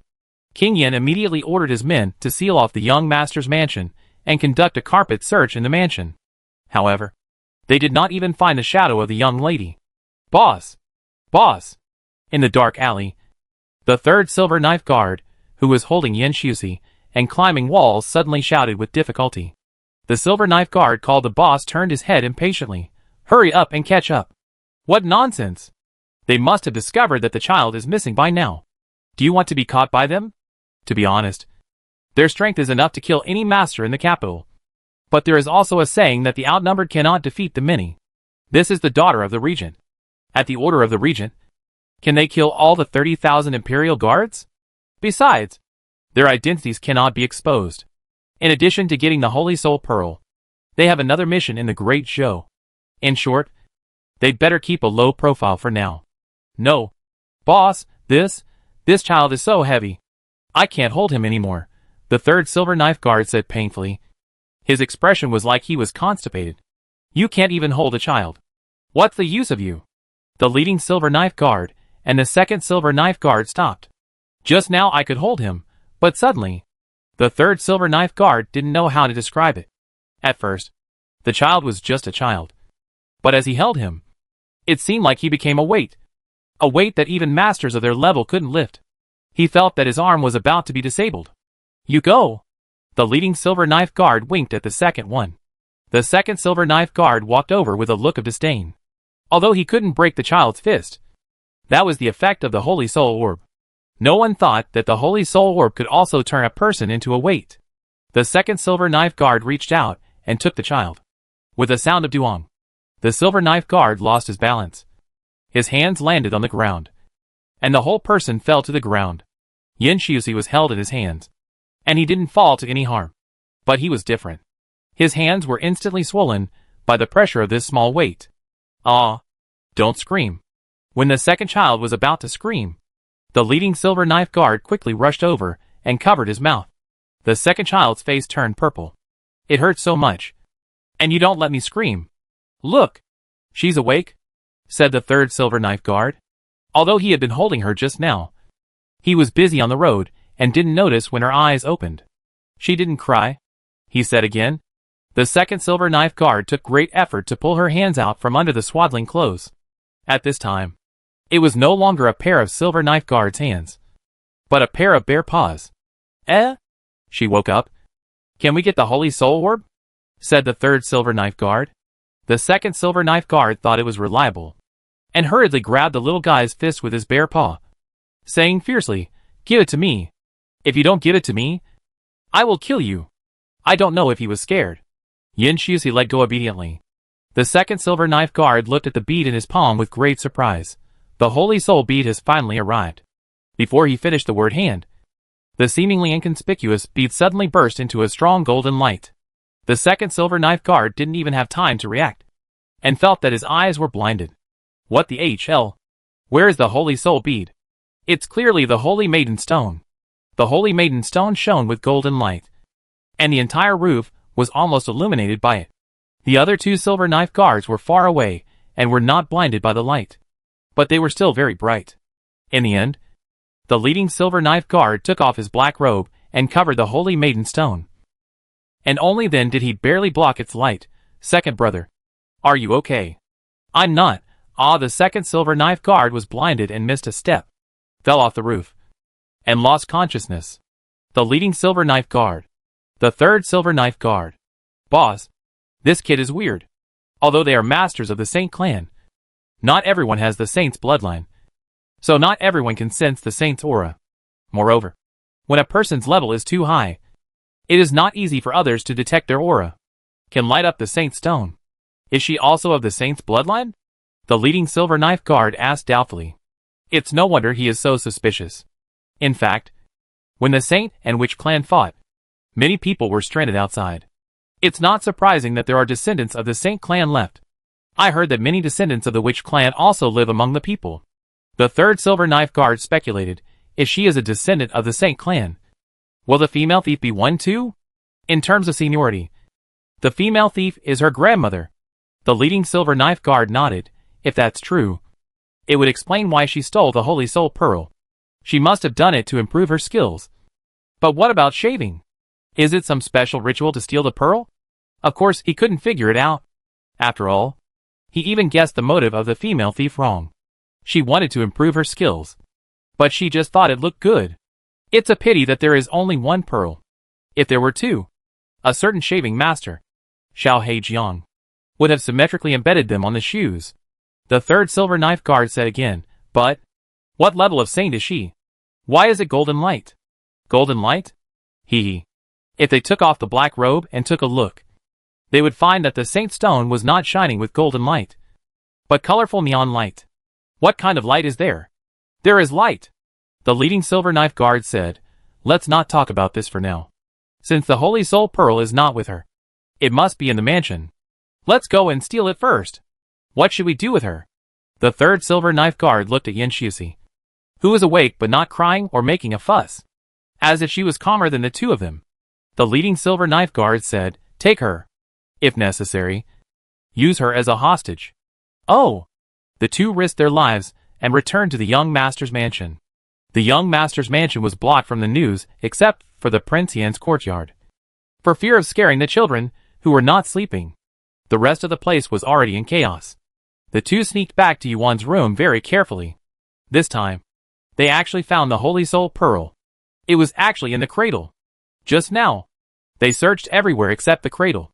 When they noticed the cradle later, they mistakenly thought that the little baby was holding the pearl they wanted. So they stopped looking. If they had been more careful at that time, they wouldn't have had to make this extra trip. The two took the pearl and carried the child out of the house. Boss, you see she won't cry. Is she a fool? While flying over the eaves and walls, the third silver sword guard couldn't help but express his doubts in his heart. Originally, they were worried that the child would cry and expose their whereabouts. So they pressed her acupoints, but they found that they couldn't press them, no matter how they pressed. The child opened her eyes wide and looked at them cutely. Cold sweat broke out on their backs. Although the child was pretty and harmless, they were a little scared. In the end, they blamed it on the fact that they had never acupunctured such a young child. So they didn't know the acupuncture points accurately. Yes, it must be like this. Otherwise, how could two masters at the Peak Shura King realm not be able to acupuncture a little kid? Later, they found that the child didn't cry or make a fuss. So they let her be. But when the third silver knife guard asked, is she a fool? He suddenly felt his body tremble. And then it was as if a huge force pulled him down from midair, and he fell to a great rack below. The leading silver knife guard didn't know what happened, but instinctively reached out to pull him, and was also pulled to the rack by the strange force. Then, the two of them couldn't get up. Yin Shusi landed steadily on the back of one of them. The grapes in the young master's mansion grew very well and lushly. At first glance, you wouldn't see two people lying on top. But when the two looked down through the gaps in the branches and leaves, they had a different feeling. They clearly saw three black little eggs. A bonfire was lit under the shelf, and one of the little black eggs took a few eggs from the basket and put them in the fire. Can eggs be roasted like this? No. Why are you kids not sleeping in the middle of the night and running here to roast eggs? The two were puzzled. Achoo! At this moment, DeBeo sneezed heavily. This sneeze was a little big, and it blew up the sparks all of a sudden. The sparks rose slowly, as if they had eyes, turning through the gaps in the branches and leaves, and whooshed on the crotches of the two. The two immediately said. The two wanted to get up, but they couldn't move at all, as if they were pressed down by a mountain. This is, can you be paralyzed while awake? The two watched the sparks burn and burn, and soon they turned from sparks into small flames. Xiaobao sniffed. Huh? Why do I smell the smell of barbecue? Erbao spread his hands and said, we are roasting hairy eggs. There are chicks in the hairy eggs. The eggs and chicks are on fire. Of course, there is a smell of meat. Chapter 739 The Greatest DeBeo. The doting sister? The two silver sword guards looked at their burning crotches. Little brother, what you said makes a lot of sense. The two silver sword guards wanted to die. Although they couldn't move, their senses were still there. They were about to be burned to death. Especially, they were men. Why burn them? Ah! DeBeo sniffed. This time the smell was so strange, different from what they had before. DeBeo looked up with a blank face. Is there anything in the sky? Are the grapes on fire? Looking up from DeBeo's perspective, he couldn't actually see the figure on the grape rack, because this was not an ordinary grape rack, but a stone corridor, with a skeleton on top. The stone skeleton was of course thicker than an ordinary rack, plus the cover of the grapes and branches. So DeBeo only saw two balls of rapidly burning flames. But the two silver knife guards didn't think so. The kid had discovered them. As long as he screamed, their whereabouts would be completely exposed. What they didn't know was that DeBeo didn't discover them at all. And even if he did, DeBeo wouldn't scream. After all, DeBeo was a little black egg who couldn't speak. The leader of the silver knife guards naturally had a killer. The leading silver knife guard had a bead the size of a soybean in his mouth. This bead didn't look strange. It didn't matter if it was accidentally swallowed. Its surface was made of a layer of indigestible special material, so swallowing it wouldn't have any effect on the body. However, such a small thing had a very sinister mechanism hidden inside. It's okay if it's not broken. Once it's bitten, the mechanism will condense into a poison needle within 3 breaths. It's not a real needle. Not sharp, but a little blunt. However, with the internal force of the silver knife guards, it's enough to turn it into a murderous weapon. The leading silver knife guard bit the bead in his mouth and was about to attack DeBeo below. He was confident that even if his body could not move, it would not be a problem to shoot a child. But no one expected that the bead in his arms, the holy soul bead, suddenly fell down. He choked with shock, and the poison needle that should have been shot out by him was sucked into his stomach. The leading silver knife guard. Click. The holy soul bead fell to the ground and rolled to DeBeo's feet. DeBeo picked up the holy soul bead. What a beautiful bead. DeBeo put the bead in his pocket without hesitation. The leading silver knife guard. Boss. Boss. The bead was picked up by that black egg. What should we do? The third silver knife guard turned his head to look at his boss, and saw that his boss's face was purple. His lips were black, and his forehead was black. This look. Clearly he was poisoned. Then at this moment, the third silver knife guard felt that his body could move.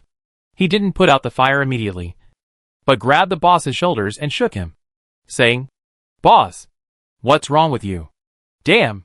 The leading silver knife guard actually felt that his internal strength had returned a little, and was trying hard to force the poison needle out.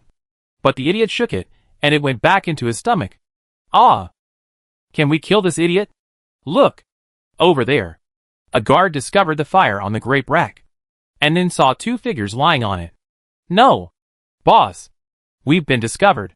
After putting out the fire on the crotch of the 2 men in an extremely cruel way, the third silver knife guard realized that danger was coming.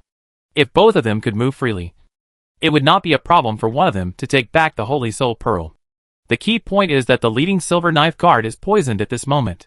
The third silver knife guard grabbed him with one hand, and the swaddling clothes with the other hand, and there was no way to do anything else. In a flash, he came up with a plan. He bit DeBeo with his teeth and took DeBeo away. Erbao just used a stick to pick out the baked hairy eggs, and turned his head. Huh? Where's DeBeo? The third silver knife guard didn't know DeBeo's identity. If he knew that DeBeo was also the young master of the regent's mansion, he probably wouldn't have taken Yinshuzi, the hostage, away. Don't chase him. Otherwise I will kill him. After leaving this sentence viciously, the third silver knife guard used Qigong to disappear into the night. Ing Shersan looked coldly at his receding back. A guard said anxiously, "Guarding, should we chase him?" Ing Shersan looked at Erbao and Xiaobao under the grape trellis. And he knew in his heart that the man not only took away the young lady, but also Dabeo. That was a desperate criminal. It would not be good for the two young masters to anger him. But he will probably regret taking Dabeo away soon. If he only took Sijia, they might not be able to find him. The third silver blade guard took the eldest and two children back to the yard, where the cloaked man had been waiting for a long time. "Why did you take so long?" The cloaked man looked at him when he heard the door being pushed open, and saw another silver blade guard and a baby in a swaddling cloth in his hand. And at the same time, he was holding a child in his mouth. "What happened?" the cloaked man asked. Yinshuzi fell asleep, and now he was very quiet. He didn't cause any trouble along the way. On the contrary, the little black egg he held in his mouth. Who could tell him why a 3 or 4-year-old child was so heavy? He used his inner strength to carry him back all the way. He used up all his inner strength just to carry a child. Who would believe it if he told others about it? Bang!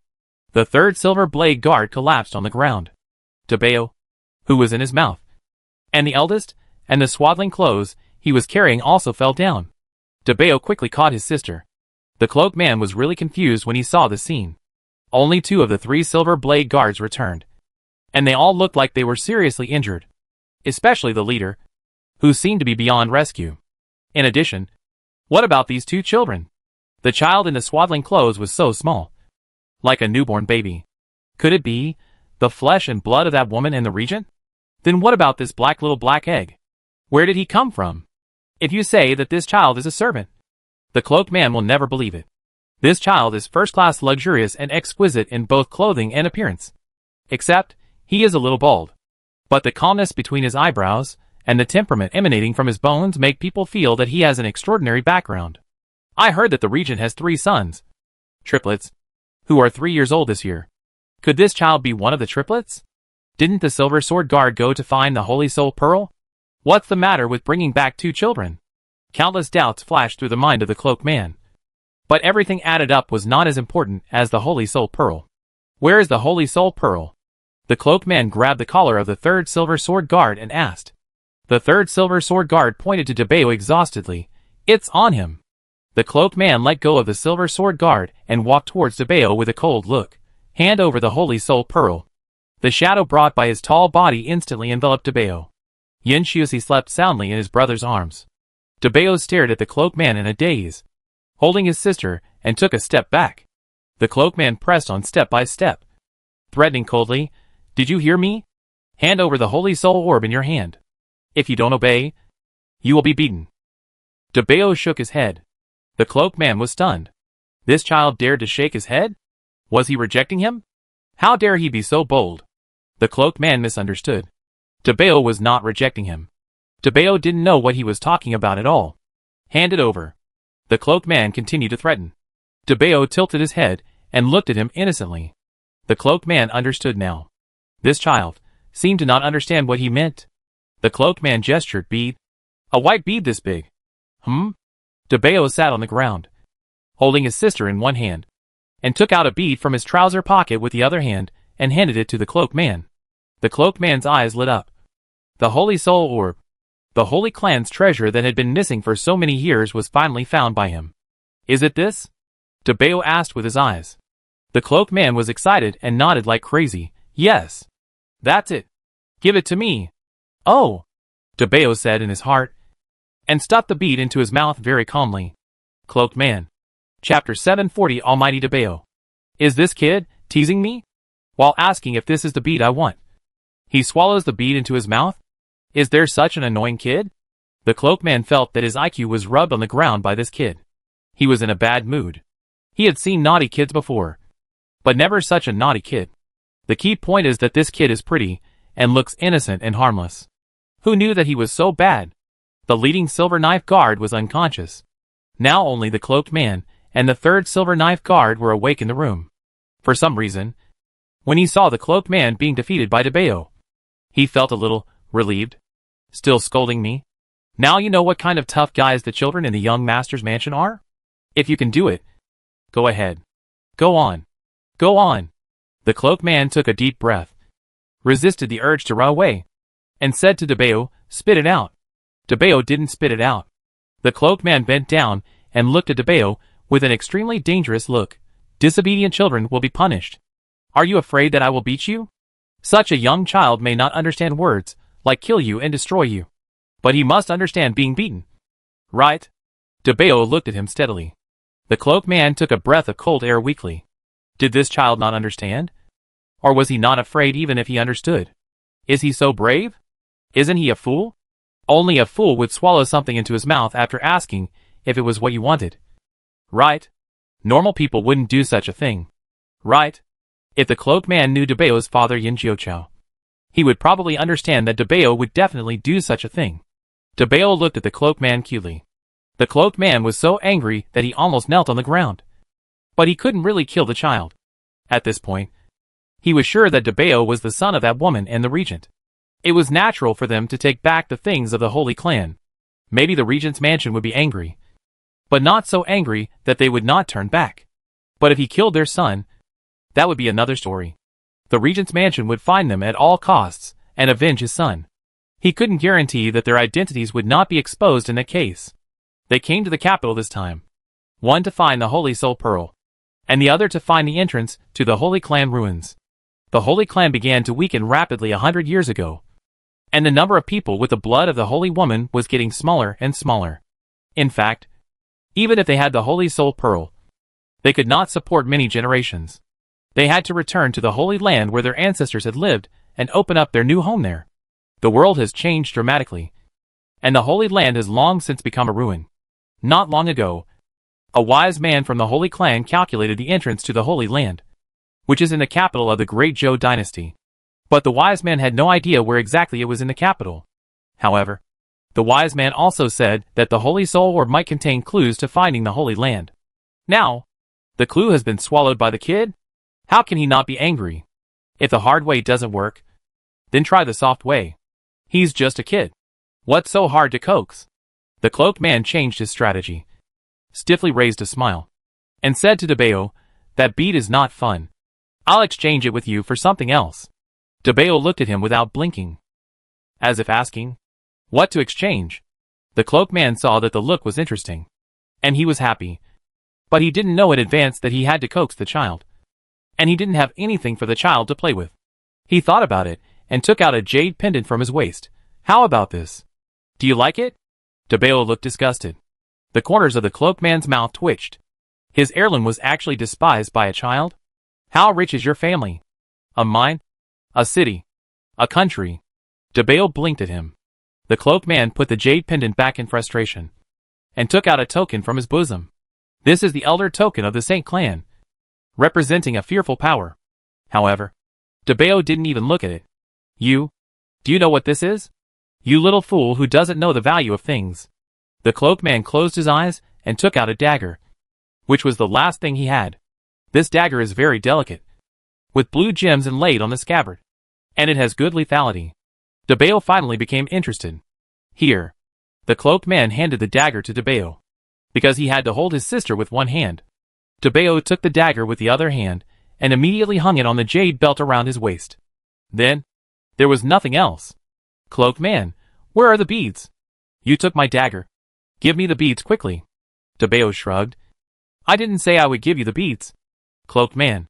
The cloaked man wanted to snatch the dagger back, but Debeo raised his chin, as if to say, "If you dare to snatch it, I will swallow the bead." "Don't swallow it." If he swallowed it, he might choke to death. Moreover, even if he didn't choke to death, how could he take it out after swallowing it? Should he cut open his stomach or wait for him to defecate? The cloaked man couldn't imagine the scene of pulling the great treasure of the Holy Clan out of a pile of feces. The cloaked man's teeth were clattering. "You can do it. You are awesome. You win. Come on. Take them down to rest." The cloaked man didn't believe it. This kid could still hold the Holy Soul bead in his mouth. He always has to eat and sleep. Right? Then, can I take the opportunity to take the bead? A guard of the Holy Clan came over and took Debeo to the wing room in the backyard. No matter how calm Debeo acted, he was only a 3-year-old child after all. It was very difficult for a 3-year-old child to hold a child younger than himself. Not to mention whether he was heavy or not. His arms were too short. "Let me do it," said the guard. Debeo refused to give his sister to him. The guard did not say anything, and took the person into the wing room and left. Debeo's calmness was amazing. But at this critical moment, no one cared about how a child behaved. They just wanted to get the Holy Soul Pearl as soon as possible. "Sir, they won't find us." "Will they?" The guard expressed his doubts when he returned to report to the cloaked man. The cloaked man said with certainty, "I still trust the ability of the Silver Knife Guard. He got rid of the people who were following him. Unless they search the city, they will not be able to find this place in a short time. And before that, they had already got the Holy Soul Pearl." The cloaked man probably didn't expect that Debeo was a little gulao, and he had the goo worm left by a way on his body. And Ingshursen happened to have the goo worm that could sense his companions. The cloaked man was going to rest, and he asked someone to send a lot of delicious food to Debeo and have someone watch him in secret. But the guard who came to reply said that Debeo didn't touch the food on the table. The cloaked man was puzzled. What kind of abnormal child is this? Seeing so many delicious foods. He is not tempted at all? Is he sleepy? The cloaked man asked. The guard replied, "It seems not. He is having fun in the room." The cloaked man choked. "It's late at night, and you are still having fun? What is he playing so happily?" The cloaked man asked curiously. The guard thought for a while. His sister?" The cloaked man. Debeo lay on the bed, with his little butt sticking up high, his hands supporting his cheeks, looking at his sister without blinking. "The sister is so beautiful. I can't see enough. I wanted to see it in the young master's house." But the two brothers were too noisy. They were afraid of disturbing their sister, so they had to come out. Debeo pinched his sister's little hand and poked her little feet. He was really having fun. Suddenly, Yenshiusi woke up. Yenshiusi glanced at Debeo with resentment. Debeo paused while poking his sister's feet. He quickly withdrew his hand and put it behind his back, looking guilty as if he had been caught. Yenshiusi was hungry. Debeo also thought his sister must be hungry. Debeo climbed out of bed, took a pen and paper from the table, wrote a word, and knocked on the door. The door opened from the outside, and a guard at the door looked at him. "What's wrong?" Debeo handed him the written word. The guard looked at it and was stunned. "Milk? Where can he find milk in the middle of the night?" The group finally found the milk, which was goat milk. The guard brought the freshly squeezed goat milk into the house. Debeo handed him another word. "Cook." "Guard, isn't it scary that a 3-year-old child like you can write so many words? Also, you are so picky about milk? And you cook it?" The guard asked the cloaked man for instructions. But the cloaked man thought it was nothing and asked the guard to cook it. A dignified guard of the Saint clan actually fell to the point of boiling milk for others. The guard wondered how his life had become like this. Debeo had a small milk bottle hanging in his pocket. He put the boiled milk into the small milk bottle after it cooled down. "Drink milk." Debeo went to feed his sister. His sister refused to drink. His sister stared at Debeo's small chest and got into his arms. "Debeo, I'm only 3 years old." "No. It's useless even if I'm 30. Debeo took the milk bottle to feed his sister. His sister looked aggrieved and her mouth was drooping. She was about to cry. Debeo looked up at the sky, took a deep breath, and made a very painful decision in his heart. He held his sister on his lap and stuffed the small milk bottle into his arms, leaving only a small pacifier. His sister got into his arms and ate it. Yenshiusi gulped and drank. Debeo's expression was indescribable. He thinks that this matter is something he really cannot remember when he grows up. He is the great Debeo, not the little Nani Debeo. Chapter 741 Scheming Debeo. Yenshiusi fell asleep after drinking milk. Most newborns are like this. They basically spend 12 hours a day in sleep. Of course, there are children who can wake up for 3 or 2 hours. But that child is definitely not Yenshiusi. Yenshiusi is still a good sleeper. After his sister fell asleep, Debeo also felt sleepy after a while. The autumn and winter in the capital are colder than those in Nanzhao. The night in October has the chill of late autumn. Yenshiusi is wrapped in a thick swaddling cloth. But it is not cold. Debeo is fat and not afraid of cold. But Debeo still pulls the quilt to cover himself and his sister. Then Debeo fell asleep holding his sister. The number of guards guarding outside the house has increased from 1 to 2, mainly because DeBeo is too troublesome. When one guard is busy, there is no one to watch here, so another one has to be called. The two did not stay in the house because DeBeo did not allow them to, and because the man in the cloak was concerned about the actual situation. He was worried that two strange strong men staring at the brother and sister would cause the child to be too alert and not eat or sleep. The two guards were both masters of the Saint clan. Even if they were not in the room, they could sense the movements in the house through their internal force. The two first heard the gurgling swallowing sound, judging that it was the baby in the swaddle drinking milk. Soon, they heard the rustling of fabric sliding, and guessed that it was the brother covering himself and his sister with a quilt. It must be said that this child is really too good. At the age of 3, he can take care of himself and his sister like this.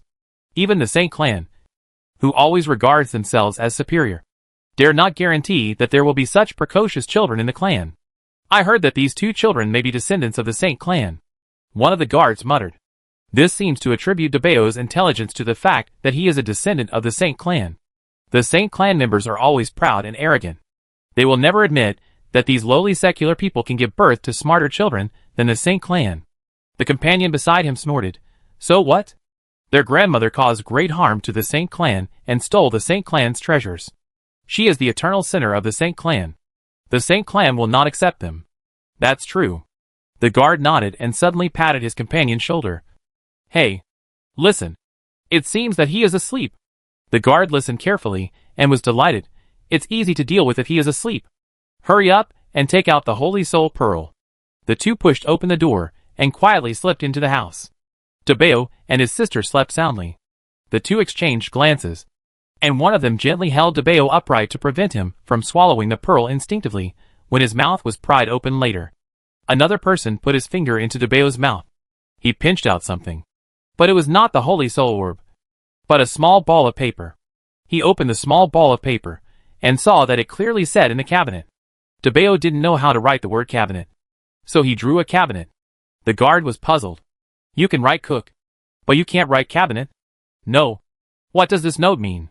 Does it mean that the Holy Soul Orb is in the cabinet? It's not in his mouth, said the guard holding DeBeo. This is strange. Did the child guess that they would come to his mouth to look for the beads after he fell asleep? So he hid the beads in the cabinet in advance and kindly wrote a note to remind them. First, look for it first.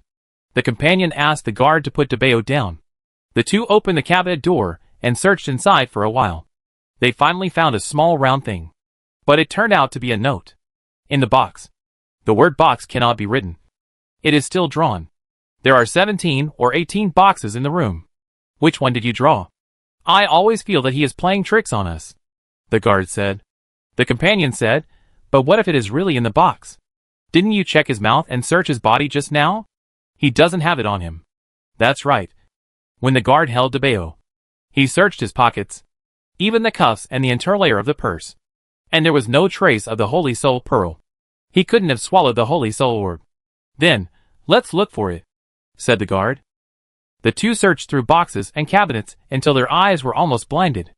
Found it, said the guard, looking at a small white ball at the bottom of the box. But when the two picked up the small white ball, they found a sack. It was another ball of paper. The bead is in. These 3 words were on the front, with an arrow pointing to the back. The two turned the note over. Guess? There was also a cute, satisfied expression drawn on it. The two were immediately furious. What kind of naughty child is this? Is he so annoying? Just when the two could no longer bear it, and decided to catch DeBeo and beat him up, there was a sudden noise outside the yard, followed by a scene of swords and sabers. Someone broke into their house. Who would do that in the middle of the night? They didn't think that the unknown thief from the capital would come. If he was a thief, he would not be able to make such a big noise, and he would have been killed by the silver knife guard in the front yard. The noise was getting louder and louder. Even the man in the cloak was alarmed, and the two of them had an ominous premonition in their hearts. You stay here. I'll go and see. After the guard said this, he left his companions to guard DeBeo and his sister, and hurried to the front yard.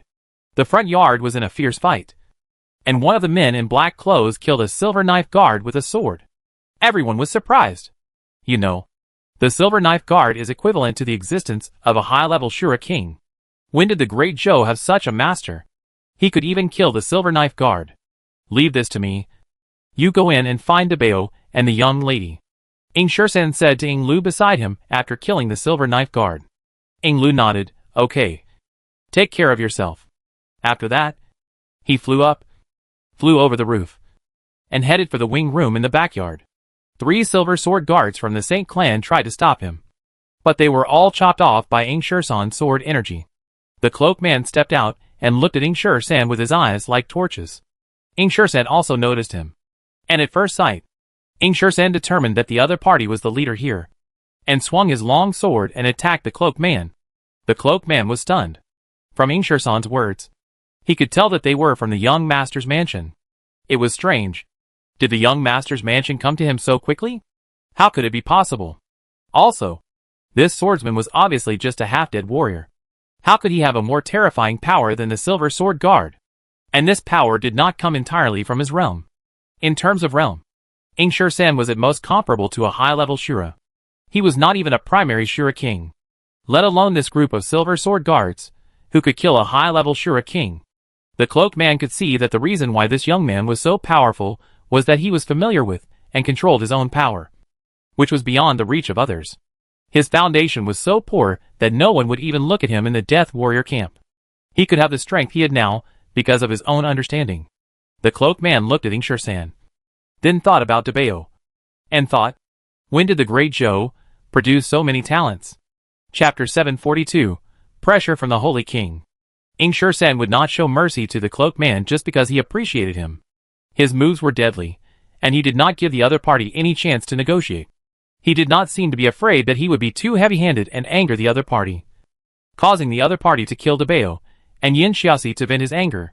In fact, they really intended to threaten Ing Shersan in this way. But it was a pity that Ing Shersan killed several silver blade guards as soon as he arrived, which made them stupid.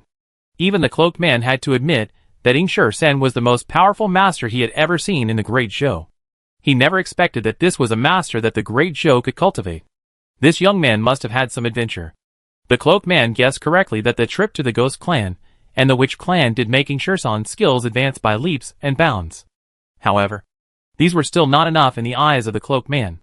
The cloaked man hummed softly, and with a flick of his wide sleeves, a powerful pressure enveloped the entire courtyard. It seemed that Ing Shersan's movements encountered extremely terrible resistance in an instant, and thus became difficult and slow.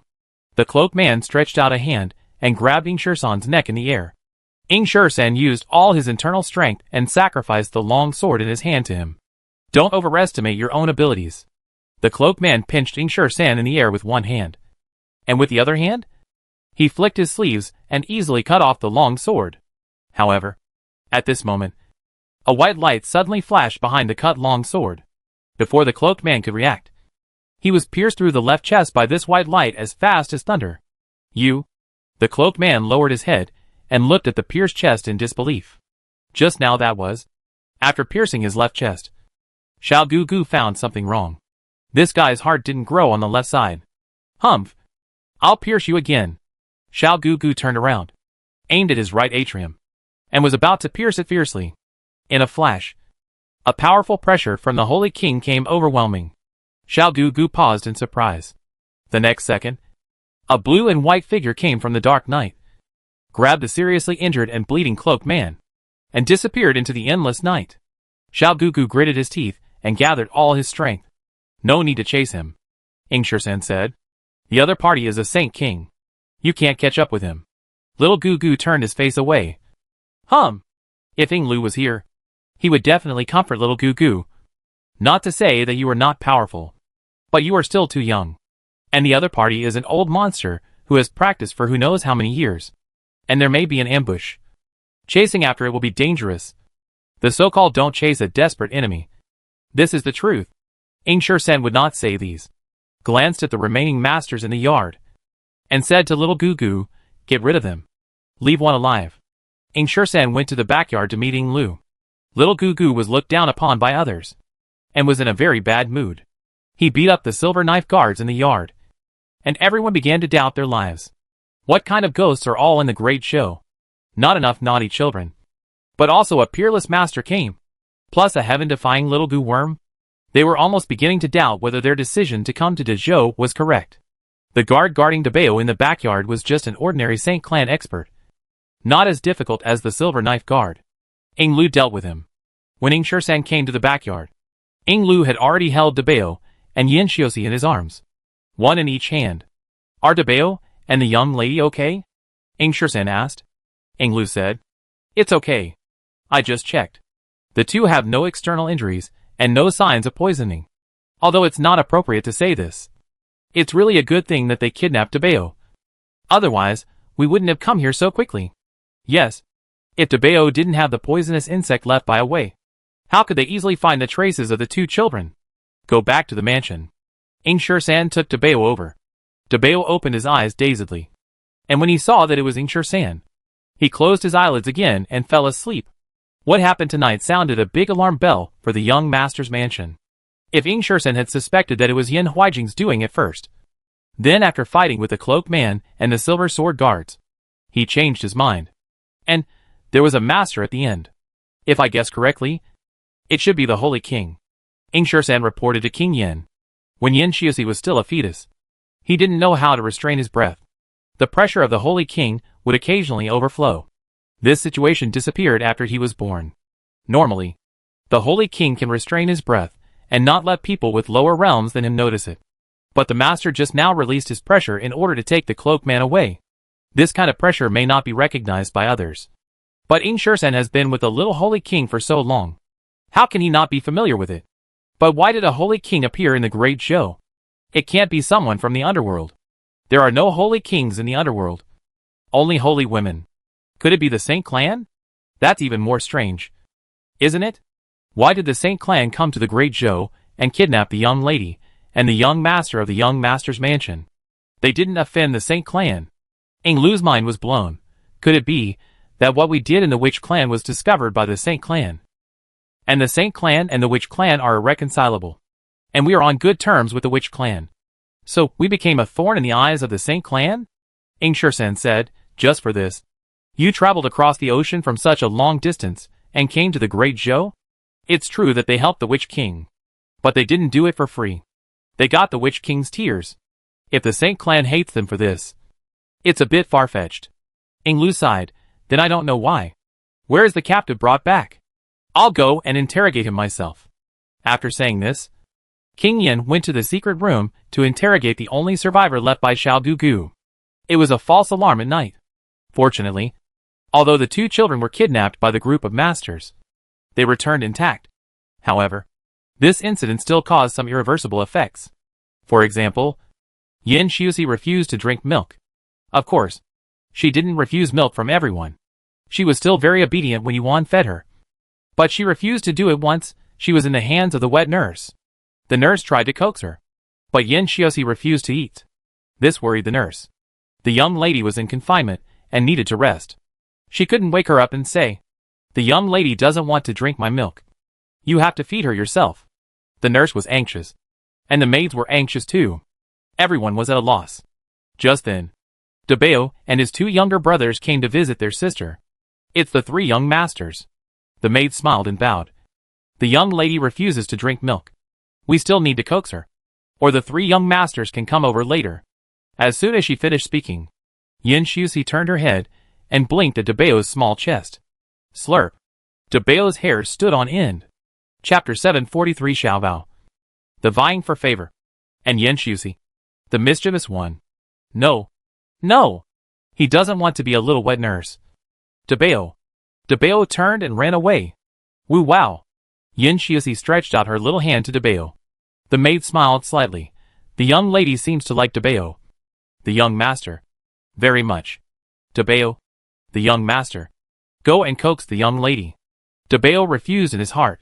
The maid took Debao's little hand and came to the wet nurse. The wet nurse smiled. Debao. The young master. Here. Of course. She would not rest assured that a 3-year-old child could hold her sister. Although she put Yin Shioxi into Debao's arms, she still held her with both hands. As a result, she saw Yin Shioxi, who refused to drink milk, turned his head and got into Debao's arms, biting Debao's little chest. Wet nurse. Maid. Debao. Erbo and Xiaobao. Dabeo, of course, looked like he didn't know what was going on, and returned his sister to the wet nurse and ran away. Yan Shizi was aggrieved, although he didn't cry or make a fuss. His sobbing appearance made everyone in the room feel heartbroken. The wet nurse fed him several times, but Yan Shizi refused to eat. The wet nurse had no choice. Yan Shizi didn't cry and make a fuss like other babies, so the nurse wasn't sure if she was really hungry or not. Maybe she didn't want to eat that much. If she really wanted to eat, how could she stop crying? The nurse thought that such a young child didn't have to eat at regular times like adults. She ate when she was hungry, and it wasn't fixed how long she could last after a meal. Maybe she was too full at the young lady's place just now. Thinking so, the nurse put Yan Shizi back in the cradle and decided to feed her after a while. Or feed her if she cried. Sister, sister. Xiaobao stood on tiptoe and teased his sister with his new wooden dagger. Erbao also teased her with his newly carved wooden sword. Which girl would like daggers and swords? Yan Shizi was listless and ignored them. Sister doesn't like your dagger, Erbao said. Sister doesn't like your sword, Xiaobao said angrily. It's obviously your dagger. It's your sword. The two little black eggs started to quarrel, and the maid came to mediate and took the two little boys out. Only the wet nurse was left in the room. She was folding clothes behind the green gauze cabinet. But while folding, she did not forget to keep her eyes on the direction of the cradle. Suddenly, Dabeo came in on tiptoe. When the wet nurse saw Dabeo, she didn't say anything, smiled, and continued to fold clothes. Dabeo walked around the cradle, turned his back to the wet nurse, and looked at his sister in the cradle. When Yan Shizi saw him, his little mouth pursed in grievance. Which brother in the world can watch his sister being wronged? Especially such a beautiful sister. Dabeo looked back at the wet nurse, and saw that she was folding clothes without looking here. He quietly picked up the small bottle hidden in front of him, and reached out to feed his sister. Yan Shizi won't eat. Eat quickly, Dabeo said in his heart. Yan Shizi looked at him with grievance. I won't compromise. I'm not the little naughty Dabeo. Yan Shizi continued to look at him with grievance. I'm really not. Yan Shizi whimpered weakly. Dabeo gritted his teeth and clenched his fists secretly. For the last time. Don't be so arrogant. Dabeo climbed into the cradle. This cradle can be fixed. When Yan Shizi cries, he pushes the mechanism off and shakes it. But Yan Shizi doesn't seem to like shaking, so it has always been fixed. Dabeo found a comfortable position in the cradle, crossed his legs, and held his sister on his legs. He held his sister in one hand and stuffed the small bottle into his arms with the other hand, still revealing a small pacifier. Yan Shizi got into his arms and ate happily. After Xiaobao and Erbao were coaxed out by the maid, Erbao ignored him out of anger and went to find Dabeo. He secretly turned back to find his sister, but he saw an incredible scene. Wow! The sister actually let Dabeo hold her.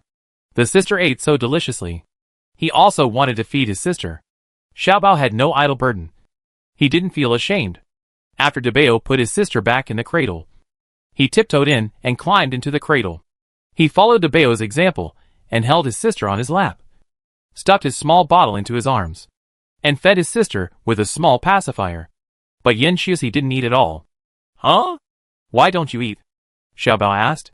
Yan Shizi looked at him coldly. That look of disdain seemed to say, you are not as big as Dabeo. You look like you don't have milk.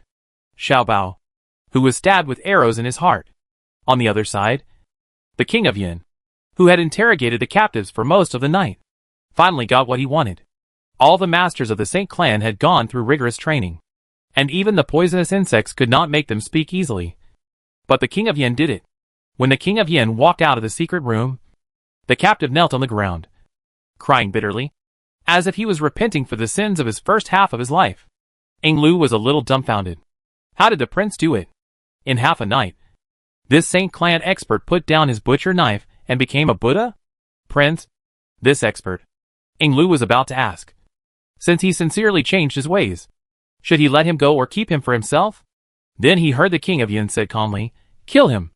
Ing Lu. The corner of Ing Lu's mouth twitched. Who did the young master inherit his cruel nature from? Now he finally found the source. The expert was dealt with by Ing San. And then Ing San went to the study to report to the king of Yin.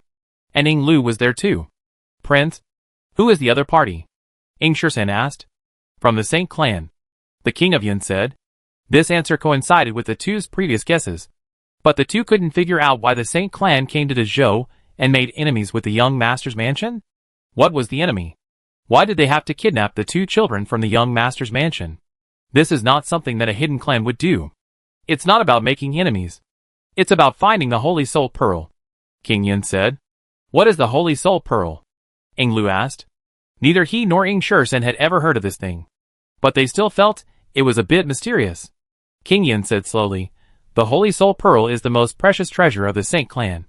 And it can also be understood as the Holy Clan's sacred object. The Holy Soul Pearl contains a huge Saint clan aura, which can enhance the Saint clan's skills. It is said that it can also help the Saint clan give birth to more powerful descendants of the bloodline. So magical? Ing Lu's eyes widened. King Yin glanced in the direction of Yin Shiusi's room. I didn't really believe it at first. But now, I feel that there are some clues. The two did not understand what King Yin meant for a while. Ing Shursen asked strangely, but what does this have to do with the Saint clan's night attack on the young master's mansion? Do they suspect that we stole their treasures? King Yin said, it is said that many years ago, an unknown master from the Saint clan came and stole their Holy Soul Pearl. I don't know who the master is, but the Holy Soul Pearl is indeed in the young master's mansion. Ah? The two were stunned. King Yin took out a pearl from his arms. This is what Dabeo gave me. On the night Dabeo was captured, he actually hid the pearl in his sister's swaddling clothes. This is why the two guards searched his clothes and his mouth, but found nothing. Dabeo gave the pearl to King Yin when he came back. And they came to the capital not only to retrieve the Holy Soul Orb. The habitat of the Holy Clan is now depleted of resources and lacks holy energy, making it unsuitable for the tribe to survive. It is said that there is a holy land left by the ancestors, and its entrance is under the ground of the capital. This also involves another matter. The two looked at King Yin in astonishment. King Yin paused and said, didn't Xiao Jinting say that several powerful staff members came to the prince's mansion? Could it be people from the Holy Clan? Ing Lu Dao. King Yin nodded, it's them. Because the entrance to the Holy Land is in the capital. But they don't know where it is exactly. And they dare not spread it everywhere, fearing that they will be plundered and hunted down by the Great Zhou. The entrance is in the capital, so the Holy Land should be nearby. If the holy people want to occupy the Holy Land, the Great Zhou will definitely not allow it. After all, this is the territory of the Great Zhou. If the holy people say to take it away, then take it away. Where is the face of the Great Zhou dynasty? What's more, what the holy people want to take is not a small town or a small city, but the imperial city of the Great Zhou dynasty.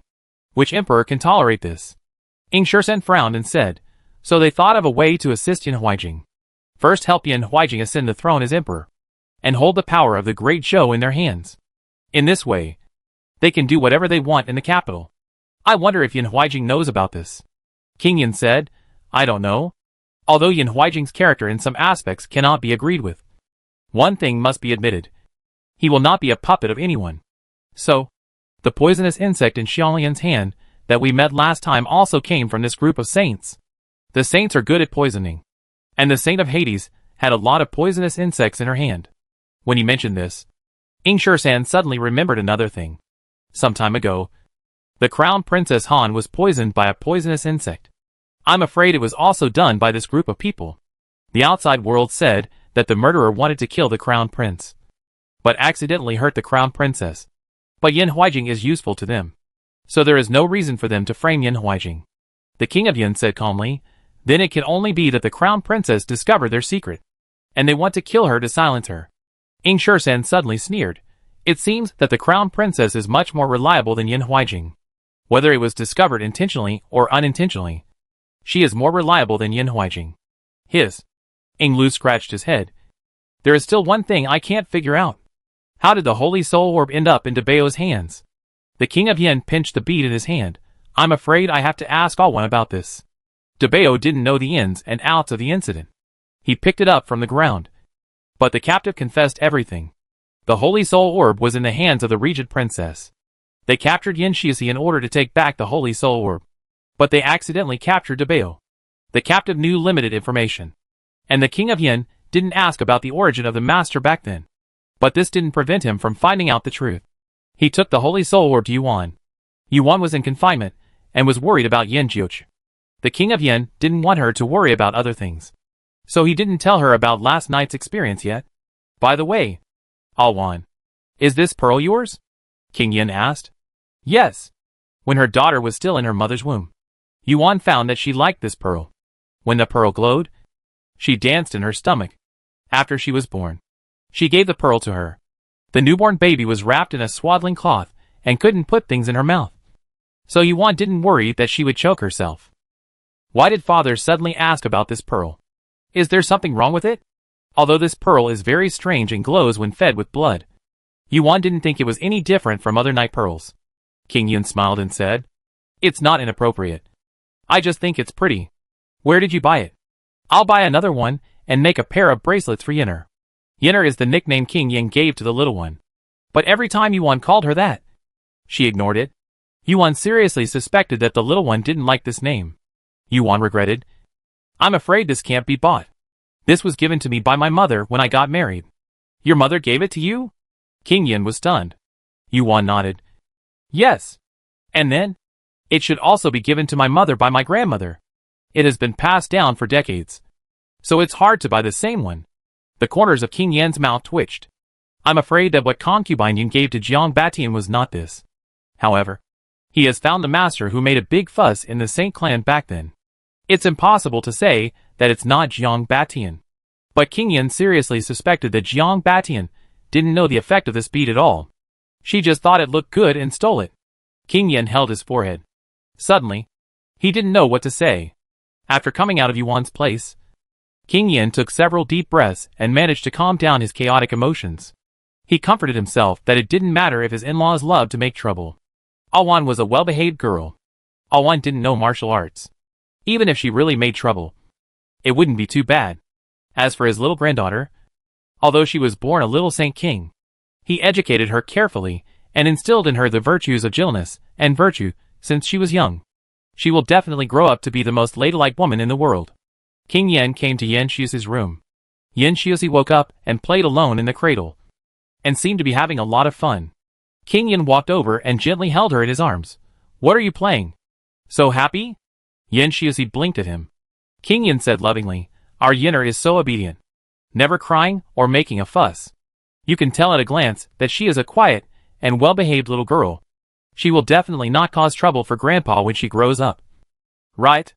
As soon as the voice fell, there was a loud bang, and the roof of King Yan's house was collapsed by the power of the Saint King of a quiet and well-behaved little girl. King Yin. Yan Xiuxi. Yan Xiuxi. The roof was the first to move. Chapter 744. All the craftsmen in the young master's mansion were sent to build the regent's mansion. The roof was repaired by Ing Shursan and his men. The King of Yin looked at Yan Xiuxi in his arms with a serious face. Yan Xiuxi looked at him cutely. The King of Yin took a deep breath and said earnestly, The roof is not fun. Yinner, don't play with the roof anymore. Okay. Yan Xiuxi blinked, as if to say that he understood. The King of Yin put his little granddaughter back into the cradle, and before he let go, he heard another loud bang. Uncle Wan's greenhouse collapsed. Uncle Wan was selecting seeds outside the greenhouse, thinking about what to plant in the greenhouse this year, when the greenhouse behind him collapsed. Uncle Wan stood in the ashes of the masts and oars, silently spitting out a mouthful of walled dust. The King of Yin looked at Yan Xiuxi. Yan Xiuxi looked at him innocently, as if to say, It's not the roof anymore. King Yin. Before the saints came to the young master's mansion, Ing Lu was looking for information in the courtyard where old Chui had lived. Ordinary masters have a certain ability to counter tracking, but it is still a bit difficult to hide from Ing Lu's eyes. Ing Lu quickly determined the identity of the group of people. Yin Huijing's guards. It seems that Yin Huijing knew about Yin Jiuchao's detoxification and wanted to catch old Chui to stop him from refining the antidote for Yin Jiuchao. However, old Chui was not caught, and soon Yin Jiuchao stopped attending court. Yin Huijing speculated that the antidote was in hand and Yin Jiuchao went to retreat to detoxify. In this way, it can also explain why Jun Chanan visited the young master's mansion late at night. All signs indicate that Jun Chanan and Yin Huijing had nothing to do with the capture of Dabao and the little Saint King. However, Jun Chanan broke into the young master's mansion first and attracted Ing Shursan, which led to the Saint clan taking advantage of the situation to sneak into the little Saint King's yard. In any case, Ing Shursen blamed Jun Chanon for this. Yu said, "Should we tell Yin Huijing about the Saint clan?" Ing Lu asked.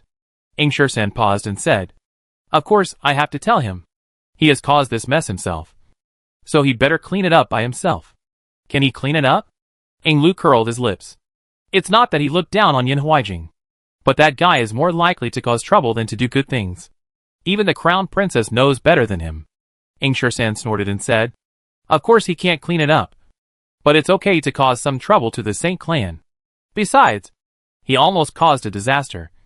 So there's no need to let him live too peacefully, knowing nothing. Let the young master's mansion clean up all the enemies. And he just sits comfortably as his own crown prince. Where in the world can there be such a cheap thing?" In fact, not only Ing Shursen has this plan, but King Yin also means this. He doesn't count on Yin Huijing, but he can't let Yin Huijing get away with it. What's more, they are now facing a common enemy. As the prince of the Great Zhou, Yin Huijing has the obligation to do his part for the Great Zhou. That afternoon, Ing Shursen went to the prince's mansion.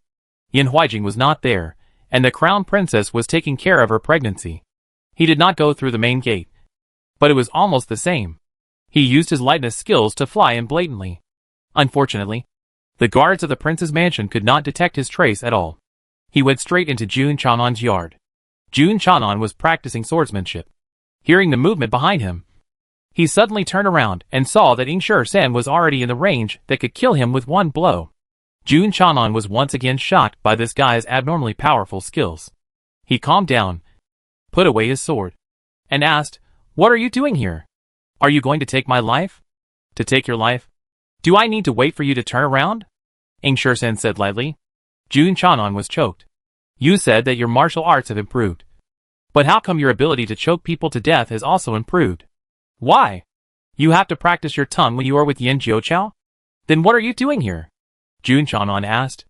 Ing Shursen threw a portrait on the stone table in front of Jun Chanon. "Do you know this person?" Jun Chanon opened the portrait and looked at it. Frowning, he is a staff member of the young master's mansion. "How do you have his portrait?" Ing Shursen said, "He is a member of the Saint clan, and his purpose of approaching the prince's mansion is not simple." Jun Chanon had long suspected the cloaked man, and when he heard Ing Shursen say that his purpose was not simple, Jun Chanon was not surprised. But what did Ing Shursen say before? He is a member of the Saint clan? The Saint clan, that's not. Jun Chanon's knowledge of the Saint clan is limited to rumors in the martial arts world. And these rumors come from the medicinal ingredients of time. It is rumored that 4 medicinal ingredients are needed to cure the poison of time, namely red Ganoderma, snow toad, saint's blood and witch king's tears. The first 2 are said to be found in Nanjiao, but the latter 2 cannot be found no matter what, because the Saint clan and the witch clan have disappeared many years ago. Even now, many people think that the Saint clan and the witch clan do not exist. Like the sayings of supernatural powers, they are all fabricated by the predecessors. This time, Yin Jiuqiao got the antidote. Jun Chanon and Yin Huijing didn't think that the Saint clan and the witch clan were real, but they were thinking that the medicine was probably not the saint's blood and the witch king's tears, but something else. So, when Ing Shursen said in person that the other party was a Saint clan member, Jun Chanon didn't believe it. In fact, if it was a year ago, Ing Shursen probably wouldn't believe it either. But in this year, they went from Nanjiao to the Ghost Clan, from the Ghost Clan to the Underworld, and then traveled through various countries, crossed the ocean, and finally arrived at the Witch Clan. He had experienced it personally, and he couldn't help but believe it. Yes, before this, he had never come into contact with real Saint Clan members. But Zhou Jin's mother was the Saint King, and she left an indelible legend and mark in the Witch Clan. Therefore, Ing Shursen firmly believed in the existence of the Saint Clan members. "I just came to tell you this news. As for whether you believe it or not, it's up to you." After saying this, Ing Shursen turned around and left. "Wait." Jun Chanon stopped him. "You said he is a member of the Saint Clan. Then why would he approach the prince's mansion? What good will this do for them?" Ing Shursen did not tell the specific whereabouts of the Holy Soul Orb, but only said, "Their treasures have been lost in the Great Zhou. In addition, there is the entrance to the Holy Land they need under the ground of the Great Zhou city. As for what the Holy Land is, you can understand it as their blessed land, or as the place where they will migrate next. The saints are moving to Beijing. What should the people of Beijing do? Jun Chang'an frowned. Ing Shursan said again, in the eyes of the saints, we are all lowly people, not qualified to be on an equal footing with them. So once they move here, there will be no place for the people in Beijing. Ing Shursan said everything he should say. And if Jun Chang'an still didn't believe it, he would have no choice. They didn't think about telling Yin Huaijing directly, but Yin Huaijing was more stubborn than Jun Chang'an, and he would not believe it even more. Jun Chang'an was still a little bit unbelievable. Until the afternoon, when he ran into Han Jingshu, who came out to relax in the small garden. Crown Princess. Jun Chang'an saluted. Why are you here? Are you waiting for the prince? This place is very close to the prince's courtyard and not far from hers. But Han Jingshu doesn't think Jun Chang'an is waiting for her here. Jun Chang'an hesitated for a while, and told Han Jingshu about Ing Shursan's visit. I thought Han Jingshu would be surprised. But she looked calm, so that's it. Jun Chang'an was stunned. What do you mean? I know. What they are looking for is called the Holy Soul Pearl. Saints. Treasures. After this calculation, it can be understood that the pronunciation of these three words is almost the same. How did the Crown Princess know? Jun Chang'an was even more surprised. Han Jingshu sighed. I am not afraid to tell you the truth. The person who plotted against me that day was Lai Feng, the subordinate of the saint. I caught them talking and heard that they were looking for the Holy Soul Pearl and something else. Now think about it. Isn't it the entrance to the Holy Land? The entrance is underground, and digging it will inevitably make a lot of noise. No wonder Lai Feng said it was not easy to start. Jun Chang'an frowned. So, they put a poison on you to kill you? You didn't really lose your memory, but just to avoid their revenge? That's right. Han Jingshu nodded. Jun Chang'an's eyes turned cold. He had long felt that the group was not good people, and it seemed that they were right. They did not even let go of a woman who was powerless. They were worse than beasts. Han Jingshu looked at Jun Chang'an and said, since there is evidence, I will go to my father and let my father tell the prince. The prince will always believe my father's words. Jun Chang'an agreed. Okay. Han Jingshu went to the Prime Minister's mansion without stopping. That night, thousands of rewards of tens of thousands of gold were posted in the streets and alleys of the capital to catch the murderer who poisoned the Crown Princess. And attached were portraits of the Cloaked Man and the Poisoned Girl.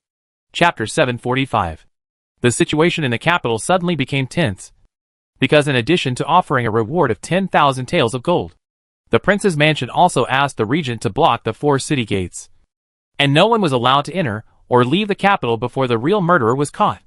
These 2 measures are enough to show that the murderer is now in the city. The prince's mansion is heavily guarded. The murderer was able to sneak in quietly and successfully poison the Crown Princess, which itself shows that he is a martial arts master. Ordinary people are probably not his opponents. When they thought that such a terrible murderer was lurking in the city, they couldn't help but feel a panic. However, the temptation of 10,000 taels of gold is also quite great. There must be brave men under heavy money. After the panic, many people immediately began to pay attention to the situation around them. A man wearing a cloak, a woman with a fairy-like appearance, and perhaps a few servants. This combination is very eye-catching. As long as they appear on the street once, they will definitely be discovered by those who are interested. The capital is under martial law. There are patrolling guards everywhere. Our portraits are posted on the streets. We can't get out. In a dark room, the Gu woman said anxiously to the Cloaked Man. The Cloaked Man was pierced in the left side of his chest by the small Gu. Even if his heart grew on the other side, and he escaped a little death, he could not avoid the sin of living. His foundation was completely destroyed. Even if he recovered in the future, his realm would stagnate. This made him very painful. After listening to the Gu woman's words, he felt that the situation was a bit worse. You know, Yin Huaijing is a good chess piece and a very suitable heir to the throne. As long as Yin Huaijing doesn't do anything stupid, he will have the confidence to assist Yin Huaijing to ascend the throne. After that, he will firmly grasp the power of the capital. At that time, finding the entrance to the Holy Land will not be a matter of his words. But how come this chess piece is useless after one night? The Cloaked Man frowned. What's going on? Why did the prince's mansion want us? Didn't the Crown Princess lose her memory?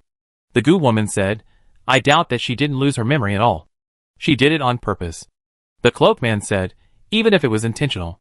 Will Yin Huaijing believe her? The Gu woman thought for a while. Could it be that the group of people in the young master's mansion leaked our identities? Young Master's mansion? The cloaked man was silent. After thinking about it, this was the only possibility. When he left, there were still people alive in the old base. It was possible that the masters of the young master's mansion had captured prisoners and pried clues about the Holy Clan from them. As for how the young master's mansion guessed that they were the staff of the prince's mansion, that was their own ability. The cloaked man covered his painful chest and went to the next room. In the dim room without a trace of light, a man in green clothes and white gauze sat cross-legged on the bed. Lord Saint King. The cloaked man saluted respectfully outside the door. Come in, the Saint King said. The cloaked man stepped into the house. Although he had already saluted outside the door, he saluted again in front of the man, and then said respectfully, Your Majesty, the Crown Prince of the Great Zhou has known our identities, and is now looking for us everywhere. I'm afraid we will be found soon. Before that, Your Majesty, please make plans. Humph. The Holy King snorted coldly, as if he didn't take this dangerous situation seriously. The cloaked man said again, This time it was my mistake. I messed up. Please punish me, Lord Holy King. As he said this, he was about to kneel down. The Holy King waved his sleeves carelessly, and a strong internal force lifted the cloaked man up. It's just a prince's mansion. I don't take it seriously. You said before that the Holy Soul Pearl was found? The cloaked man said, Yes. It's in the hands of those two children. Children? The Holy King narrowed his eyes. Do you know that one of the two children is the Holy King? The cloaked man was shocked. Holy King? The Holy King didn't see the two children, so he couldn't be sure which one was it. But there was indeed a little Holy King. This was beyond doubt. He nodded and said, Yes, it is the Saint King. But it is a little Saint King who has not grown up yet. No wonder you can't feel it. No matter how young the Saint King is, it is not something that you Saint Clan guardians can sense. The cloaked man lowered his head in shame, but his heart was in turmoil. There was actually a little Saint King among the children of that woman. The newborn can be ruled out, because no one is born a Saint King. They all learn and practice hard to improve their realm step by step.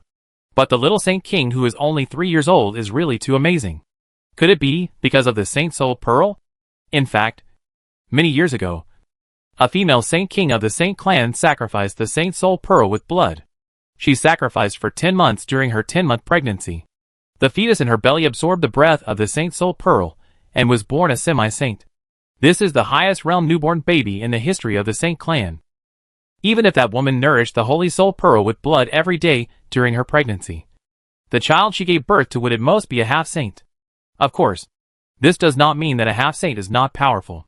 A half-saint is a master second only to a Saint King. Many saints cannot reach the level of a half-saint in their entire lives.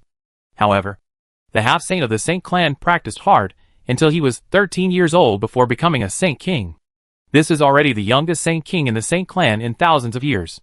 Now, the Great Zhou has a 3-year-old little Saint King. How can the Saint Clan, which has a complete inheritance, feel? Yin Shusi, he. Chapter 746 The Killer Yin Shusi. Now the Saint Clan has a total of 4 Saint Kings. There used to be 5. But one of them became a traitor to the Saint Clan. He fell in love with the king of the Witch Clan at first sight, and never came back. Hearing that she was killed in the Witch Clan, they did not go to collect her body or avenge her. A traitor. Not worth it. The Saint King who came to the capital now is the Eastern Saint King. He just arrived in the capital last night, and thought everything was going well. Who would have expected that he would encounter a Saint Clan master being chased by a half-dead warrior from the Great Zhou? And almost all of his troops were wiped out. If he hadn't seen it with his own eyes, he would hardly believe it was true. The Saint Clan master actually lost to a Great Zhou person? If it was spread back to the clan, I'm afraid all the clan members would laugh their heads off. Of course, it can't be entirely blamed on this guardian. Although the half-dead warrior was powerful, it was impossible to say that he could hurt the Saint Clan guardian. The one who really dealt him a heavy blow was the little poisonous insect. If he was not mistaken, the little thing seemed to have the body of the Goo King, which was very interesting. The Goo King has always been a great tonic for the masters of the Saint Clan. The higher the level of the Goo King, the more it can improve the skills of the Saint Clan members. It seems that his trip to the Great Zhou is destined to be fruitful. Not only can he take back the Holy Soul Pearl, but he can also capture a peerless Goo. The Holy Soul Pearl is the sacred object of the whole clan. He cannot take it for himself. But the little goo can naturally become his own. The Eastern Saint King, who made up his mind, decided to go to the Regent Palace overnight. Anyway, they have been exposed. Instead of waiting for death and hiding, it is better to take the initiative. Isn't it said that there is a king of Yin and a regent living in the young master's mansion? As long as he controls the young master's mansion, is he afraid that he can't deal with the searches all over the street? By then, let alone the prince's mansion, even the power of the whole capital will be no problem. The cloaked man hesitated. The people in the young master's mansion are too weird. A half-dead warrior who can kill the silver sword guard, a goo emperor of unknown origin, and a 3-year-old little Saint King. I am worried that they are not so easy to deal with. Maybe they have a backup plan. Lord Saint King, do you want to wait for the reinforcements of the Saint clan to arrive before taking action? This courtyard is extremely hidden, and the guards of the Great Zhou can't find it for a while. As soon as he finished speaking, the Eastern Saint King looked at him with contempt. Do you think this king is as useless as you? Can a mere little goo emperor hurt you like this? Today's guardians are really inferior to each other. The cloaked man thought. Can I be blamed for this? The guardians of the previous sessions all had the Holy Soul Orb to help improve their skills. But the guardians of our session have to rely on themselves, so they are naturally not as strong as their predecessors. But he would not admit that he was worse than that little bug. It is true that the Goo King is very powerful, but how can a young Goo be scared? If they really fight alone, the little Goo will not be his opponent. The other party also understands this, so he let the little Goo hide under the sword and attack him. The Eastern Saint King glanced at him and said calmly, "Okay, don't be discouraged. When I get the Holy Soul Orb, I will try my best to repair it for you. You still have a chance to improve your realm. The power of the Holy Soul Pearl is far stronger than the tribe members imagined. Otherwise, how could one pearl benefit the whole tribe?" The Eastern Saint King went to perform Qigong. He did not bring any men with him. He did not need them at all. He did not play the sneak attack trick. He flew into the mansion of the young master's mansion arrogantly. At this time, Tebeo did not know that he was being thought of. His mother fell asleep, and he was feeding his sister again. He was really forced. He did not want to wake up his mother. He was a considerate and good baby. It was his sister who was naughty. Yin Shiozi gulped his milk and looked at his brother from time to time, as if he wanted to remember his brother's appearance. With a satisfied face, Tebeo took his little hand sadly and covered his sister's eyes. "Don't look. You can only remember the majestic appearance of your brother Tebeo." Yin Shiozi ate and drank enough and fell asleep sweetly in his brother's arms. Outside the door, Xiaobao, who peeked at this scene through the crack of the door, was so angry that he put his hands on his hips and stamped his feet. So angry. Why does the little sister only eat the milk fed by Tebeo? His milk is not okay?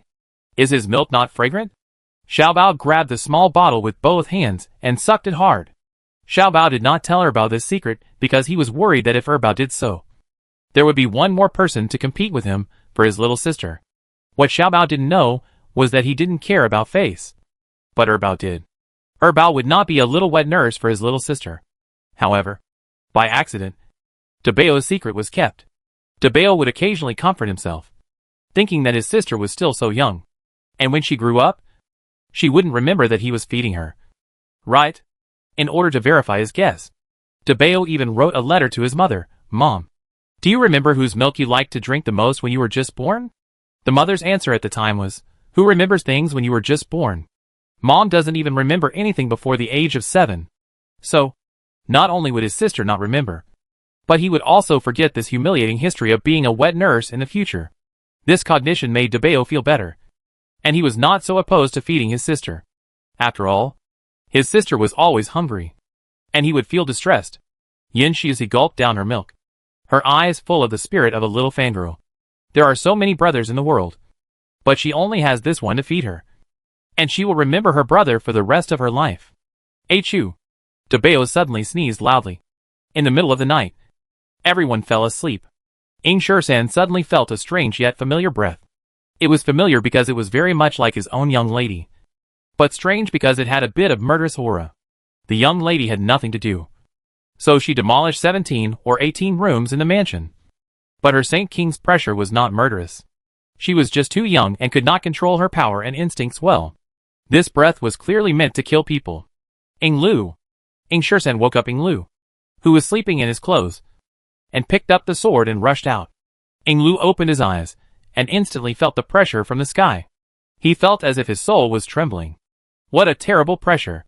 He hurried out of the house, gathered all the death warriors and guards of the young master's mansion, and surrounded the courtyards of King Yen, Yuan, and Yen Jiuchu. The Eastern Saint King had already entered the young master's mansion at this time. He didn't need to deliberately look for Yuan's courtyard. Just relying on the induction of the little Saint King, he could know where the other party slept. He decisively rushed towards the main courtyard. Shursan saw the figure and greeted him without fear. The Eastern Saint King recognized Shursan at a glance.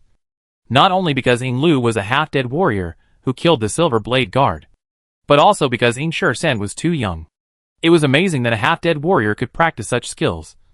Not to mention that he was so young. Even if he was thrown into the Death Warrior camp since birth, it was only about 20 years. Can he be promoted from a half-dead warrior to the peak Shura realm in such a few years? This young man has a promising future. The Eastern Saint King couldn't help but flash a trace of appreciation in his eyes. I'll give you one chance. Recognize me as your master and serve me from now on. The Eastern Saint King stood in the air and said coldly. You are worthy? Shursan slashed down with a sword. This sword almost used up 90% of his power. He knew that in the face of absolute strength, there was no skill. He could plot against the cloaked man, but he could not plot against a powerful Saint King. All he could do was to try his best, even if it meant death. The Saint King smiled. He admitted that the strength of this young man made him excited. But that was only considered as a capable minion. The other party dared to draw a sword at him.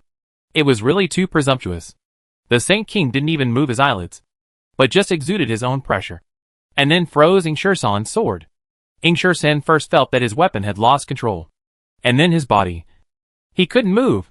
Soon, he couldn't even breathe, and his face turned purple. 13. Lu was horrified and released all the hidden weapons in his body, attacking Dong Shengwang head and face. But those hidden weapons didn't even touch the corner of Dong Shengwang's clothes, and turned into ashes inch by inch. Shursan was stunned. However, the more surprising thing was yet to come. I saw that those things that had already turned into ashes actually condensed into cold and shining hidden weapons, and suddenly shot towards Lu and the dead men and guards in the yard. 108 people. 108 weapons. Not one more. Not one less. All the defenses of the young master's mansion can be turned into nothingness in an instant. This is the power of the Holy King. Shursan's veins jumped violently. Lu. He couldn't make any sound. Nor could he run towards Lu. He had fought with Soul Rakshasa before. But at this moment, he felt that the Holy King in front of him was more terrifying than Soul Rakshasa's martial arts. The difference is that Soul Rakshasa can capture souls, and may be able to fight him. But it is not known whether he can win. Except for Soul Rakshasa, there is probably no one in the world who can be his opponent. Everyone was suppressed by this pressure, and saw that those hidden weapons were about to be nailed into their hearts. But suddenly, the hidden weapons stopped, less than half an inch away from their hearts. Everyone was sweating as they looked at the hidden weapons outside their chests, not understanding what had happened. The next second, 108 hidden weapons shattered into powder. Eastern Saint King frowned. What happened? A powerful Saint King pressure crushed Eastern Saint King like a vast ocean. The two pressures collided, and the air seemed to crack. The pressure of Eastern Saint King was disintegrated piece by piece. Shursan felt his body lighten, and he could suddenly breathe. He fell from midair. Shursan. Lu flew up and raised his hand to hug him. The pressure did not stop there. It crushed the pressure of the Eastern Saint King forcefully and domineeringly, just like crushing the roof of his own house. The difference was that the roof of his own house was fun to crush, but this one was even more fun to crush. The Eastern Saint King was dumbfounded. He naturally felt that this was the pressure from a certain Saint King, but this pressure was too terrible. In just a blink of an eye, his pressure barrier was shattered. Is it the Saint Clan Master who has come? Or is it the 3-year-old Saint King? Impossible. The 3-year-old Saint King is at most a beginner Saint King, and I have already entered the middle and late stages. How could I be crushed by a little kid? I just used up 1% of my power. I don't want to destroy your young master's mansion because you are still useful. But since you are stubborn, don't blame me for being rude. the Eastern Saint King said coldly, and suddenly released a strong pressure. His realm was rising at an unpredictable speed. Ingshirsan was born with a stronger sense of power than others. At this moment, he could see that the other party's power was increasing by 1%. Not good. Fourth of his power. An adult Saint King. Releasing 4/10 of his power. What a terrible thing. Soon. 5/10. Ingshirsan's face changed. This guy, is he going to destroy the young master's mansion? As the strength of the Eastern Saint King increased, the little Saint King suddenly stopped moving. Heh. Are you scared? Little thing? Since you are scared, there is no need to continue to improve your power. After all, using too much power will consume your body. Just when the Eastern Saint King was about to solve the young master's mansion with 5/10 of his power, the pressure of the little Saint King came again. And this pressure was almost the same as that of the Eastern Saint King. The Eastern Saint King gritted his teeth and increased his power by 1/10. He thought, this should be the limit of the little guy. Sure enough, the little Saint King stopped moving again. The Eastern Saint King really planned to take action. But the pressure of the little Saint King came again. Hiss. Dong Shengwang was puzzled. What does that mean? You poke me when I stop. You have to force me to use my full strength. Right? Dong Shengwang tried a few more times. As soon as he stopped, the opponent would poke him with pressure. In the end, he really used all his strength. This was not much different from the self-explosion of Hun Lu Sha.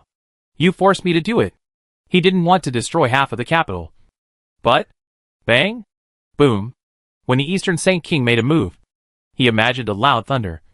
But in fact, he heard a muffled sound, as if a huge firecracker was suddenly covered with a thick pot lid when it exploded. The firecracker was his full-strength attack, and the pot lid was the pressure from the young Saint King. The fatal attack of the adult Saint King, was actually covered by the pot lid of the young Saint King? In the air, the pressure from the young Saint King twisted. For some reason, the Eastern Saint King always felt that this pressure twisted out a trace of disgust, as if it was saying to him, "Humph. Chicken." Chapter 747, Complete Victory. The temper of the Eastern Saint King suddenly flared up. As one of the 4 Saint Kings of the Saint clan, his status is very high. He has never been humiliated like this. And this humiliation came from a 3-year-old child. In fact, the Eastern Saint King was wrong. The 3-year-old child did not humiliate him, but a 3-day-old child. The Eastern Saint King was so angry that his heart ached. But he also knew that he was no match for the child. Of course, if he knew that it was not a 3-year-old cute baby, but a newborn baby, he probably wouldn't think so. The baby always has to sleep. Wouldn't he be able to kill everyone when she fell asleep? Unfortunately, due to wrong information and reasoning, the Eastern Saint King missed the opportunity to raze the young master's mansion to the ground. And he fled. Everyone was stunned. Aren't you the most powerful Saint King? What's wrong? You run away when you can't win? Do you have any integrity of a master? Is it really okay to be such a coward? Are the saints so unconventional? The group of warriors and guards in the young master's mansion were so shocked. They thought there would be a fierce battle. They were all ready to fight to the death. But they took off their pants. You show me this? Ing Lu's mouth twitched. This Saint King is quite fresh and refined. The Eastern Saint King can't beat the little Saint King, but he can run faster. This is indeed the case. After all, the little Saint King fell asleep as soon as he left. Even if the Eastern Saint King turned back to take a look, he would find that he could flatten the young master's mansion with one toe. But he was so scared that he ran away. In fact, it's not that the Eastern Saint King is not strong enough. Zhou Jin's mother was able to seal the soul Rakshasa by herself, which is enough to prove the strength of the Saint clan. The Eastern Saint King is much older than Zhou Jin's mother and has practiced for more than 20 years. His skills are only deeper. It's that the little Saint King is too abnormal.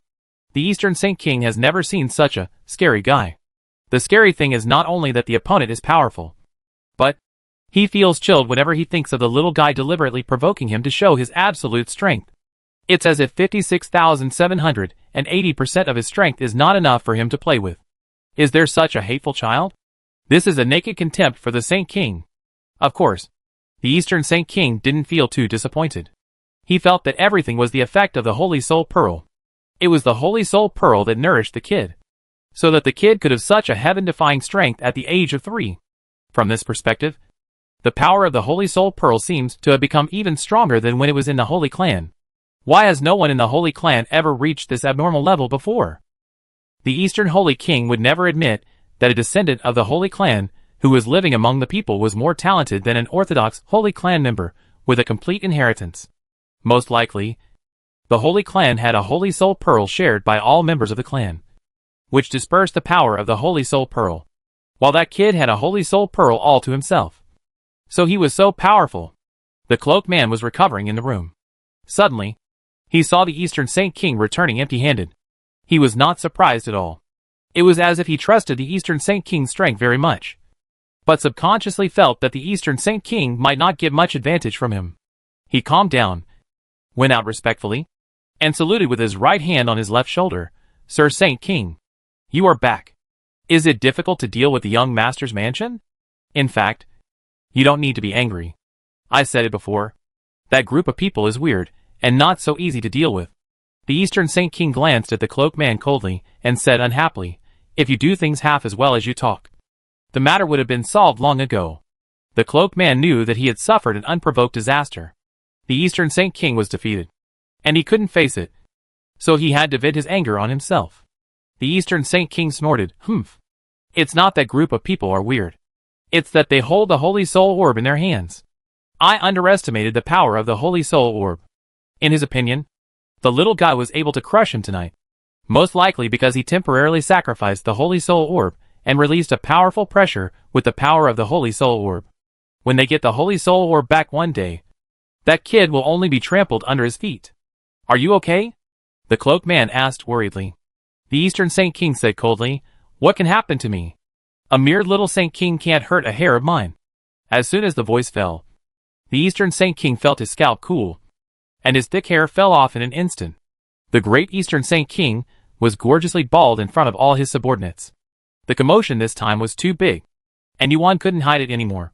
When the King of Yin and Ing Shursan cleaned up the mess and went to Yin Xiuxi's room to visit him, Yuan was already standing beside the cradle with a serious face. Yin Xiuxi opened his black eyes and blinked at them, looking like he was watching the fun. Yuan's face was dark, and it seemed that she had discovered that the little Holy King was unusual. The truth was revealed. The situation was very serious, and the atmosphere was very awkward. The reason why women are scary is that women can sometimes defeat thousands of troops. They would rather fight with the Eastern Holy King outside at this moment. "Shursan. You say it." The King of Yin decisively pushed Ing Shursan out to block the knife. Ing Shursan, who was caught off guard. "So you are such a prince." Ing Shursan cleared his throat and opened his mouth with a stiff face. "Madam." Actually, he was interrupted by Yuan's gesture of raising her hand when he was halfway through. Yuan signaled him to stop, closed her eyes, and said with great sorrow, "No need to say more. I understand everything. You already knew it, right?" Ing Shursan couldn't refute it. He glanced at the King of Yin beside him. "You should stand up and say something now." The King of Yin refused to accept the eyes from Ing Shursan. Ing Shursan had to continue to bite the bullet. "Madam, don't be sad. We didn't mean it." Yuan raised her hand again to interrupt him, and said in great sorrow, "You had known that if I gave birth to her, the saint's bloodline would be passed on to her." Ing Shursan was startled. Ing Lu was also startled. The eyelids of King Yin twitched. Yuan took a deep breath and said firmly, "I am a mother. Don't I even have this little spirit of sacrifice? I passed the saint's bloodline to my own flesh and blood. Would I be unhappy about it? In your hearts? Am I so narrow-minded? Everyone." Yuan looked at her daughter in the cradle and said, "Although her strength is only a little bit worse than mine at that time, it doesn't matter. She is still young and has great plasticity. In the future, she will definitely become a saint stronger than me. You have never been a saint. Okay? And she is not a saint either. A saint king with a higher level of saint's bloodline." The corners of the three grown men's mouths were twitching. "Forget it. You, just be happy." Chapter 748, Dark Grandparents. Before going to bed, Yuan went to the room of the three little eggs. Erbao and Xiaobao were already asleep, and Debao was fiddling with his own small milk bottle. The small milk bottles of the three people were all improved by Yuan using sheepskin bags. They were not as durable as the real milk bottles in the previous life. Yuan would change them regularly. However, I don't know if it was Yuan's illusion, But Debao's small milk bottle was obviously overused in Erbao and Xiaobao. Are you still not asleep? What's wrong? Yuan walked over and asked, stroking her son's little head. Debao still didn't speak. But he had lived with King Yin for so long. King Yin taught Xiao Tai Dan. And he occasionally listened to him. He actually learned to write. Debao took a pen and paper and wrote, "The milk bottle is broken. I'll fix it." Yuan was amused all of a sudden. Why did her son's familiar tone make her want to laugh so much? He was like a little adult. Yuan teased him. You can even repair milk bottles. So amazing. Debao nodded. He is so amazing. Oh, my son is so cute. Yuan was almost dying of cuteness. And couldn't help laughing. Do you eat more than your two brothers? How come their milk bottles are still good? But yours is broken. Debao was silent for a moment. He did eat more than his two brothers. But it wasn't him who ate. Debao was worried that being a nanny for his sister would be discovered, causing his glorious image to collapse. So he gritted his teeth and kept silent. His guilty conscience was written all over his face. But Yuan didn't think about Yin Shusi. She just thought that Debao was more wasteful of milk bottles. And she was criticized. Yuan definitely didn't mean to blame her son. She was just teasing him. She would make a new milk bottle for him if it was broken. She didn't feel bad. Yuan rubbed his little head. Okay. Don't be sad. Mommy doesn't mean anything else. Mommy will make you a few more tomorrow. Debao shook his head. I can fix it. Yuan was stunned. Okay.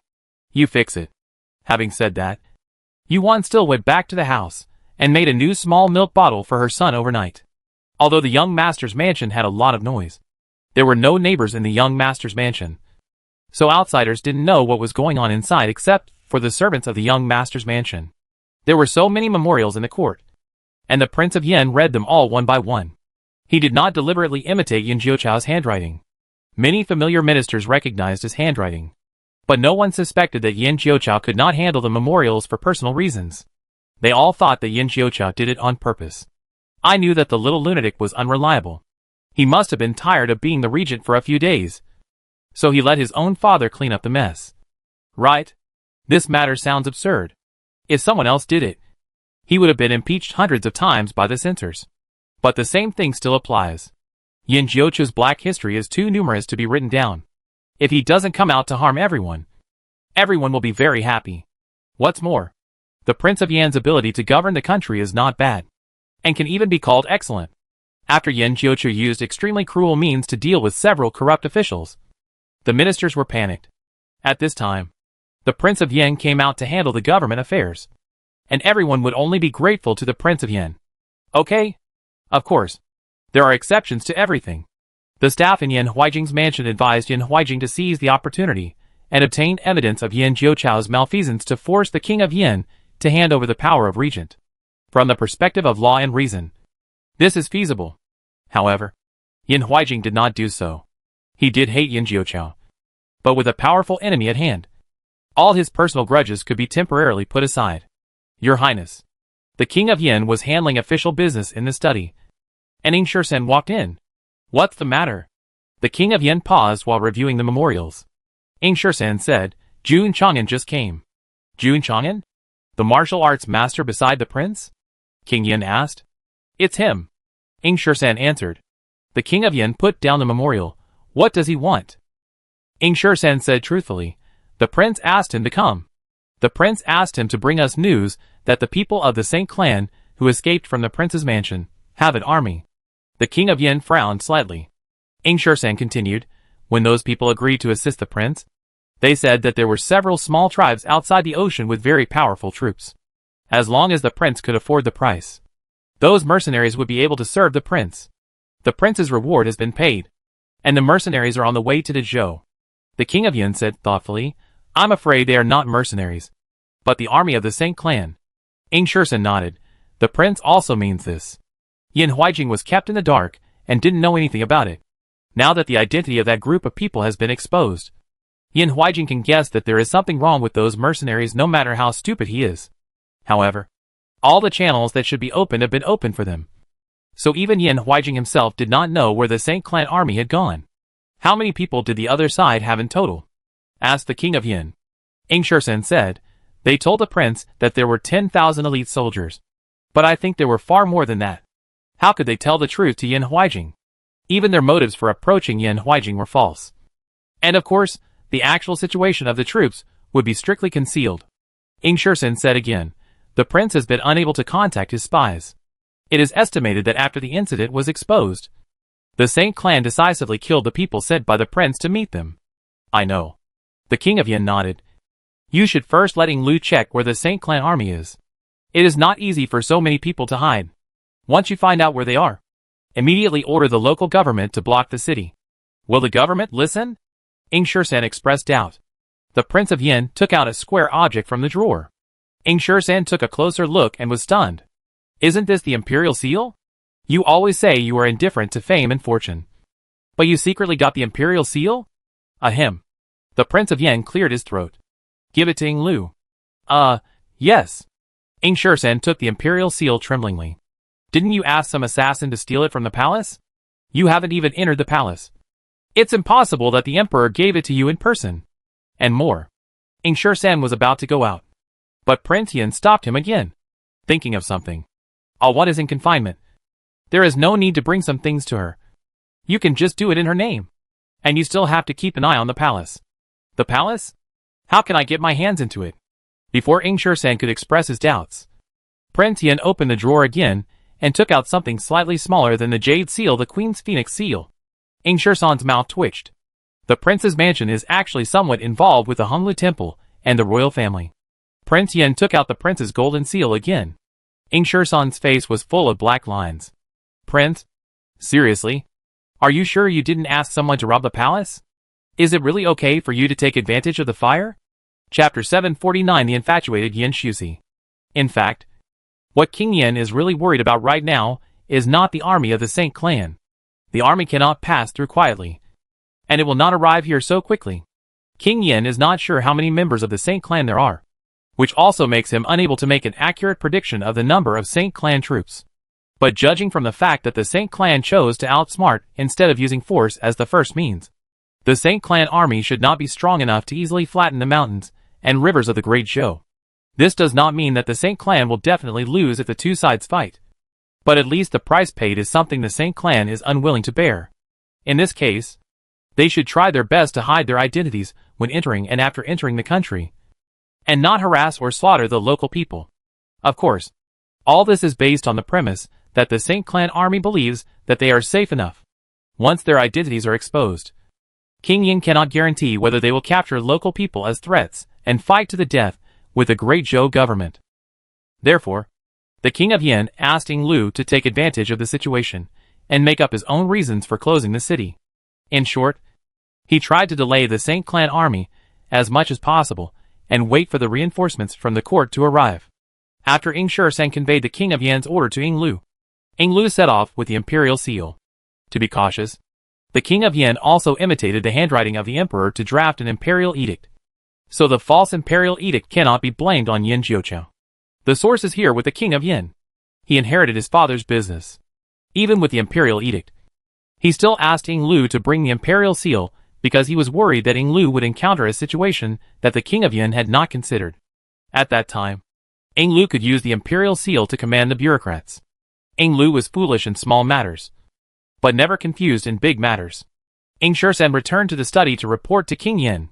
Seeing that King Yin was still at a loss, he could not help but ask, "Are you worried that Ing Lu will not be able to stop the Saint clan army?" King Yin said, "I believe in Ing Lu. Besides, the Saint clan army will not meet Ing Lu so soon." Ing Shursen asked, "Then are you worried about the young master?" "The young master has been in seclusion for several days, and I don't know what the situation is. Although old Chui has repeatedly assured that the antidote must be correct, Ing Shursen is still very worried about the young master. After all, the detoxification process is too tiring, and the mind must be extremely delicate to discover every trace of poison in the body. Even the slightest carelessness is not allowed. The young master might be able to hold on for a day or two. But what about 10 days or half a month? Day after day? Will the young master really not be a little irritable?" King Yin shook his head. "I also believe in Song.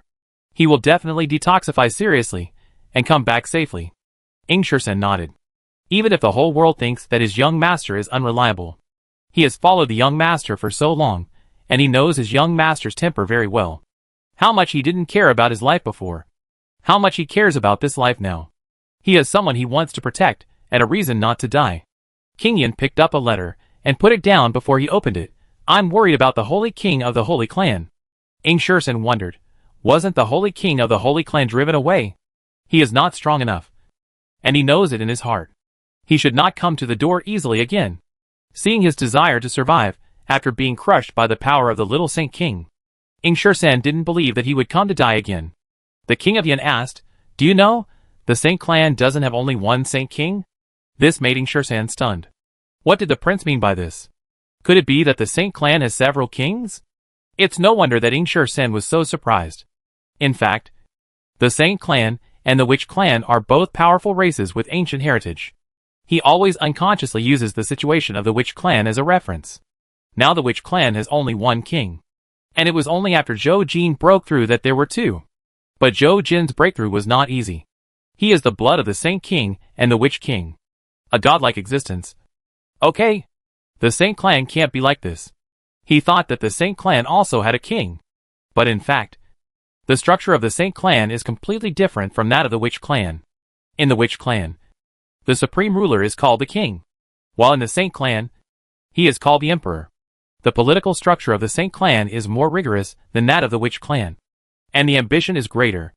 If the Wu Clan's residents had not been unattractive to the Saint Clan, I'm afraid they would have fought countless times. When Zhou Jin's mother was sent to the Wu Clan as a spy, it was because the environment in the clan was not suitable for the Saint Clan to reproduce.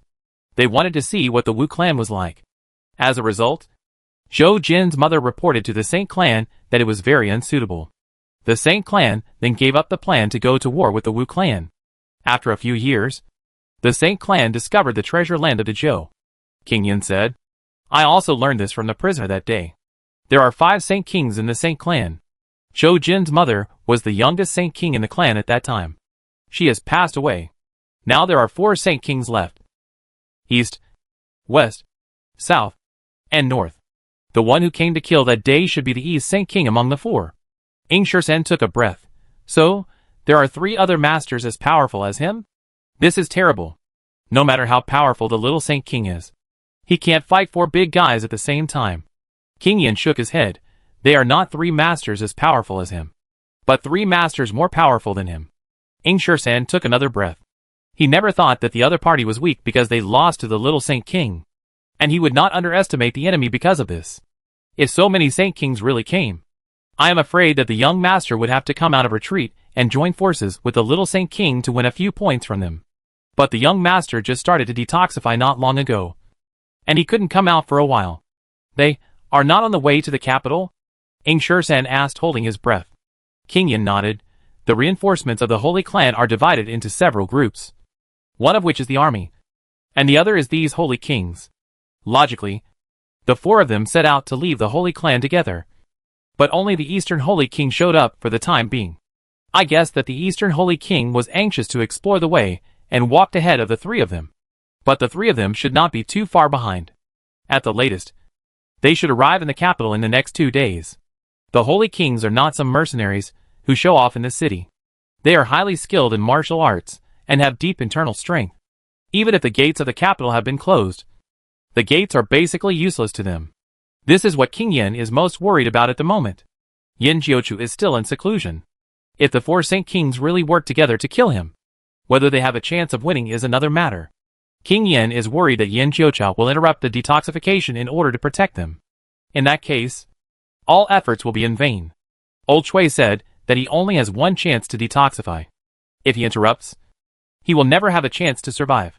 King Yan's worries are not unreasonable, because on the night when he and Ing Shursen finished their conversation, the other 3 Saint Kings of the Saint Clan arrived in the capital smoothly. As King Yin expected, the towering city walls could not stop them at all. They performed Qigong and flew in easily.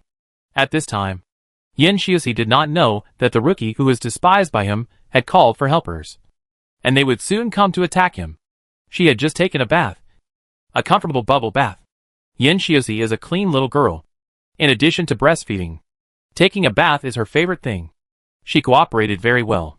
The wet nurse had taken care of many children, but she had never seen one who loved bathing so much. When the towel just touched her chest, she knew to turn her head and let the wash her little neck. To say that she had changed a lot. She was not heavy when she was born, and was even a little smaller than other babies. But her growth after birth was amazing. Others looked different every day, but she looked 2 different days a day. If you don't know, you might think someone was secretly feeding her milk and adding food. Okay, we're done, the wet nurse said gently, and picked up Yin Shusi. She was already very beautiful when she was born, with no wrinkles on her face. In the past few days, she has become whiter and tenderer, with pink on her little fingers and toes. So beautiful that people can't take their eyes away. Her hair is also very good. Black, shiny and thick, but not heavy. Others' hair grows in a messy way, but her hair is different. Each strand is smooth and not messy, as if God had specially combed it for her. In the Zhou dynasty, there was a custom of cutting the baby's hair. The king of Yin originally planned to cut her hair and make a hairbrush for her. But when the scissors came, she cried and screamed. The king of Yin had no choice but to give up the idea of touching her hair. The wet nurse dressed Yin Shusi. Pinger suddenly had an idea and took a mirror to her. Is our little lady very beautiful? It stands to reason that such a young child cannot see things.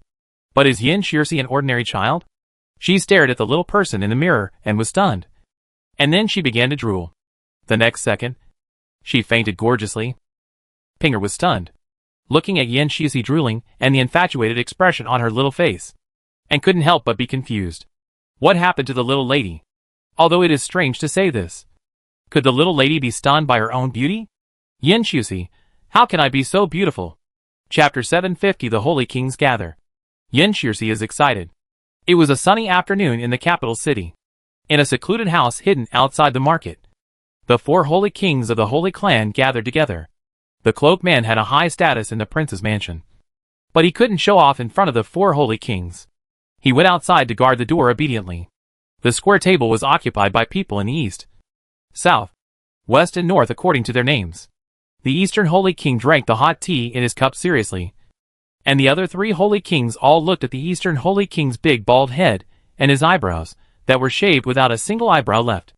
The eastern holy king could still pretend to be calm at first, but after being looked at for a long time, even a fool would be stared at. Okay, what's wrong with you? Don't you want to talk about business? It's hot. Can't you just shave your head? The eastern holy king said unhappily. The 3 people's eyes were meaningful. When the female thief was harassing the Saint clan, the eastern Saint king was still very young and had not even reached the realm of a half-saint. So he escaped. To put it bluntly, he was not experienced enough. And the female thief looked down on him and was too lazy to shave his hair. The northern Saint king, the southern Saint king, and the western Saint king were all killed by the female thief.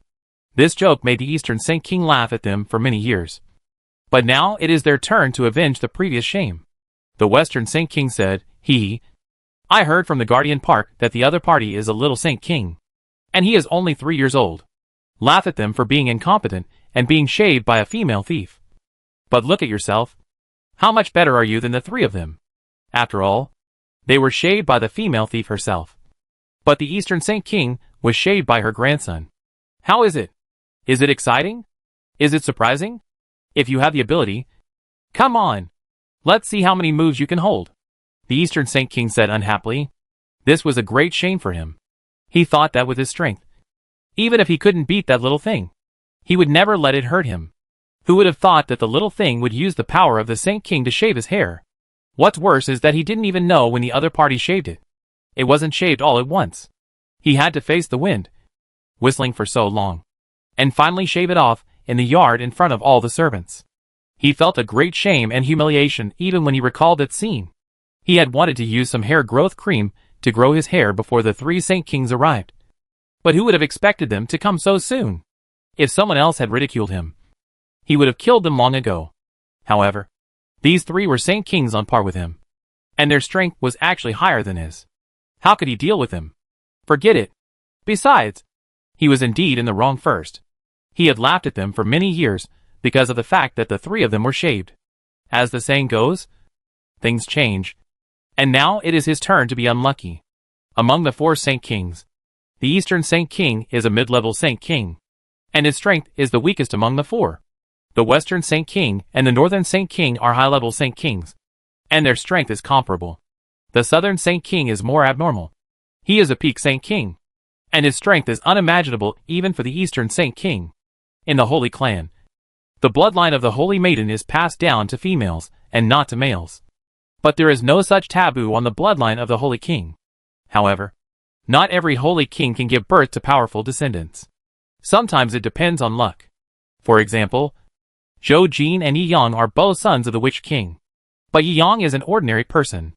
Only he inherited the bloodline of the Witch King. But he did not inherit his mother's bloodline of the Holy King.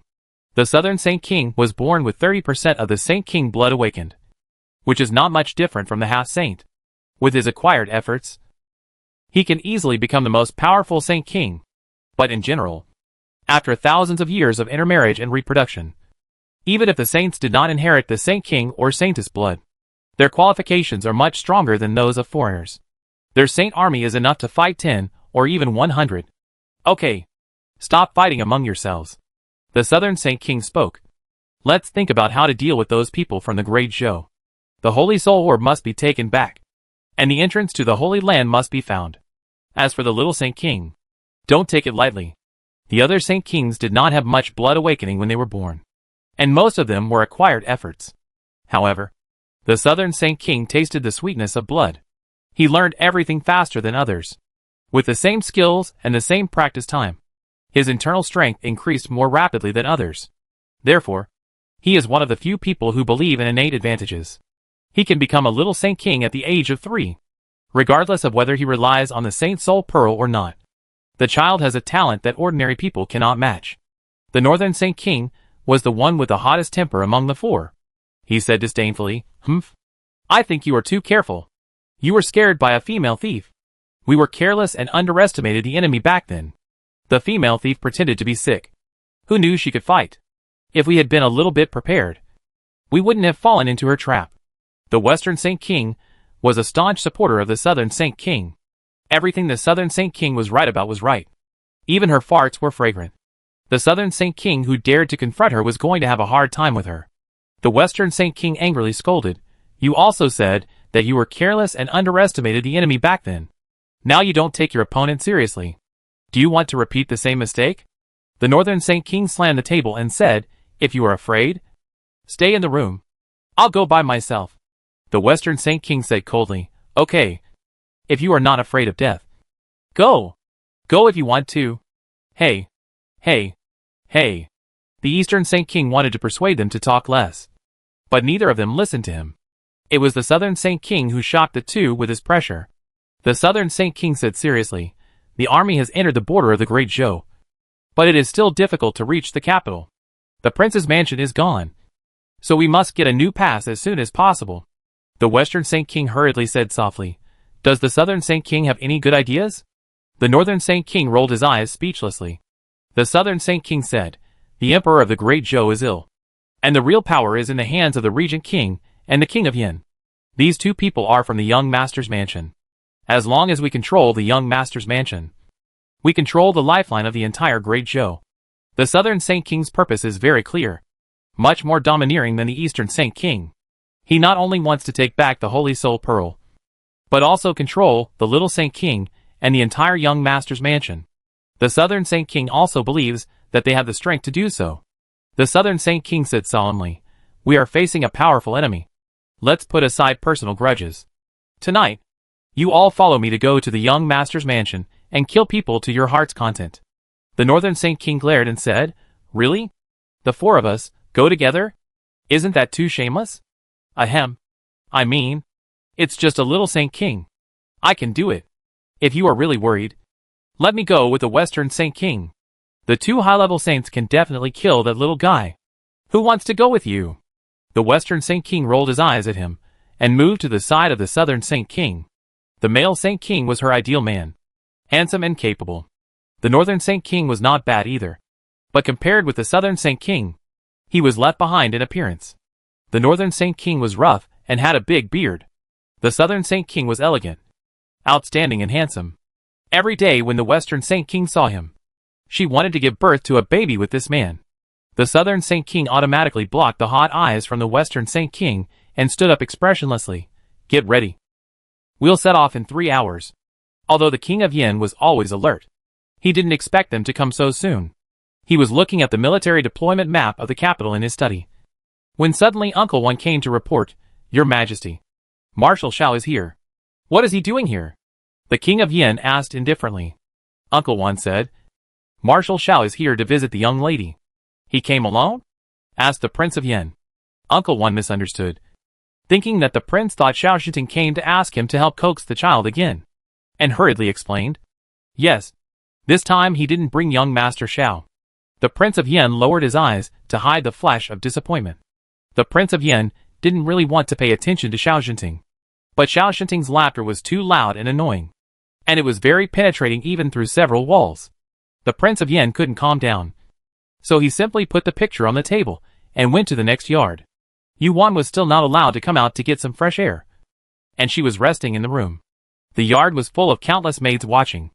Each of them raised their heads high and exclaimed from time to time. The King of Yin came closer and took a look. He was almost frightened. The maids surrounded Xiao Shinting tightly, but Xiao Shinting was too tall, standing out from the crowd, and people could see him at a glance. He suddenly threw a swaddling cloth high into the sky. Crack! An excited cry came from the swaddling cloth. This was the first time that the King of Yin heard his granddaughter make such an excited sound. Yin Shusi obviously liked to be kissed, hugged and lifted up. Not only was she not afraid, but she was so excited that her little arms and legs were beating wildly. The King of Yin was jealous immediately. It was not enough to rob his Zijuan, but he also wanted to rob his Xiao Yin'er. The two most important women in his life were kidnapped by this guy. The King of Yin walked over with a dark face. You can't do this. She will get hurt. No. I use my inner strength to hold her up. Look how much she likes it, Xiao Shinting said, and threw Yin Shusi up again. He threw it so high that the King of Yin felt that he could only see a small black dot. Woo la la. Yin Shusi was so excited that he danced with joy. Xiao Shinting liked Yin Shusi because he threw his son like this, and his son was scared and cried. Shang Wenyin scolded him to death, but he finally met someone who was not afraid of being thrown, and he couldn't stop. Yin Shusi couldn't stop even more. The big and the small played in the yard for an afternoon, and the King of Yin was completely ignored. Hey, what's her name? Xiao Shinting asked King Yin in the yard. After Yin Shusi got hungry from playing, Pinger took her to Yuan's room to eat. When she finished eating, her eyes were still open, and she had no intention of falling asleep. So Pinger took her out again. Xiao Shinting and King Yin stretched out their hands at the same time. But Yin Shusi wanted to continue the tossing game and decisively chose Xiao Shinting. But Xiao Shinting was a father, and he knew that a child who had just eaten could not play this. So he just quietly held Yin Shusi in his arms. His posture of holding people was not standard, and he could easily hurt the child if he was not careful. But he did not have this problem when holding Yin Shusi. He was too strong, and accidentally pressed Yin Shusi's legs with his big bare paw. And Yin Shusi could kick him away with one foot. Would other children be able to kick him? They would only cry loudly when he was pressed by him. After having Yin Shusi, Xiao Shinting was no longer afraid of holding a child. He regained all the confidence that had been hit in Yin Shusi. Hey, why don't you say anything? Xiao Shinting waited for a long time, but didn't get the answer from King Yin. So he asked King Yin again. What's her name? If she doesn't have a full name, she must have a nickname. Right? Yin'er, King Yin said with a dark face. Yin'er. Xiao Shinting lowered his head and called Yin Shusi in his arms. Yin Shusi ignored him. She doesn't like this name. Xiao Shinting turned his head and said to King Yin. King Yin's face became even darker. Will you die if you don't tell the truth? Xiao Shinting looked at the little guy in his arms. So small. So cute. Really like the cherries planted in my home. I'll call you Little Cherry. Little Cherry. What?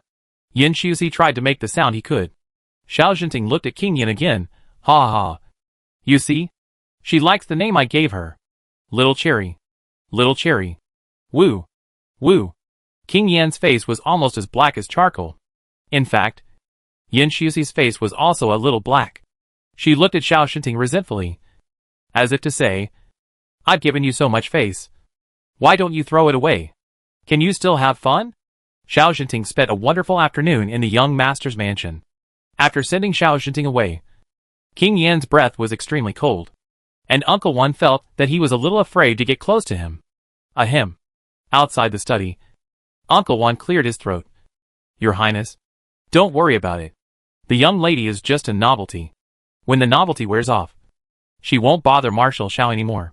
Don't compete with Marshal Xiao for such a small matter. Yin Wang said coldly. Why would I compete with him? He is just a rough man. What else can he do except brute force? Who still relies on strength to make a living these days? Uncle One hurriedly laughed and said, Yes. Yes. Yes. Your Highness is right. That's the truth. I have brains. I don't envy his strength. At night, Uncle One came to deliver midnight snacks to Yin Wang. As soon as he walked to the door, Uncle One heard an indescribable sound. Uncle One's heart trembled. In the middle of the night, why would the prince scream so loudly? Oh! The prince is not. Uncle One swore that he didn't peek on purpose. It was really that the prince forgot to close the window. He turned his head and looked through the window, and saw the Prince of Yen doing horse stance, bare-chested, carrying 2 buckets of water, shouting hoo-ha while doing 100 snatches on the spot. Uncle Wan,